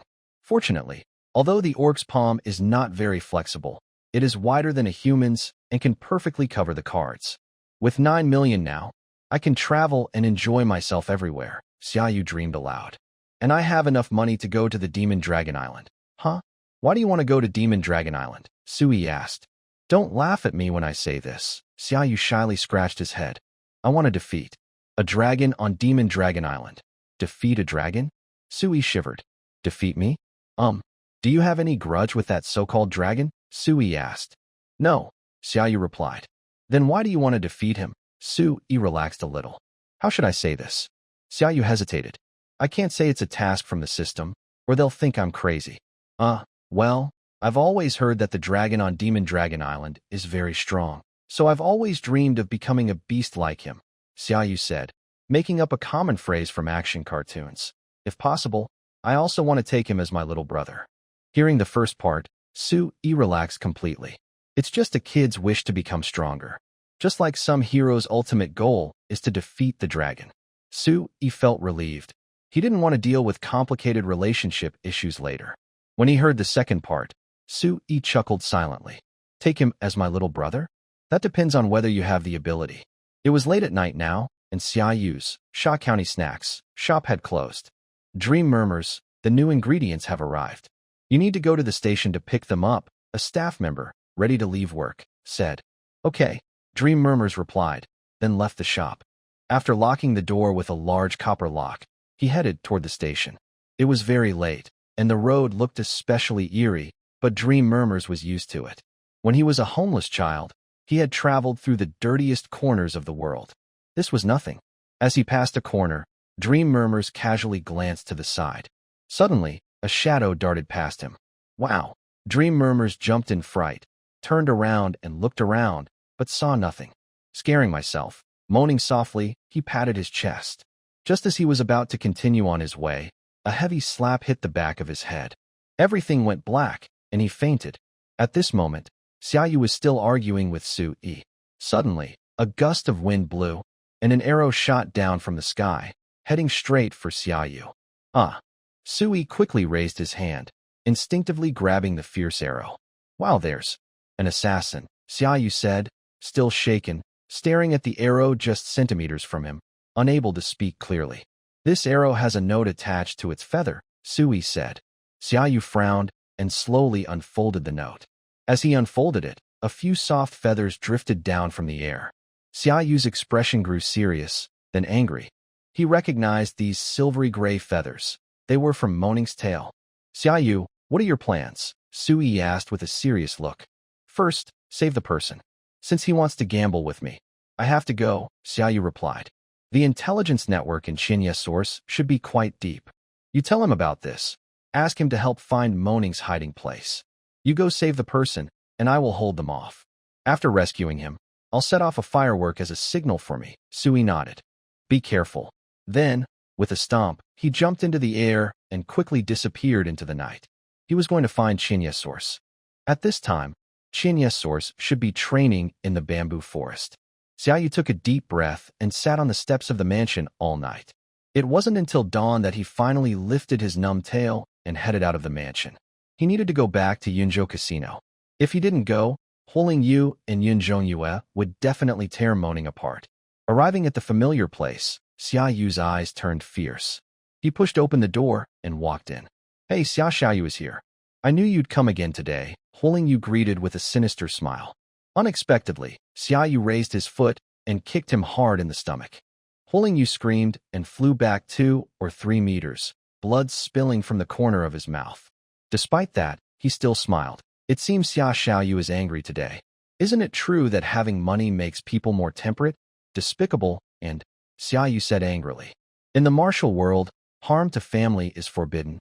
In gambling, you accept the outcome. You haven't followed any of these rules. Heh. Rules. Huling Yu raised his head. If I followed these boring rules, I wouldn't have made a name for myself. Today, are you going to gamble with me or not? If you refuse, I'll tell you I've been abstinent for a long time, and I could even settle for that young boy. Xiaou took a deep breath. He knew he had to stay calm. He asked, what are we gambling on? Today, we're not playing Fight the Landlord. Huling Yu squinted. Not playing Fight the Landlord? Xiaoyu's lips twitched slightly.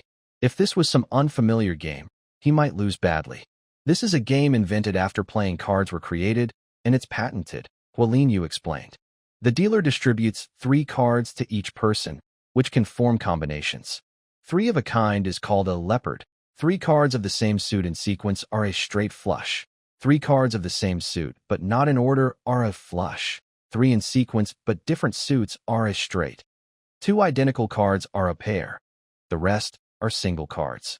The ranking is, leopard beats straight flush, which beats flush, which beats straight, which beats pair, and single cards are ranked from highest to lowest.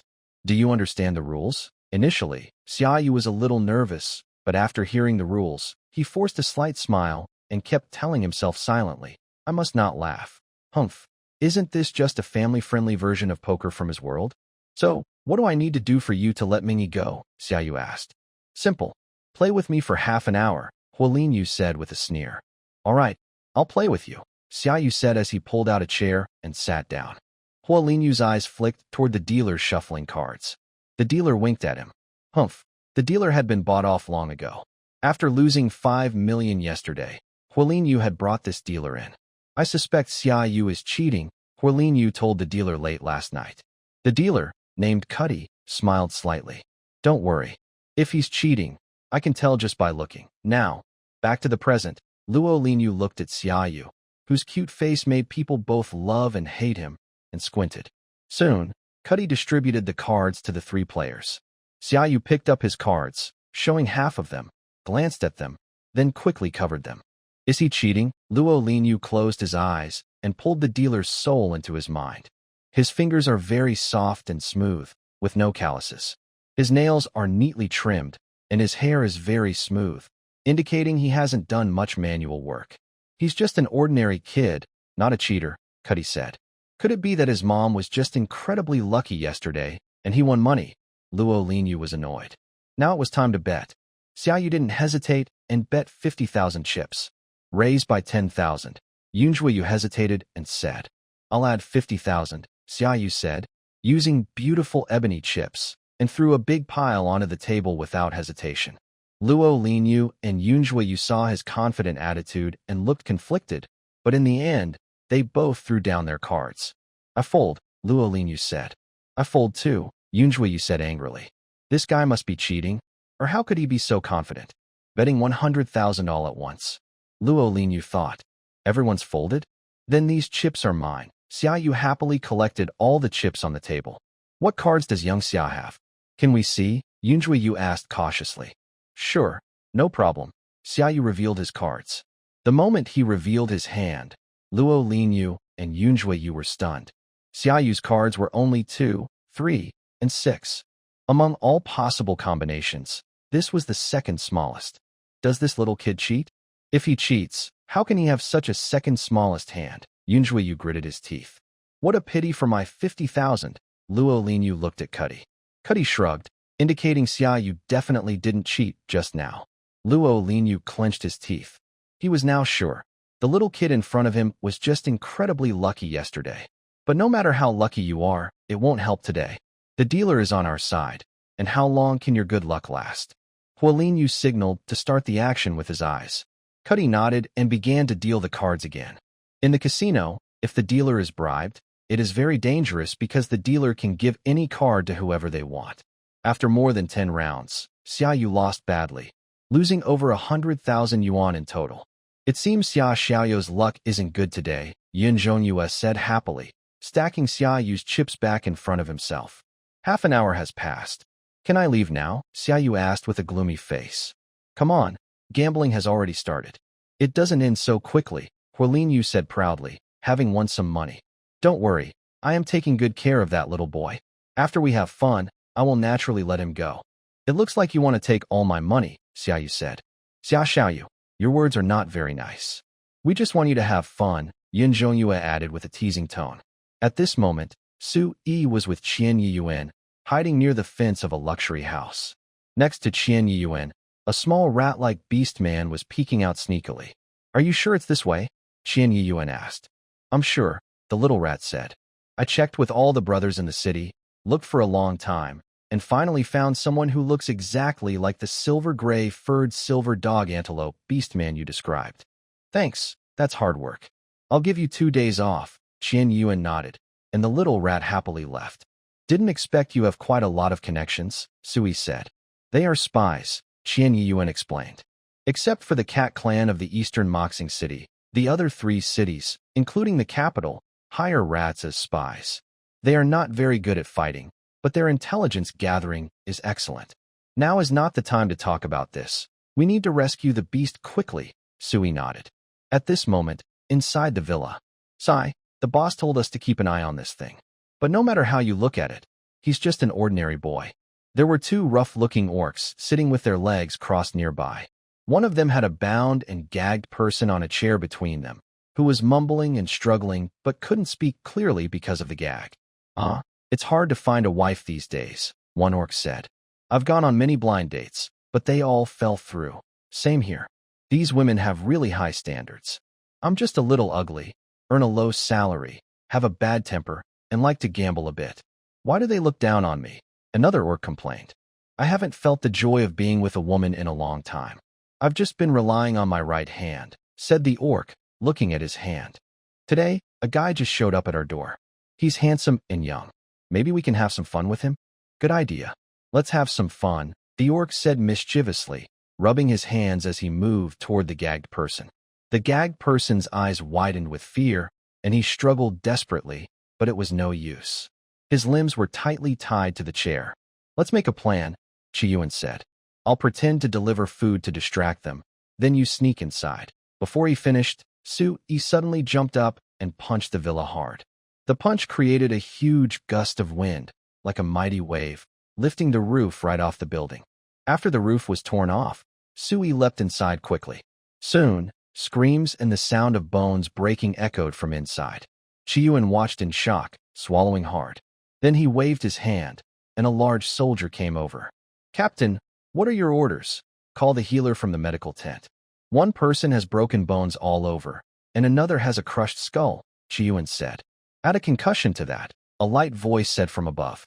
2 bloodied orcs fell to the ground, struggling and writhing next to Qiuan. Their mouths were full of blood, and they couldn't speak. Sui carried the now unbound gagged person and dropped down lightly beside Qiuan. "Can't you be a little gentler?" Qiuan asked. "Why? Do you feel sorry for them?" "I feel sorry for the doctor," Qiuan replied. Chiba Yuan scolded. "You beat them up so badly, the doctors can't handle them. Do you know that? The doctors need to treat them so they can talk. Then I can question them. Do you understand? Don't cause trouble for the doctors. Can't you wait until I finish questioning them before hitting them?" At this moment, Xiaou inside the casino had already lost more than 100,000 yuan again. Xiaou rested his chin on his hand. Suddenly, he heard fireworks outside in the sky. A smile appeared on Xiao's face. It seems the person has been rescued, so he doesn't need to pretend anymore. Xiaou quickly turned his palm, hiding a playing card in his hand. "Humph, gambling god Xiao Yunfat has never played against me. Is he avoiding me or hiding his strength?" "Everyone," Xiaou said, "I don't want to waste time with your nonsense. How long do you plan to play? Give me a clear answer." Huolinyu and Yun Zhongyue exchanged glances. They had been holding people here for a long time, and their intentions were obvious. The longer it went, the more problems could arise. It was better to settle quickly. "Since you bet 5 million yesterday, showing great courage," Huolinyu said, "I think you should keep up that good style today. So, let's bet bigger." "Bigger?" Xiaoyu was surprised for a moment, then chuckled. "Yesterday, you lost all your houses and assets. What do you have left to bet with me? Little kid, don't look down on people." Yun Zhongyue angrily pounded the table. "Calm down. Getting the money is the most important," Huolinyu said, pulling Yun Zhongyue's expensive silk clothes. Yun Zhongyue took a deep breath. Huolinyu signaled Kai Di with his eyes, asking him to bring out the biggest poker hand. Kai Di nodded. As he quickly shuffled the cards, he dealt 3 cards to Huolinyu. Huolinyu carefully looked at his 3 cards, 3 aces. He forced a smile, trying not to laugh. This was a winning hand. Huolinyu said, Xiaoyu, for this round, let's follow your generous spirit from yesterday. Let's add another 5 million on top of the 5 million, making it a total of 10 million. How about that? Xiaoyu looked at Huolinyu's grim face and took a deep breath. No problem. After this round, you will release the people. Of course. Huolinyu slightly squinted his eyes and said, Humph. After this game, I will make you lose everything. Of course, betting is allowed, but you need to have something to bet with, Xiaoyu said with a mischievous smile. What assets do you have to bet against me? Huolinyu was stunned. That's right. He had already made him lose everything yesterday, and he couldn't come up with 10 million now. Katie, help me get 10 million chips, Huolinyu said coldly. Sorry, sir, if you want to borrow chips, you need to provide collateral, Katie replied. Huolinyu glared angrily at Katie. Katie shrugged, indicating that this was the casino's rule, and as a low-level dealer, he had no right to interfere. I'm about to win, Huolinyu said, tapping his knuckles on the table. In a casino, the most untrustworthy phrase is, I'm about to win, Katie said helplessly.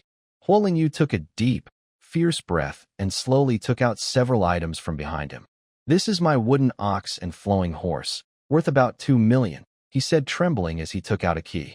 This is a deed from an antique shop in Zuanyuan village, with many ancient artifacts from ancient and medieval times, valued at 2 million, he added, trembling as he revealed a property deed. Yun Zhongyue and Katie clenched their teeth tightly. This is a 5% share in the Xiaogao Town Emperor Village Fulling Business Association, worth at least 3 million. Huolinyu hesitated for a long time behind his back before finally summoning the courage to produce a contract. Now, we have 7 million in total, Katie said. But we still need 3 million. Hualingyu gritted his teeth and said, Yin Zhongyue, lend me 3 million. Yin Zhongyue widened his eyes. Are you crazy? I have no assets left. I already lost everything yesterday. Don't you still have a house? Hualingyu asked. In Zuanyuan village, the location isn't great, but it's worth at least 1 million. Do you want me to bet the house? Yin Zhongyue shouted angrily. What if I lose? This game can't be lost. I can't lose, Hualingyu yelled wildly. With such good cards, would I give up? Yin Zhongyue hesitated. After this round, we'll make all the money back. Double it, double it. Yesterday, the money was returned, so your house doesn't need to be mortgaged anymore, Hualingyu shouted. Are you playing or not? If not, sit at the kids' table, Xiaou said, crossing her legs comfortably. Yin Zhongyue slammed the table and said boldly, This is my property, worth over 1 million. Yin Zhongyue carefully held a property deed, exchanging it for a pile of 1 million in cash. Now, we still need 2 million, Cuddy said. Zhongyue, Hualingyu said, trembling. What do you want to do? I've already put all my assets on the line, Yin Zhongyue said. I've lost everything. I can't come up with another penny. No money? You can borrow some, Hualingyu suggested. Take out a high-interest loan. Hualingyu, you beast. You want me to borrow a high-interest loan? Yin Zhongyue shouted angrily. The first day of a high-interest loan has no interest. Borrow today, pay back today, and you won't lose a single cent, Hualingyu explained. Trust me. Yin Zhongyue clenched his fists so tightly that he almost bled. Fine, I'll borrow. Yin Zhongyue stamped his paw print on the IOU at the casino, but he could only borrow up to 1 million in high-interest loans. He still needed 1 million more. I think Brother Cuddy probably has some family wealth, Xiaou said, noticing Hualingyu's worry. Hualingyu's eyes lit up as he looked at Cuddy. Brother, that's not right. How can a gambler borrow money from a dealer? Cuddy awkwardly smiled and scratched the back of his head. I just want to borrow 1 million from you. I'll pay you back 1.5 million with interest, Hualingyu said, but I advise you to be careful. Money thrown into the casino is like water spilled on the ground.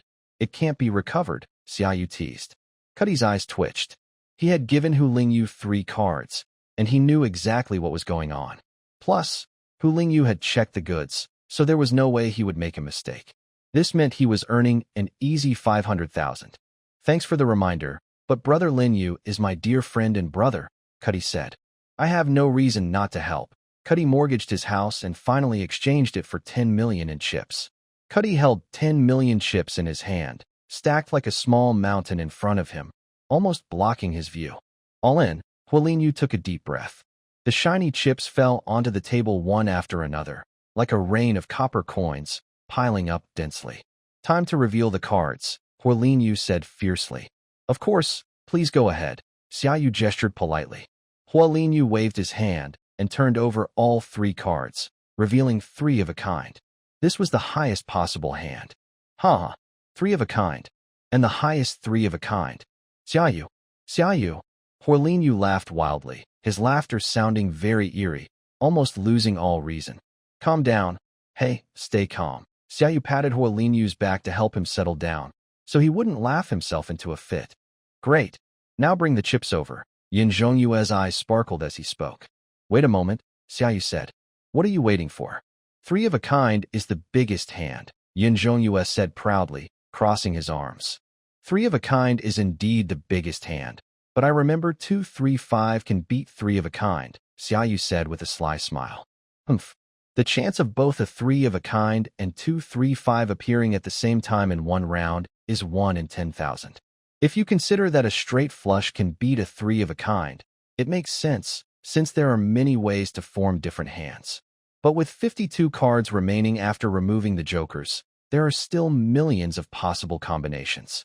To have both a 3 of a kind and 2, 3, 5 appear simultaneously in one round is almost impossible. Moreover, Xiaou in front of him hadn't even looked at his cards yet. Xiaou, reveal your cards, Hualingyu called out proudly. All right, I won't waste any more time, Xiaou said lazily, stretching, then turned over the first card. The first card was a 2. Xiaou chuckled and quickly flipped the second card. Hualingyu felt his chest tighten, breathless. The second card was a 3. There's a chance.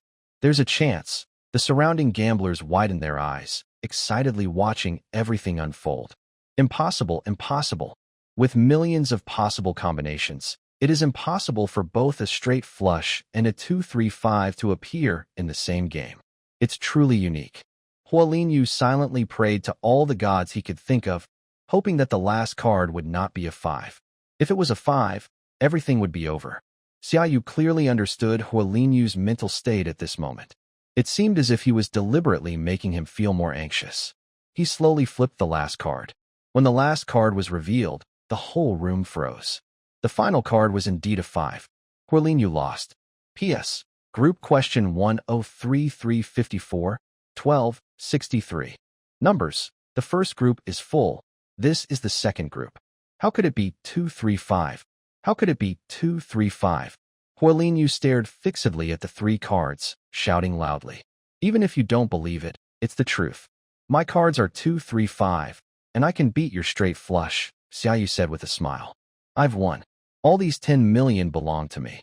Wow. Xiaou wins, MVP. Score, 16.9. Yun Zhongyue's face turned red with anger. She frantically grabbed Huolin collar. Give me back the money. Give me back the money. Huolin let her shake him as much as she wanted, just staring blankly at the gambling table. Then he suddenly grabbed Kaidi harshly. This is your card deal. I don't know why it turned out like this. I shouldn't have dealt both the straight flush and 2-3-5 at the same time, Kaidi said, struggling to break free from Huolin grip. But at this moment, Huolin had lost all reason, and his grip was very strong. Xiaou watched the 3 of them acting out a scene, feeling more and more amused. Isn't this better than a TV comedy show? If there's nothing else, take me to where my disciple is being held, Xiaou said. Stop playing tricks, or you'll just keep losing more. Xiaou, with you winning so much, aren't you worried your disciple won't get home? Huolin, now completely crazy, asked. Kidnapping and extortion are just that. Kidnapping and extortion, Xiaou shrugged. Anyway, his young disciple's nightmare has already been rescued. The next step is just revenge. Let's bet one last time. Huolin forced out these words. Lingyu, Xiaou shouted angrily. Your house, car, shop, and shares are all lost. What do you have left to bet with me? We've already reached this point. Don't you feel sorry? I don't care.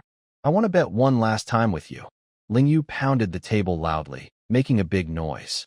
Xiaou squinted, swallowing his anger deep inside. Yes, it was indeed time to end all this. What are you still betting on? Xiaou asked. Cards are no longer playable, so this time we play mahjong, Lingyu said with wide eyes. Hey, we can't cheat at mahjong. Yun Zhongyue pulled Lingyu aside. That's true.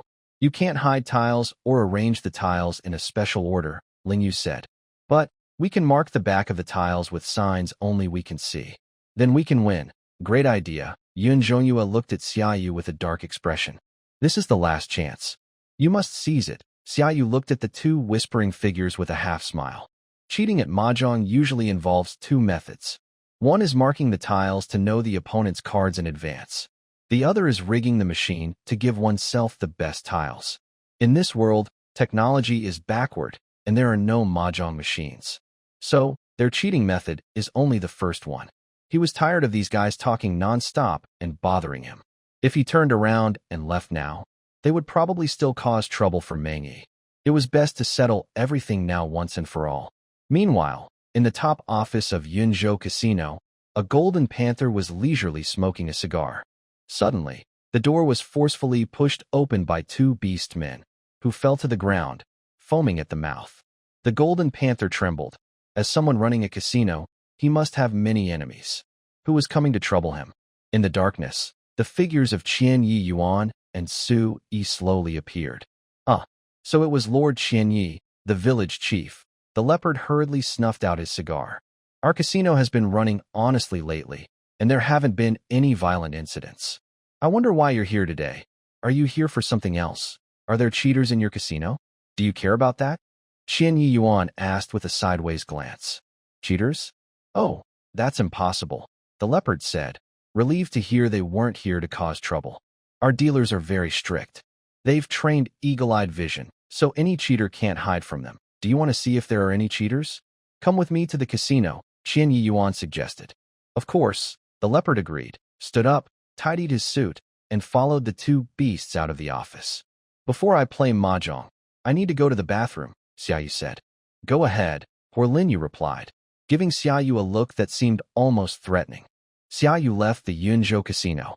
Outside, Snowshirt was leaning against a wooden ox and horse sculpture. That hurried letter last night must mean trouble, Snowshirt blinked. Did Brother Xia get into some kind of problem? I want to ask if there's any material that can be used to make invisible marks, things others can't see normally, but can see under certain conditions, Xiaou asked. Why do you ask about that? Snowshirt frowned and looked at the casino sign. Are you planning to cheat? Not cheat, catch cheaters, Xiaou said with a mischievous smile. I want them to lose money and even risk their lives. Back at the casino, Xiaou sat in the empty seat that the three beasts had reserved for him. Cuddy said, Today, we won't play for the full 3 hours. No one is allowed to leave, Xiaou nodded with a smile. The four paws reached out to the mahjong table and started shuffling the tiles. After an hour, Cuddy, Huolinyu, and Yun Zhongyu sat at the mahjong table, their eyes gleaming with a sly smile. They had already teamed up to win several rounds from Xiaou, with over 50,000 chips quietly resting in front of them. Young Master Xia, Cuddy said softly, shaking his mahjong tiles with a disdainful tone, it seems your good luck hasn't lasted long. Huolinyu took over the conversation. He casually placed a newly drawn card on the table, a cold smile on his lips. Luck can run out. It's impossible for you to be lucky all the time. Now, luck should be on our side. Yun Zhongyue looked relaxed and calm. She picked up her teacup and took a sip, glancing faintly at Xiaou. Her tone was flat but sharp. What a pity.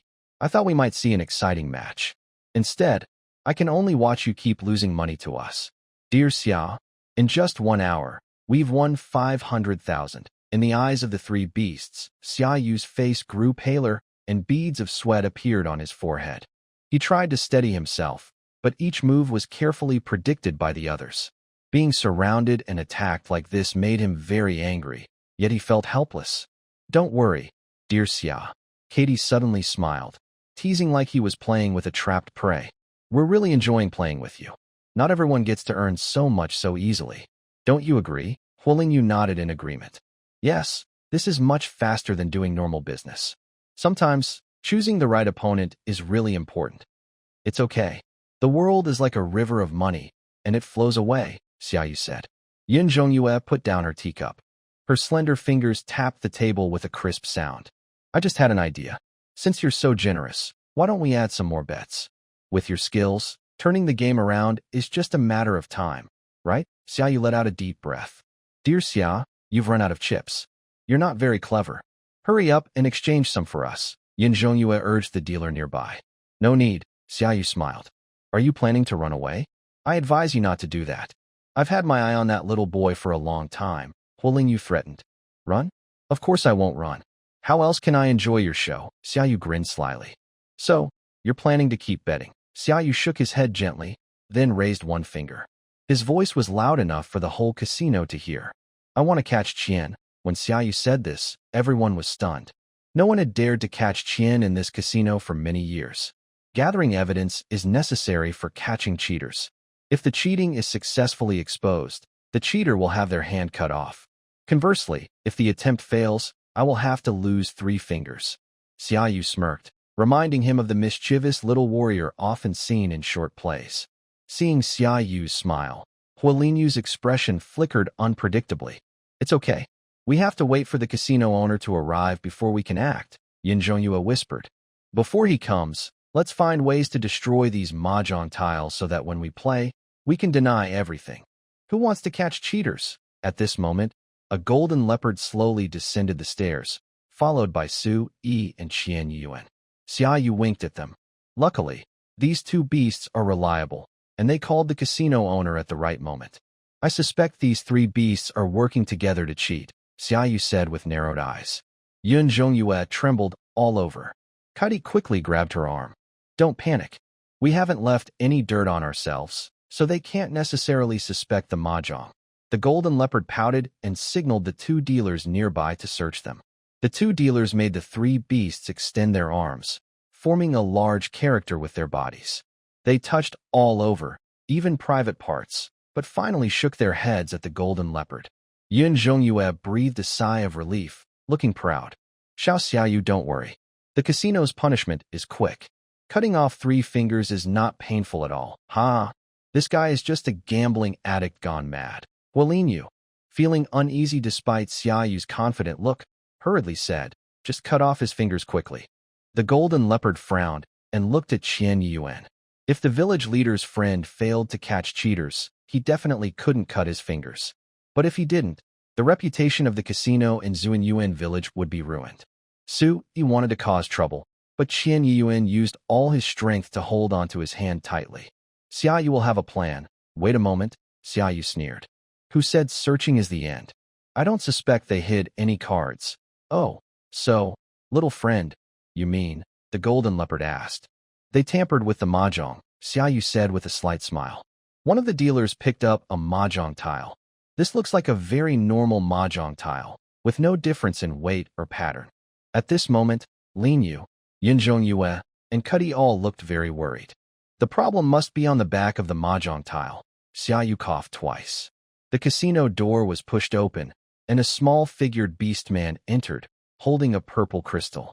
Shueshan, use the purple crystal to reflect the light, and check these mahjong tiles, Xiaoyu said. Shueshan nodded, then brought a candle. She held the purple crystal close to the candle, and the reflected light shone on the back of the mahjong tiles. Suddenly, the face of the mahjong tiles appeared on the back. They are really cheating. The onlookers were shocked. This cheating method is so advanced, it's almost impossible to detect. The gamblers started discussing excitedly. All 3 of their necks are wearing purple crystal necklaces. Usually, purple crystals are not expensive, but they are so clearly visible outside their clothes. There must be another purpose, Xiaoyu said. After careful observation, I found that before they play each card, they deliberately turn slightly to bring the purple crystal on their necks close to the candle, so the reflected light can shine on the back of the mahjong tiles. The back of the tiles has been coated with a special flower juice, which only shows up under the purple crystal's light. It looks like someone will lose a lot today, Su Yi said with a look of excitement. Why do you get so excited when you see blood and violence? Qian Yuan said with a sneer. I've lived for over 500 years, always fighting and killing. Recently, the Dragon Island has been peaceful for a while, and I'm starting to get bored, Su Yi said. Little Xia, I advise you not to go too far. Don't forget, your cute little disciple is still in my hands, Lin Yu said coldly. Oh, you're just talking nonsense, Xiaoyu narrowed her eyes. Qian Yuan whistled, and a childish voice came from outside the casino. Master, Meng Yi pushed open the door and burst into tears, throwing himself into Xiaoyu's arms. What happened? Didn't you say you were taking good care of the beast? Yin Zhongyue asked in shock. Those are my 2 most trusted subordinates. Lin Yu finally lost all composure and started to panic. Captain Chiba, these 2 guys kidnapping and extorting shouldn't be my responsibility at Yinzhou Casino, right? Yes, this is under my jurisdiction, said Chiba General. The 3 beasts looked at Chiba Gen in fear, and he looked down at them from above. What's going on? The village overseer is actually this kid's friend? Ling Yu, with this connection, you should have told me earlier. You caused my death. Yuan Zhongyue collapsed to the ground. How was I supposed to know? And weren't you trying to win back your money? Ling Yu sneered. Even Xiaoyu was speechless. Your subordinates shot arrows into Chiba Gen's estate, and still don't realize I have a connection with him?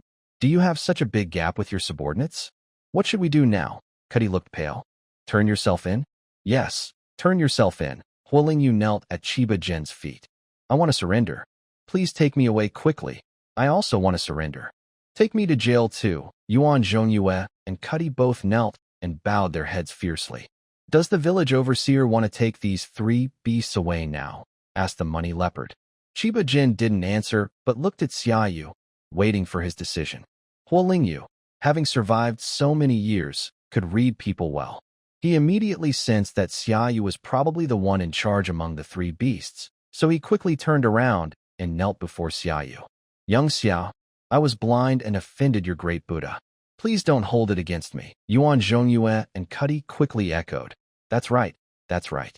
As long as you forgive us, we are willing to serve as slaves for life. Xiaoyu sighed. All right, I am a soft-hearted beast.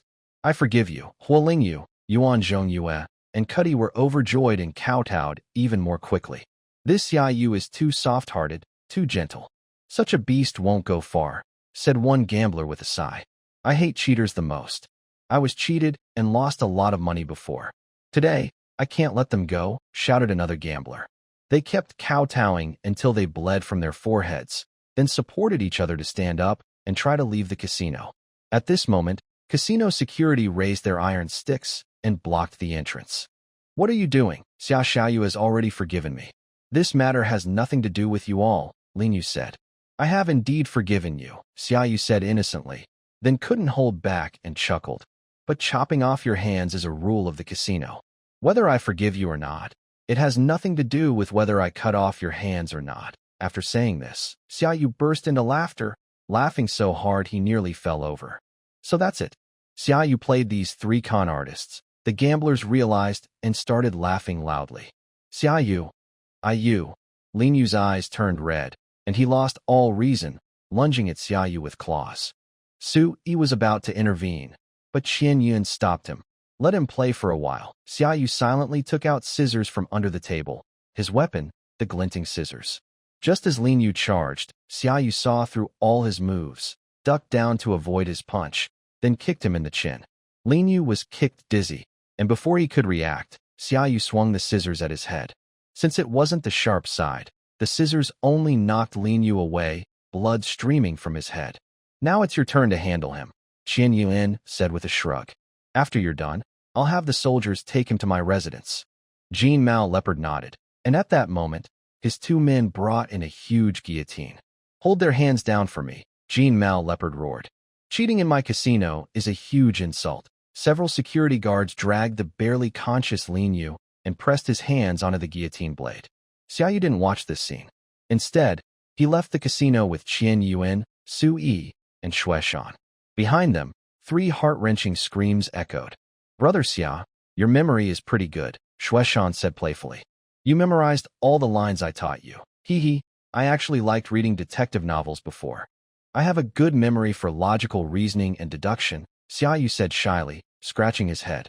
Qian Yun stopped and said, Xiaou, it's about time you settle things. What's wrong? Xiaou asked suspiciously. Did you forget? Chiba Gen said. The election for the young clan leader of the Dog Clan is about to begin. We are now leaving for the clan's territory. Is it the Dog Clan's territory? Xiaou asked excitedly. Isn't it forbidden for other species to enter? And isn't it still 2 months away? Only the young clan leader election is an exception, Chiba Gen replied. It's true that it's 2 months away, and I could have left a month earlier, but did you forget? There's another event waiting for you. What event? Xiaou looked up, showing a clear, innocent curiosity. A poetry contest, Chiba Gen said. Oh right, the poetry contest. Xiaou clapped his forehead, suddenly alert. That's the one with the 5 million prize you mentioned. Although he was currently earning a lot through anti-gambling efforts, he wasn't planning to give up on that prize easily. He might travel to many places and explore the world, but he needed enough money to do so. Let me explain the rules, Chiba Gen said. In a month, there will be a poetry contest held in the Dog Clan's territory, in the imperial village of Xiaogao Town. It has 3 stages. First, writing poems based on topics given by the judges. Second, writing lyrics, which must follow a specific format provided by the judges. Third, writing essays. The scores are 30 points for poems, 30 for lyrics, and 40 for essays. Whoever scores the highest will become the new poetic immortal of Beiming City, Xiaou smiled. It seemed that first, he would need to memorize famous Tang Dynasty poems based on the topics. Second, follow the format for Song Dynasty lyrics and write those. Third, he would have to write essays in classical Chinese. As a survivor of 9 years of compulsory education, his grades weren't outstanding, but Chinese language was his favorite subject. He had memorized most of the famous poems, and he even summoned the great poets, saints, and magical figures from history to show the little kids what a real poetic attack looked like. When do we leave? Xiaou asked. 1 month until the poetry contest, and 2 months until the young clan leader election, Chiba Gen replied. If you can finish all your preparations today, we can leave tomorrow. All right, Xiaou nodded. Chiba Yuan and Su Yi returned home first, while Xiaou went to his small eatery in Sha County. Meng Yi was still busy working. When he heard someone push the door open outside, he didn't look up and said, "We're closed for today."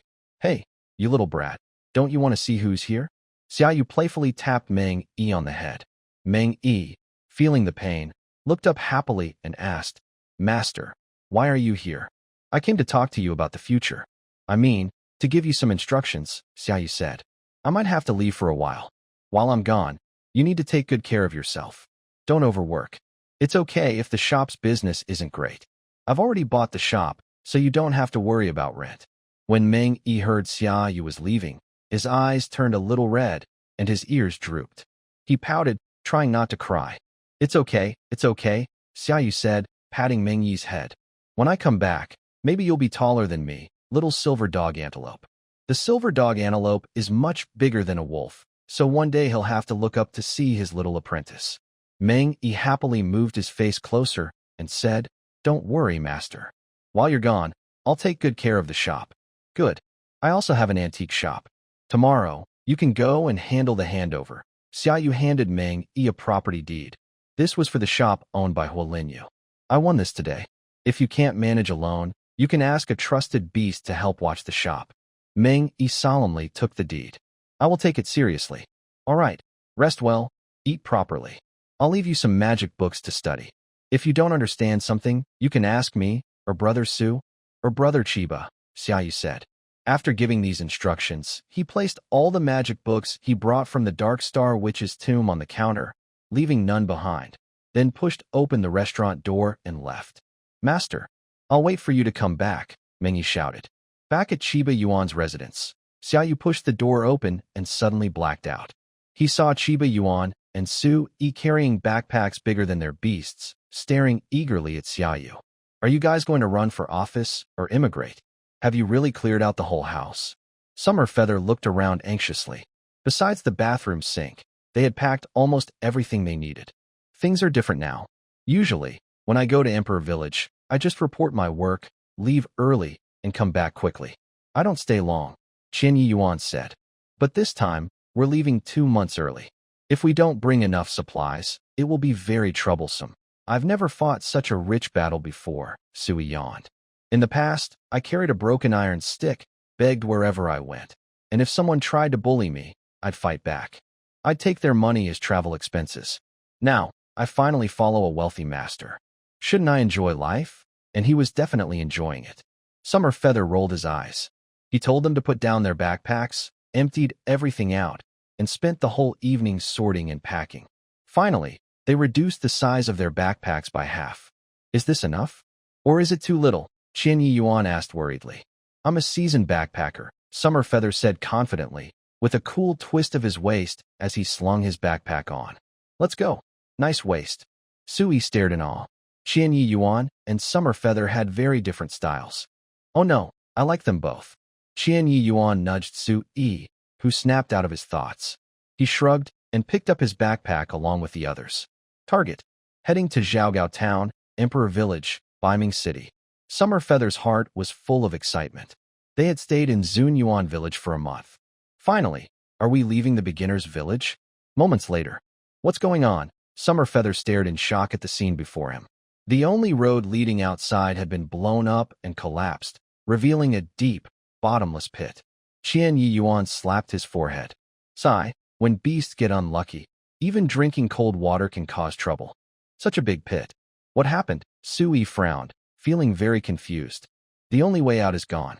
The wooden ox and horse cart can't be used," Qian Yuan sighed.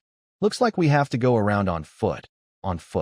For hundreds of kilometers?" Summer Feather almost gasped, feeling dizzy at the thought. That day's worries grew heavier. "It's not hundreds of kilometers," Qian Yuan comforted him. "But I can't walk even a few dozen kilometers," Summer Feather said. Xiaou looked sad and upset. "It's several thousand kilometers," Chiba Gen said.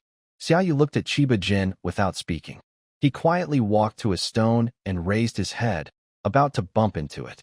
Su-Yi helplessly grabbed the back of his neck from behind. That day felt very lonely. The distance is indeed a few thousand kilometers, but we only need to take a detour to this place. Chiba Gen took out a backpack and pulled out a map. "Look, we will start from the west side of Zunyuan Village. Then go to Wu Yin village, Lingxi village, and then reach the border of Xiaogao town. After passing Qinglan village and Duanyun village, we will arrive at D village. Maybe in Lingxi village or Qinglan village, we can find a way to ride a wooden ox cart. That's all we can do, Xiaou sighed. Why hasn't a month passed yet? I want to ask the system for a pair of sturdy, elderly shoes. By the way, Chiba Gen said, most beastmen don't like wearing shoes, but at least they should have a pair of foot socks. Otherwise, walking on mountain paths can easily twist your ankles. Let's go buy some now. Foot socks? Xiaou tilted his head. He was curious about the purpose of foot socks. They had toes exposed in the front and heels in the back. Maybe compared to traditional socks, they were more breathable, but if breathability was the goal, changing the sock material would be enough. There was no need to design them like that. Perhaps the first person to invent foot socks accidentally tore their socks and found it quite. Now he realized that foot socks seemed specially designed for beastmen, with claws exposed at the front to accommodate claw growth, fabric in the middle to prevent friction damage, and heels exposed at the back for better force application. After confirming their plans, the three headed to the nearest shop in Zunyuan village. Meanwhile, high up on a distant tree, a completely black beastman silently watched everything. Boss, according to your orders, I have used enough gunpowder to up the only way to the outside world. If they want to reach D village, they can only walk to Qinglan village or Lingxi village. The black beastman placed near his ear. This is a high-level technique, a 1,000-mile voice transmission. I understand.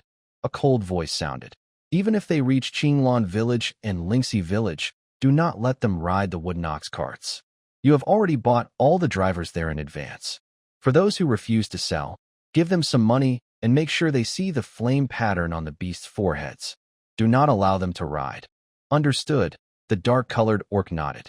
In an instant, he disappeared from the spot. Sorry, Qianli Yuan. Meanwhile, in the distant emperor village, a beast-like creature swayed while holding a wine cup. This young clan leader, I must have it. No one can stop me. I, Shizai, will definitely become the best young clan leader.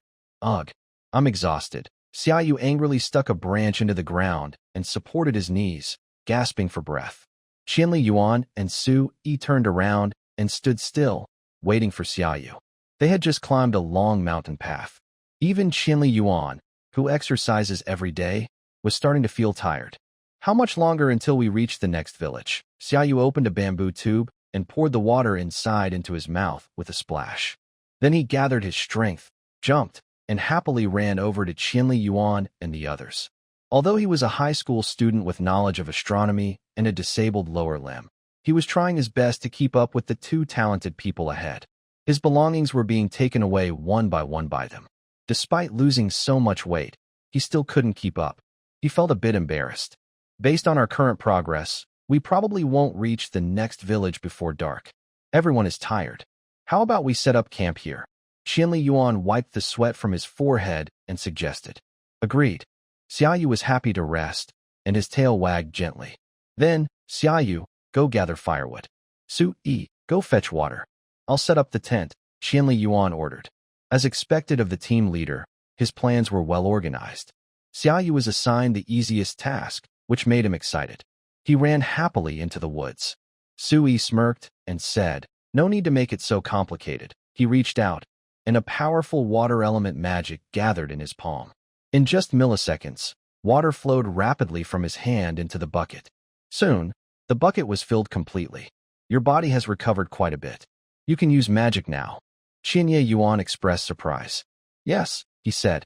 Before, to avoid putting too much strain on my body, I only used telekinesis or close combat martial arts during battles. Before he finished speaking, he extended his hand. Wood element magic gathered in his palm, causing a barren land to sprout a small sprout. The sprout then inflated like a balloon, growing larger until it became a small tree. Sui raised his hand and chopped the tree with a palm strike. Now I have firewood. At this moment, Xiaou, carrying a full bundle of firewood, saw this scene and almost wanted to jump into the lake to end his life. He had worked hard to find firewood everywhere, but Sui simply reached out and had a large pile. Besides water element magic, you can also use wood element magic? Qianli Yuan asked in surprise. Yes, and there's more. Xiaou smiled. For orcs in the beast realm, learning 3 types of magic elements at once is already the limit. If they learn too many, it can cause their internal elements to mix and lead to unimaginable consequences, Xinya Yuan explained. I'm different from those orcs, Xiaou said with a smile, then extended his hand. Inside me, there are at least 5 types of magic elements. 5. 5 elements. That's incredible, Xiaou said with wide eyes, full of admiration. Xiaou, I can clearly feel you're different from others your age.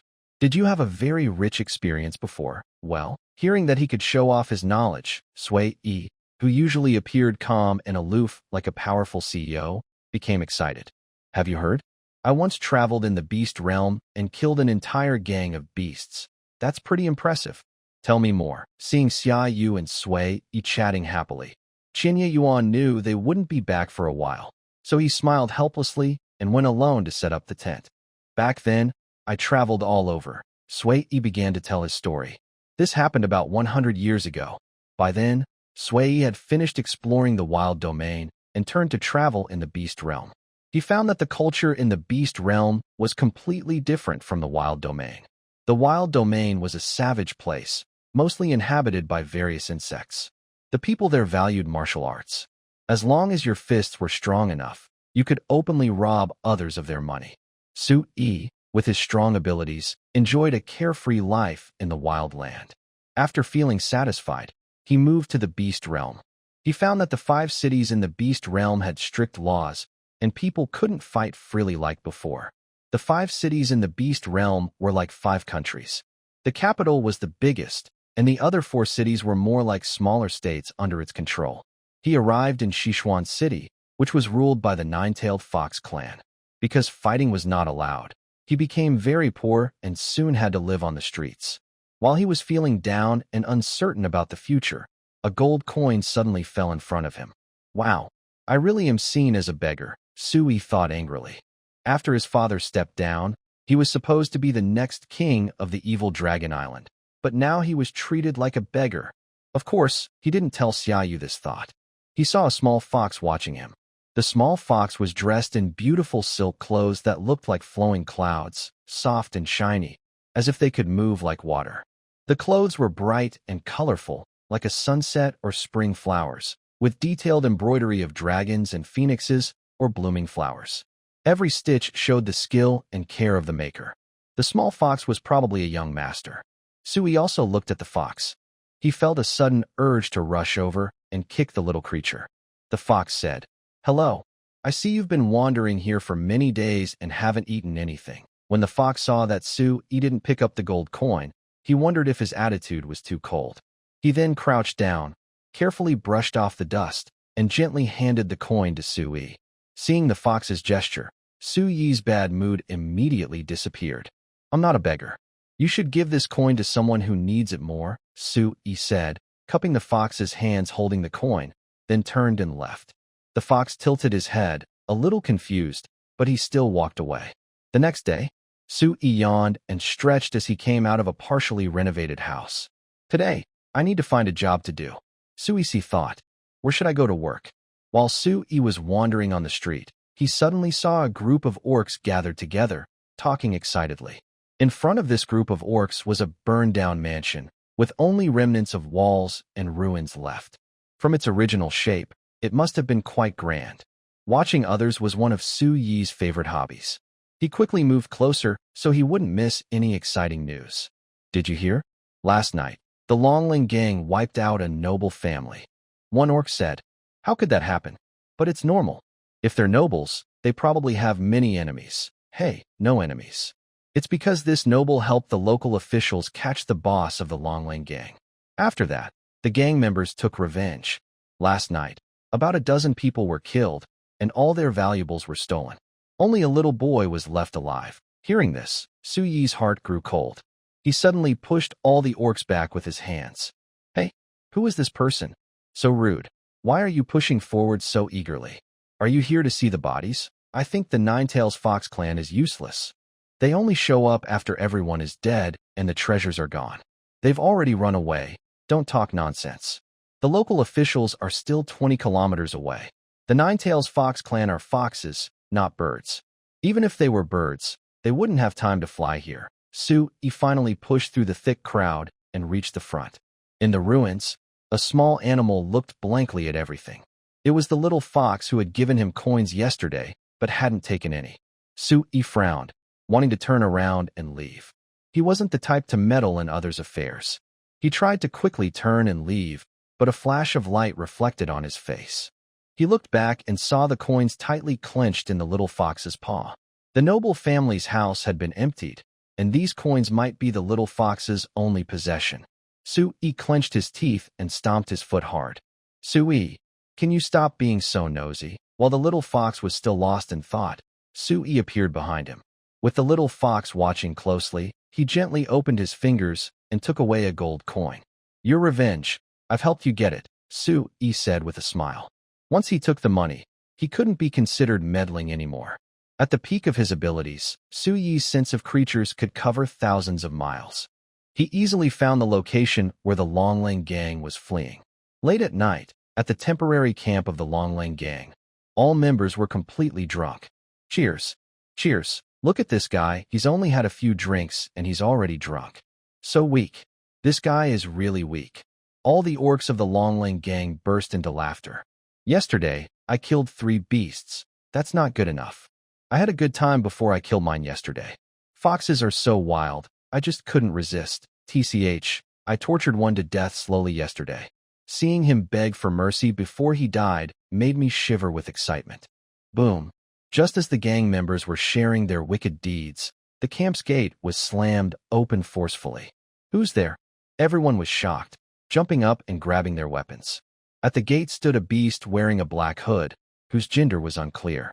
Behind him, a spiked tail swayed slightly in the rain. This beast had a shiny gold coin hanging around his neck. 1 gold coin. I buy all your lives, Xiaou said with a slight smile, looking up. Behind him, only the remnants of the scene remained when the Nine-Tails Fox clan's beast arrived. There were only scattered corpses, none intact. In the muddy ground, quietly lay a single gold coin. This is one of my stories, Xiaou said deliberately, lifting his nose. Am I especially handsome? Then what happened next? What about that little fox? Xiaou asked eagerly. When I left Sichuan City, I gave him a lot of my magic, Xiaou recalled. Learning magic can extend your life. As long as he has a little talent, he should still be alive now. At that time, when I killed members of the Longlang gang, I returned all the stolen goods to that little fox. He must be a wealthy beast.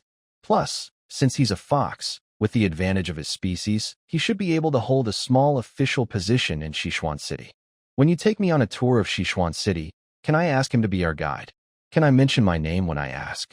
Xiaou tilted his head and grinned mischievously. You want to go to Sichuan City too? Yes, I want to visit every city in the beast realm. I want to see this world properly. Night gradually deepened. Summer Feather yawned and added some wood to the fire. It's about time. Qian Yuan looked at the moon and confirmed the time. Let's go to sleep, then take turns watching the fire. Each beast guards for 1 hour. An hour is 2 hours long, so each beast can sleep at least 4 hours. Who will be the first to watch? Summer Feather asked. Everyone looked at each other. The first shift is the best, the middle is the worst. The first watch, if you stay awake for 2 hours, you can sleep comfortably until morning. The second watch, after 2 hours, you have to be woken up for 2 more hours, then sleep again, bad for beasts with poor sleep quality. The last one can sleep 4 hours straight, but then has to wake up groggy and guard for 2 more hours. Watching as dawn approaches is also tough. Qian Yuan and Xiaou exchanged glances and both decided to let Summer Feather take the first shift. Summer Feather, you're on the first watch, Xiaou said seriously, patting his shoulder. Our lives depend on you. If you were a male, what would you do? Summer Feather was startled by Xiao's serious face, but then looked serious himself. If I were a male? Ugh. As a male, I'd have to keep my eyes wide like bells, shoot out lightning-fast looks, and have my ears upright like antennas to catch any suspicious sounds. Xiaou nodded with satisfaction and turned around with a serious face. Oh no. I almost couldn't hold back my laughter. Xiaou felt like his internal organs were about to burst from holding it in, and then walked toward the tent. Sigh. Although Xiaou doesn't look very old, he seems to understand a lot about feelings. Xiaou, I've seen many movies, romance films, don't think too much. This kind of beast is actually quite tricky because you can't rely on normal methods to win him over. On the other hand, someone like Xiaou, who is simple and innocent, is like a blank slate in love. It's easier to fool him. Just say some cheesy love words, give a kiss or hug, and he'll blush and hide in your arms. So, I'll try to win over Xiaou first. Su-yi opened the tent with a mischievous smile. Xiaou, I'm here. Huh, what's up? Xiaou was leaning against the tent, with his feet tucked inside the blanket, holding a book and reading. What are you reading? Su-yi stretched his neck to look. A novel called The Legend of Red Rabbit and Blue Cat's 7 Heroes. In it, Blue Cat and Red Rabbit are a couple. It's very touching, Xiaou sniffed. Oh, so he's reading a romance novel. That's a perfect chance to use it. Su-yi suddenly flipped onto Xiaou, who looked confused. Su-yi gently pinched his chin. Do you think we're like the characters in this book? No, I don't think so. I don't remember any villain being knocked down and having their chin pinched.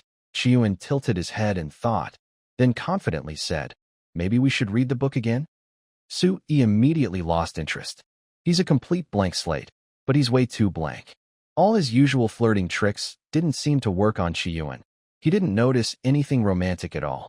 Su-yi felt a bit bored, got off Xiaou, and curled back into the blanket. It looks like these two beasts are hard to win over. He needs to plan carefully. Outside the tent, Xiaou sat by the campfire, his eyelids starting to droop. He kept whispering numbers in his mouth, already counting over 300, and only 5 minutes had passed. Xiaou blew out the candle inside the tent, ready to rest for a while since they had to keep moving tomorrow. Seeing the light inside the tent fade made Xiaou feel even lonelier in this forest, with only the remaining fire flickering. The surrounding woods were so dark that only faint outlines could be seen. It was impossible to tell if any strange creatures were hiding in the endless darkness. Xiaou swallowed hard. Honestly, he was starting to feel a little scared. He had camped before, but that was in a national park with a guard post every 1 or 2 kilometers. If a ghost really appeared and tried to eat him, Su-yi and Xiaou probably wouldn't notice. Hiss. But thinking about it, if the ghost scared him to death, then he would become a ghost too. Then he and the ghost would be colleagues. Wouldn't that be awkward when they met again? Xiao's mind was racing. He liked to think when he was alone. It helped pass the boring time, and these questions were genuinely confusing him. Whoosh. Thinking too much was tiring. Xiao's eyelids started to feel heavy. Just as he was about to fall into a deep sleep, he heard a sudden rushing sound. What was that? Xiaou jumped up, planning to shout for the 2 guards inside the tent to wake up. But when he looked carefully, there seemed to be nothing nearby. Something strange, Xiaou said cautiously, looking around. That sound definitely came from something moving quickly. According to horror movie plots, the night guards would probably ignore it, thinking they were just tired or imagining things. But Xiaou, a seasoned teenage horror movie fan, knew better than to make such a foolish mistake. He decided quickly to go back to the tent and wake the others. But just as he turned around, a claw covered his mouth. Ugh, who are you? The claw holding Xiao's mouth was very strong. The other claw easily grabbed his 2 hands, pinning them together like a rope. Xiaou couldn't cast spells or use his powers to escape. He struggled fiercely. Then, it seemed the owner of the claws grew tired of his resistance. It loosened its grip and quickly tapped Xiao's head. Suddenly, everything went black. Xiao's body grew weak, and he lost consciousness. Su-yi sat up quickly from inside the tent. What's wrong? Xiaou, who had already been asleep, was startled awake by Su-yi's sudden, vigorous movements. I heard a knocking sound on my skull. Before I could fully explain, I opened the tent flap and stepped outside.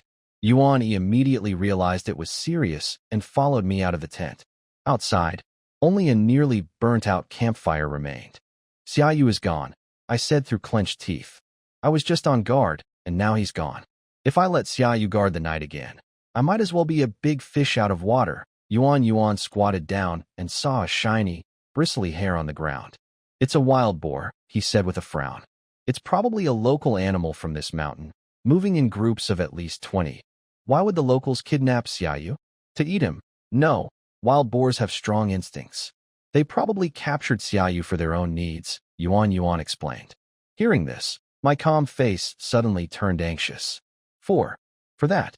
My wife. How could she be harmed by a group of wild boars? I'll follow the scent, Yuan said. No, it's too late. Every minute we delay, Xiaou faces more danger. I quickly decided. I need to activate the biological sense. The biological sense is a special ability I have as a dragon. When turned on, it can sense the positions of all living creatures within a certain range, but it also consumes magic power. I clasped my hands together and sat quietly on the ground. Yuan tilted his head, watching me. From his perspective, nothing seemed to change, but I slowly opened my eyes. In my view, everything colorful and vibrant turned into dark gray. Among the dark gray, a few bright white outlines moved constantly. These were all the creatures I could sense. If Xiaou knew, he would definitely curse. Cheat. I looked around anxiously and suddenly brightened. I found them. They're still on their way back to the cave. We need to move faster. Summerfeather struggled hard a few times, only to find that his hands and feet were tied with ropes. The ropes around his claws even separated his 5 fingers, so he couldn't even form a proper hand sign. At this moment, he was being carried on the shoulder of a strong wild boar. Summerfeather opened his eyes wide and saw a large cave in the darkness, faintly visible and getting closer. Are these guys goblins? Summerfeather twisted his body desperately, trying to see what animal was carrying him. Feeling the movement on his shoulder, the strong wild boar snorted and heavily dropped Summerfeather onto the ground. He immediately felt dizzy and disoriented. Before he could catch his breath, he was kicked hard in the stomach. Be good. If you don't behave, I'll turn you into a beast or a ghost, the wild boar threatened. That kick was very painful, but Summerfeather also saw clearly what kind of beast was carrying him. There was a huge tusk near its mouth, so it was probably a wild boar. Ugh, ugh, ugh, ugh, ugh. What are you going to do to me? Summerfeather whimpered, twisting his body. But he was very sure that the creature on the other side couldn't understand him, since his mouth was stuffed. The wild boar squinted and said, Stop talking nonsense. Whatever you want to say, wait until we get back to the cave. After saying that, the wild boar carried Summerfeather again. They crossed the woods and soon arrived at a cave. The wild boar threw Summerfeather into the cave. He was spun around and fell hard, then struggled to turn his head. The scene in front of him gradually became clearer. He saw several wild boars about the same size as the one carrying him, gathering around and curiously examining Summerfeather. Third brother, you caught a good one this time, said one tall wild boar, inspecting him. Shiny fur, tender skin, very cute. But it looks a bit young. Oh well, no beast way. Third brother pouted. Why do you care about that? I caught it. According to the rules, I have to be the first. Third brother threw Summerfeather onto a stone chair and used ropes to tie his limbs tightly to it. However, his legs were spread apart, revealing a very embarrassing position. Summeryu was crying out loudly, and third brother slapped her across the face. Be quiet. Summeryu shrank back, not daring to move recklessly again. Feeling a hot sting on her face, Summeryu saw third brother starting to loosen his belt. How is it so big? Summeryu's eyes widened. If it happened to her, she definitely wouldn't be able to handle it. And there were more than 20 people waiting behind. Summeryu felt hopeless. At this moment, Qianyi Yuan and Su Yi had already arrived outside the cave. Qianyi Yuan was gasping softly. Looks like we made it in time. Summeryu's position is not good for us, Su Yi said. He's too deep inside. If we attack suddenly, those wild boars might take Summeryu hostage, and then it will be hard to deal with. So, it's better to rescue Summeryu first, then attack, Qianyi Yuan said. Do you have any magic that can confuse them? Su Yi asked with a frown. No, my fire magic is all offensive. I only have a few defensive spells. Well, I do have some, but if I use them, the responsibility of saving him falls on you. I can't guarantee you'll be able to rescue Summeryu during that moment, Su Yi said, frowning. Qianyi Yuan was very talented among the younger generation, but in Su Yi's view, that wasn't enough. Wait, I don't have it, but Summeryu does, Qianyi Yuan said. I remember he can use a magic called Smoke Mist Cloud, which releases a lot of smoke, making everything within 5 feet invisible. Find a way to get Summeryu to use this magic. Then you go in quickly and rescue him. Su Yi was a bit doubtful, as he hadn't seen Summeryu's magic, Smoke Mist Cloud, before. But since Qian Yuan said so, the most important thing now was to trust their teammates. Can you imitate the sound of any animal? Qian Yuan asked. How about a dragon's roar? Wouldn't that alert them? Never mind. I'll do it. Qian Yuan picked up a leaf from the ground and put it to his mouth. As Qian Yuan took a deep breath, a beautiful sound flowed slowly from his throat, finally gathering at his lips and teeth. His lips parted slightly, and that clear stream burst out like a spring. This clear spring water collided with the air, making a crisp, pleasant sound, like a beautiful melody. Third brother, what's that sound? Probably a shepherd playing somewhere nearby. Don't worry about it. At this moment, third brother had already taken off his pants and was eager to act. However, Xiaou tilted his head, listening carefully to the sound. The music started smoothly and gently, then gradually turned into 4 words with strong emphasis on each syllable. 4 words, Xiaou thought deeply. Then his eyes lit up.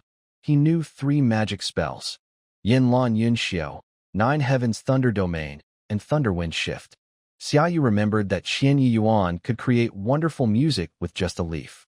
He had been emphasizing the importance of the 4 words with strong emphasis. Could it be that he should try to use Yin Lan Yun Xiao now? Yin Lan Yun Xiao was different from other magic spells. Most required incantations and hand gestures, but this one could be cast just by shouting.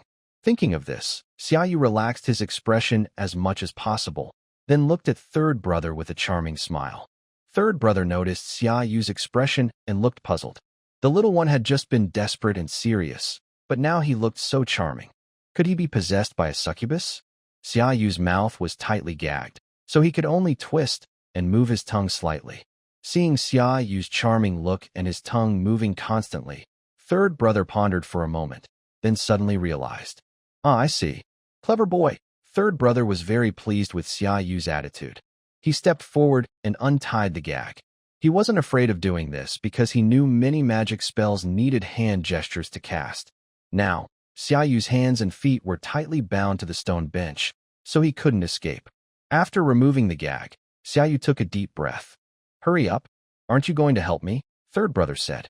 Don't worry, I'll treat you well. Xiaou smiled, looked up at him, winked, and opened his mouth. Yin Lan Yun Xiao. Whoosh! Suddenly, a thick white mist shot out from Xiaou's palm, covering everything in the cave. The mist was so dense it blocked out the sky and quickly filled the entire space. Cough, cough.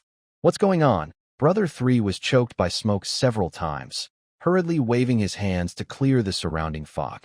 When he looked around, he saw that Xiaou, who was tied to a stone bench, was gone. It. Brother 3 shouted angrily. Outside the cave, Su-Yi put down Xiaou, who was carried on his back, and quickly used his fingernail to cut the ropes binding Xiaou. Ugh ugh ugh. Luckily, you guys are here, or I would have been soiled, Xiaou said with tears in his eyes, looking at the 2 beasts. You don't know how big that guy's thing is. If you had come a little later, I would have been torn apart. How big? Su-Yi asked nervously. Xiaou made a gesture with his hands. This big. Su-Yi let out a breath of relief. Luckily, he was slightly better. No, just weakened. And Su-Yi gritted his teeth, looking at Xiaou. Actually, I've sworn that if I have to guard the night again, I will become a big mudfish. This was just an accident, Xiaou said shyly, scratching his head. I was just sleepy and got ambushed. He's playing tricks, he can't fight properly. That little trash doesn't have the strength.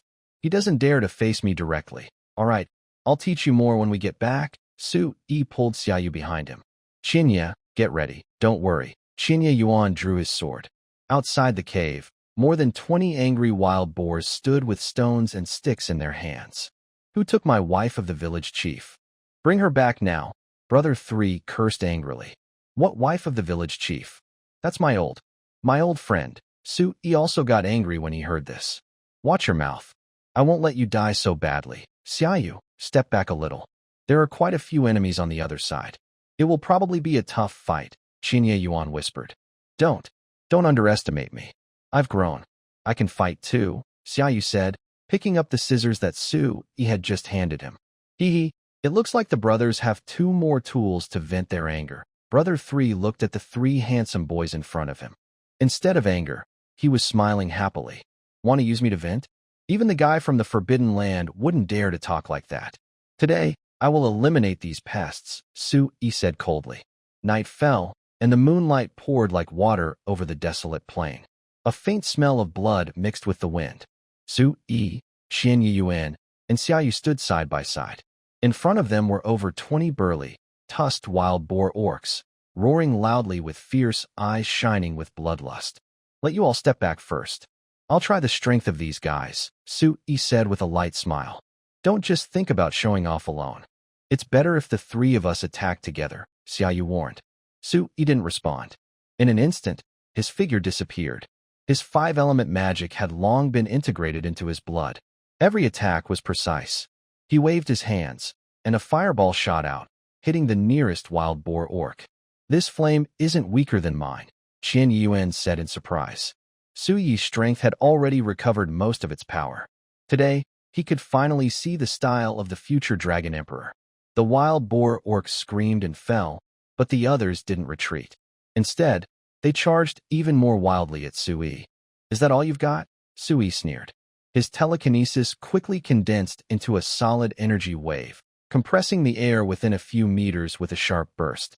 Next, he raised his right hand, and a golden glow appeared in his palm. A transparent energy shield materialized, blocking several giant axe strikes. Then, a strong wind surged beneath Xiao's feet. He used the wind to lift himself into the air, while summoning frost to cover the entire battlefield.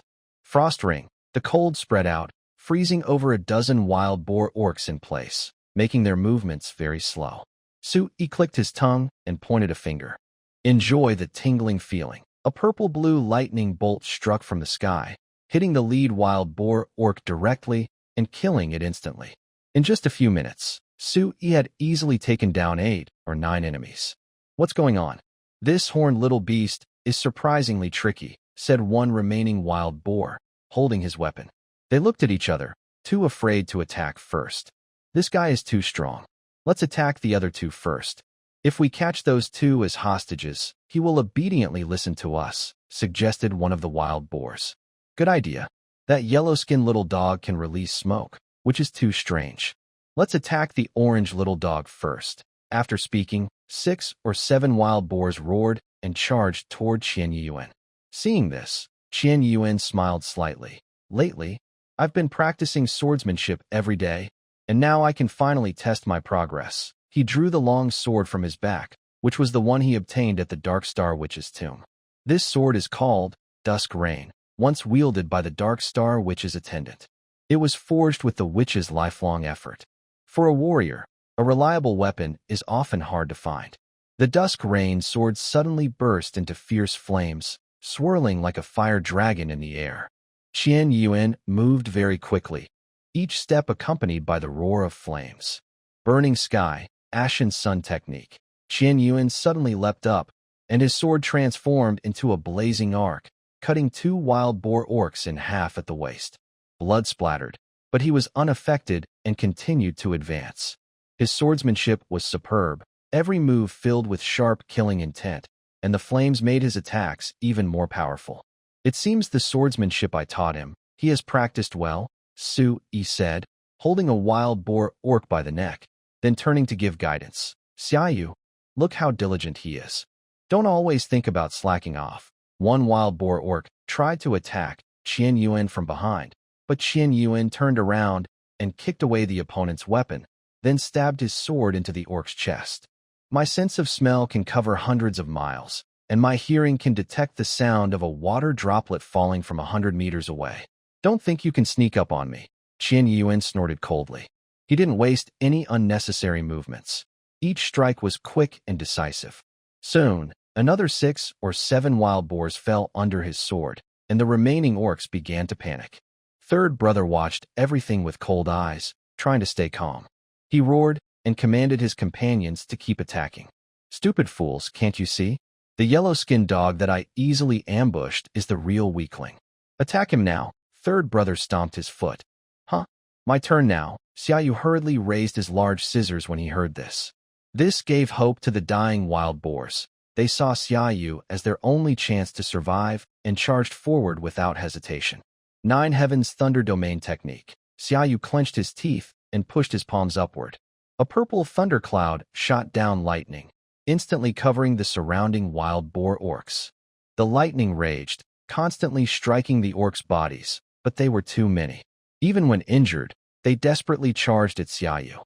Xiaou quickly split his scissors into two and held one in each hand. Thunder wind change. He moved swiftly through the group of wild boar orcs, using incredible speed to cut open deadly wounds with his scissors. However, the long fight drained Xiao's stamina. His breathing became rapid, and sweat ran down his face. Thunder wind change, he shouted again, summoning a violent storm of lightning and wind around him. The wild boars surrounded him, but he quickly teleported away. Xiao's magic power was too weak to sustain a long fight. Magic power needs to be built up over time. It cannot be quickly gained. Smoke mist cloud, Xiaou shouted loudly. He released a cloud of smoke that quickly covered the entire group of wild boars. The boars holding weapons coughed, trying to spit out the smoke from their lungs. But as they coughed, Xiaou was already wielding his scissors, stabbing one after another, cutting through their throats. Third brother, we can't hold on anymore. Maybe we should surrender. One wild boar ran anxiously to his third brother. I don't understand. Why is everyone talking about third brother being trapped in the cave, as if in some ancient battlefield? It seems destined for disaster. 20 years ago, I led the wild boar clan here, where everything was thriving and full of life. Now, after 20 years, has this place turned into my burial ground? Third brother roared. No matter what, our fighting strength is 20 against 3. I have the advantage. As soon as he finished speaking, half of his scissors flew over and stabbed the wild boar next to him into the ground. The fight kicked up a lot of dirt. When the dust settled, there were corpses everywhere, except for 3 beasts standing among them.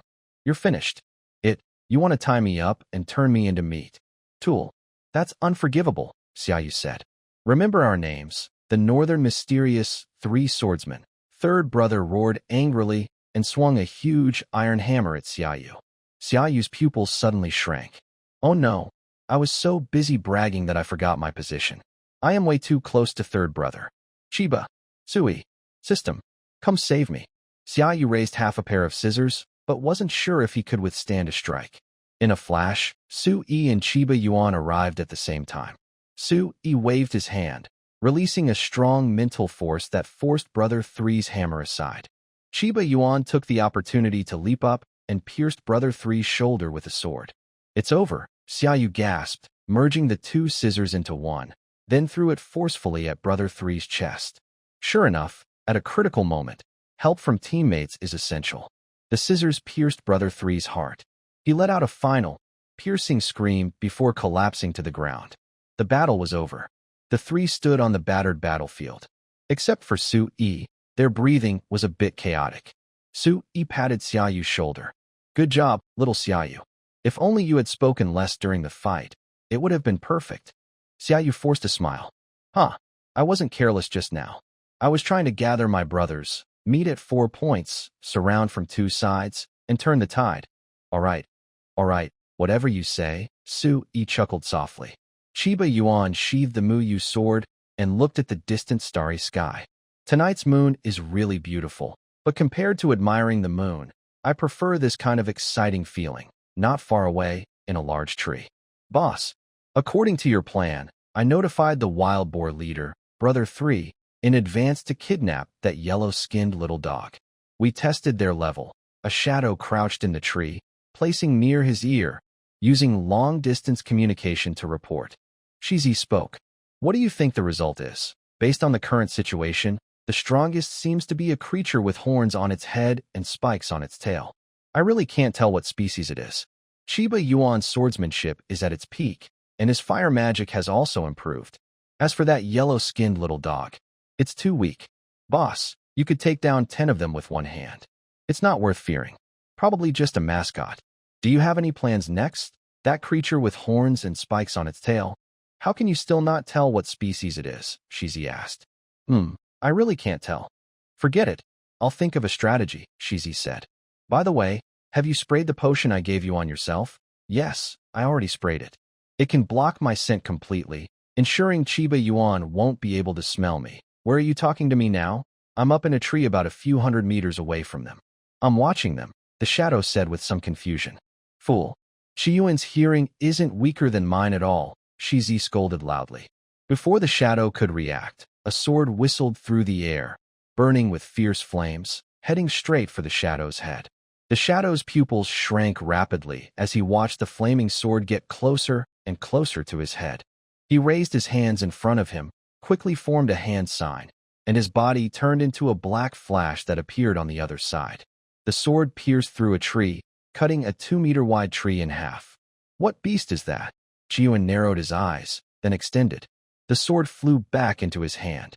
Wow, Xiao, you can even control a sword, Xiaou exclaimed with wide eyes, surprised. Still better taught by Su-yi, Xiao said humbly.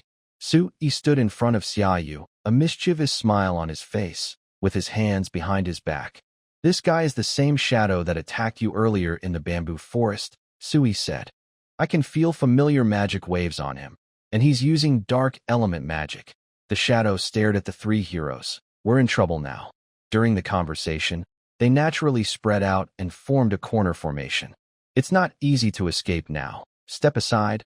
I don't want to hurt you. The shadow forced himself to stay calm and said, Why is he all black and dark? Is he a person or a ghost? Xiaou said nervously. He covered his whole body with dark element magic, so what we see is just pitch black, Xiao explained. Probably to hide his identity because he doesn't want others to see him. This is so boring, Su-yi said lazily. Last time, I made you run away in a panic. Now, you dare to risk your life again. I really admire your courage. Don't underestimate him, Xiao said, kicking off the ground. He rushed toward the shadow like lightning, sword pointed forward, and a blazing fire dragon roared out, heading straight for the opponent's throat. However, the shadow was very quick. He rolled to avoid the attack and took the opportunity to approach Xiaou. Among these three beasts, Xiaou is the weakest by a large margin. To win and escape, he must take a hostage, just like with the wild boar group before. Am I some kind of hostage expert? Why do they always focus on me during fights? Xiaou looked at the approaching shadows and was furious. Although Xiaou is the weakest, he is not afraid. He raised his big scissors to block, but his movements showed some flaws. TSK, I guess I need to help him. Su-yi finally stepped forward, a hint of interest in his eyes. But I don't want to waste effort, he said. As he finished speaking, he snapped his fingers lightly. An invisible force threw the shadow back forcefully, hitting a big tree with a dull sound. It's my turn now, Qian Yi Yuan charged again. This time, he infused fire into his sword, making it look like a burning flame, cutting through the air toward the shadow's vital points. The shadow barely kept steady, drew a dagger from his waist to block, sparks flying. Still, he couldn't withstand Qian Yi Yuan's attack. Qian Yi Yuan. He's really as strong as they say. If this keeps up, I'll definitely die. I can only bite my tongue and end it myself. I can't drag the boss down. The shadow thought helplessly. Just as the shadow was about to give up, he suddenly saw Xiao's exposed opening and quickly came up with a plan. He quickly retreated, using Qian Yi Yuan's mistake to create distance, then rushed towards Xiaou again with lightning speed. Oh, trying to break out here, Su-yi chuckled softly, not in a hurry to act, but watching the situation with interest. Interesting, very interesting. Qian Yi Yuan roared and tried to chase, but the shadow deliberately threw a smoke bomb to block his view. This smoke bomb was made of flour, far less effective than Xiao's smoke cloud. Qian Yi Yuan was caught off guard and also got covered in the smoke. When the smoke cleared, the shadow was close to Xiaou, raising his dagger.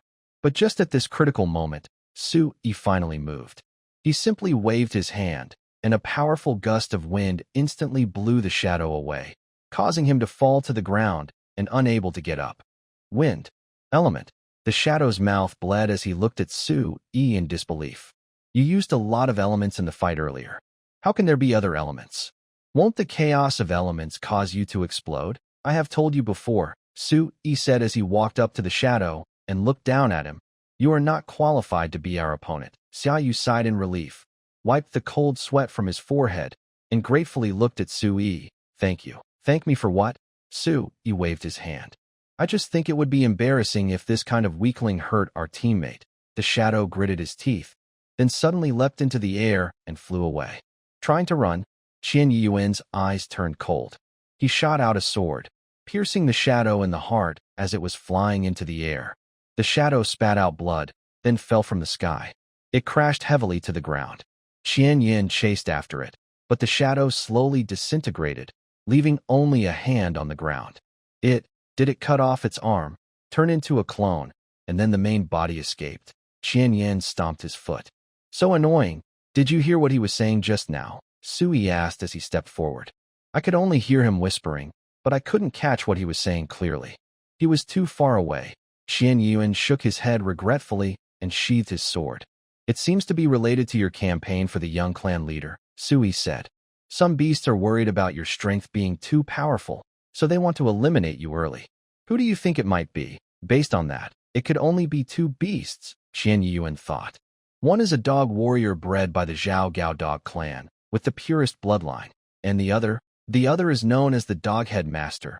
Very clever, Qian Yuan said. Shizi, at this moment, in the imperial village, the territory of the Xiaou Gao dog clan, inside a luxurious house, a shadow trembled as he knelt before Shizi. The trembling wasn't because he was afraid, but because his broken arm was still bleeding heavily, and the pain made his body shake slightly. I told you to be careful. Be very careful. Shizi covered his face. Forget it. You managed to escape from Qian Yuan. That's already your skill. You looked down on Qian Yuan before, but now you see his strength, right? Yes. Qian Yuan's fighting power completely outmatches mine. I'm sure if I fought him one-on-one, I wouldn't last 10 rounds before he pierced my heart with a sword. The shadow trembled and said, but I am skilled in dark magic. Even if I can't win, I can at least escape unharmed.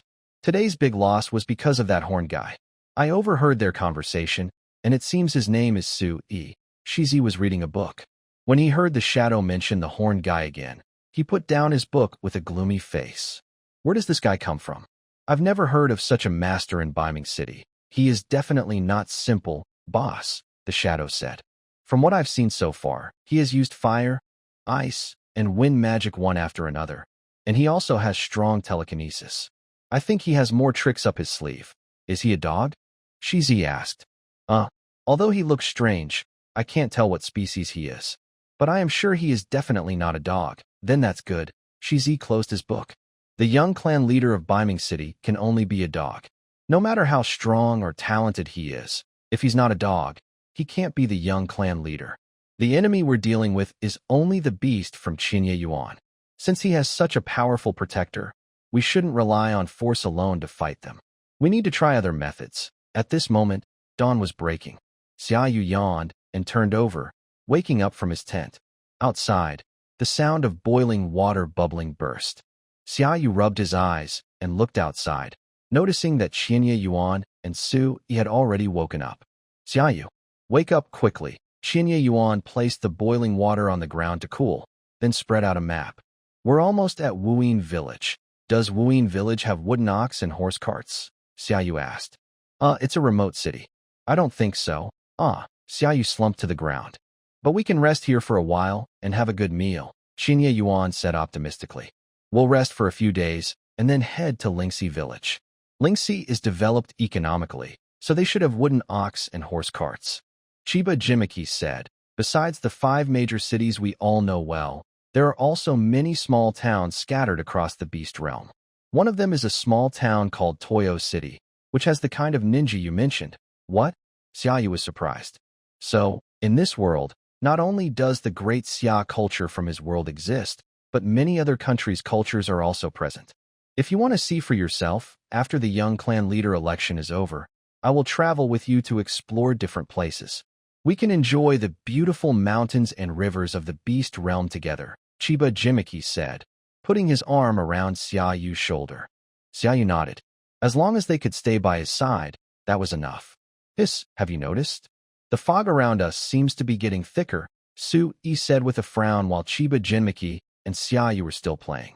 Yes, I have. Chiba Gen sniffed the air. The humidity here is higher than anywhere else. It's truly a foggy town. No wonder it's called Fog Shadow Village. I don't know why, but the closer we get to Fog Hidden Village, the more cautious I think we should be, Sui said. I have a bad feeling about this. Usually, my instincts are pretty accurate. Hearing this, Chiba Gen and Xiaou also took it seriously. One drew his sword from its sheath, and the other split his scissors into two, holding both in his hands. They looked down from a high vantage point, having just left the woods and reached the highest peak of this mountain range. From this top spot, they could see a large city faintly appearing ahead. "We've arrived, Fog-Hidden Village," Chiba Gen said. They reached the entrance of Fog-Hidden Village. Because the beast realm is so vast, the village is as big as a city, so the three of them could only glimpse a part of it. Although the village was shrouded in fog, it felt like the orcs and other residents moved about normally, just like in Zunyuan Village. Vendors set up stalls on the streets, farmers carried their harvested crops to sell, and there were taverns and lively brothels. Strangely, no matter how old or new the buildings were, tall or short, every door had a dark yellow talisman pasted on it. "Grandpa," Xiaou tried to grab the tail of one of the orcs again, just like last time. Chiba Gen quickly grabbed his hand. It's not polite to grab someone's tail. Chiba Gen politely patted an old beastman's shoulder wearing a straw hat. "Hello, we are travelers from another place. This is our first time here. May I ask why every house has a talisman pasted on the door?" The old beastman looked up cautiously. "Travelers from outside? That's quite rare. Our village hasn't had outsiders in nearly decades." "Haha, and no one from here has gone out either. Grandpa, you're joking. Although Wuyin Village isn't as wealthy as other villages, we do have roads leading outward. How could no outsiders have visited?" Chiba Gen said. "Also, each village leader reports regularly to the dog clan. Talking won't hurt. But you'll definitely stay here today. Tomorrow morning, leave quickly, don't wait around," the old beastman said. "Do you know why every house in Wuyin Village has a talisman on the door? Why? It's to keep away monsters that eat people inside the fog." The old beastman lowered his voice. "Monsters that eat people?" Xiaou frowned, a bit confused. "That probably isn't true," Chiba Gen said.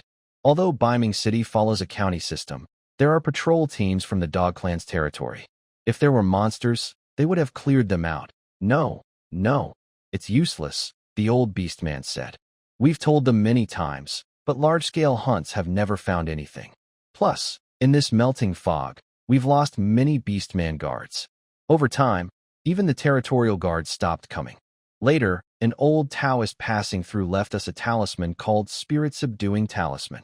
It told us to stick it on the door and stay inside during the midnight hours to stay safe. So Wuyin Village has two rules. First, no matter what, never remove the talisman from the door. Second, after midnight, you must return home." Xiaou leaned lazily against a big tree, arms crossed, with a mischievous smile on his face. He squinted at the village shrouded in thick fog, speaking lightly but with a hint of scrutiny. "Interesting, a place that can only survive with a spirit-subduing talisman." Chiba Gen stood at the village entrance, carefully scanning the surroundings. His hand was always on his waist, ready to draw his weapon if danger appeared. After hearing the old man's words, he frowned and said in a serious voice, "We must be careful. These monsters might not be normal creatures, but evil spirits. Xiaou, don't leave our sight later." Xiaou was squatting beside the old man, listening curiously to the legend of the fog-hidden village. He blinked and said, "Don't worry, Qian Yuan, I won't run around. And with you all here, I'm not afraid." Xiaou stood up, brushed the dust off his small suit, and smiled at the two beasts. "But this village is really special. Even living in such a place, everyone still seems hopeful." The three of them walked along the small path into the village. The scenery gradually became clearer. Villagers were working in the fields. Even in the fog, their movements were orderly. Sometimes, a beast looked up at the outsiders with a mix of caution and curiosity. At the of midnight, the fog gets thicker, and you can't even tell which way is which, the old beastman added. The monsters take this chance to come out, looking for people without protection. For many years, we've relied on a Taoist talisman to survive. Su Yi raised an eyebrow and whispered, "The talisman. It seems there's a big secret behind the fog and these monsters." He looked into the distance, as if thinking about something. "This is the inn of Fog-Hidden Village," he said. "Honestly, it's been a long time since we've had guests, and there are no staff here." The old beast man led the three beasts to an old, three-story wooden building. "You can rest here tonight. Tomorrow morning, leave quickly. After thanking the old beast man, the three of them put down their luggage and examined the inn. Although the inn was old, it was clean and tidy. Staying here for one night was better than sleeping outside in the wind and rain. Su-yi, what do you think about those fog-dwelling, man-eating monsters? Qian-Yi Yuan asked. Just some mysterious troublemakers, Su-yi said with narrowed eyes. I've lived for hundreds of years and seen all kinds of strange demons and monsters. They also have their own strange legends. I don't believe it. It seems like you have some idea, Xiaou asked. When I was very young, around 100 or 200 years old, I heard my father tell a story, Sui said. A story about the fog people. Fog people? Xiaou asked curiously. Yes, they are monsters that hide in thick fog and hunt humans for food, Sui explained. I can't remember the details very well. It's sad for the people in that village. Every day, there's a monster lurking just a few miles away. No wonder they're so scared, Xiaou sighed. If I could, I would like to help them solve this problem. You're so kind, Sui said as he stood up. Let's go out and take a walk. What's wrong? Qian-Yi Yuan asked, confused. Sui isn't the type to enjoy shopping. I'm looking for a house without a protective charm, Sui said, standing up. I want to meet that fog monster. Didn't you just say you don't like meddling in other people's affairs? Xiaou was happy to see Sui willing to help, but also found it strange. Qian-Yi Yuan sighed. If Sui wasn't a kind-hearted beast, he wouldn't have gone so far to avenge a little fox and wipe out an entire gang for just one gold coin. Xiaou, don't you realize that Sui is a proud and stubborn guy? Don't think too much, Sui said. My body has just recovered, and I need to practice fighting stronger monsters. Those wild boars earlier were too easy, and that shadow escaped after I couldn't beat it. It was frustrating. Now, there's a powerful boss from the old stories, and I want to experience it. He waved his hand and looked at the sun outside the window. There's still some time before the next phase. Let's go out and gather more information about the fog people. Xiaou and Qian-Yi Yuan nodded. Xiaou felt like he was Ledi. Every place he went, he helped a lot of people. But if he explored new adventure lines, he might unlock achievements from the system faster, which would be good for him. Xiaou and Qian-Yi Yuan went to the street. There was about an hour left before the next phase, and all the vendors hurriedly packed up their stalls. It's clear that Fog Hidden Village doesn't have a nightlife, Chiba Yuandao said, and when we met that old beast man before, we didn't ask the questions clearly. It's understandable that outsiders don't come here because of strange legends. But why don't the locals just move away? Such a strange village. Being here is a torment. They should leave quickly. Yes, I also feel confused, Xiaou said as he approached a stall. It was a sugar painting stall, and the owner had already packed up all his tools, ready to close for the day. However, it seemed business was slow today. Many sugar paintings had already hardened on the stall, unsold. I'll take all of them, Xiaou said, placing a handful of coins on the counter. The owner smiled happily and hurriedly packed all the sugar paintings into a bag. Young master, you're so generous. I've been making sugar paintings for over 30 years. The taste is definitely excellent. Boss, look, I helped you close early. Since I'm from out of town and unfamiliar with the area, could you tell me the story of this village? Xiaou licked a sugar painting, the golden sugar sticking to his tongue, sweet and tasty. Oh, so you're from outside. It's been a long time since outsiders came to our village, the owner said happily. This village, you see, has been covered in strange thick fog for about 100 or 200 years. You couldn't see 5 feet ahead. Things are much better now. At least you can see within 10 meters. Back in the thickest fog, it was like the whole village was soaked in milk. Even people holding hands would be swallowed by the fog when they turned their heads. Inside this fog, there's a monster that attacks any creature hiding in it. When we didn't know about this monster before, we suffered heavy losses. Half the village's beastmen were lost. With such a bad situation here, and a man-eating monster, haven't you thought about moving away? Xiaou asked. Move? Haha, we can't leave, the owner replied. A few young beastmen tried to leave because they couldn't stand the environment here, but before they reached another village, they suddenly bled from their 7 orifices and died.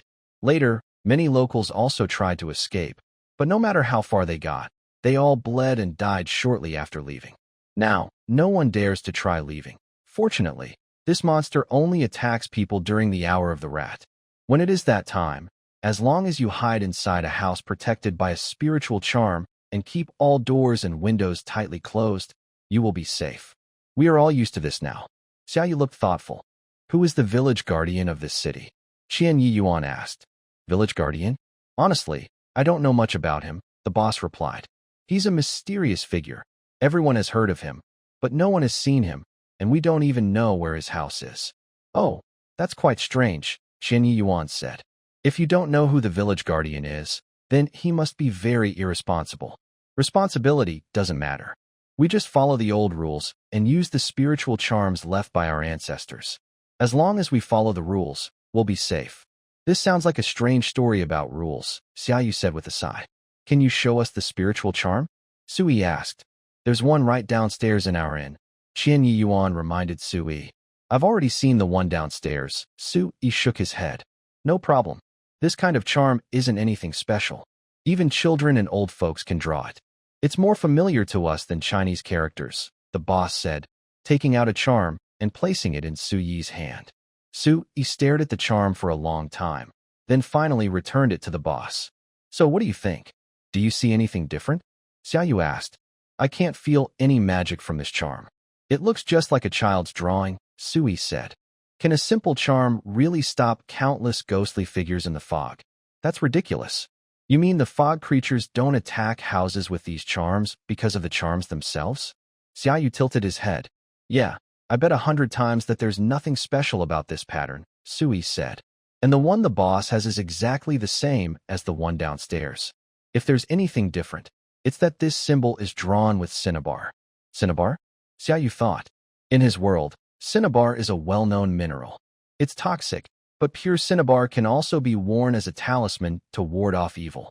Is the cinnabar in this world also believed to have the power to ward off evil spirits, just like the cinnabar from his world? Xiao Tian, where are you? Tian, a worried female voice called out. Seeing this, the candy art shop owner's face changed. He looked toward the voice and saw an adult orc anxiously searching for something. Tian, what's wrong with Tian? The candy shop owner asked, grabbing the orc's shoulder. Tian is missing. It's almost midnight, and she hasn't come back. I went out to look for her, but I couldn't find her anywhere, the adult orc said, looking distressed. What should I do? Midnight is almost here. Then you should go find her quickly, the candy shop owner urged. Wait, can you tell us what happened? Xiaou asked. Tian is my daughter. She's usually very obedient and always comes home on time, so we didn't worry much. But today, it's almost midnight, and she still isn't back, the candy shop owner said anxiously.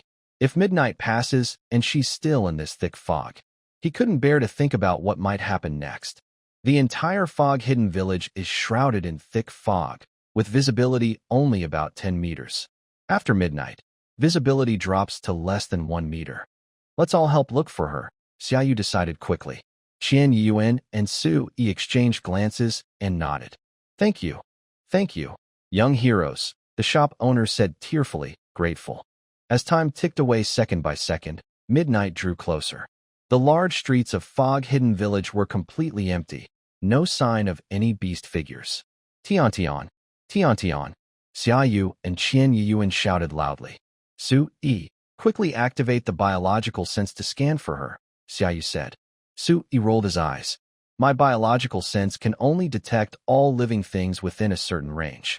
I can't specifically find a single orc. There are at least 8 million orcs in Fog-Hidden Village. How am I supposed to find her? Meanwhile, the shop owner had begged others for help, but as midnight approached, no one dared to risk helping out. Xiaou, Qian Yiyuan, time is running out. Sui frowned. You two should go back to the inn. I'll handle the rest. No, what if you encounter some danger? Xiaou hurriedly said. Have you not seen my strength and true identity? Sui said helplessly. Don't worry, I will be fine. Qianyi, take him back. Originally, Qianyi, who knew all of Suyi's abilities and true identity, was going to follow orders, but he still shook his head firmly. No, even if you're very strong, the three of us are the best friends. Since we are friends, we must face difficulties together. Sui looked at the two beasts and sighed. Stay close to me later, and don't run around. Suddenly, the tallest clock tower in the hidden mist village rang loudly with a chime, and the previously thin fog thickened instantly. The shop owner and his wife didn't give up and kept searching through the fog. "Go home quickly," Xiaou urged anxiously. "No, we can't go home if we can't find him," the shop owner insisted stubbornly. At that moment, as they were talking, the fog reached its peak. Just a meter away, Qian Ye's warning voice sounded, but when they turned their heads, everything was a white, foggy blur. Whoosh! What was that? A sharp wind sounded. A thin, spear-like object shot out from the dense fog, tracing a beautiful arc and rushing straight toward Qian Ye's head. Qian Ye snapped his fingers, and a burst of intense flames appeared in his palm. He struck the ground with his palm, and the flames formed a fire circle about 5 meters in diameter, surrounding the shop owner, his wife, Xiaou, and Qian Ye. Thanks to the firelight, they could barely see the strange object's attack path. Qian Ye swung his sword, and the thin, brown object made a tearing sound as flesh was ripped. It then twitched as if electrocuted. "Tentacle?" Xiaou exclaimed. "Not a tentacle." Qian Ye raised his sword to block his face. "I've seen tentacle monsters before. They don't feel pain, but this thin object was cut by my sword, and it clearly experienced pain. That gives us one good and one bad news. The good news is that this creature can feel pain. Maybe we can use pain to make it leave. The bad news is that since it can feel pain, it is not a simple creature like a tentacle monster that only reproduces without thinking. It probably has some intelligence." Su Yi squinted. With such thick fog, he couldn't see clearly what was inside. If he attacked blindly, his destructive power might damage many houses and cause unnecessary destruction. It seems he can only activate his biological perspective. In an instant, Su Yi's golden eyes turned ashen, and suddenly his vision became clear. However, at that moment, his expression grew more serious. In his view, everything he saw was dark gray, representing living creatures. The shapes were like tangled lines disturbed by a cat, overwhelming and chaotic. There were so many, tentacle-like, creatures. To deal with them all, he would need to launch a large-scale, explosive attack. But right now, they were at the center of the village. Su Yi was sure that even with only 1% of his full strength, he could smash the ground and collapse the entire village of over 10,000 square kilometers. Wow! Woo-woo! While Su Yi was thinking about a plan with a serious face, a child's crying came over. It's Tian Tian's voice. The boss's eyes lit up, and he was about to rush out of the fire circle. "Have you learned martial arts?" Qiu Yuan asked. "No," the boss answered weakly. "Have you learned magic?" Xiaou asked. "No." "Do you have any powerful magic tools on you?" Sui asked. "No." "Then what are you shouting about?" Xiaou, Qiu Yuan, and Su Yi all shouted at the boss. "It's already hard enough to save a beast. A child can be carried in your arms and brought back. Are we supposed to drag back a beast this big?" The boss clenched his teeth. Although he was eager to save his daughter, he knew very well that he was just an ordinary adult orc with no strength. If he left the fire circle and rushed into the fog, he would only have a dead end. "Please, save my daughter," he begged. The boss's eyes filled with tears. "As long as you can save the safety team every day, I will give you all my belongings." Su Yi shook his head. "If my belongings aren't enough, I can sign a contract of service and serve you for a lifetime." The boss saw Su Yi shake his head and thought he felt the payment was insufficient, so he hurriedly spoke. "Although hiring me is expensive, I don't care about your little possessions," Su Yi said. "If I can save your daughter, I will do some extra sugar art for this hungry little kid for free." Su Yi gently pressed down on Xiaoyu's head with his paw. Xiaoyu, feeling unfair, looked up and shouted in protest. "No problem at all. Plenty of sugar art." The boss quickly nodded. Qian Yin gently blew a breath at the flames in his hand. The flames seemed to peel away and drift onto the boss's palm. "This flame controls the main fire of this fire circle," Qian Yuan said. "It can burn for about half an hour. If the fire goes out and we haven't returned, you should take your wife and leave quickly. As long as the Green Mountains remain, you won't run out of firewood. Don't risk yourselves." The boss nodded. The three beasts exchanged smiles and jumped out of the fire circle together. "Qian Yuan, quickly use your super hearing to listen for where the child's voice is coming from," Xiaoyu said. As soon as they exited the fire circle, the brown tentacle-like appendage reached toward his head. Xiaoyu held scissors in each hand, scissors strong enough to cut through a waist-high tree.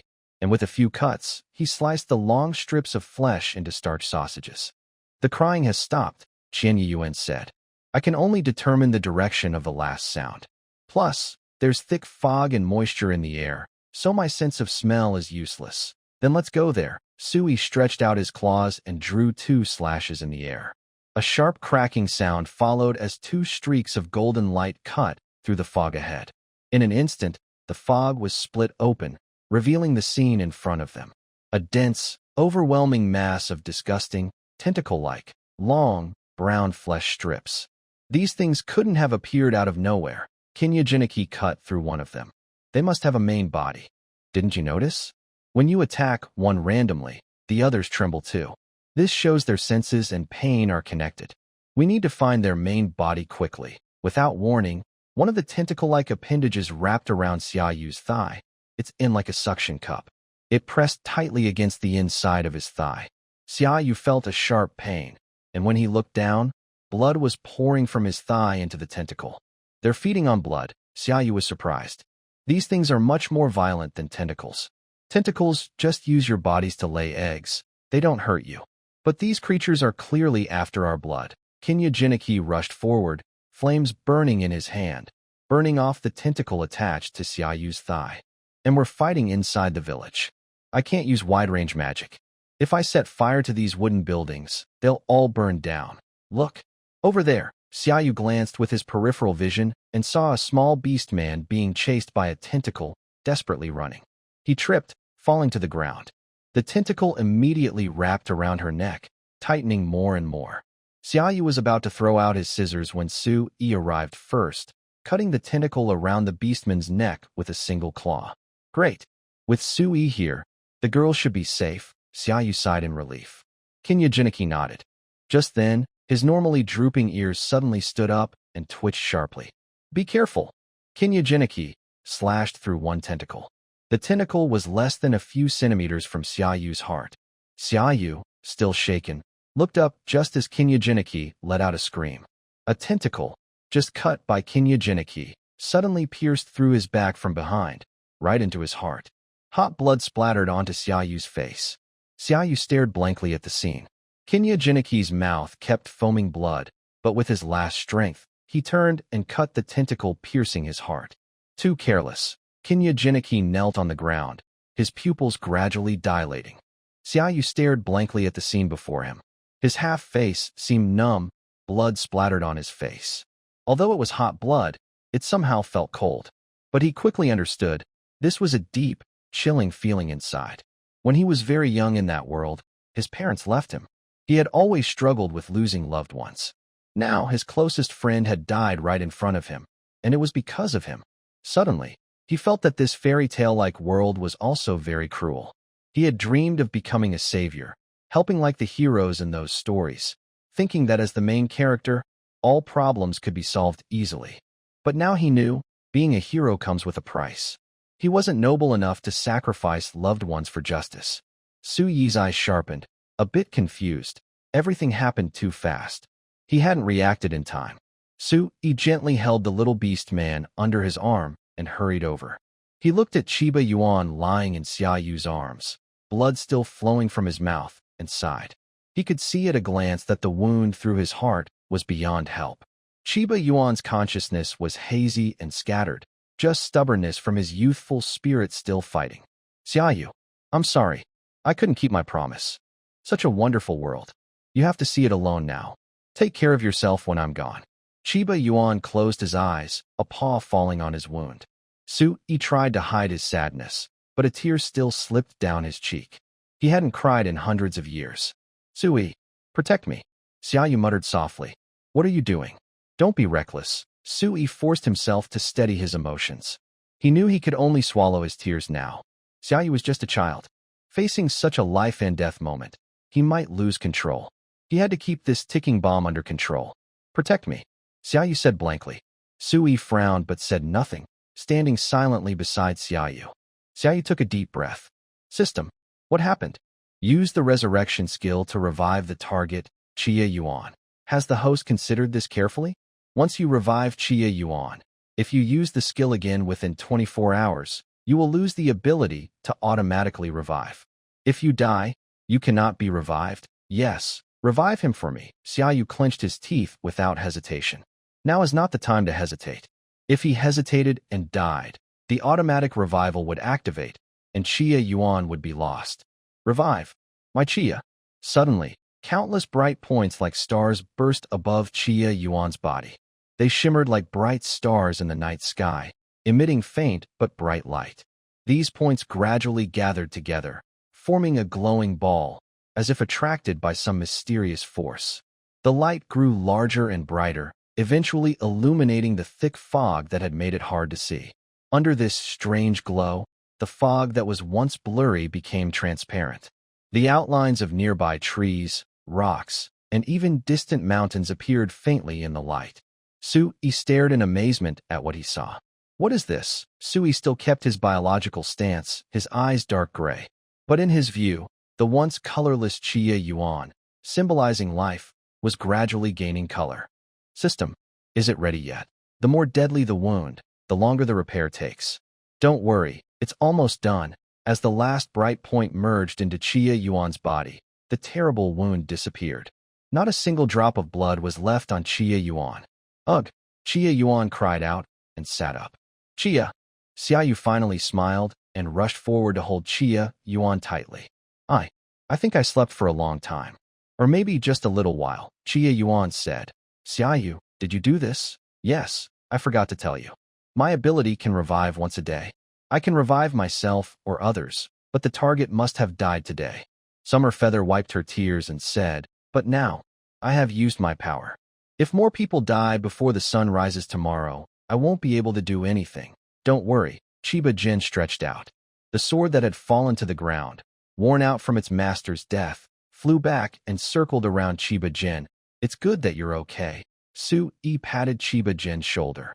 Phew, I thought I had lived for hundreds of years and was already used to the strange and sad partings of life. But only when the colors of life disappeared from my view as a living being did I truly feel the emotional waves. Sui, after dealing with this, I will learn magic and martial arts from you properly, Summerfeather said, picking up a pair of scissors. I don't want my helplessness to be my downfall anymore. You're quite perceptive, Sui said, tapping Summerfeather's forehead. But in that moment of turning away, he let out a slight sigh. Really, once you have enough strength, can you truly protect the people you want to protect? All right, everyone, Sui said, quickly regaining his composure after a brief distraction. My magic attacks have a very large range. Using them in the busy city could hurt innocent people.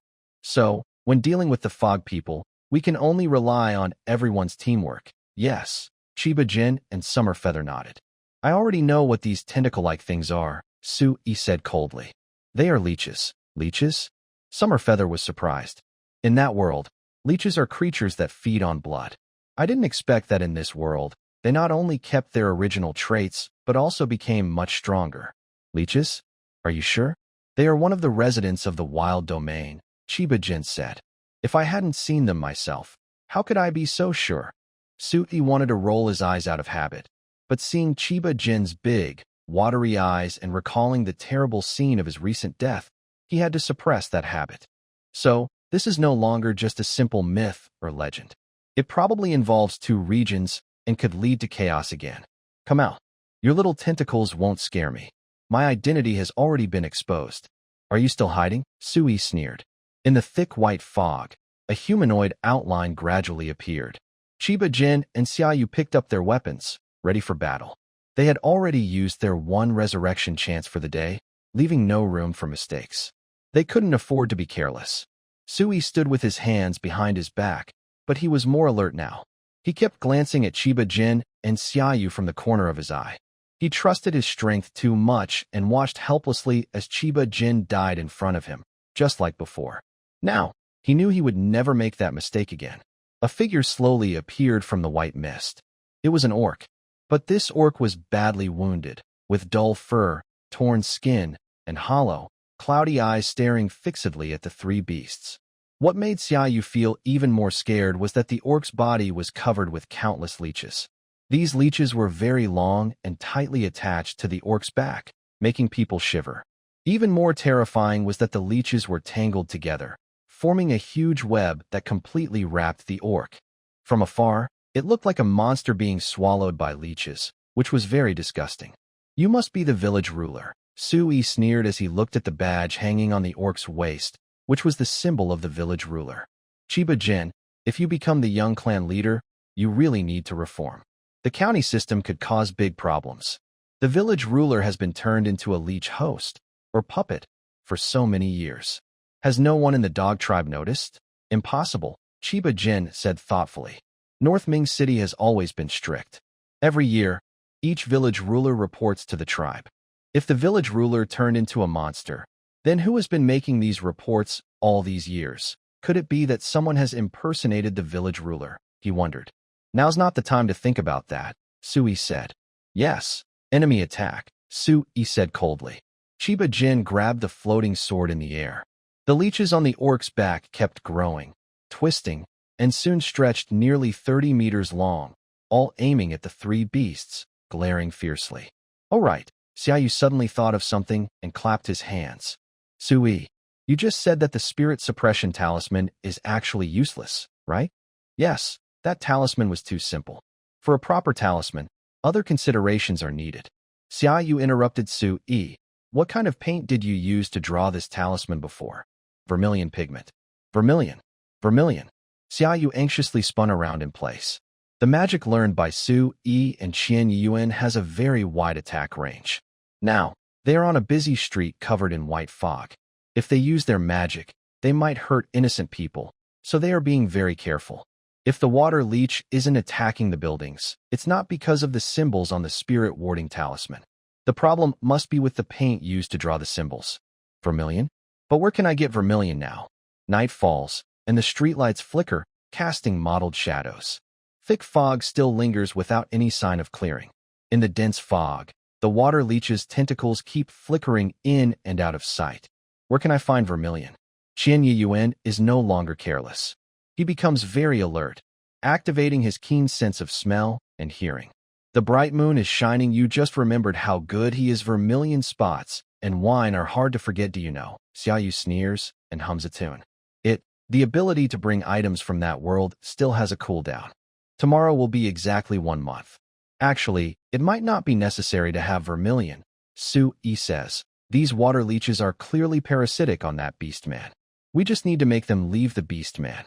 Without a host, they will die naturally." But just as they are talking, the water leech host that appeared before suddenly re-enters the white fog, gone without a trace.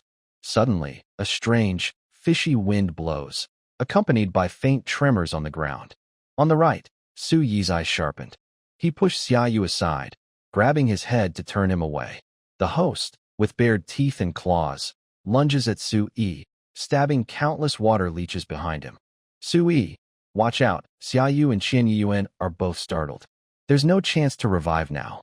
Unexpectedly, a tentacle that pierced through Qian Yuan's body crashes onto Xiaou with a loud clang. The tentacle retracts, and it vomits a large amount of liquid. Xiaou nonchalantly patted his body and said, "So disgusting. What? Why does hitting this orc in front of me feel like hitting a solid metal plate? My body can even pierce through rocks. Is this still an orc's flesh?" If water leeches could talk, they would probably be saying these things. All the leeches, stubborn and unafraid, kept bumping into Xiaou, but no matter how hard they tried, they only managed to pull out a few strands of hair. In contrast, Xiaou quickly grabbed those leeches. "You should be connected to your host." Xiaou sneered coldly. With a strong tug, a figure was pulled out of the thick fog. Xiaou finally saw clearly what the orc, parasitized by water leeches, had become. It was covered in dark red slime, and each step made a disgusting dripping sound.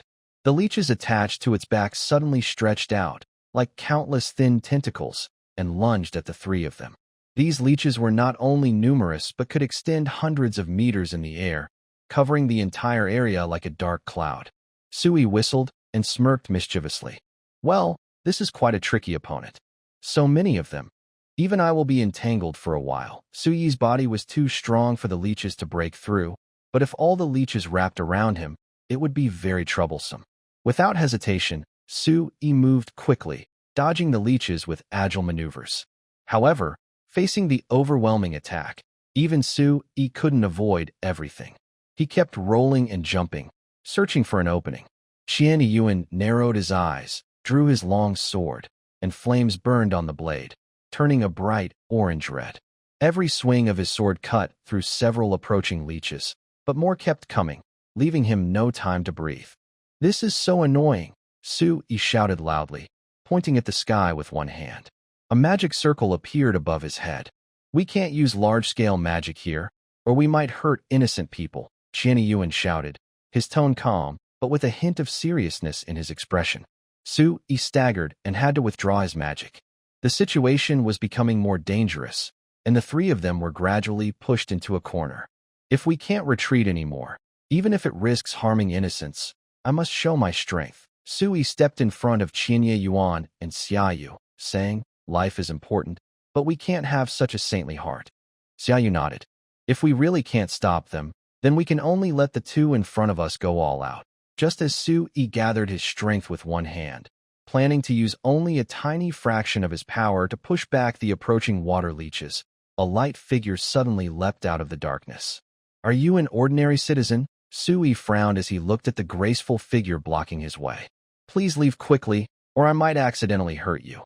She wore a straw hat and a white veil covering her face, making her features hard to see. Only a pair of sharp animal ears peeked out from the edge of her hat. Her steps were light and agile, like a cat, and she made no sound when she landed.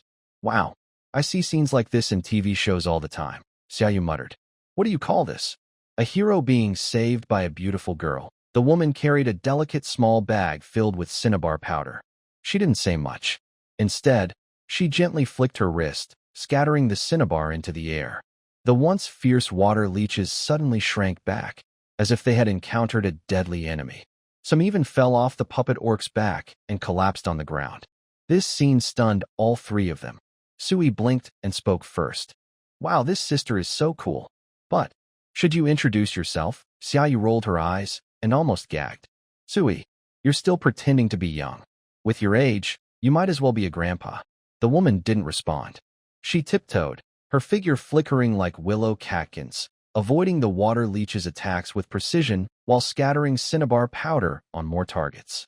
As she moved, the number of water leeches around her decreased significantly, easing some pressure. Seeing this, Xiao's eyes flashed with a glint. He suddenly charged forward, grabbing the puppet orc's shoulder and forcefully throwing it to the ground. Using the momentum, he swung a hand knife at the puppet orc's neck, successfully cutting off all the water leeches on its back at once. The water leeches that had fallen off the host immediately weakened. Xiaou stepped on them, crushing all of them and spilling their juices. The fight paused for a moment. The four of them stood in the open street, exchanging glances. Xiaou rubbed his ear and cheerfully said, "Thanks for your help, sister. Otherwise, we might have been in trouble." Xiaou initially wanted to breathe a sigh of relief, but when he heard Xiaou call her sister so naturally, he almost choked on his own breath. The woman nodded slightly, her voice cool but gentle. "No need to thank me. I just happened to pass by." She paused and added, "But you three are quite interesting. Little guys." Xiaou angrily raised his head. In another world, he was already 18 years old.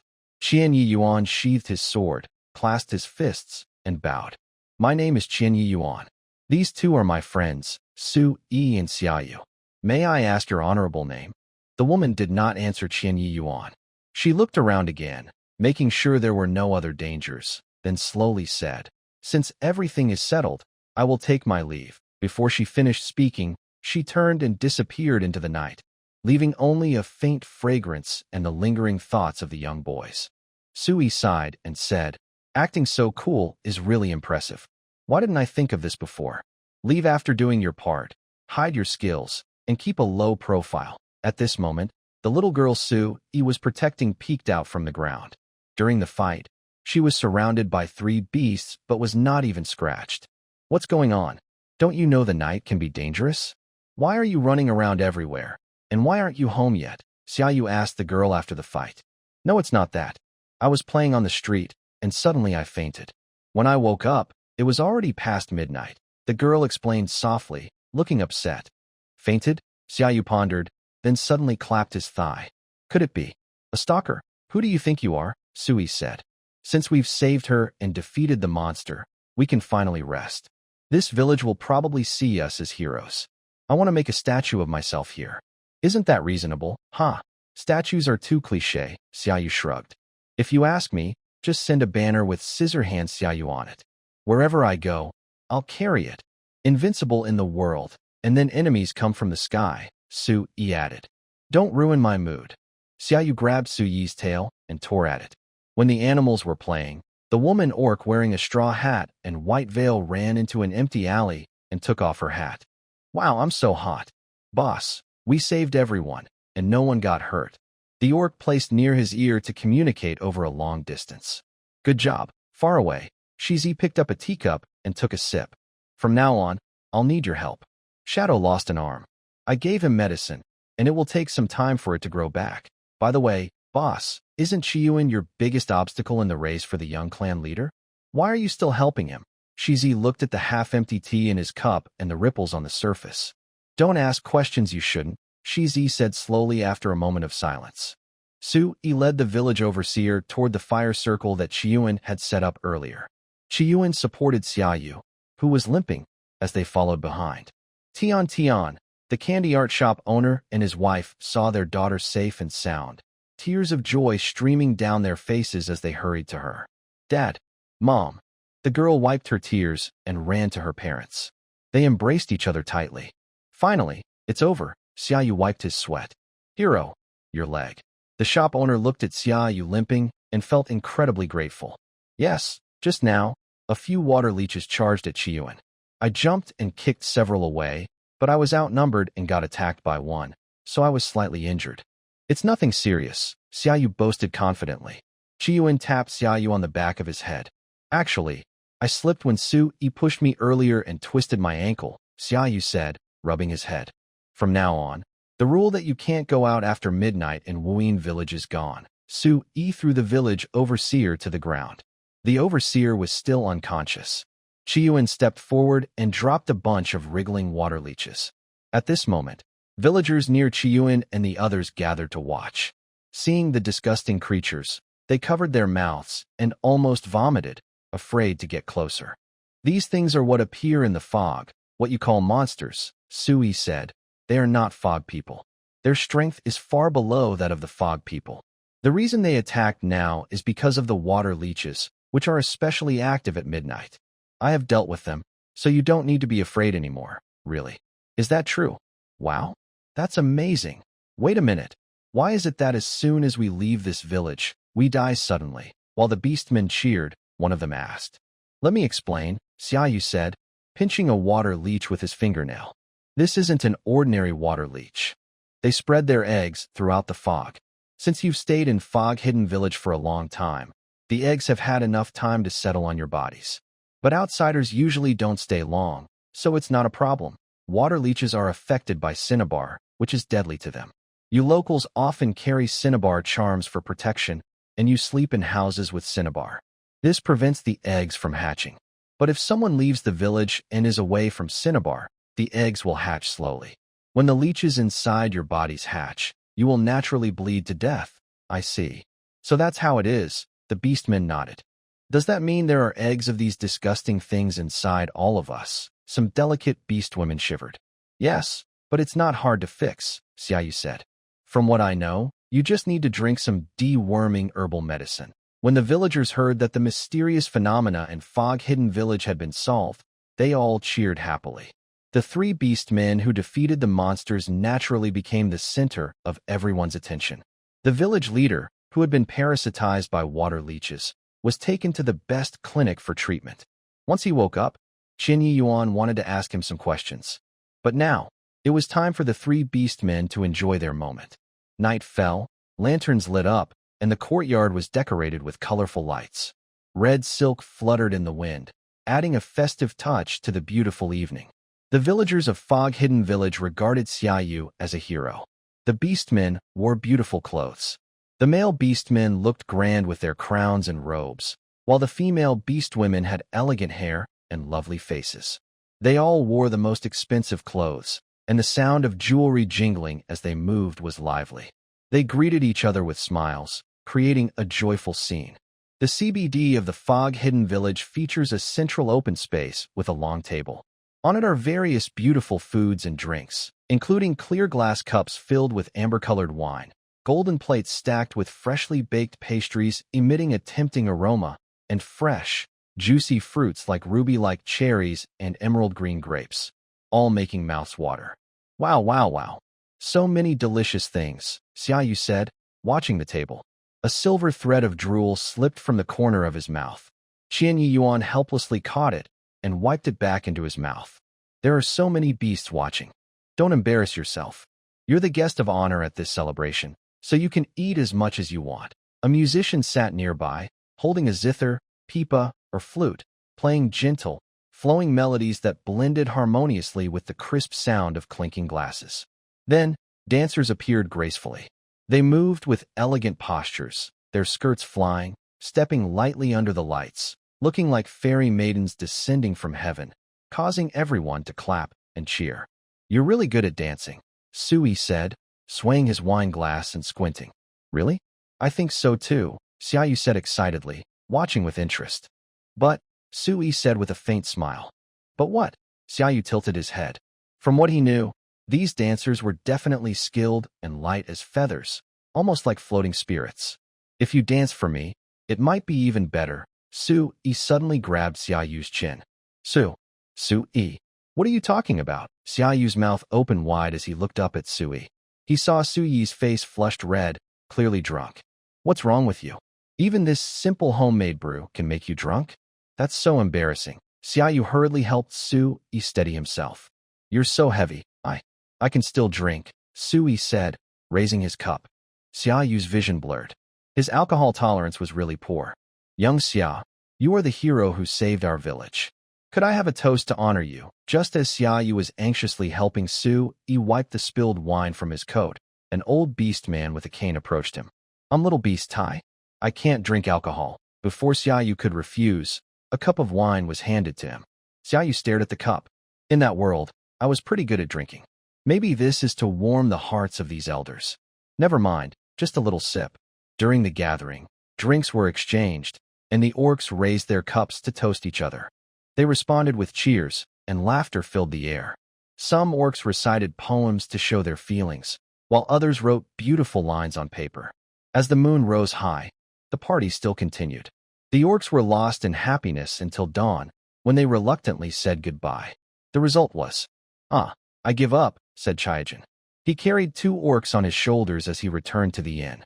He was a well-behaved orc who didn't drink at all. Although, Chiba Gen smiled and thought. He was known as the one who could drink 100 cups without getting drunk. If he drank, he could easily outdrink many others. In the past, elders in his tribe tricked him into drinking a lot. They ended up so drunk they jumped on tables and danced in their clothes, while he watched with wide, innocent eyes. Xiaoyu and Sui both looked flushed. Chiba Gen put them on the bed together. Phew, I'm exhausted, he said, wiping sweat from his brow. He took out a map from his bag. He was about to plan his next trip. Just as he studied the map carefully, someone knocked on the inn's door. Who is it? Chiba Gen asked. Young Master Chiba Gen, the village leader has woken up. Take me to see him, Chiba Gen said, setting down the map and following the visitor out of the inn. In the large room, only Sui and Xiaoyu remained. Sui was drowsy, looking at Xiaoyu lying beside him. He turned over and sat up, drooling slightly. Xiaoyu, I like you, Sui whispered into Xiaoyu's ear. I like. Xiaoyu, also a bit drunk and confused, smiled foolishly when he heard the word, like. What does it mean to like someone? It means, I want to sleep and hold you, to bury your head in my arms, to watch the sun rise together on the mountain. Sui swayed, a little tipsy from the alcohol. And also, Sui smiled softly and whispered, I want to cough you. Huh? Xiaoyu tilted his head, and his whole body was gently pulled up. Qian Yuan sat beside the hospital bed, handing a glass of water to the village ruler lying there. Thank you. I thought I would be to those leeches forever, the village ruler said, his face unrecognizable, but his body still mostly intact. He took a small sip of water and asked, Are you also a village ruler? Qian Yuan looked down at the badge on his waist, which signified his status, and nodded. You're surprisingly young to be a village ruler, the man said with a slight smile. My name is Li Hua. I'm Qian Yuan. You can call me Qian Yi, he replied. Since you've been enslaved by those leeches for so many years, who has been reporting to the tribe in your place all this time? The tribe dog demanded that each village ruler return to the tribe every year to report on their work. I don't know. I lost consciousness over 100 years ago, Li Hua said. But I think one person might be responsible. Who? Qian Yuan asked with a frown. My secretary, Black Fish, Li Hua replied. As soon as Li Hua finished speaking, it was as if time froze. Then, a deafening explosion suddenly erupted. Tons of explosives hidden beneath the hospital, like a lit firework barrel, were triggered instantly. A huge shockwave swept through like a mighty wave, tearing the hospital apart into countless pieces. In the blink of an eye, the hospital was reduced to ruins, shattered into debris. The sturdy walls, roof, and floor were blown apart, flying everywhere. The flames from the explosion roared like a fierce dragon soaring into the sky. The fire burned brightly, illuminating the night sky as if to swallow the entire world. Under the glow of the flames, a giant mushroom cloud slowly rose, spreading across the dark sky with an ominous presence. Wow, what just happened? Su Yi had just unbuttoned Xiao's jacket, planning to take it off, when the loud explosion sounded like thunder across the sky. The entire city felt a powerful tremor. Suddenly, a loud explosion woke up Su Yi and Xiao, who were half asleep and drunk. Is it an earthquake? Xiao trembled, his lips trembling. No smoke and gunpowder. Qian Yi, Su Yi was shocked. He quickly pushed open the inn's door and ran outside. He didn't bother to put on his clothes, since animals don't need clothes. Wait for me, Xiao shouted as he tried to stand up, but he tripped and fell to the ground. Feeling the pain, Xiao looked down and saw that his pants had somehow slipped down to his ankles. When he stood up earlier, he had accidentally tripped over them. Can't I even take off my pants properly when I sleep? Xiao cursed as he pulled up his pants and continued running outside. At this moment, the source of the explosion. Heiyu stood at the edge of the ruins in the distance, a cold smile on his lips. With a wave of his hand, a water curtain formed into sharp water spikes, blocking all possible escape routes. Outsiders, ruining my plan to dominate Mist Shadow Village. Then let them sleep here forever with their secrets, Heiyu said. Just as Heiyu was plotting, a bright red light suddenly shot into the sky. What's going on? Heiyu was surprised. Fighting fire with fire against a genius born with fire magic is just too foolish, came the reply. That was Qian Yuan's fire shield. He spread his hands slightly, surrounding himself with intense heat, blocking the violent flames caused by the explosion. Have you heard of elemental immunity? Qian Yuan smiled slightly. He's Heiyu, Li Hua, protected inside the fire shield, looked at the face he hadn't seen in over 100 years and spoke. He couldn't forget that face even after 100 years.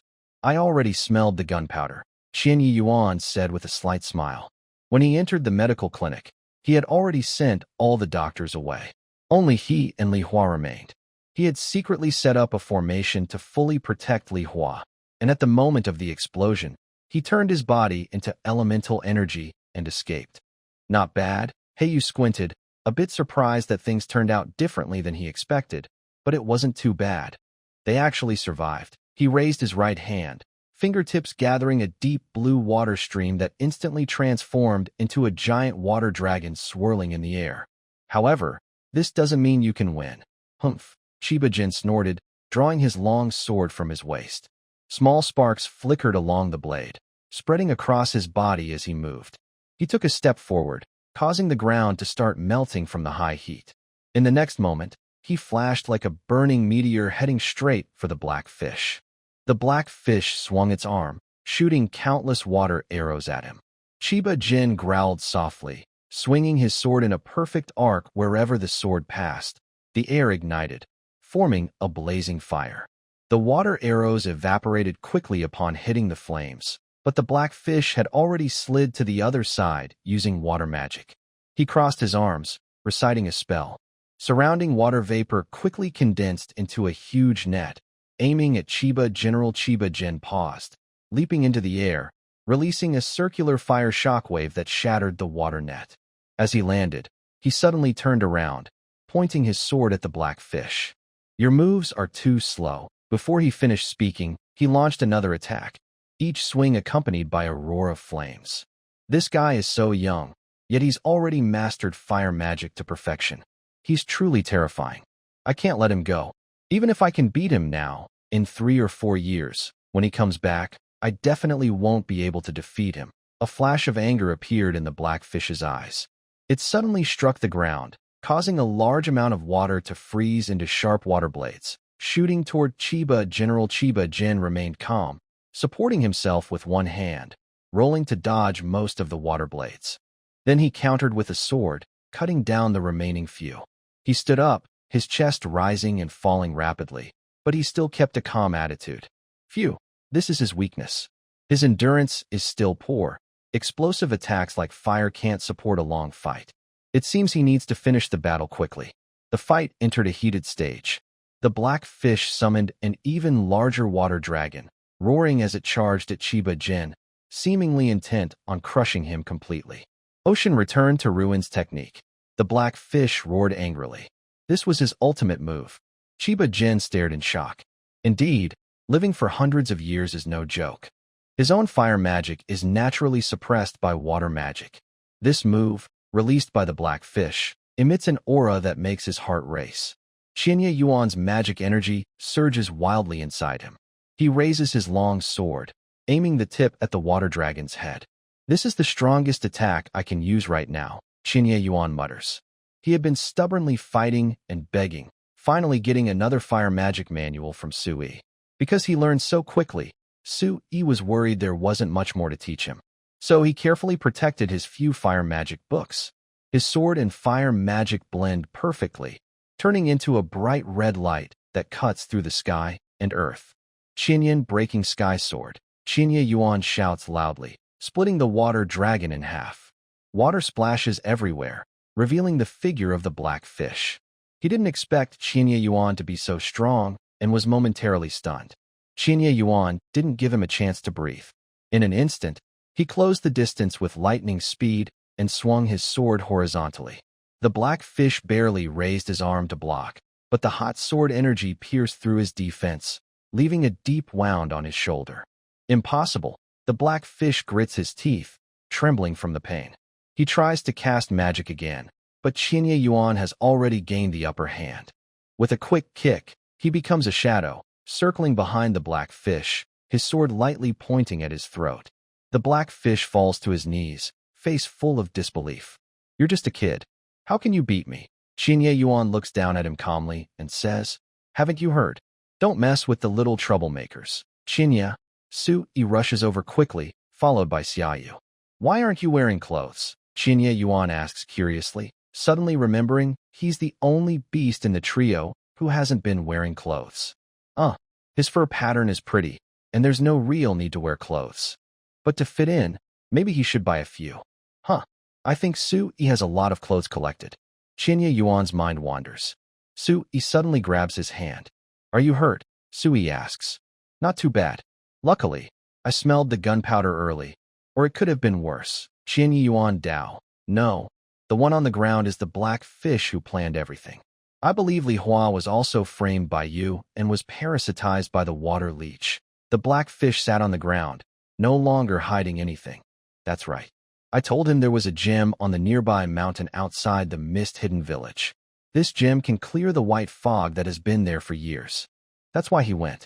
I knew there were water leeches left over from the war." Before the black fish finished speaking, Sui grabbed his collar and pulled him up. Sui's eyes flashed with anger. "Wow, Sui, you're so vengeful." Xiaou was startled. He had never seen Sui so angry before. Sui was drunk and didn't understand what had just happened. But, actually, Sui also didn't know what made him so angry. It was as if a loud noise had interrupted something very important. Suddenly, Sui felt confused and released the black fish.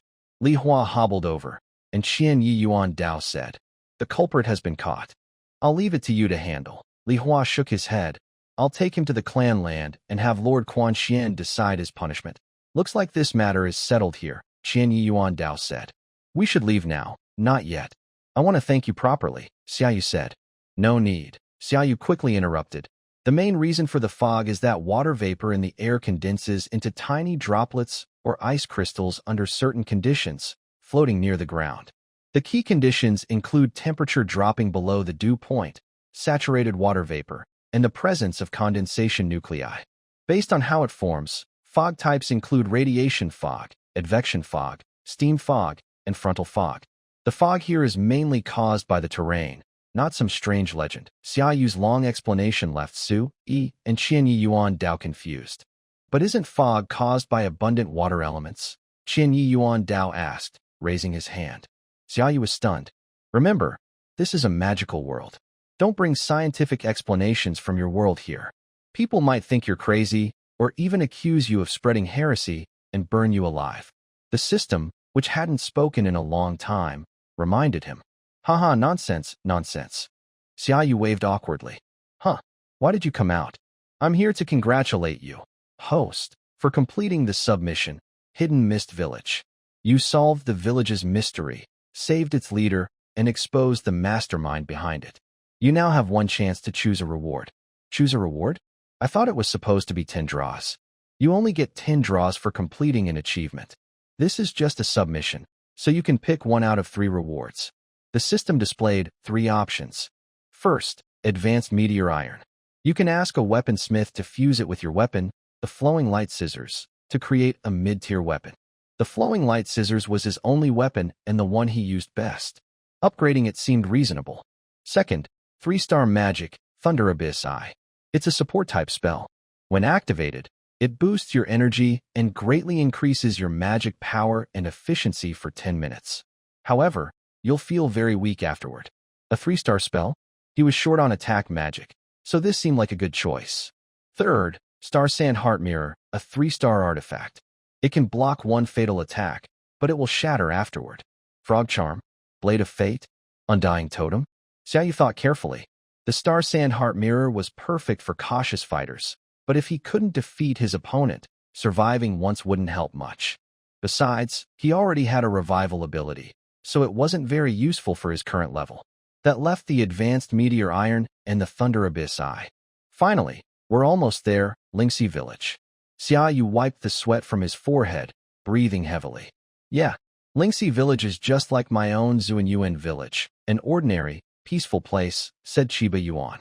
That's good to hear, Xiaoyu sighed in relief. He wasn't yet skilled with the giant scissors, so upgrading the weapon wouldn't help much. It was better to strengthen his own abilities first. On the way from the fog-hidden village to Lingxi Village, Xiaoyu took 3 or 4 days to finally learn this martial art. Only 3 kilometers left, Qian Yuan said, while looking at the map. It looks like we'll reach Lingxi Village before dark, Xiaoyu said happily. Maybe we can even catch dinner. Thinking this, Xiaoyu's steps quickened, and he started jumping forward happily. Suddenly, his foot caught on something. A rope hung from his thigh, tightening instantly and lifting him into the air. Wow, what's going on? Xiaoyu exclaimed in surprise. By the time he reacted, he was already hanging upside down. You probably stepped into a hunter's trap, Qian Yuan said, drawing his sword. I'll save you. His sword sliced through the rope with a whooshing sound. Xiaoyu froze in midair and then fell face first to the ground. Next time, just tell me if you're going to cut the rope, Xiaoyu shouted. Oh no, it looks like my handsome face might be ruined today. Xiaoyu closed his eyes as he fell closer to the ground. Qian Yuan quickly stepped forward and caught him safely. Good catch, Xiaoyu blurted out, then paused. Suddenly, he wondered, am I treating myself like a ball? Sui clicked his tongue. Honestly, I'm getting more worried. 2 months from now, I'll leave to handle some affairs. How will this clumsy little yellow dog take care of himself? I am a jackal. Xiaoyu's face turned a dark purple with anger. Meanwhile, in the imperial village, at the announcement of the dog clan territory, Shizi was quietly reading a military strategy book. He was the leader of the support squad. The guard team needed to patrol daily, but the support squad only went where trouble occurred. When there was no chaos, they mostly relaxed. Come out. Shizi slowly closed his book and looked sideways at the door. Suddenly, loud applause sounded, as if 5 or 6 people were clapping together. truly worthy of being considered a high-risk individual by our leader, Shizi. As the curtain was suddenly pulled aside, a shocking figure appeared in front of Shizi. This is a strange creature covered entirely in thick armor. Its body is very large, and the armor glints with a cold light. It has countless arms and legs waving in the air, like dancing tentacles, which makes people feel uneasy. Shizi frowned slightly and carefully looked at this uninvited guest. He said coldly, "Centipede? Where did you come from?" His voice showed a hint of alertness and displeasure. In the territory of the dog clan, it is a serious taboo for outsiders from the wild domain to intrude. According to clan rules, in such a situation, it is acceptable to act first and report later, without asking for permission. I am a messenger from the Centipede clan of the wild domain. You can call me Lian Shang. The creature bowed. Our clan's leader heard that Lord Shizi has always wanted to become the deputy clan leader. We from the wild domain are willing to do everything to help. Oh? Help me? What's in it for you? Shizi sneered. Of course, there is a price, Lian Shang replied. We have long wanted to take over the beast domain, and the two domains have never gotten along. The leader of our wild domain's Worm King is eyeing the capital city, but because there are cities guarding the north, south, east, and west, we plan to attack the capital someday. We kindly ask you to open the gates of Beiming City when that happens. Rest assured, after capturing the city, you will still be the deputy clan leader of Beiming. We can even help you remove the current clan leader and let you take his place. Do you want me to be a traitor to the entire beast domain? Shizi asked. Calling it treason sounds so dull, Lian Shang flattered. It's about choosing the right bird to rest in the tree and the right minister to serve the Lord. Well, tell me, how exactly do you plan to help me? Shizi smiled. Right now, we have already gathered clear information. There are only two beasts capable of competing with you for the deputy clan leader position. One is the brave dog from the purest bloodline of the dog clan, trained intensively, and the other is Qian Yi Yuan, a genius with fire magic, known as a divine child. Both are quite powerful, but they are just kids. Our wild domain plans to secretly eliminate them easily. Kill them? Shizi chuckled. Seeing Shizi smile, Lian Shang secretly laughed. The plan is set. Your name is Lian Shang, right? Shizi stood up. Yes, that's the common name I go by. The wound continued to bow and flatter. Just as he looked up, Shizi suddenly silently appeared in front of him. You. Seeing Shizi's gloomy eyes, Li Zong was startled. Sensing that something was wrong, he was about to speak when a strong claw grabbed his throat. I don't know much about bug structures, but as long as the force is strong enough, I should be able to choke it to death, Shizi said with a wicked grin. You. Didn't you promise? Li Zong was already gasping for air. He struggled desperately, hitting his limbs wildly, but it was useless. He could even feel that Shizi didn't use any magic. Just his physical strength was enough to kill him. Wild domain, if you dare to send people again, I will see one and kill one, Shizi said fiercely, tightening his grip and twisting Li Zhang's head off. Li Zhang's whole body, like a broken kite, instantly drooped and spilled a green liquid. Shizi casually threw the bug's head on the ground and stomped it into pieces. Boss. Shizi's subordinate heard the commotion inside and hurried in. Seeing what was happening, he was so shocked he couldn't speak. Why did you let him in? Shizi's eyes were cold. I thought. The subordinate stammered. When he stopped the centipede, it had already revealed its plan. The subordinate knew that Shizi had long coveted the position of young clan leader, so he foolishly thought this might be a good deal. Next time, I'll use your beast's head to sacrifice to the heavens, Shizi warned sharply. Why yes? Yes. The subordinate stammered. What are you standing there for? Hurry up and clean it all up. The subordinate quickly grabbed cleaning tools and went inside. The smell of blood was strong. Shizi didn't want to stay there and sat alone on the steps outside his residence. He still held the military book in his hand, but reading it anymore felt dull. Qian Yuan. Shizi muttered softly. The sunlight shone on his face, outlining his sharp features, but couldn't illuminate the deep sadness in his eyes. His thoughts drifted far away. 6 years ago. 6-year-old Shizi. Stinky kid. You must have stolen that thing. Under the banyan tree, 6-year-old Shizi was surrounded by a group of beastmen who were teasing and scolding him. I didn't steal anything from you, Shizi shouted, but no one listened to him. He's dirty and smelly. I heard his mother was from the purest bloodline of the dog clan, but she married some stray dog from nowhere, one beast man sneered. Such a waste of good blood. You're not allowed to insult my dad. Shizai, who had been silently enduring their insults, turned red with anger when he heard them mock his father. He stood up and rushed toward the beast man speaking. Hey, you're getting brave now. 6-year-old Shizai was clearly no match for the tall beast man. He was slapped to the ground. He felt dizzy and blood trickled from his mouth, but he clenched his teeth and stared fiercely at the beast man. Pull out his teeth, the leader of the beast men ordered with a wicked smile. The others who were bullying Shizai eagerly prepared to act. Just as one beast man grabbed Shizai's neck and tried to pry open his mouth, a burst of hot flames swept over. Shizai had closed his eyes, intending to quietly endure the pain of losing his teeth, but the sharp pain he expected never came. Instead, in the darkness behind his eyelids, he heard several screams. When he opened his eyes, he saw a bright orange beast man standing in front of him, shirtless, with beautiful fur. Are you Xiaou Yuan? Shizai's vision cleared as he looked at the flames flickering in the orange beastman's hand. Do you know me? Xiaou Yuan asked with confusion. You're very famous, Shizai muttered quietly. As for why he was famous, it was better not to say. Haha. Yes, I am indeed notorious, Xiaou Yuan said with a shrug, then turned to leave. Why did you save me? Shizai asked, standing up. Because hitting people is fun, Xiaou Yuan replied. If hitting people is fun, then you should be fighting with them, not against them, Shizai said. All right, I just don't like them. Xiaou Yuan waved his hand and walked away. Wait, can you teach me magic so I can become stronger? Shizai asked.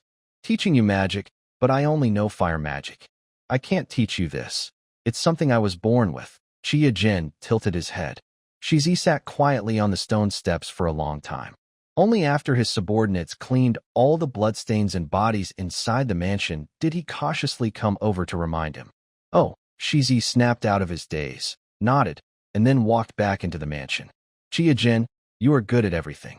Responsible, kind, just, and strong. Shizai muttered softly. But you have one deadly flaw.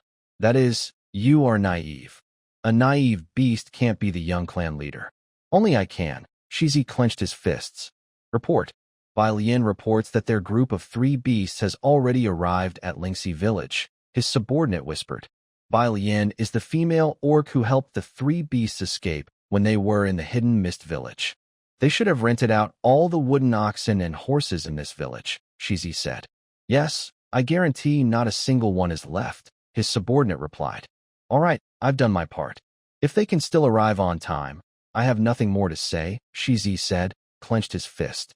On the front line, I am not afraid of him. At this moment, Xiaou and the others had already reached the gate of Lingxi village. Lingxi village is located at the border between Zhaogao town and Xiaoling town. It is a border city.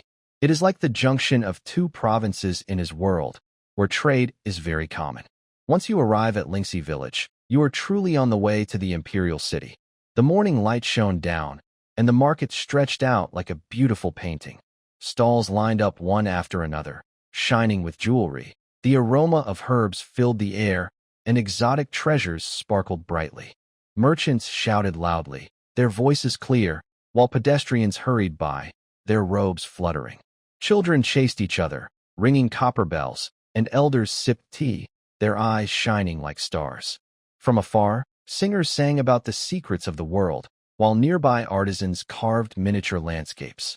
Spirit beasts wandered through the alleys, celestial birds soared over the rooftops, and it seemed as if spells whispered in the wind. Everything was filled with spiritual energy. That's wonderful, Xiaou said, tears of excitement streaming down his face. Let's rest here for a week. We've been through a lot on this journey. Everyone has worked hard. Chiba Gen patted Xiao's head. Yuan, as the village leader, can't Lingxi village give us a VIP luxury inn as a welcome? Xiao's eyes sparkled with excitement. Haha, Xiaou, you really have big dreams, Qin Yuan said. The village leader's status only matters locally. Besides, I only see the other village leaders once a year during the year-end report. We don't have close ties, so they won't make special exceptions for us. It's okay, Xiaou said with a smile, patting his waist. I'm a rich man. Last time, he won a lot of money at the casino. Xiaou took some of it out as travel money, enough for them to enjoy good food and comfortable clothes on the way. But when Xiaou patted his waist, he felt something was wrong. He looked quickly and saw his wallet was gone. My wallet is gone. Xiaou stared blankly, his eyes rolling back, almost fainting. Hey, stay calm. Pinched the middle of the nose. Qian Yi Yuan and Su Yi hurriedly tried to help. No, my little money, Xiaou shouted to the sky. On this road, I was standing next to you, and Su Yi was behind you. It's unlikely a thief took it, Qian Yi Yuan said. Maybe you dropped it where you stepped into a trap. I'll go help you find it. You and Su Yi should find a place to stay for now. I'll use my super sense of smell to find you. Please, find my little money, Xiaou said with tears in his eyes. Qian Yi Yuan blushed at his look. After a few words of reassurance, Xiaou quickly broke free and ran away. After Qian Yi Yuan left, it was still early, so there was no rush to find an inn. Xiaou and Su Yi strolled through the busy market, surrounded by a variety of goods. Shimmering spirit stones, fragrant fairy herbs, and mysterious jewelry from distant worlds. Clouds floated in the sky, and occasionally flying magic devices streaked across, leaving bright trails of light. I've never heard of these things before, Xiaou said happily. Hee, I think they're just SOSO, Su Yi said confidently, puffing out his chest a little. Let me tell you, my family's collection of gold, silver, jewelry, weapons, and magic tools is so valuable that I could buy everything in this market with just one item. Wow, your family must be very rich, Xiaou said, tilting his head. What's their background? Su Yi suddenly choked. He knew he had been showing off too much. Hee.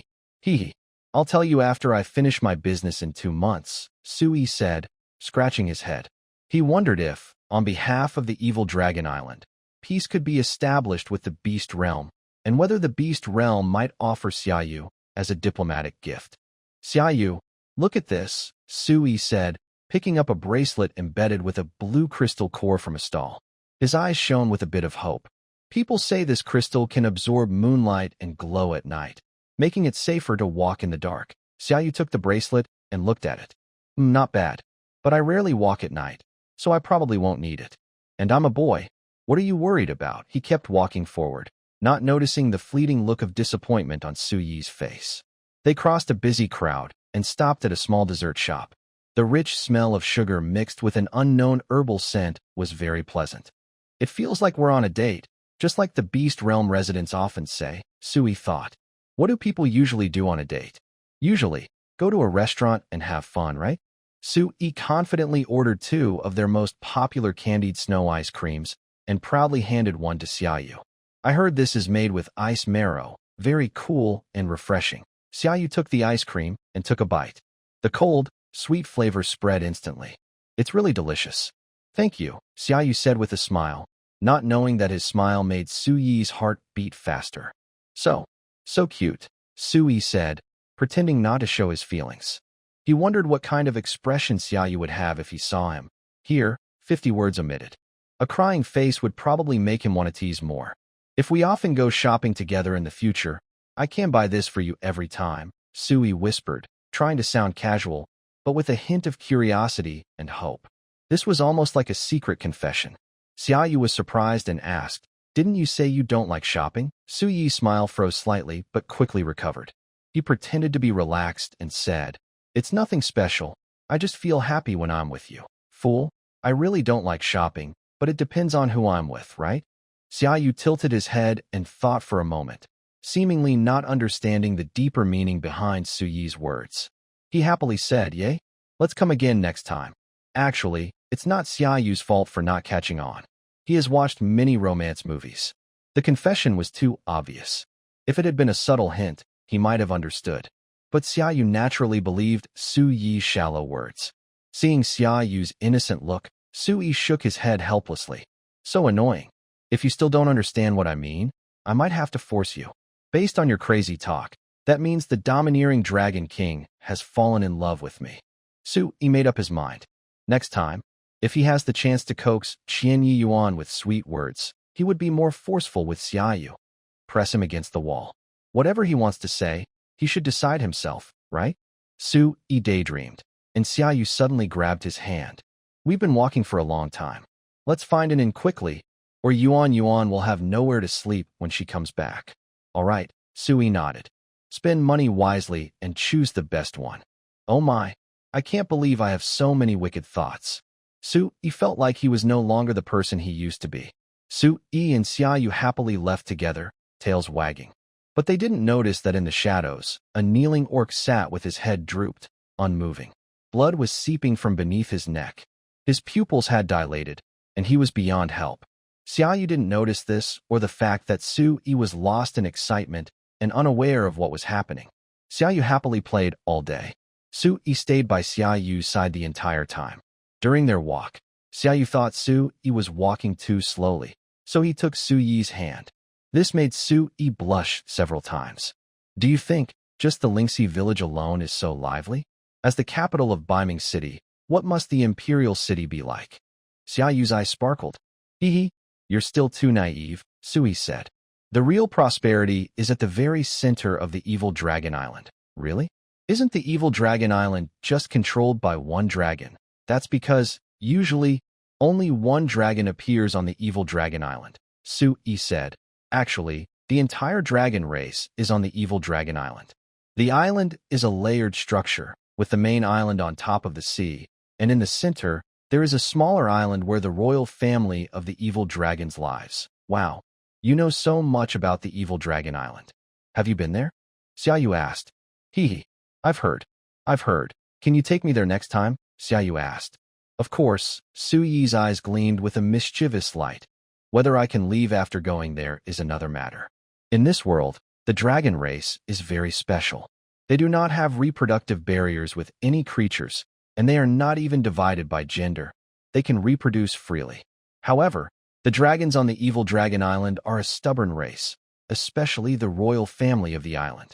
They usually do not allow mating with other races because they believe it would taint their dragon blood. This is also a headache for Sui. How to convince his parents when introducing Xiaou to his family. Finding an inn is not easy. Although Lingxi village is more open than Wuyin village, it has many attractions, and many beastmen come to visit. Xiaou tried several inns, but couldn't find a place. Sigh, what should I do? Xiaou sat on the steps feeling upset. It's okay. I often sleep outdoors anyway. We can just sleep on the ground with Qinya Yuan, Sui said. Huh.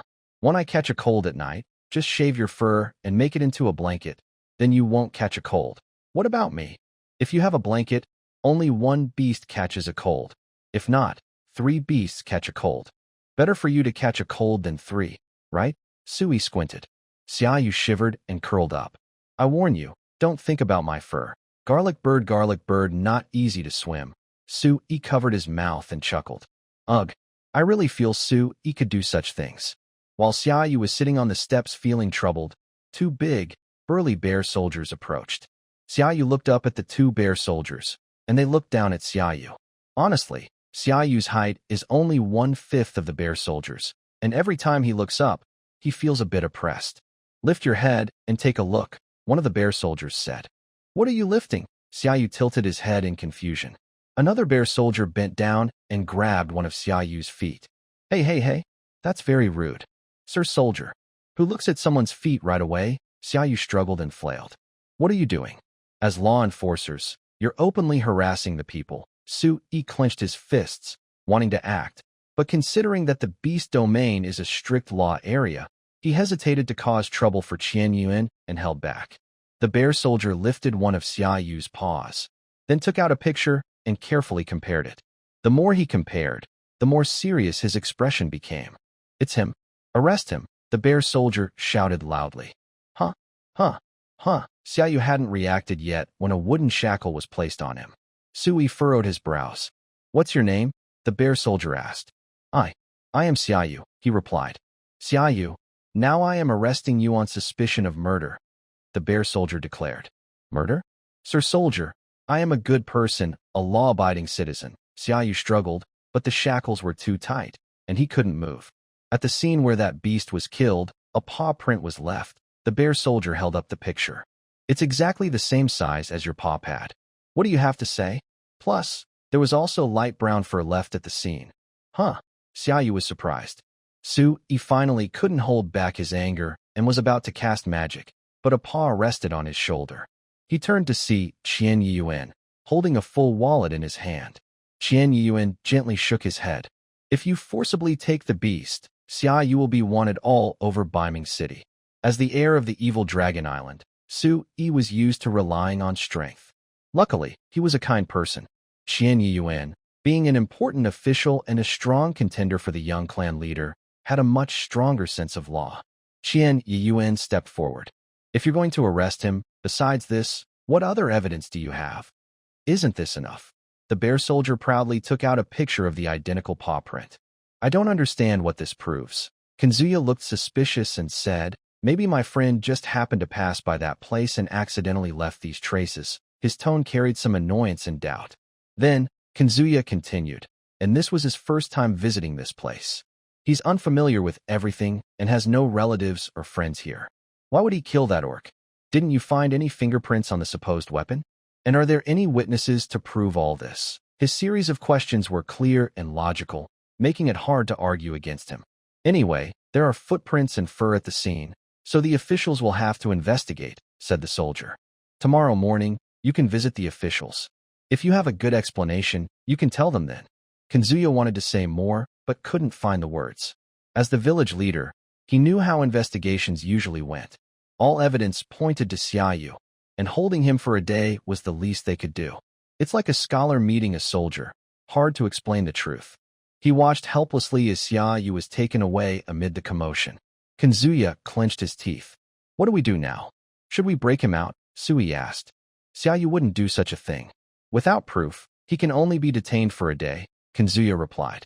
After a day, we can get him out. Make Xiaou stay in jail all day? Sui gritted his teeth, feeling very upset. There's nothing we can do. Since footprints were left, a normal detention is necessary, Kanzuya said helplessly. But it's not a big problem. If there's no evidence, keeping him for a day might cost a lot of money. However, Sui was not convinced. He snorted and said, I'm just worried they might use this day to make up evidence. Hearing this, Kanzuya's eyes widened in surprise. He asked, what do you mean? Sui looked at Kanzuya as if he were a child who didn't understand, and explained earnestly, Kanzuya, you're too naive. If they dared to do this, they must have prepared. This day is enough for them to come up with all kinds of ways to make evidence. In the distance, the woman wearing a straw hat and white veil appeared again in the tree. Boss, that yellow-skinned little dog has been taken away. What? From a distance, Shizi spoke. Boss is really clever. He killed a beast and blamed it on that yellow-skinned dog. Because of this, the yellow-skinned dog will be detained, and Qian Yuan probably won't make it to the imperial city before the selection. Are you crazy? I only arranged to rent out all the wooden oxen and horses from Lingxi village, Shizi said angrily. What exactly is going on? Don't you know? The white-clad woman paused. Lingxi village is controlled by the powerful Baihe family. Their eldest son was found dead on the street this morning. The claw marks and fur at the scene point to that yellow-skinned dog. Interesting, Shizi frowned. He didn't expect this change. Now that Xiaou has been captured, he clearly understands how the village authorities handle cases and their personality traits. Those so-called interrogation tools may look fancy, but they are actually very cruel and terrifying.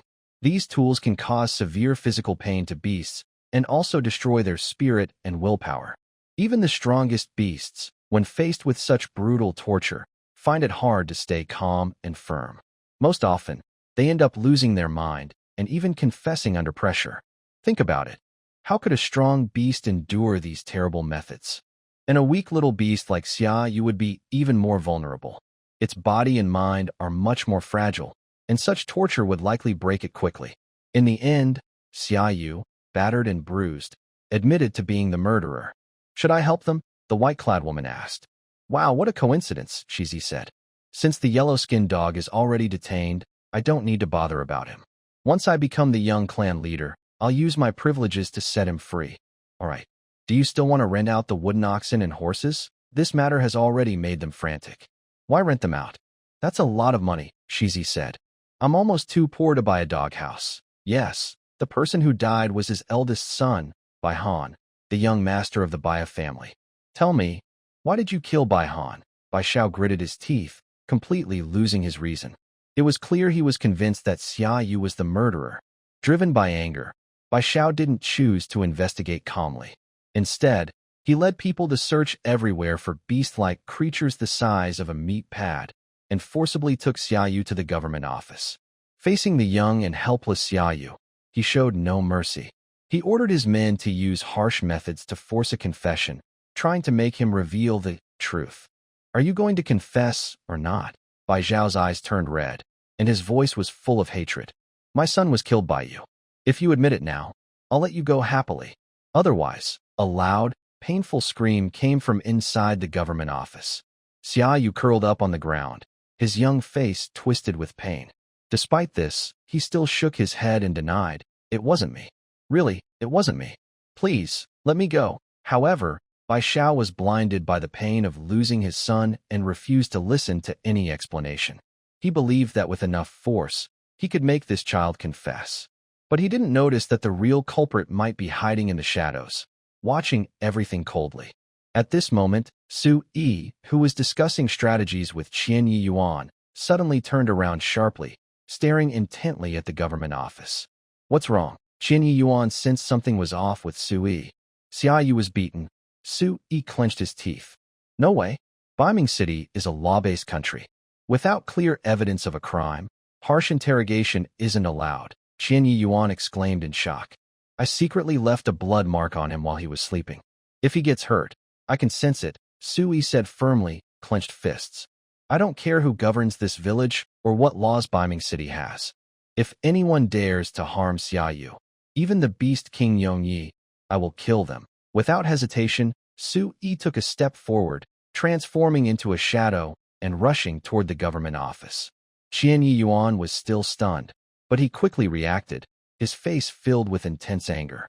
He felt confident to hand Xiaou over to the government because he knew that local officials could not use private punishment before identifying the suspect. In the end, he was too naive. He projected his own moral standards onto others. Qian Yi Yuan drew his sword. Yes, he was a naive person, which is why he foolishly thought that after catching Xiaou, a simple interrogation would be enough, and once no problems were found, Xiaou would be released. If Xiaou had really been seriously hurt, there would be no need for the White Crane family to exist in the beast domain. Qian Yin stepped on his sword, which roared as it flew forward, barely visible as it sped towards Su Yi running ahead. Qian Yuan was just able to control his sword flight, though he was still a bit unsteady. He estimated that by the day of the young clan leader election, he would be able to fly steadily on his sword. Su Yi arrived at the government office first. Two bear soldiers at the door drew their blades and blocked the way. "Who dares to come? The hall is in routine session. Leave quickly," the bear soldiers shouted. "Move aside," Su Yi said coldly. The bear soldiers' faces darkened. They knew what their superior, the village chief, was doing, but Bai Zhao had already warned them not to let any beast in, so they dared not disobey. "No," one of the bear soldiers replied. Su Yi didn't waste words. He punched the bear soldier hard in the stomach. The speed was so fast that the other guard didn't react in time. The punch sent the first bear soldier flying hundreds of meters away. "I've already used some of my strength. He'll faint after hitting the ground, but he won't die," Su Yi said, turning to the other soldier. "And you? Honestly, I really dislike this job. I wanted to resign a long time ago. I don't get along with my colleagues inside." The bear soldier stammered as he threw down his cowtail sword and ran away, crawling and stumbling. Su Yi clicked his tongue and walked inside directly. Inside the courtroom, Xiaou was exhausted and collapsed on the ground, covered in wounds. "This guy's mouth is really tough. We used all kinds of punishments, but he still wouldn't confess," Bai Zhao shouted. "Bring me the palace punishment." Two soldiers stepped forward to hold Xiaou. Just as Xiaou swallowed hard, feeling hopeless, a brown figure shot forward like a shooting star. Bai Zhao's pupils shrank to pinprick size. Before he could react, a heavy foot slammed down his chest. The force was strong and heavy, smashing Bai Zhao through several walls of the government office. Finally, he was crushed into the ruins beneath the foot. Cough, cough. "Who are you?" Bai Zhao spat blood, clutching the claw that was stepping on his chest, desperately trying to escape. But no matter how hard he struggled, the foot remained firmly in place. "What did you do to Xiaou?" Su Yi's face appeared as the dust settled. I'm interrogating a criminal. What does that have to do with you? You trespassed into the government office. That's illegal, Bai Xiao shouted. Everyone, capture him. Su Yi turned coldly.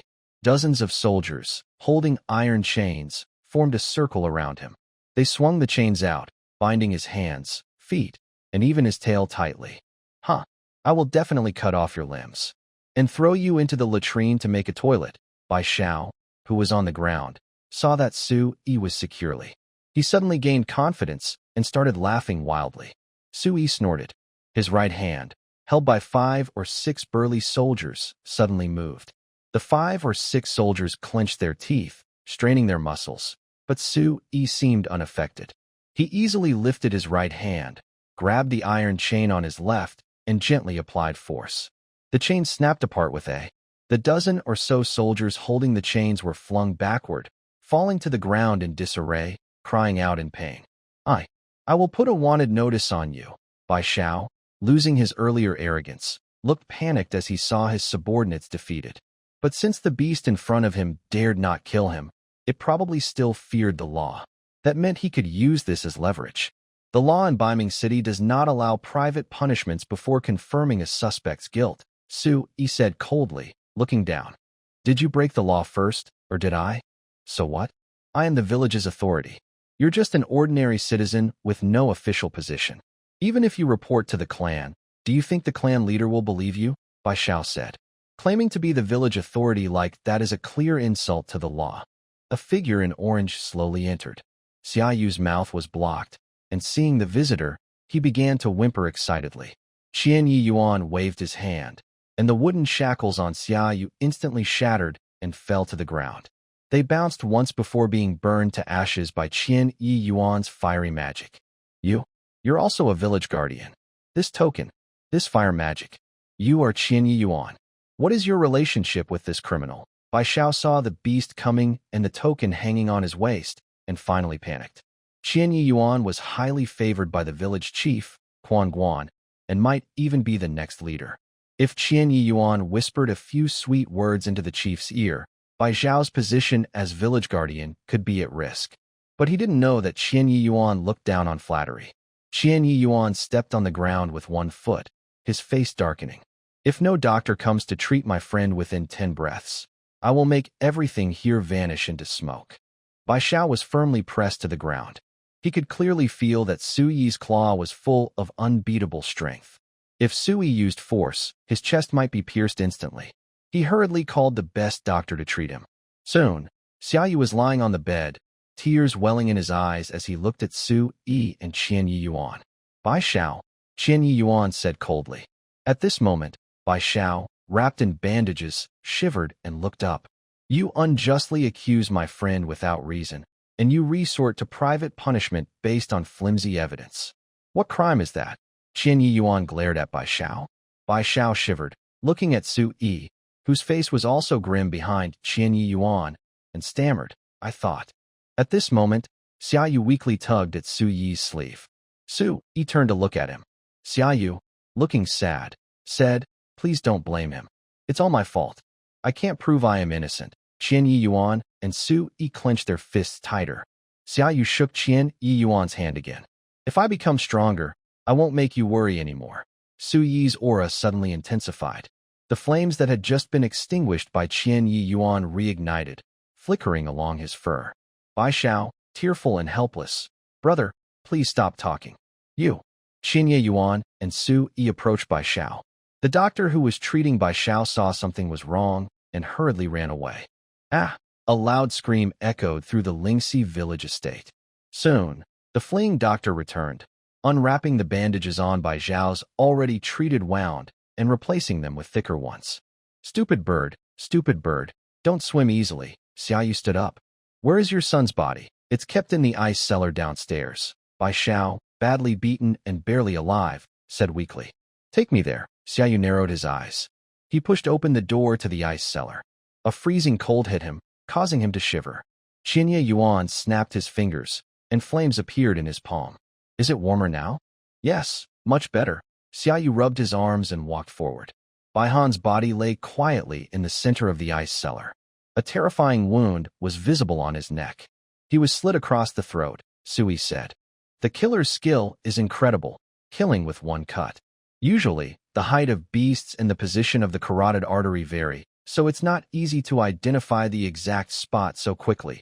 Disperse all unrelated people, Xiaou ordered. Bai Xiao nodded and led his men out of the ice cellar. Xiaou closed his eyes. System, how can I assist you? Did Bai Han die more than a day ago? You're quite precise. It's just 15 minutes short of a day. Good. I want to bring Bai Han back to life. Understood. Confirming revival target. Bai Han. Confirmed. A dazzling golden light flashed.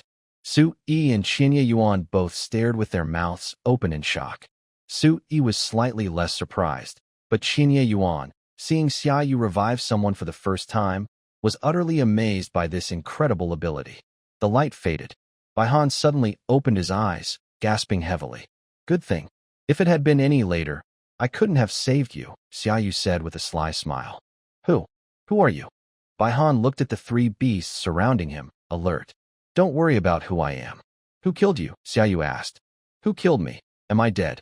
White Han stared at his hands, then looked around at the bloodstains that had just dried. Didn't you see who killed you? Xiaou asked, confused. His resurrection ability allows him to retain the victim's memories up to the moment of death.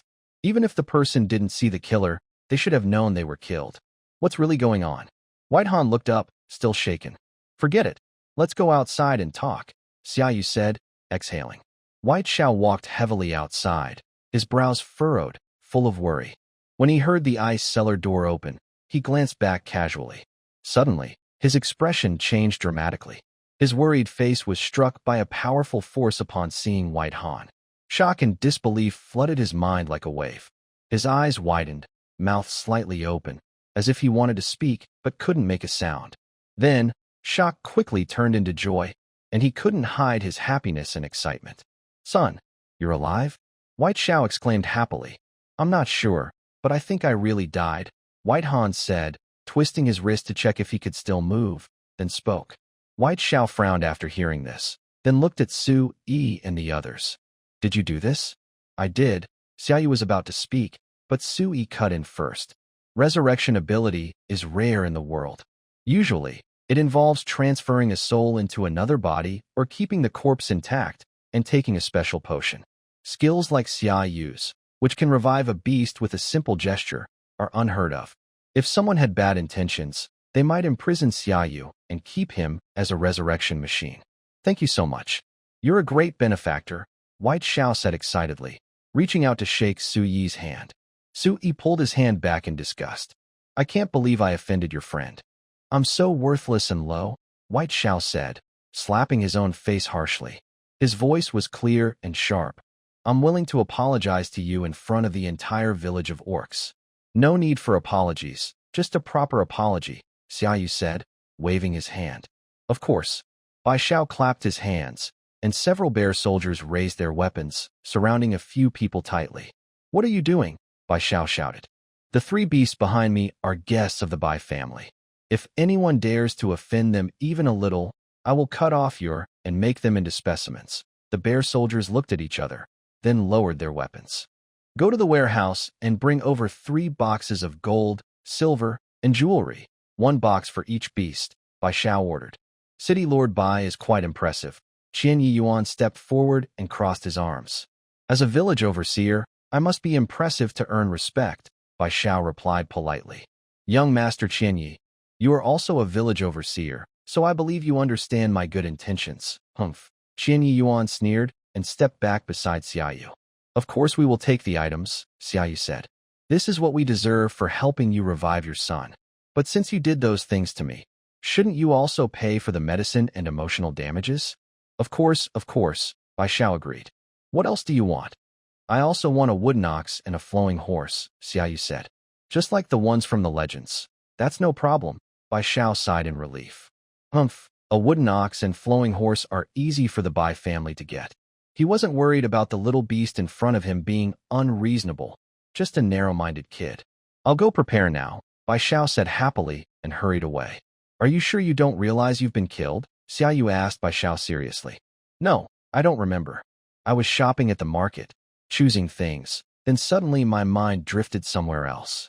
When I woke up, you all were in front of me, Xiao replied. Is it really that strange? Xiaou asked. Mind control, Sui said. Xiaou looked confused. Before he died, someone used mental control on him, Sui explained. When he was revived, a rune flashed in his eyes. I'm not entirely sure, but it looked like the most common mind control magic, called the enchanting bug. Where did you get that skewer? Xiaou shouted angrily. Be quiet. Qian Yuan pressed Xiaoyu's head down. We now know that Bai Han was controlled by his mind. If we don't find the person who set the illusion trap, it could cause unpredictable problems for the villagers of Lingxi village. Qian Yuan kept looking around carefully, making sure no danger was nearby. Xiaoyu pouted helplessly. This author really has a strong taste. First, there was gambling and strange rules. Now there's detective work. Hey, I say, you too. Now's not the time to daydream. Sui suddenly stopped, stuffing a skewer into his mouth. Since Bai Han was tricked, someone must be behind it. Qian Yuan nodded. I agree we should investigate, but be careful. Similar things might happen again. Xiaoyu looked up and said, usually, if we're investigating a case, shouldn't we check the crime scene? Crime scene? Sui squinted. That makes sense. But the crime scene is at the market, full of animals and people. Even if there are clues, they might be gone by now. Come on. How do we know if we don't check? The three of them arrived at the market. It was a normal market, but thanks to Qian Yuan's keen nose like a police dog, he found the place with the strongest blood smell. Qian Yuan crouched down, sniffing around, making passers-by look over curiously. Sorry, my friend. This is... Xiaoyu pointed to his head. Got it. The passers-by all let out a cry and looked at Qian Yuan with pity instead of suspicion. Here, Qian Yuan used all four limbs and jumped to a stall. This is the last place Bai Han touched before he died. Xiaoyu looked up. The stall was empty now, but the items for sale were still there. Since the young master of the Bai family died here, the owner was taken away early in the morning, and no one dared to steal anything. Can you smell what Bai Han last touched here? Sui asked. Yes, Qian Yuan took a deep breath. This, he pointed to a stone. Xiaoyu and Sui both looked up at the stone. After a while, Sui carefully placed the strange stone on the table. The stone was deep purple, covered with strange patterns, and emitted a faint glow in the sunlight. Qian Yuan leaned in to look, and saw that the patterns seemed to move slowly, like living things. This is the key. Sui smiled slightly and pointed at the stone. Look, there's a small hole here, as if it was deliberately carved.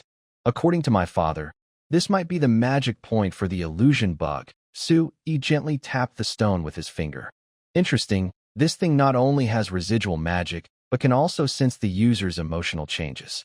No wonder Bai Han can't remember what happened. Qian Yuan frowned.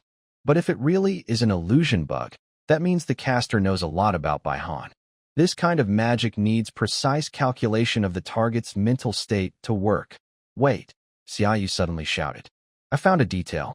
Look here, this gap is new, and there's powder on the edges.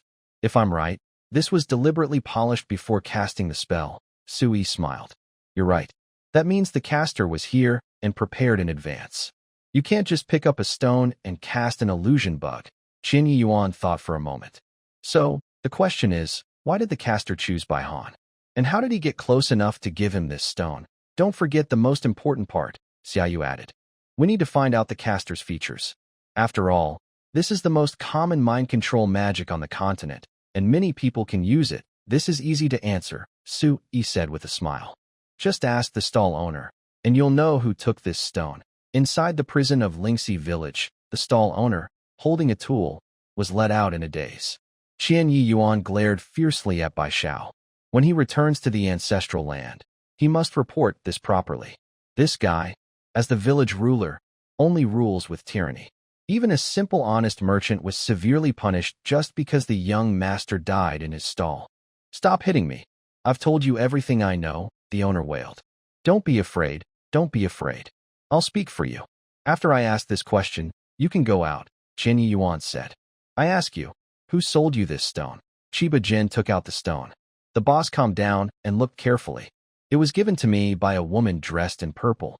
She covered herself completely, so I couldn't see her face, but from her shape, I could tell she was female. Are there any other clues? Chiba Gen asked sharply. She said this stone is very valuable and must not be sold cheaply, the boss recalled. The patterns on the stone are beautiful, and it shines with colorful light. I thought it must be a good treasure, so I agreed to her terms. I see. The clever frog has been touching your belly all along. Xiaou suddenly pulled out a pair of glasses, put them on, and tugged at his red tie. Flowing water has no shape. Drifting wind leaves no trace. Every case depends on the heart. The only one who can see through the truth is a detective who looks like a child but has a very sharp mind. Detective Xiaou. Chiba Gen, Su-yi, the stall owner, by Xiaou, the resurrected by Han, and a group of bear soldiers armed with weapons all looked at Xiaou. The killer first got a high-priced stone from somewhere and pretended to sell it, giving it to the stall owner, who is now standing here with handcuffs. Xiaou coughed. She wanted to set the price very high so that only the young master from the Bai family could afford it. She secretly cast a confusing spell on the stone. When Bai Han picked it up, he was under mental control. She then used her mind to make Bai Han commit suicide. That's why Bai Han, who was so strong, was killed with a strike to the neck artery, because he cut himself there. Everyone looked at each other in shock. The hall was silent. Finally, Chiba Gen was the first to clap, breaking the silence. Soon, the applause grew from sparse to loud and enthusiastic. Xiaou happily accepted the applause. While summarized, Chiba Gen said, "So, who is the killer?" "Oh, right, the killer." Xiaou stuck out his tongue. "I don't know." All the beasts looked away silently. "The killer isn't hard to find," Su-yi said with a slight smile. All the beasts turned to look at him again. "Chiba, Xiaou, come with me," Su-yi said and left the hall directly. Qianyi Yuan and Xiaou exchanged a quick look and ran out together. "Hey, Su-yi, where are you going to catch the culprit?" Xiaou asked. "Magic like mind control is very advanced. It's almost impossible to leave evidence," Su-yi replied. "But she went to so much trouble to try to kill the young master of the Bai family, which shows she has a deadly grudge against him. What if she doesn't know the young master is still alive?" Then, Xiaou was about to speak, but Qianyi Yuan excitedly patted his thigh. "Then she will be killed again. We should set a trap now. She won't be able to escape. Why bother saying it out loud then?" Xiaou asked suspiciously. "We could just say it at the court earlier, or even ask Bai Xiao to assign some soldiers to help us catch her." "That means you want to catch her without the Bai family knowing," Qianyi Yuan said. "Exactly," Su-yi sneered. "Today, during the investigation, I also checked on this so-called young master of the Bai family. Su-yi took a deep breath. "He's just a..." Nightfall, the moonlight like frost spilled over the tall walls of the Bai estate. A woman in a purple robe hid in the shadows. She wore a long, deep purple dress, her sleeves fluttering in the wind, blending into the endless darkness. Her face was covered with a thin veil, revealing only sharp eyes like blades, filled with deep hatred and determination. She held a cold, shining dagger tightly. Its sharp edge reflected a cold glow under the moonlight. Inside the Bai estate, lights were bright, and the sounds of beasts gradually faded. Only the occasional sound of a night watchman knocking on wood broke the silence. The woman in purple moved silently, like a ghost, darting between the eaves. Every step was precise and silent, as if she was part of the land itself. She knew this estate well. Every guard post and patrol route was familiar to her. This was her carefully prepared plan for this moment, to assassinate Bai Huan, the young master of the Bai family. But just as she was about to reach the study where he was, a strange aura suddenly spread from all around. The purple-robed woman's heart alarmed her, and she quickly stopped. "Don't move. We won't reveal you," a voice sounded, and the woman in the purple robe looked cautiously in the direction of the sound. 3 figures slowly emerged from the darkness. To the woman in purple, the one at the front appeared to be about 13 years old. He wore a mischievous smile, but his eyes were deep and hard to read. He was surrounded by 5 different colors of light, which showed he was using elemental magic. 5 elements? Are you joking? The woman in purple widened her eyes. Next to him, a calmer young beast held a sword with flames on it. Behind them, there was a seemingly simple-minded young beast holding a large pair of scissors. "You've finally come," Su-yi said clearly, with a firm tone that carried authority. "I know what you want to do and why you're doing it." The woman in purple looked at them coldly and didn't speak. She didn't believe these seemingly innocent children could stop her from completing her mission. We all know what Baihan did. Sui continued. He sold countless innocent beasts to a cruel factory, making them suffer terribly. Your child was one of them, wasn't he? The woman in purple trembled slightly, a flash of pain and anger in her eyes. Yes, my child died there. I must make him pay. Her voice was low and full of sorrow. Impulsiveness will only put you in greater danger, Sui said softly, still relaxed. I can help you reveal the truth and let the world know his crimes. But we must act wisely, not with bloodshed. Next to him, Qian Yiyuan added, I am the village chief of Zunyuan village. Although I am now in Lingxi village, I can still report this to the clan leader. We can punish him legally, not with violence. Xiaou took out a candied hawthorn and said, try some. There are many good things in the world. Even for revenge, you shouldn't risk your future as a beast. The woman in purple shook her head desperately. It's too late. You don't understand. The children in those factories can't wait for that day. I've already lost my child. I can't let more people suffer. Before she finished, her body suddenly started to shake violently. A strange black light burst from within her and instantly covered the entire courtyard. The three beasts looked at this scene in shock, and even the air seemed to freeze.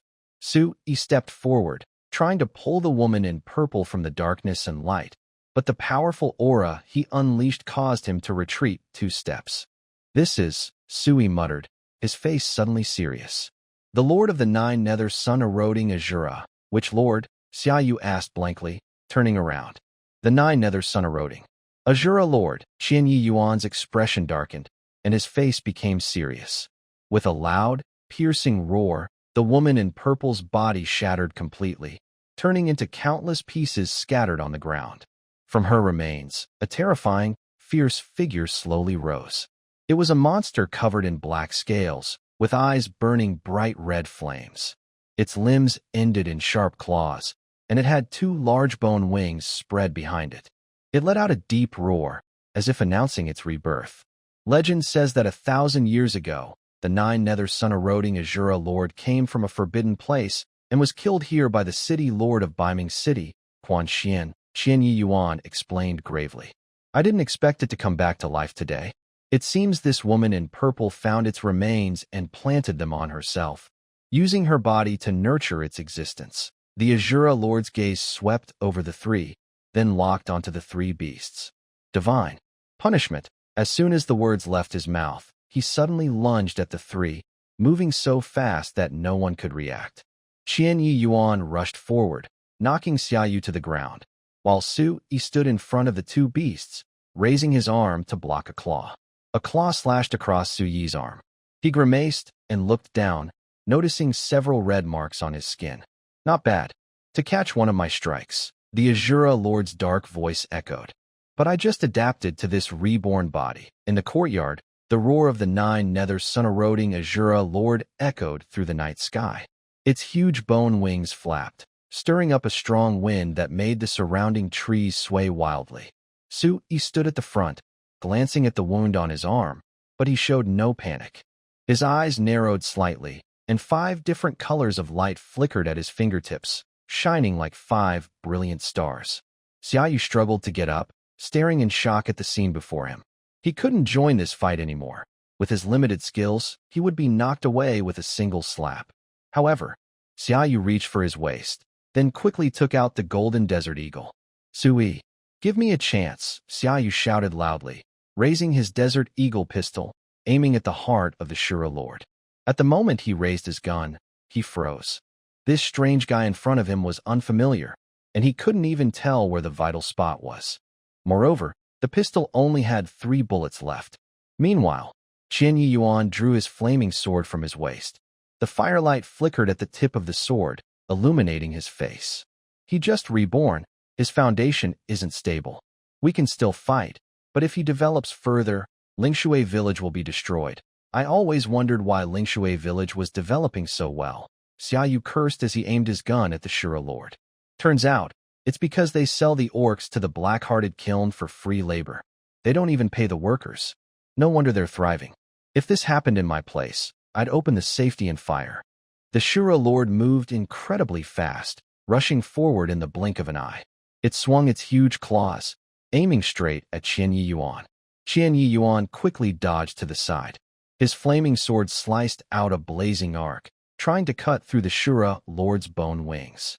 But the Shura Lord's scales were extremely tough, and the sword only left a shallow scratch on its surface. "Oomph, your little attacks are just tickling me," the Shura Lord sneered. It turned and lunged at Xiaou. Xiaou hurriedly stepped back, looking for the best angle to shoot. His first bullet whistled through the air, hitting the Shura Lord's chest accurately, but it couldn't its thick scales, only sparking. Xiaou cursed, quickly flicking the safety off and loading the second bullet. To prevent accidental firing, he didn't load all the bullets into the magazine at once. Just as the Shura Lord was about to attack Xiaou again, Sui suddenly appeared in front of it. He raised his hand gently, forming a blue watercolored light ball in his palm. "Frost seal," he whispered. The light ball instantly turned into countless tiny ice needles, shooting toward the Shura Lord. The Shura Lord roared angrily, raising its front paw to block. The ice needles shattered into tiny ice crystals, but it was forced to stop moving. Taking advantage of this moment, Chiba Gen once again swung his sword. The power on his flame sword was even stronger than before. This time, he successfully cut through a scale of the Shura Lord, and blood gushed out. "Hee. First blood," Chiba Gen grinned, but his smile quickly disappeared because the Shura Lord's wound was healing visibly fast. "No, this won't do," Sui frowned. "Its regeneration ability is too strong." Xiaou took a deep breath to steady his hands. "We must succeed this time." He gritted his teeth and pulled the trigger. The bullet sliced through the air, heading straight for the Shura Lord's head. Sure enough, no carbon-based creature could be hit without injury by a magnum bullet. Even the Shura Lord sensed the great power as the bullet fired, and it turned its head to dodge. However, this move exposed a weak spot in its belly. Sui seized the chance, quickly forming seals, and 5 elemental powers erupted simultaneously. 5 elements unity and annihilation formation, Sui shouted. "Chiba Gen, now's the time." Without hesitation, Chiba Gen charged forward, swinging his flame sword with all his might, finally cutting open the Shura Lord's abdomen. With a fierce cry of pain, the Shura Lord collapsed to the ground, struggling to stand again. "Is it over?" Xiaou wiped the sweat from his forehead and asked. "Not yet." Sui shook his head. "This kind of monster, unless its core is completely destroyed, will never truly die." The Shura Lord's screams gradually weakened, but it did not vanish. Its body began to twist and deform. The broken scales slowly reassembled, and the atmosphere in the courtyard grew tense. All three could feel the oppressive air around them. "What should we do? Our strength seems insufficient to fully destroy it." Chiba Gen wiped sweat from his brow, frowning. By now, Chiba Gen was exhausted, and Suyi's face was flushed, starting to breathe heavily. "It seems we can only use that move," Xiaou said after a long pause. He knew that Xiaou had a little cleverness and some ability, but this Shura Lord was not someone who could be defeated by tricks alone. Xiaou squinted. "System, what's the matter?" "I want to use the ability to bring back items from that world." "Okay, please choose the item to bring back." "I want a heavy-duty truck filled with diesel," Xiaou said coldly. While Sui and Qianyan were stunned, suddenly, on the previously empty road, as if by magic, a huge and heavy truck appeared out of nowhere like a ghost. The truck was completely black, with a large, thick body. Its wheels looked like steel beasts' massive feet, giving a sense of heavy strength that couldn't be shaken. The headlights on the front looked like fierce eyes, staring directly at Sui and Qianyuan, warning them not to get close. The truck suddenly appeared in front of the two beasts without any warning, making people wonder if it had come from another time or space. "Is this Xiaoyu's magic tool? But he doesn't have a space stone yet." Qianyuan looked at Xiaoyu with doubt. Such a large object appearing out of nowhere would require a very high-quality space stone. But Xiaoyu clearly didn't have one. What is this?" Sui muttered. What could it be?" Xiaoyu suddenly had an idea. "It has a name," Xiaoyu grinned. 100-ton king. Just kidding. This is a heavy-duty truck, Chinese style." Xiaoyu opened the door. "Come in quickly." Qianyuan and Sui didn't hesitate, climbing in one after the other. Meanwhile, the body of the Shura king was repairing itself. He roared, returning to his fierce appearance. Huh, just a beast man. How can it hurt me? Huh, Shura Lord. For all. Crash. Xiaou pressed the accelerator. The Shura Lord felt an overwhelming, powerful aura rushing toward him. What is this thing? The Shura Lord was terrified and took 2 steps back. Seeing he couldn't escape, he clenched his teeth and reached out both hands, pushing hard against the front of the truck. Is this thing alive? The Shura Lord felt the warmth and vibrations from the truck's front and wondered, it even has a heartbeat. Actually, this is just the roar of an internal combustion engine. I want to see whether your will is strong or if my diesel burns longer. This Shura Lord is somewhat capable. He actually managed to push the heavy truck down. However, the Shura's muscles are bulging, and he's biting his teeth hard, clearly uncomfortable. Xiaou smirked coldly.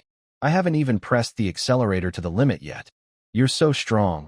Why are you still enslaved by beastmen? The Shura Lord gritted his teeth and managed to say this after holding back for a while.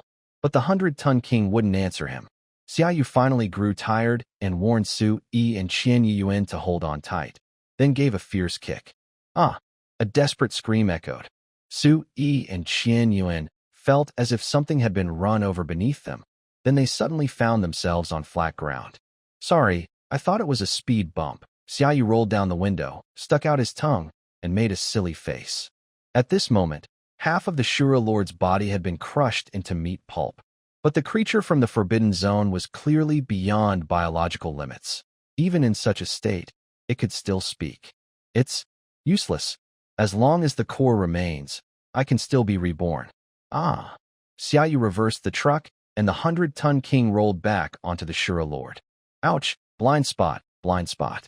Sorry, we're all just trying to stay alive. You must be doing this on purpose. The Shura Lord's face was already rotting. Only his mouth was still stubborn. I want to see how long you can keep this up, big guy. The rotting flesh of the Shura Lord gathered again. Every time Xiaou pressed down, it reformed. After reforming, he pressed again. After pressing, it reformed again. In this back and forth, the fuel gauge on Xiao's truck dropped by 1 notch. This is bad. This guy is like Deadpool. Xiaou rubbed his sore foot from pressing the accelerator. If this keeps up, my claws will get calluses. Among the pile of rotten meat, a clear, shiny bead appeared.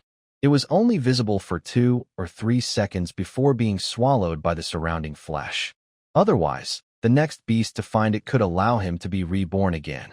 Qian Yuan tightly clenched the handrail on the truck with one paw, while pointing at the core with the other.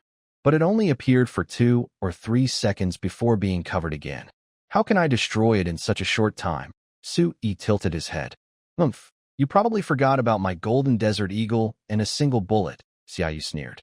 As the engine roared to life again, Xiaou turned the vehicle around and drove straight at it. It's useless. I can revive myself. The Shura Lord laughed wildly. But his laughter soon stopped, as if something was choking him. He stared blankly at the strange object in Xiao's hand, shining with a golden light. Xiaou grinned. This was his last bullet. In his mind, he thought of friends, family, and countless strangers. No, the Shura Lord shouted in despair. Let's end the chaos in Lingxi village here, Xiaou shouted. Then, the bullet from the golden desert eagle was fired. A fiery snake burst from the gun's muzzle, and a brass-colored shell ejected from the gun. Qian Yuan and Su Yi's eyes lit up, because they smelled the familiar gunpowder. The strange magic weapon Xiaou possessed had incredible power. With the sound of thunder, death arrived. Bang! The bullet hit about 2 or 3 meters away from the core. Qian Yuan. Oh, Su Yi. Noon, Xiaou. The Shura Lord. It missed. Xiaou awkwardly stuck out his tongue. Big brother, you're so close and still missed? You took the money, right? Su Yi covered his face. This wasn't like what they saw in TV shows. Haha. That strange thing is useless now, right? The Shura Lord exhaled, feeling like he had escaped death. But I can still be reborn. Su Yi frowned, wanting to open the car door and get out. Xiaou waved his hand. Not yet. Let's run it over again. Xiaou sharply turned the steering wheel, and the mighty vehicle once again crushed forward. Just as Xiaou was about to get out during this moment to destroy the core, several white veils appeared in front of him. Summer Yu stared in shock as the mysterious woman with a straw hat, who had helped them escape from the hidden mist village before, appeared again in front of him. The woman reached out her hand, and the gemstone on her ears shimmered brightly. A long spear suddenly appeared in her hand. In an instant, she the spear fiercely at the core. The sound of glass beads breaking echoed as the core shattered. After the core broke, the entire Shura Lord dissolved like soft rubber clay, gradually melting away until it turned into a pool of blood. "Why are you here?" Summer Yu half opened his car door, unsure whether to get out or not. "You're following us. It was such a coincidence. When we were in Hidden Mist Village, you were there. When we were in Lingxi Village, you were there again. What's going on? Are you just a popular spot for selfies?" The woman with the straw hat turned her face slightly and winked. Although her mouth was covered with a white veil, Summer Yu could tell she was smiling faintly. Then she turned into a gentle breeze and disappeared from his sight. "Strange person," Summer Yu clenched his fists. "Ding. Congratulations. You have completed the achievement We Are All Living Hard and received 10 consecutive draws as a reward." "Wow. I actually completed an achievement." Summer Yu's eyes sparkled. "Ding. Congratulations. You completed the Lingxi Village dungeon. You have a choice of 1 out of 3 rewards." "Huh." Summer Yu was a bit confused now. Defeating a small Shura Lord and completing both an achievement and a dungeon at the same time. How is that possible? "Let's do the 10 consecutive draws first." Summer Yu thought for a moment and nodded. 10 streams of light flashed through his mind. But this time, Summer Yu was slightly shocked. Because among the 10, the first one was a dark black light. "Black." Summer Yu narrowed his eyes. "Congratulations. You have drawn an SSS level skill." The system's voice suddenly sounded in Summer Yu's mind. "Skill, Divine Fall and Heavenly Punishment. This skill grants the user 1 minute of unlimited power from any deity in that world." Summer Yu was stunned. What does that mean? In that world, as long as the deity is known to the user, they can gain all their power for 1 minute, the system explained. Then, Sun Wukong. "Of course, that's okay. God King Zeus, no problem. Is there a price to pay?" Xiaou asked cautiously. "Of course. Any powerful magic comes with extreme side effects." The system replied. "The cost of Divine Fall and Heavenly Punishment is losing all your cultivation for a month." "Losing all my cultivation for a month? Does that mean I'll become a helpless beast for a month?" Xiaou asked. "Aren't you already helpless?" "That's not acceptable," Xiaou exclaimed. "What if someone takes advantage of this chance to do something bad to me?" Lu Sha sat at his desk, gently sipping tea. Suddenly, he heard a ringing in his ears. He knew this was a telepathic message. "What's the matter?" Lu Sha asked. "Prison warden, come to Lingxi Village. Big business is happening." "Are you that little fire dog?" Lu Sha narrowed his eyes. "Your magic power doesn't seem strong enough for such a long-distance message, right?" Of course, Qin Yuan couldn't do it, because He had his paw pressed on Yuan's back, continuously channeling energy. At this moment, Xiaou stood in front of the Bai residence. The noise from the fight with the Shura Lord was deafening and earth-shaking. The beasts in the Bai residence were definitely awakened. Although it was late at night, the curious villagers had gathered around, mostly watching the 100-ton king and the corpse on the ground. "Bai Xiao, Bai Han, do you know you are guilty?" Xiaou shouted loudly. "Guilty? What crime?" Bai Xiao, hearing the fight outside, finally dared to peek out of the house. "The young master of your family sold the orcs to a black-hearted factory. Do you dare say you're unaware?" Xiaou glared angrily. Don't try to explain to me. Talk to my insurance. Talk to the prison warden." Xiaou turned back confidently. "System, am I domineering or not? You don't look very domineering." "Stop wasting my time," Xiaou said. "By the way, I want to ask, why does my 100-ton king feel like a second-hand one? Be honest with me. Your ability to bring items from reality, is it random? Does this 100-ton king have an owner? If I bring that worker guy who eats meals into this world, won't I be inviting divine punishment? Don't worry. When I transfer things away, I mostly choose newly manufactured items. For big manufacturers, losing 1 or 2 vehicles isn't a big deal," the system said. "Like the Golden Desert Eagle, I also transfer it directly from the factory assembly line to you," it added. "So, does that mean some items might end up in ordinary people's hands?" I asked. "If that ever happens, I will give them some compensation," the system replied. "Compensation?" I asked. "For example, I transferred the Golden Desert Eagle to that factory, and paid them 150,000. It explained. 150,000. Where did you get that money? I asked. Didn't you cross into a different world? I borrowed money using your ID from that world, the system said. You sighed and looked speechless. It's a 3-choice option now. A notification appeared. Ding. Generating 3 options for the host. Option 1. Star Sand Protective Mirror, a 3-star magic treasure that can block a deadly attack once. After use, it will break. Option 2. Special ability to see the opponent's strength value. Even if they hide it, you can see through. Limited to 3 uses per day. Option 3. Skill enhancement to shorten the cooldown time for bringing items from another world, from 1 month to half a month. Another 3-choice selection. Summer thought carefully. This needed a good choice. Now that he had the 100-ton king, he didn't need to walk everywhere. He probably wouldn't face any battles before reaching the imperial village. The ability to bring items from another world and shorten the cooldown wasn't urgent right now. Actually, Summer had always wanted to use this skill to bring a whole room full of weapons and guns, but he held back. This skill is also a life-saving tool. It shouldn't be used casually. It can only be used when in danger. For example, if he were surrounded by enemies, he could generate a full metal bunker under the White House in the US, lock himself inside, and face threats that could withstand nuclear-level attacks. Another example, if Qian Yuan and Sui fell into the water, he could immediately summon a yacht to rescue them. But if he summoned powerful weapons in advance, using up the once-a-month ability, he could only give them a quick shot or a beast to help them breathe, saving them from suffocation.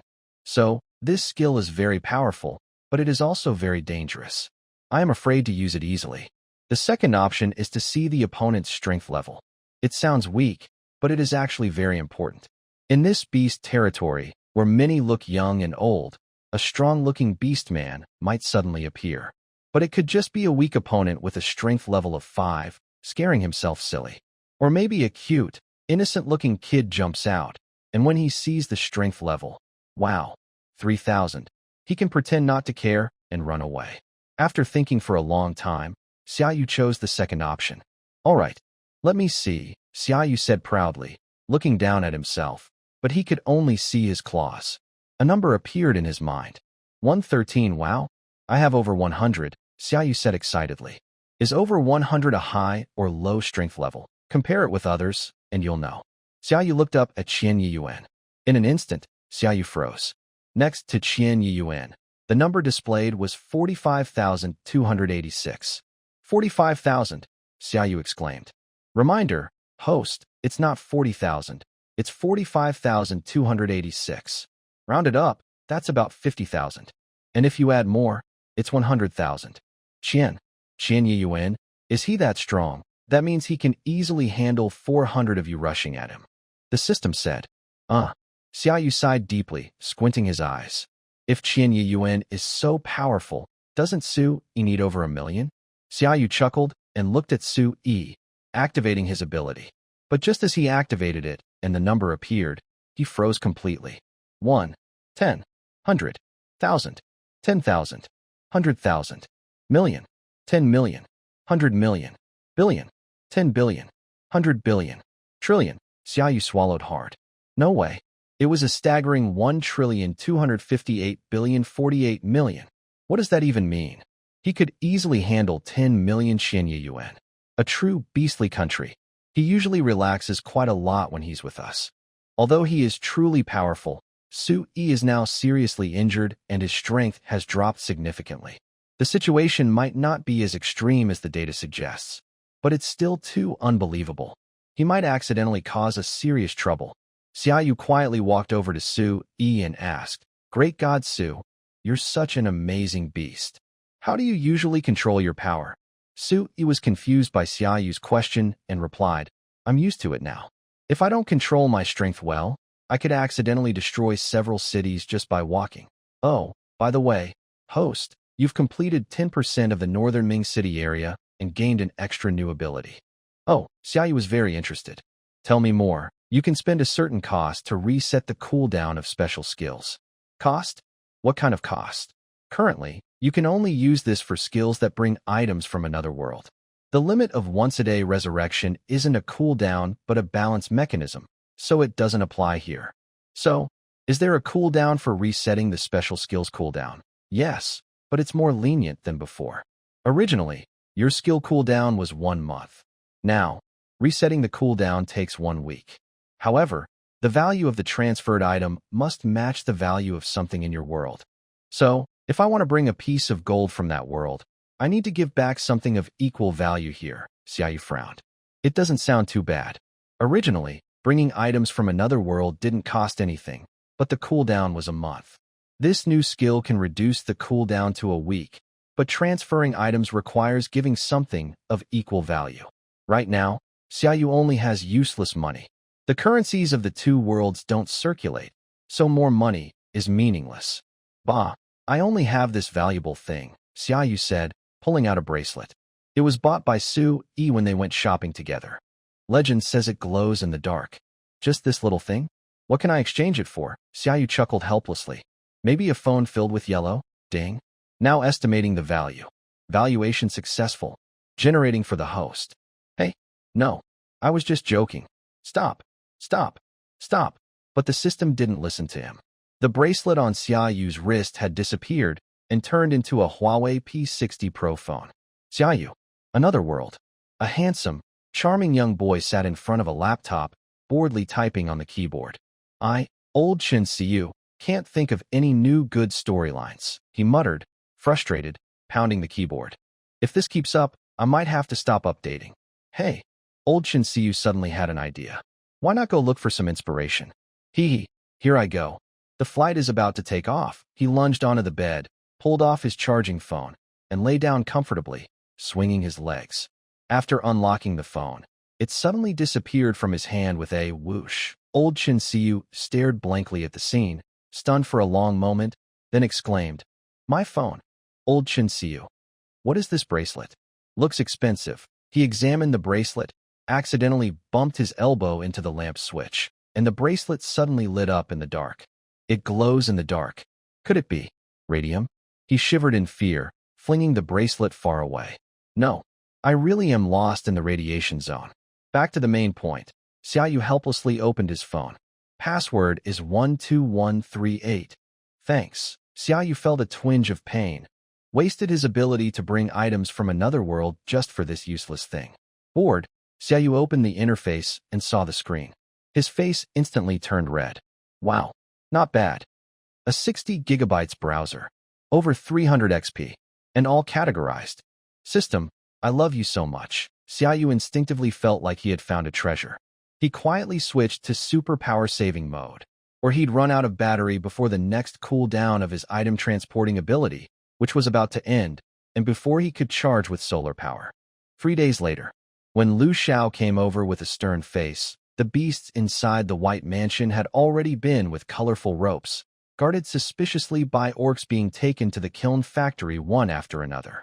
Lu Xiao wiped his sweat, got off the wooden ox and flowing horse, and Xiaoyu looked at Lu Xiao, swallowed hard, and activated his ability.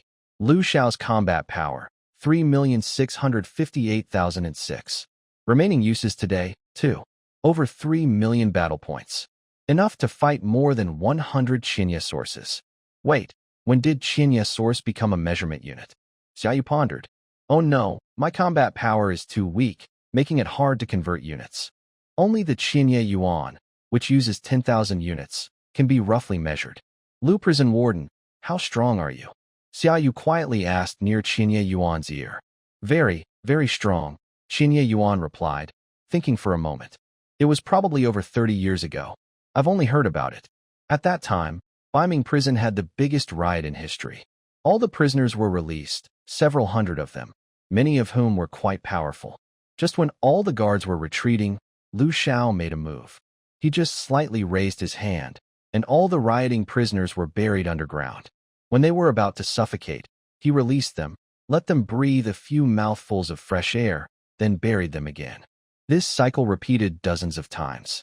The prisoners all became obedient because they felt Lu Xiao's terrifying and absolute strength. Xiaoyu nodded. Lu Xiao is indeed very strong, but compared to Su Yi's over 1 billion, he's just a small fish in a big pond. I wonder if I will ever reach that level, but I highly doubt it. Su Yi once said of himself, The only part of me that's really agile is my eyelids. Get things straight, Lu Xiao said irritably. This is your business, Qianye Yuan said helplessly, spreading his hands. Then he and Xiaou jumped onto the 100-ton king. We're in a hurry to get to the city. You can stay here and handle the interrogation slowly. Hey, Lu Xiao shouted from behind. Xiaou pretended not to hear, casually took off a pair of sunglasses from the driver's seat and put them on his eyes. From Lingxi village, the road ahead was flat and smooth. Next, they could rely on the 100-ton king to drive directly to the imperial village. And from now on, they could eat and sleep on the Beidun king without any surprise, as it was basically a giant RV. After racing for several hours, they finally left the hills of Qiuling town and arrived at the territory of Xiaogao town. The center of Xiaogao town is the land of the Xiaogao dog clan, the imperial village. Beiming city, the true capital city. But before reaching the imperial village, they had to pass through Qinglan village and Duanyun village. The Beidun king was speeding along the smooth road, often attracting surprised looks from passing pedestrians. But it was not unusual. This is a magical world where strange magic tools are very common. People with a keen eye could tell it was a magic tool, and those with poor eyesight might even think it was a rare magical beast that had just been tamed. Soon, they arrived at Qinglan village. Xiaou yawned. Lingshui village and Qinglan village are cities located between Qiuling town and Xiaogao town, not far apart. It took about 6 hours to reach. This is similar to a city at the border of two provinces in his world. Beiming City operates under a county system, so the local government doesn't have much power. But according to Qianye Yuan, the western Xian city managed by the Nine-Tailed Fox clan uses a feudal system. He wondered what systems the eastern Mo city, southern Xiao city, and the capital city each used. Since the Beidun king was not loaded with cargo, it was easy to drive. The fuel tank had been modified, so it could probably run for another 4 hours without problems. But after 4 hours, it would be tricky. It might run out of fuel once they reached Duanyun village. He could ask the system for a new fuel supply, but the ability to exchange items unconditionally has a cooldown of a month. Even if he used his skills to trade valuable items for items from that world, he still had 4 days left. But that wasn't something he needed to think about right now. Xiaou was considering whether to enter Qinglan village to experience the local culture. Before crossing over, Xiaou was a person who loved traveling. Despite having no family or friends and being very poor, he had the strong willpower to walk from Mindu to Changbai Mountain. But he was afraid that his Ledi attribute was also invincible. As the main character, he couldn't just enjoy life peacefully. Whenever he arrived somewhere, trouble seemed to follow. When Summer Feather turned around, he saw Qianye Yuan and Su Yi lying in disarray and was very angry. Really? I've been driving hard here, and you guys are sleeping so peacefully. Qianye Yuan groggily opened his eyes. This big thing can only be driven by you. I wanted to help share the burden, but I really can't do anything about it. Enough. I'm not that lazy, Summer Feather said. We've reached Qinglan village. Do you want to get off and have some fun for a few days? Qinglan village? Qianye Yuan just woke up from his nap, still a little dazed. Su Yi covered his head with a book he had been flipping through out of boredom. I don't want to go. I'll just sleep on this big metal thing.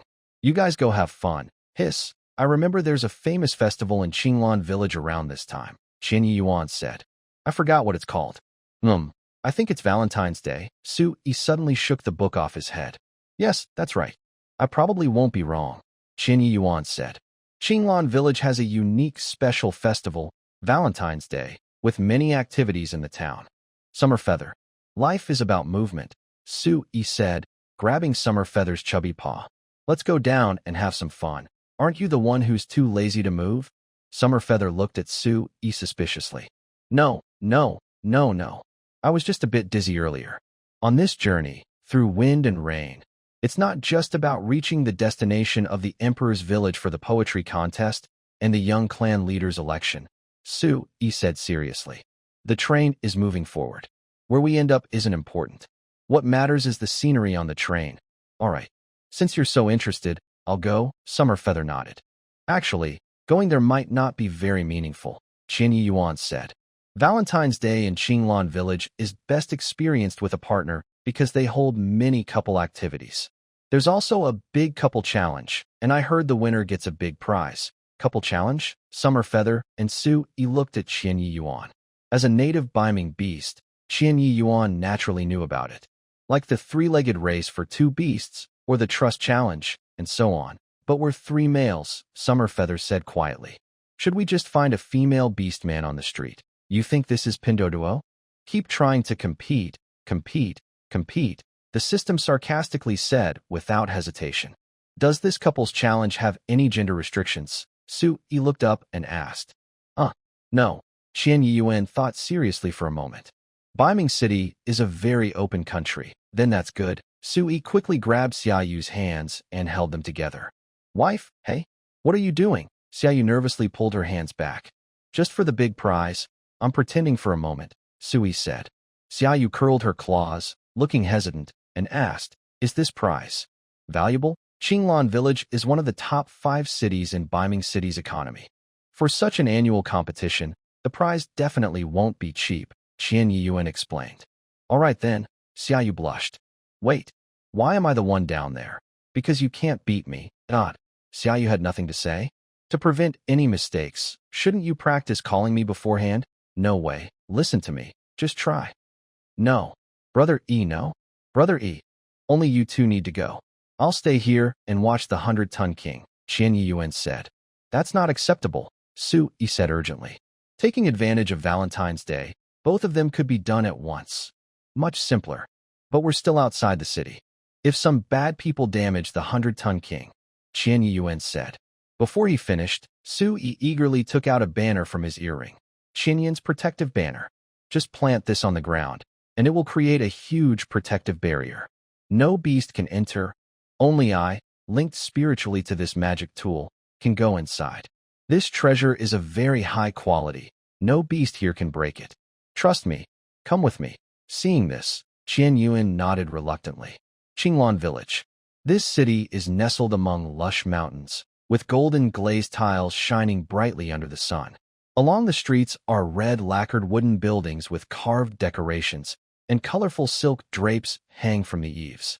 The busy streets are filled with people from different races, dressed in fine silk robes or simple clothes. A fox merchant from western Xian City arranges jewelry and jade on his stall. A rabbit woman carries a bamboo basket, choosing fresh fruits and vegetables. A bear soldier patrols the street with a long sword. In the center of the city stands a grand clock tower made of white marble, with a large bronze bell hanging at the top. Every morning at dawn, the bell rings loudly, echoing through the city. Below the tower is a wide square where vendors set up umbrellas and start their daily business. In the distance, beautiful music can be heard. A cat musician from Eastern Mo City is playing the pipa in a tea house. The tea house is full of customers enjoying tea and music, with the scent of sandalwood and cheerful chatter. Around the corner, a tavern emits the aroma of wine, and a waiter calls out about freshly brewed osmanthus wine. A few white seagulls fly across the sky, weaving between buildings, delivering letters to different homes. Oh my, this is the first time I've seen so many different races in one city, Xiaou marvels. Zhaogao Town is the most lively area of Beiming City. Recently, Qinglan Village is celebrating Valentine's Day with special events, so more tourists from other races are visiting, Qian Yi Yuan explains. At the city gate, a beast man at a service desk is dozing with his chin resting on his paw. Hello, Su Yi knocks on the desk. The beast man suddenly wakes up. Are you here to join the competition? The beast man licks his lips and asks. Who are you competing with? These two. Su Yi points to Xiaou and Qian Yi Yuan. Huh, what about me? Qian Yi Yuan opens his mouth wide. 2 males. With such strong waists? The beast man writes quickly on a piece of paper. Name? Su Yi. The yellow one is Xiaou, and the orange one is Qian Yi Yuan. After registering, the beast man hands Su Yi 3 badges. Tomorrow at 8 a.m. The competition begins.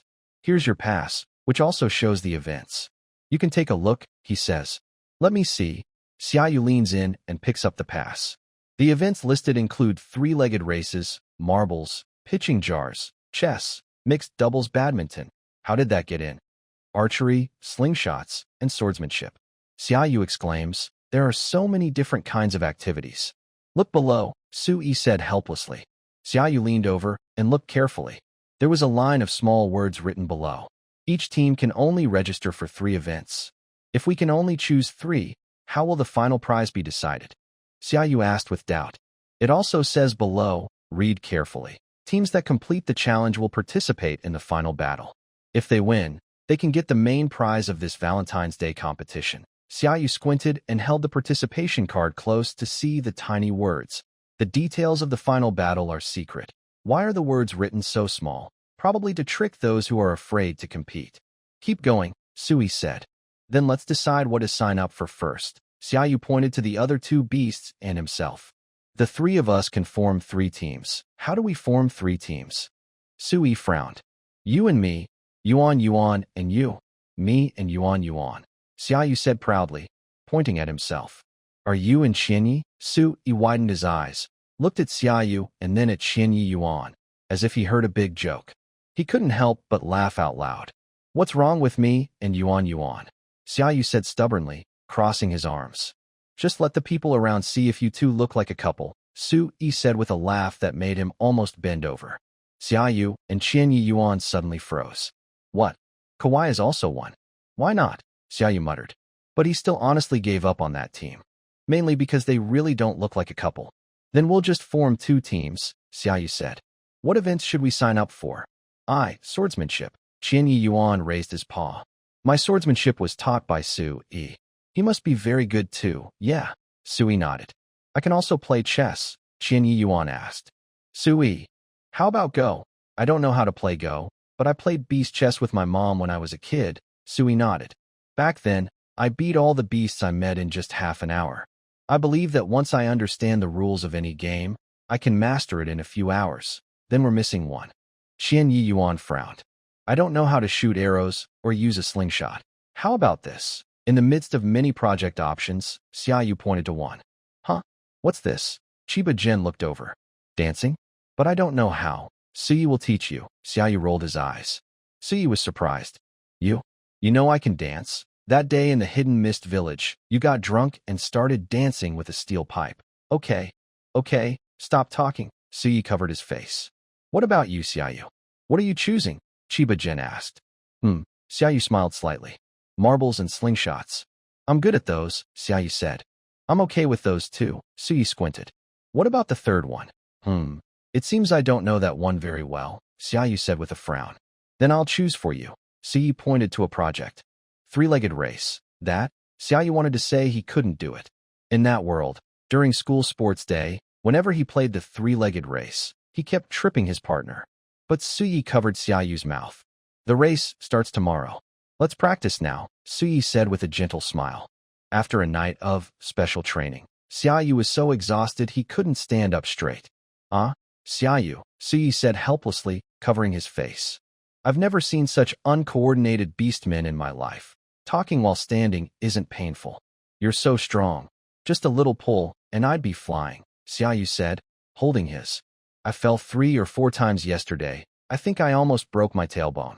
There's no point now. The race is about to start, Sui pointed ahead.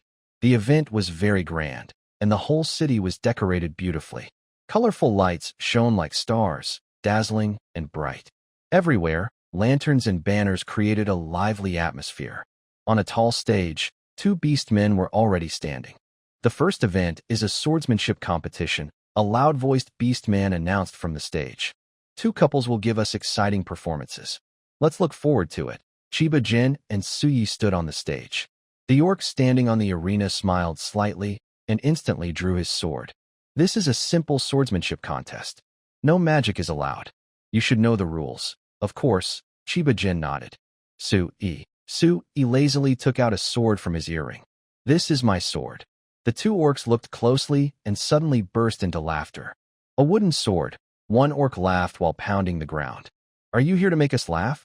Chiba Gen sighed. Yesterday, he took Sui to the best blacksmith in the city, hoping to make a sword for temporary use. But Sui accidentally broke all the weapons he touched. So, he had no choice but to let Sui use his treasured wooden sword. Sui, facing the mockery from the 2 orcs, simply smiled. But this was no ordinary wooden sword. Begin the swordsmanship duel. the referee announced. Immediately, the four beasts flew toward each other. Chiba Gen's long sword looked like a dragon emerging from the sea. With his swings, the blade shimmered with cold light. Each movement created sharp sword energy, as if tearing the air around him. His swordsmanship was smooth and natural, like flowing clouds and water. There was no hesitation or delay. Every move was precise, dazzling to watch.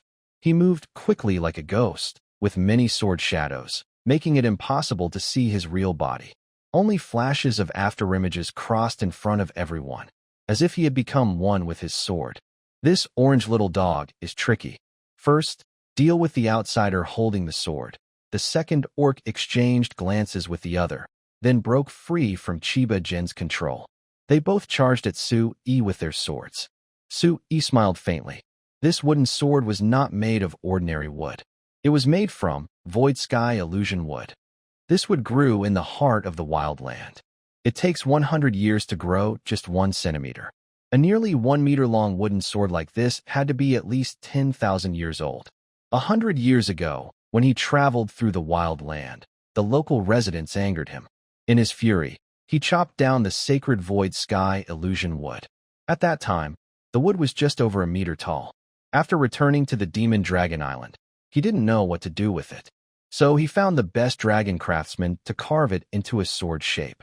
Watching the two shiny silver swords get closer to me, Xiaou casually waved his wooden sword forward. Suddenly, a strong gust of wind blew, knocking both beasts and the other swords out of their hands, causing them to fall off the stage. Hey, you used wind magic. The two beasts struggled to get up from the ground, glaring angrily at the referee. I didn't sense any magic from him. This gust of wind was definitely created by his own strength, said the referee. Xiaou chuckled. That's the special feature of this wooden sword. When swung, it can create a shockwave up to 5 meters long, which can surprise enemies. Qian Yiyuan and Xiaou successfully won the first event. The second event was chess. Xiaou was crouched under the stage, holding a banner that said, "Go Qian Yin and Xiaou," and waving it constantly. Look at them. Their relationship between the main wife and the concubine is so good, whispered the orcs around. Xiaou suddenly froze in place. I'm not. I didn't mean that. Xiao's face stiffened, unsure how to explain. Qian Yiyuan saw the exaggerated banner and smiled helplessly, then turned to focus on the game. Xiaou only learned how to play Go yesterday. Qian Yiyuan didn't expect him to win this round. As long as he wins this game, even if Xiaou loses, there will be a tiebreaker. If he wins that, he'll win the match. While Qian Yiyuan was thinking about his next move, a soft paw rested on his shoulder. Xiaou. Qian Yiyuan turned around in surprise. Did I just lose? What do you think I am, some beast? Xiaou shot him a sharp look. I won. You won? Qian Yiyuan's eyes widened. He looked back and saw the male contestant defeated by Xiaou, disheveled and holding his head.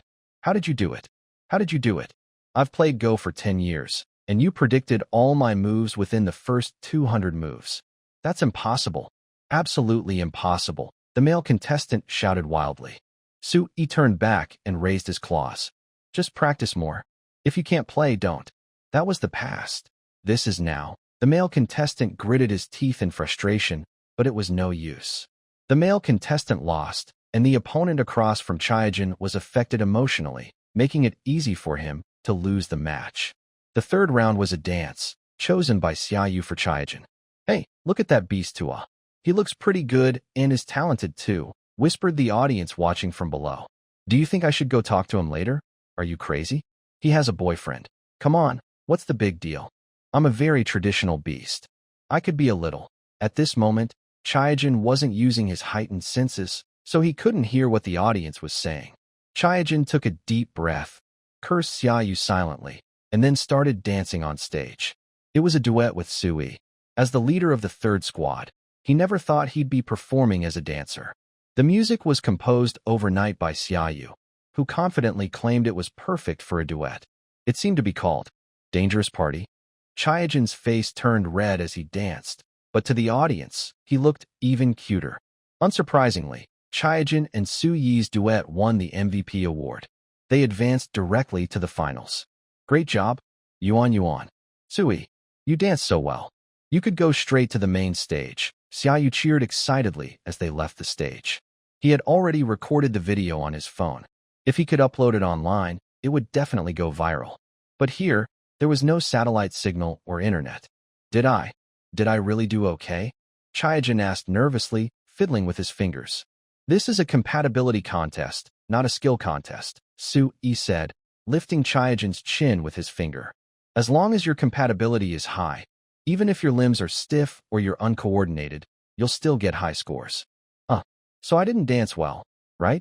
Xiaou and Xiaou instinctively turned away, avoiding answering that question. Chiba Gen's face darkened. He knew he would be laughed at by the two beasts for years. Hello there, little beauty. Just as Xiaou and Xiaou were preparing for their next performance, a strong orc came up behind Chiba Gen and put his arm around his shoulder. I think you have a lot of potential. Why not? Abandon your boyfriend and come with me? The orc showed a lecherous smile, saliva almost dripping onto Qian Yuan's head. Qian Yuan's eyes turned cold. What are you trying to do to my wife? Just as Qian Yuan was about to make a move, Xiaou quickly pulled him back and warned him. Seeing Xiaou, who was only waist-high, the orc chuckled loudly. Little guy, this beautiful girl is a rare treasure. You're lucky to have her. I bet your other one is still a kid. Xiao's expression darkened. Name your price. How about selling her to me? The orc asked.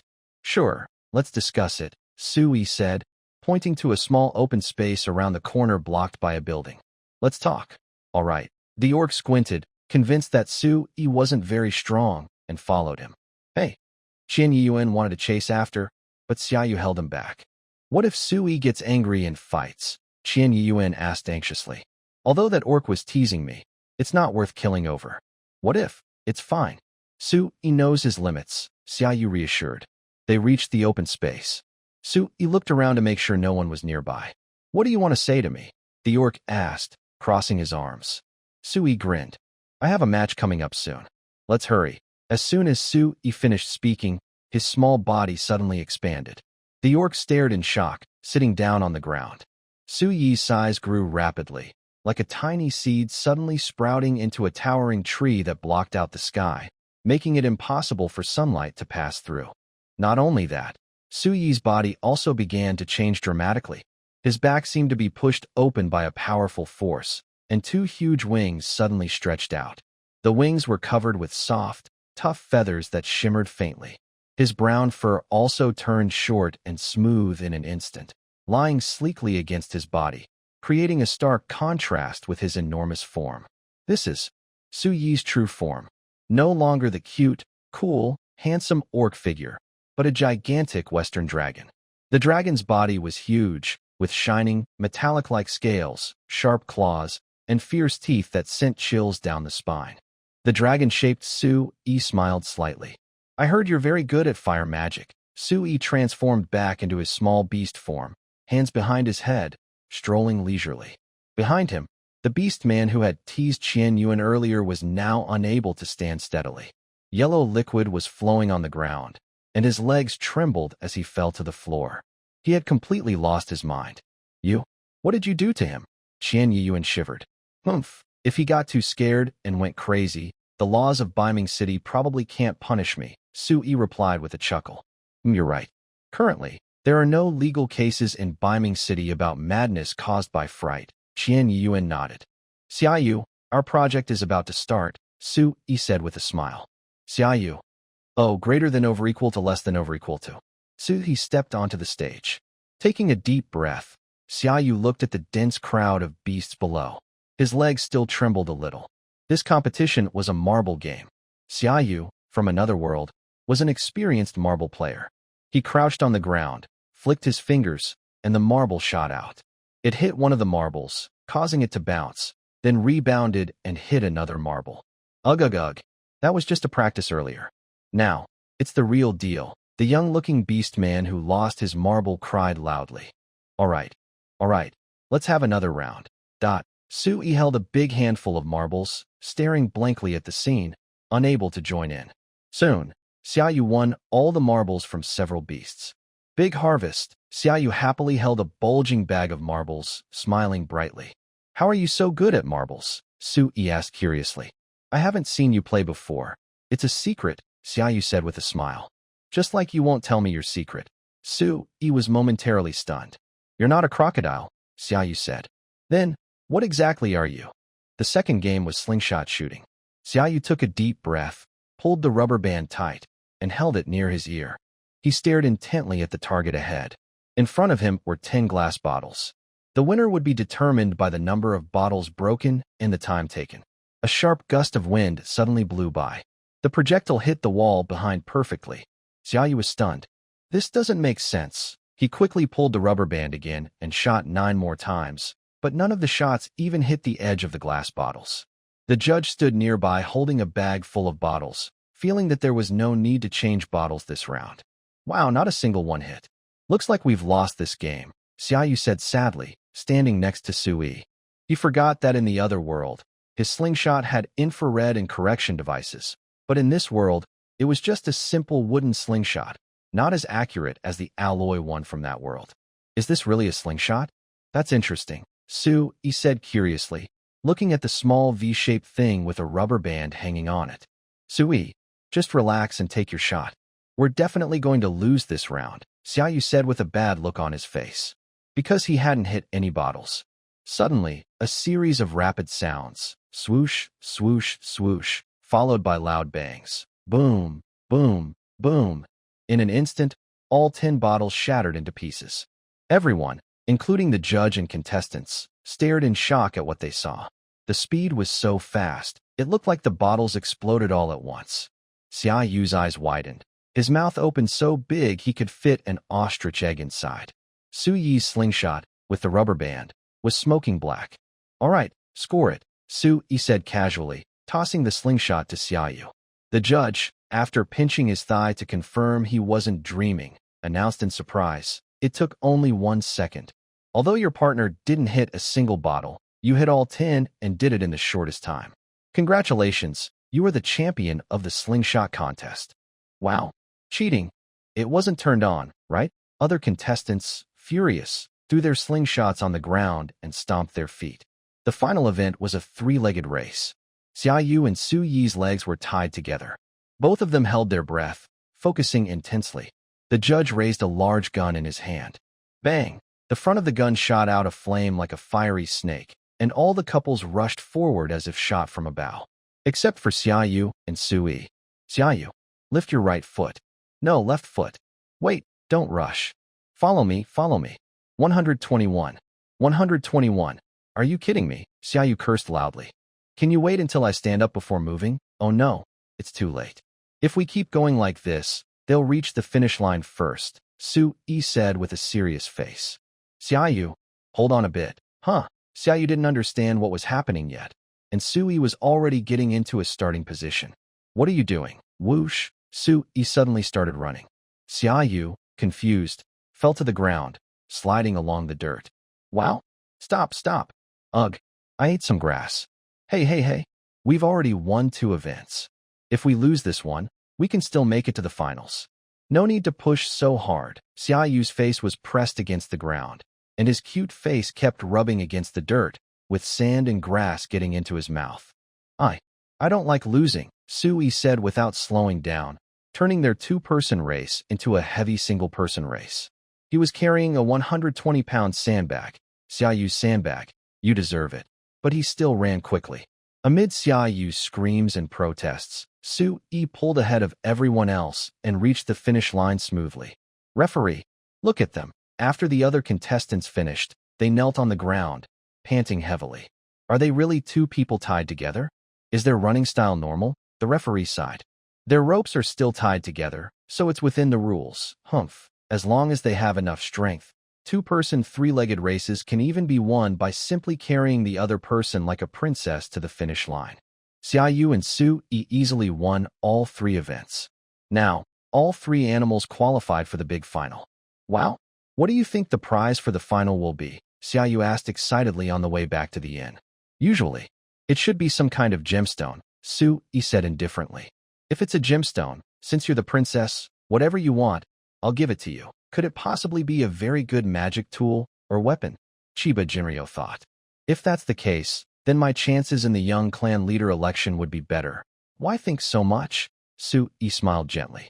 Today, the three of us, in 6 matches, will win all of them. We will make a big splash in Qinglan village. You all will become stars. Shouldn't we celebrate with a nice meal? Good idea. Xiaou, you're paying. Huh? Why do I pay? Besides raising Su-yi, I also have to support you. I don't have extra money either. Oh, don't be so stingy. You're a millionaire. Beiming City, Xiaogao Town, Emperor Village, Xiaogao Dog Clan Territory. Clan leader Quan Xian sat on a tall throne, looking sleepy. Clan leader, a report startled Quan Xian. How many times have I told you? Knock on the door. Knock on the door. Quan Xian glared at the messenger beast. What is it? The old Dragon King from Evil Dragon Island sent a letter. The servant trembled, holding out the envelope with both hands. Evil Dragon Island. Quan Xian was surprised. He didn't dare to be careless. He quickly took the letter and opened it to read. The more he read, the more serious his expression became. What's wrong? The servant asked. The old Dragon King said his son, the future Dragon King, has gone missing in Beiming City. Quan Xian sighed. He insists we find him. If we do, he is willing to establish friendly relations with Beiming City. Dragon's son? The one named Su. Ugh, this is getting complicated, Quan Xian said angrily. The young clan leader is in urgent need, and now I have to help him find his son. And, clan leader, in a week and a half, Beiming City will hold a poetry contest, the servant said. Should we start decorating now? Just send the workers from the construction department to do it. Quan Xian waved his paw. Construction department? The head of the construction department, the one called Hafu, that poodle? It's only 6 a.m., Chiba Gen said, covering his face with a pillow. It's not early anymore, Xiaou replied. The big final starts at 8 o'clock. Whether we win the prize depends on our last effort. But we don't even know what the final is, Chiba Gen said, sitting up on the bed with his legs apart. You don't understand? Xiaou said confidently. A good day starts in the morning. Let's get up early and prepare. He held out his palm, facing downward. Let's work hard together. Xiaou spoke with strong determination, hoping the other 2 beasts would also put their hands on his. After waiting a long time without a response, they realized Chiba Gen and Su-yi had fallen asleep again. Chiba, Su-yi. After getting dressed, the 3 beasts arrived at the competition site. Many other beasts were already waiting there. The place was noisy with chatter. Welcome everyone to the ancient forest. A deep, magnetic voice echoed from above. Everyone looked up to see a man in a black robe floating in the air. His face was hidden under a hood, revealing only deep eyes. I am the host of this competition and your judge. Now, I will explain the rules. As he finished speaking, the whole area suddenly fell silent. First, there are various magic treasures scattered throughout the forest. Some can boost your strength, some can help you recover from injuries, and some even have the power to change the course of the battle. You need to find these treasures and use them to defeat your opponents. Second, once you enter the forest, your cultivation level will be suppressed to the lowest. This means you can't rely on your usual power, only on your wisdom, skills, and treasures to survive. Finally, the goal of the competition is simple: stay alive. The last person remaining wins. As the host finished, the air around seemed to freeze. Xiaou took a deep breath, feeling the suppression of his cultivation. He knew this was not just a test of strength, but also a test of wisdom and willpower. Chiba Gen looked around, his eyes shining with excitement. Su-yi, on the other hand, appeared relaxed, with a faint smile on his face, as if all this was just a game to him. The competition will start soon. Please get ready. The host's voice sounded again, and suddenly a beam of light descended from the sky, covering the entire forest. Xiaou, Qin Yuan, and Su-yi exchanged glances and stepped into the forest together. The ground beneath their feet was soft and damp, and the tall, dense trees surrounded them. Sunlight filtered through the leaves, casting mottled shadows. A faint mist filled the air, giving a mysterious and slightly dangerous feeling. We need to find a safe place first and make a plan, Qin Yuan whispered. A plan? Why not just act directly? Su-yi shrugged. Anyway, the magic treasures are scattered everywhere. We can just look around. Xiaou didn't speak, but carefully observed the surroundings. He noticed a wide, open area nearby, where there seemed to be a huge stone tablet covered with ancient runes. That place might have clues, Xiaou said, pointing at the stone tablet. The three quickly moved toward the stone tablet. On the way, they encountered a few other contestants but chose to avoid them. After all, rushing into battle early on would only waste their strength. Some might call it a smart choice, but others might say, it's just a cautious move. When they reached the stone tablet, they found the runes glowing slowly, as if responding to their presence. Xiaou reached out and gently touched one of the runes, and suddenly a warm energy flowed into his body. Is this some kind of guidance? Qian Yuan asked in surprise. It seems this forest isn't just a simple battlefield. It appears to have its own will, Su Yi said thoughtfully, looking at the stone tablet. At that moment, hurried footsteps sounded from afar. The three quickly became alert and hid behind nearby bushes. They saw a young boy in a blue robe rushing past, his face full of fear, followed closely by two pursuers. It looks like the battle has already started, Qian Yuan whispered. Let's not act rashly for now, Xiaou nodded in agreement. They continued to observe the surroundings and kept an eye on the changes in the runes on the stone tablet.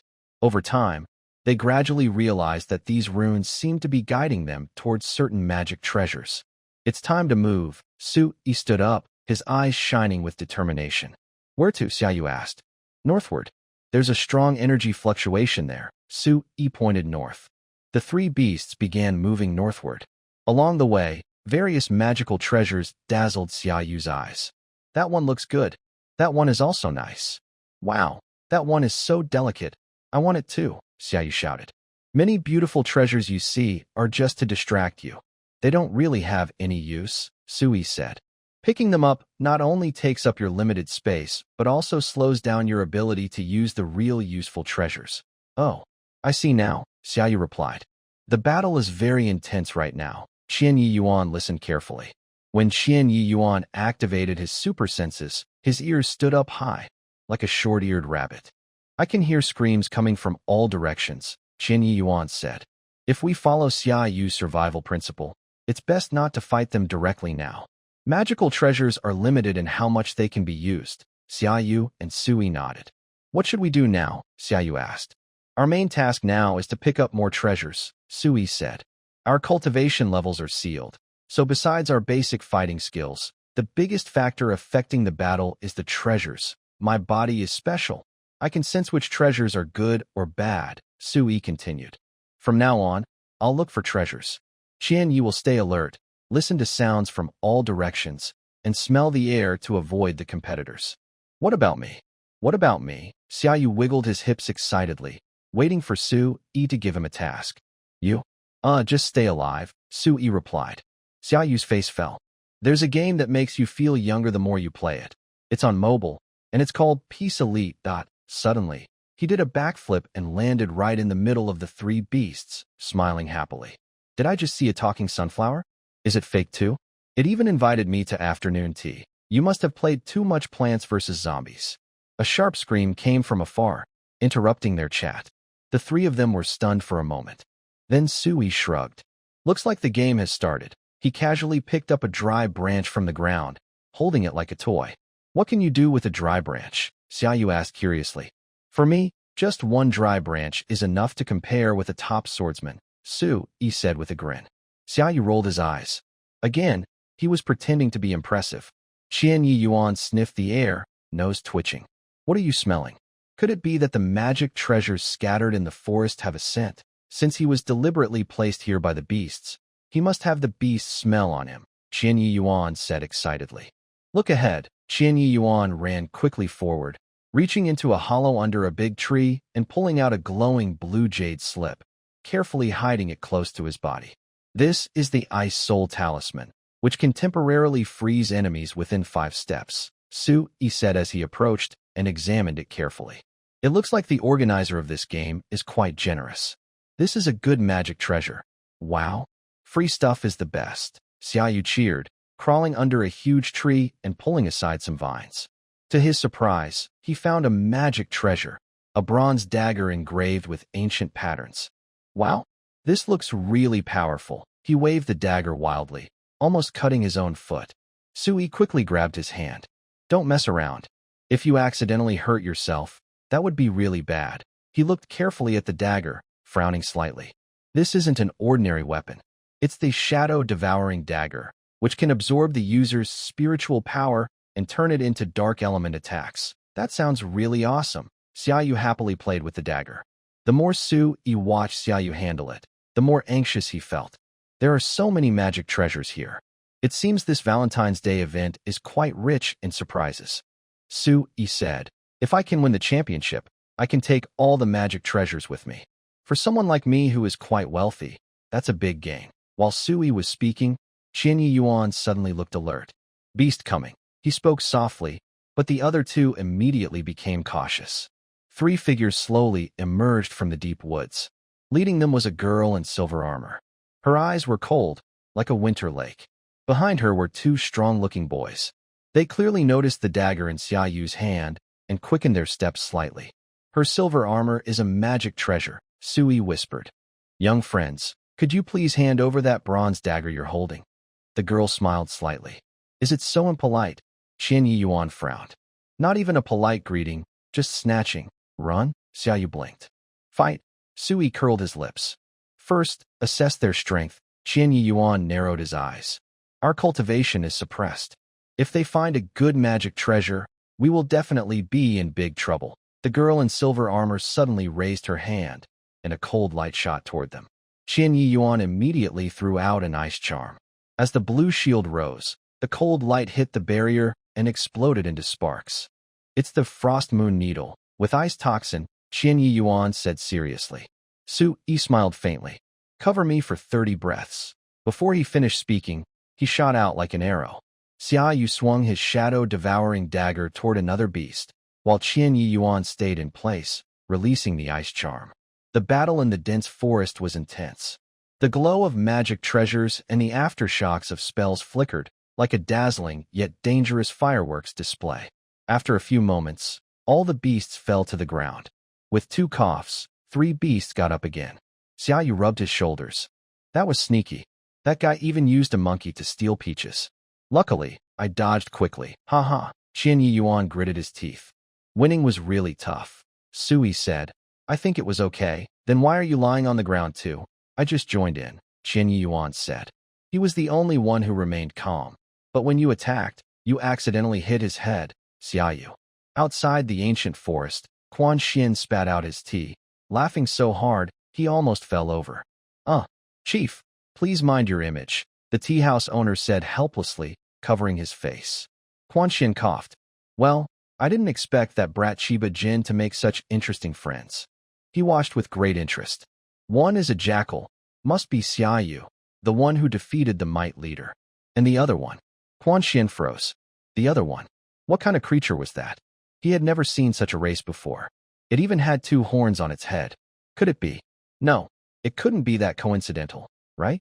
The Dragon King of Dragon Island had just asked him to find his son, and now the dragon's child had shown up on his own? Quan Xin suddenly became uneasy. Dark clouds gathered over the ancient forest, the heavy sky pressing down like a weight.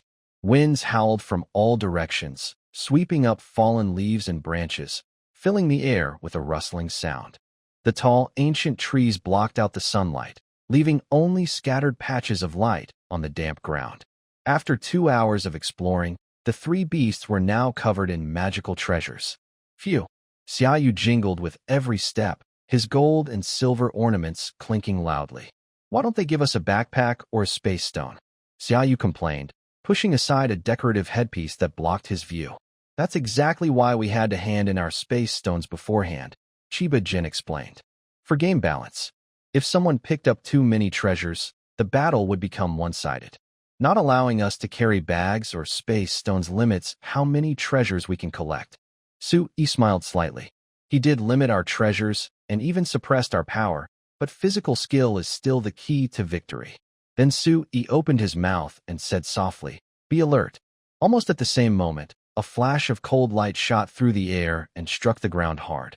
It was a sharp throwing dart. Chiba Gen quickly crouched down, hands on the ground, eyes narrowing as he scanned the surroundings. Xiaoyu hadn't reacted yet when Sui kicked him on the backside, knocking him flat on the ground. A rustling sound came from the nearby bushes, and then a figure dressed in a gray cloak quietly appeared. The beast held a short knife, with a cold look in its eyes, clearly not a friendly creature. Xiaou smirked slightly, tiptoed lightly, and leapt forward like a hunting leopard. He spun in midair, swung his right hand, and a small dagger slipped from his sleeve, firmly grasped in his palm. In the next moment, he was close to the enemy, aiming the dagger at the beast's throat. The beast reacted quickly, blocking with a sword. The two weapons clashed with a clear metallic sound. Xiaou used the momentum to step back, landing a safe distance away, still wearing a confident, teasing smile. "Hey, how's your fight going over there?" Xiaou suddenly asked casually, as if checking if someone had eaten. Qian Yuan didn't answer. He twitched his ears, quickly picked up a stone from the ground, and threw it forcefully toward the shadows of the trees on the other side. Almost at the same time, an arrow shot through the air, narrowly missing his ear and embedding into a large tree behind him. "Ambush!" Qian Yuan whispered warning. Sure enough, on a nearby treetop, an archer was slowly drawing his bow, aiming directly at the three of them. Qian Yuan threw a stone that hit a beast man right on the nose, causing the beast to scream and fall from the tree. A flash of excitement crossed Su Yi's eyes.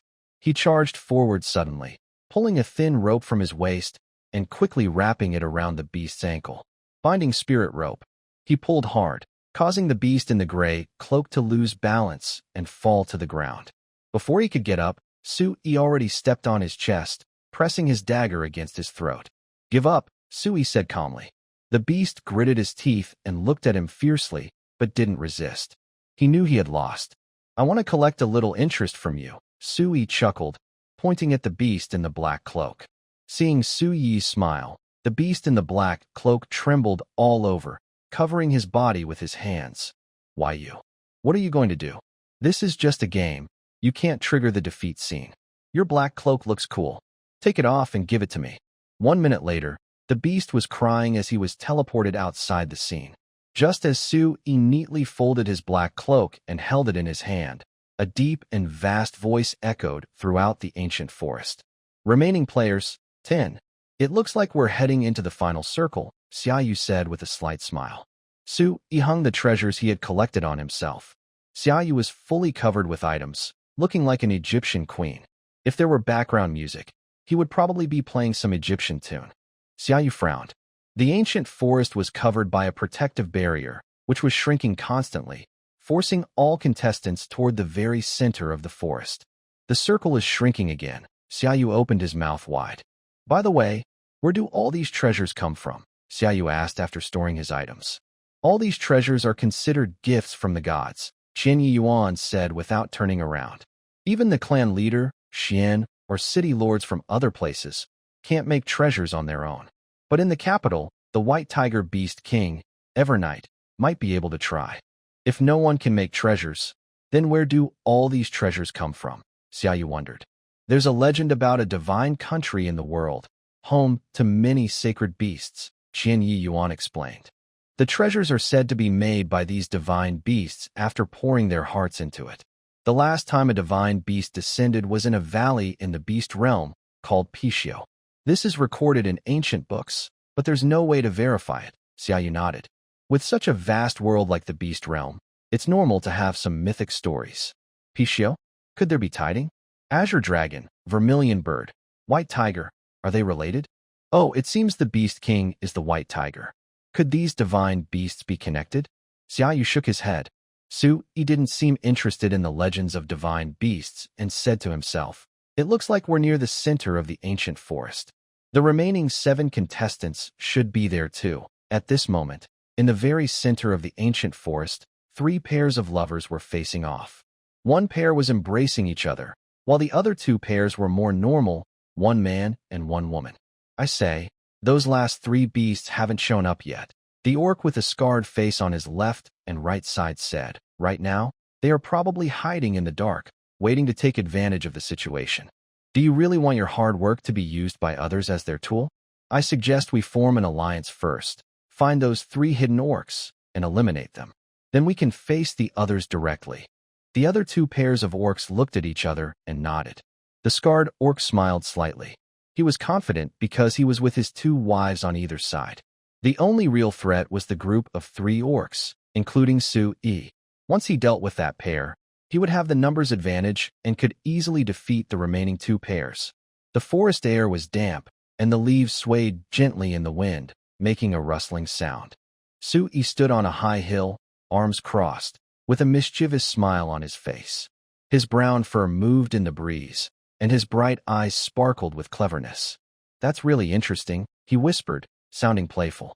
"My cultivation is completely suppressed, so I can only rely on magic weapons to fight."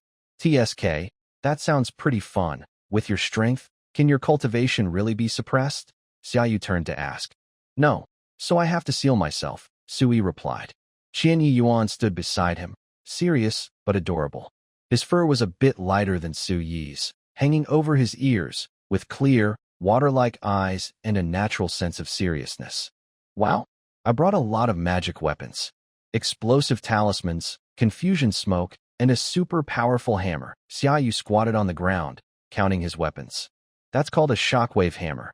As long as we survive until the end, won't all these belong to us?" Xiaou looked at him and shook his head with a smile. "Can you be a little more serious? There are still 7 people on the field. Those who haven't been eliminated yet are pretty skilled." Qian Yuan nodded in agreement. "That's right. Among the remaining 7, there are 3 couples. Their teamwork might be even better, so we need to plan carefully." At that moment, distant sounds of fierce fighting reached their ears, along with the explosions of magic weapons and thunderous booms. The 3 immediately became alert and rushed toward the source of the noise. Xiaou squinted, observing the situation on the field. "It looks like they have been fighting for a long time, and they must be very tired. We can take this chance to attack and defeat them all at once." Qian Yuan nodded. "But we need to be careful. Their magic tools are quite powerful, especially the one using charms. His attack range is very wide." Xiaou couldn't hold back anymore and excitedly shouted, "Let me try my new magic tool." As soon as he finished speaking, he rushed forward, waving a large explosive charm. With a loud bang, the charm exploded in the air, creating thick smoke that covered the entire battlefield. Using the smoke as cover, Xiaou and Qian Yuan quickly moved closer to the enemies. Xiaou took out a small flying dart, aimed at the enemy's vital point, and threw it precisely. At the same time, Qian Yuan used a special magic tool, a mirror that reflected bright light, temporarily confusing the enemy's vision. "Retreat quickly," the woman shouted loudly, but it was too late. Xiao's dart hit its target, and the enemy cried out in pain and fell to the ground. Qian Yuan took advantage of the moment to attack again, using the mirror to trap the remaining beast in a corner. Xiaou also joined the fight. He swung his heavy hammer down hard, and with each strike, powerful shockwaves knocked the opponent to the ground. The battle ended very quickly. "Well done." Xiaou patted Xiaou on the shoulder, a look of approval in his eyes. "I didn't expect your explosive charm to be so powerful." Qian Yuan calmly checked the surroundings, and after confirming there were no other enemies, he let out a sigh of relief. "We need to leave quickly. There might be others hiding in the shadows." But just as they prepared to escape, a cold voice came from all around. "Do you think this will be enough to win?"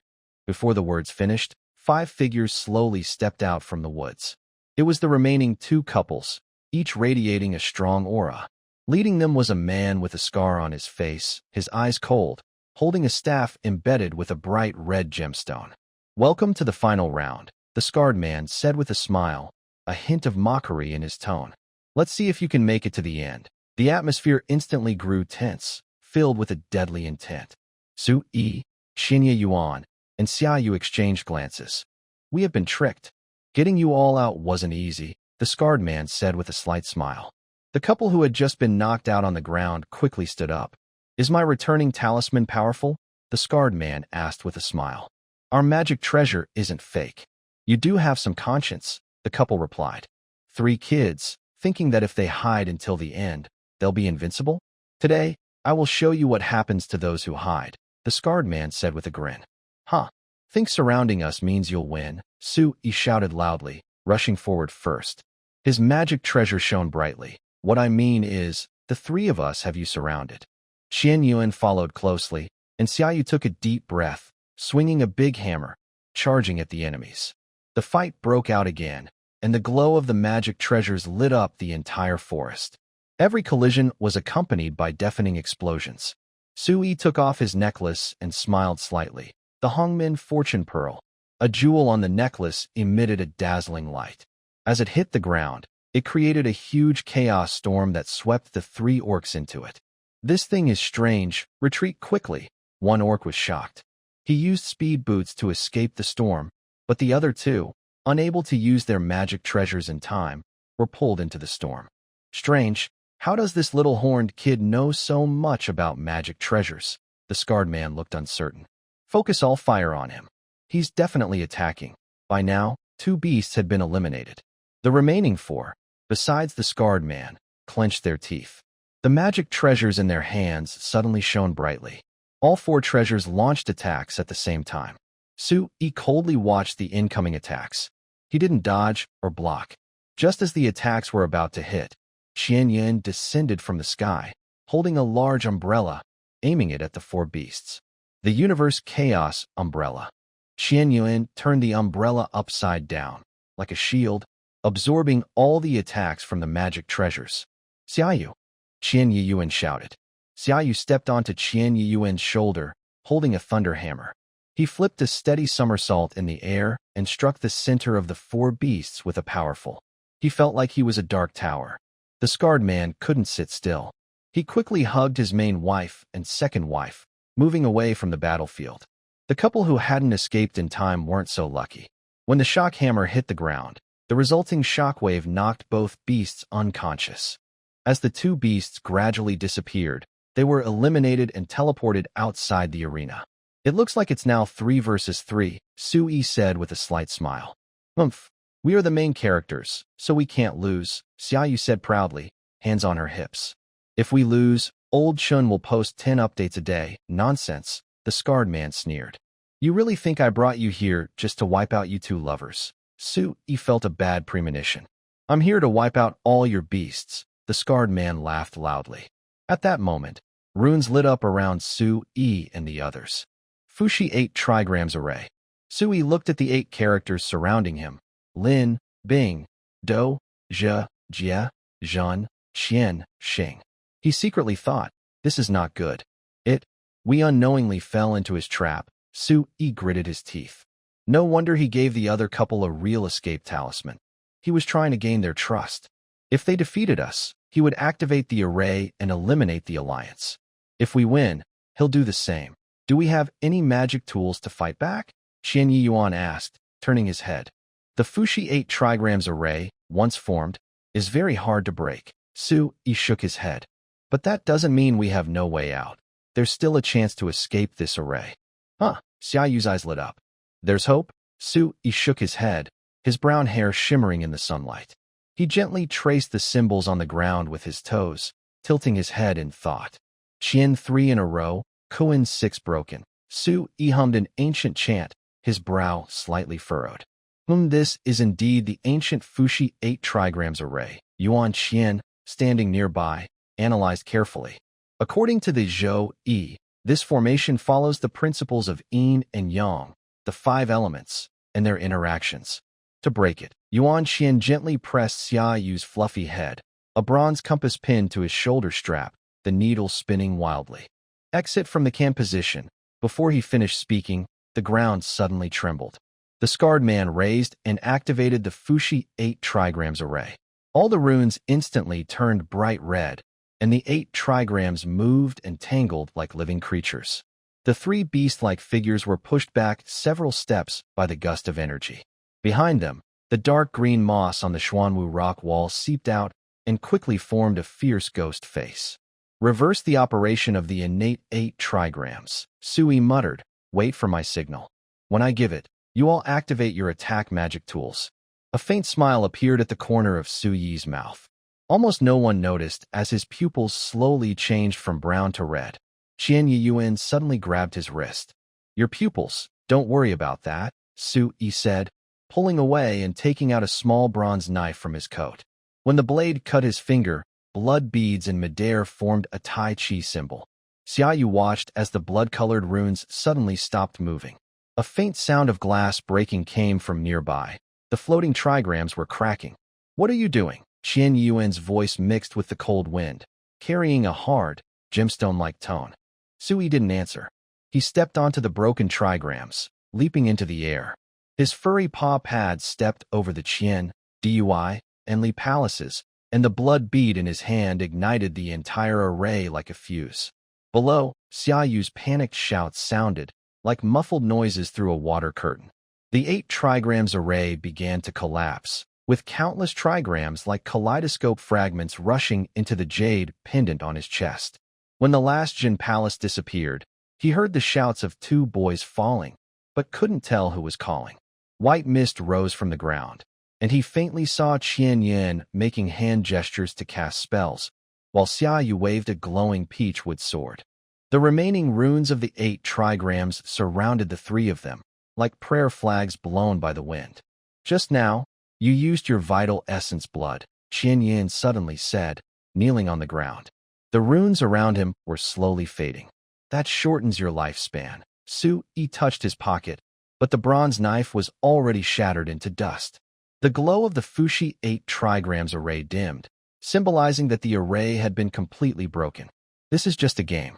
Using vital essence blood to break my Fushi 8 trigrams array. Is it that ruthless? The scarred man stared in shock. If you're going to be like that, I give up the championship to you. Let's go, he said, stepping forward. Anyway, I can afford to lose. Just 10 or 20 years of my life. How old are you? Qinya Yuan asked nervously. Our average lifespan in our clan is over 5,000 years. Sui whispered into Qinya Yuan's ear. Okay. Sui, Qinya Yuan, and Xiaou, the 3 beasts, mischievously approached the scarred man. The scarred man, out of options, swallowed hard. I surrender. What do you want to do? Even though I have a scar on my face, I am actually a kind beast. Don't worry about that now, Sui said, pointing at the talisman in the scarred man's hand. Give me the Fushi 8 trigrams array. The scarred man twitched his mouth and obediently handed over the 8 talismans. Also, give me any other magic tools you have.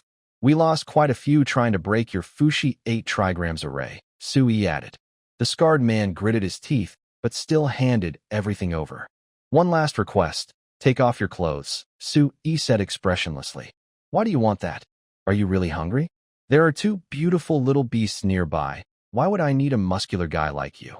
The scarred man was startled. Your tastes are too heavy. Plus you're, well, not straight, and I am. It wouldn't be good to do this in front of my 2 wives, and it's being live-streamed across the city. Where are you getting that from? Sui snapped. I want your clothes. And I'm not straight. I'm bi. The scarred man was speechless and had no choice but to take off his clothes. It was a gray hoodie with a hood, quite large because the scarred man was very muscular, and none of the 3 beasts had a size that fit. From then on, a legend spread in Qinglan village. During the Valentine's Day contest, there was a contestant who, after defeating a beast, would the opponent's clothes, scaring away beasts from participating in the contest for years. But that's a story for another time. Xiaou watched as Suyi's face showed a satisfied smile, folding the clothes and tucking them under his armpit. His eyelids twitched. He finally understood why Sui collected so many clothes. He's a clothes-stripping fanatic. In his world, that would be considered a city legend. After the 3 beasts hung all their magic tools on themselves, 3 beams of light shot down, directly illuminating their heads. Congratulations, Sui, Qinya Yuan, Xiaou. You are the winners of this great escape, and also the final winners of Valentine's Day. Let's give them a round of applause. Xiaou suddenly found himself in a whirlwind of emotions. When he regained his senses, he was already standing on a lively stage. Below, all the orcs of Qinglan village were clapping wildly. Cough, cough. Xiaou cleared his throat twice. This honor isn't just mine. Little Xiaou, your speech sounds very formal, Qian Yan whispered softly. Sui squinted, hiding his affection inside. How does it feel? Being the center of attention feels pretty good, Xiaou nodded. After the host rambled on for a while, Xiaou, feeling sleepy on stage, finally saw the boring speech end. He was holding a big golden trophy, and Sui slung it over his shoulder, showing it to the audience. Where's the grand prize? Where's the grand prize? Xiaou asked excitedly after coming down from the stage. The grand prize is, the host squinted and smiled. A luxurious stay for 2 months. Xiaou's smile froze on his face. Our chain is everywhere, the host continued, smoothing Xiao's hair. Most cities in Beiming City have branches, including Duanyun Village and Diqing. The host took out a card. You can stay for free with this card. Are you kidding me? Xiao clenched the card, trembling all over. After working so hard all day, this is what I get? And it's a themed room? There might even be. Oh no. Su-yi smiled slightly. Not bad. The magic tools we brought are already a sure profit, and now there's an extra surprise. Qian Yan, blushing, muttered softly. At least for the next part of the trip. We won't need to find an inn, right? Xiao looked back at Su-yi and Qian Yuan. Do you want to stay? Of course I do. Su-yi shrugged casually. I also want to. Qian Yuan's face turned even redder, as if about to faint. Then let's stay. Xiao gritted his teeth. The prizes he worked so hard to win shouldn't go to waste. Let's go? Check-in time. Xiao snorted. Arriving at this inn, I noticed its bright and lively decorations, which made it look different from other inns. Xiao nervously approached and handed over the room key. The front desk took the key, looked at Su-yi, who was lazily leaning with his hands behind his head, and at Qian Yuan, who was nervously clutching his clothes and avoiding others' gazes. The front desk smiled politely. If you want fish snacks, they are inside the cabinet. What are you thinking? We're just staying one night. Just a simple overnight stay, Xiao said firmly. Oh, I see, I understand. The front desk replied with a playful smile.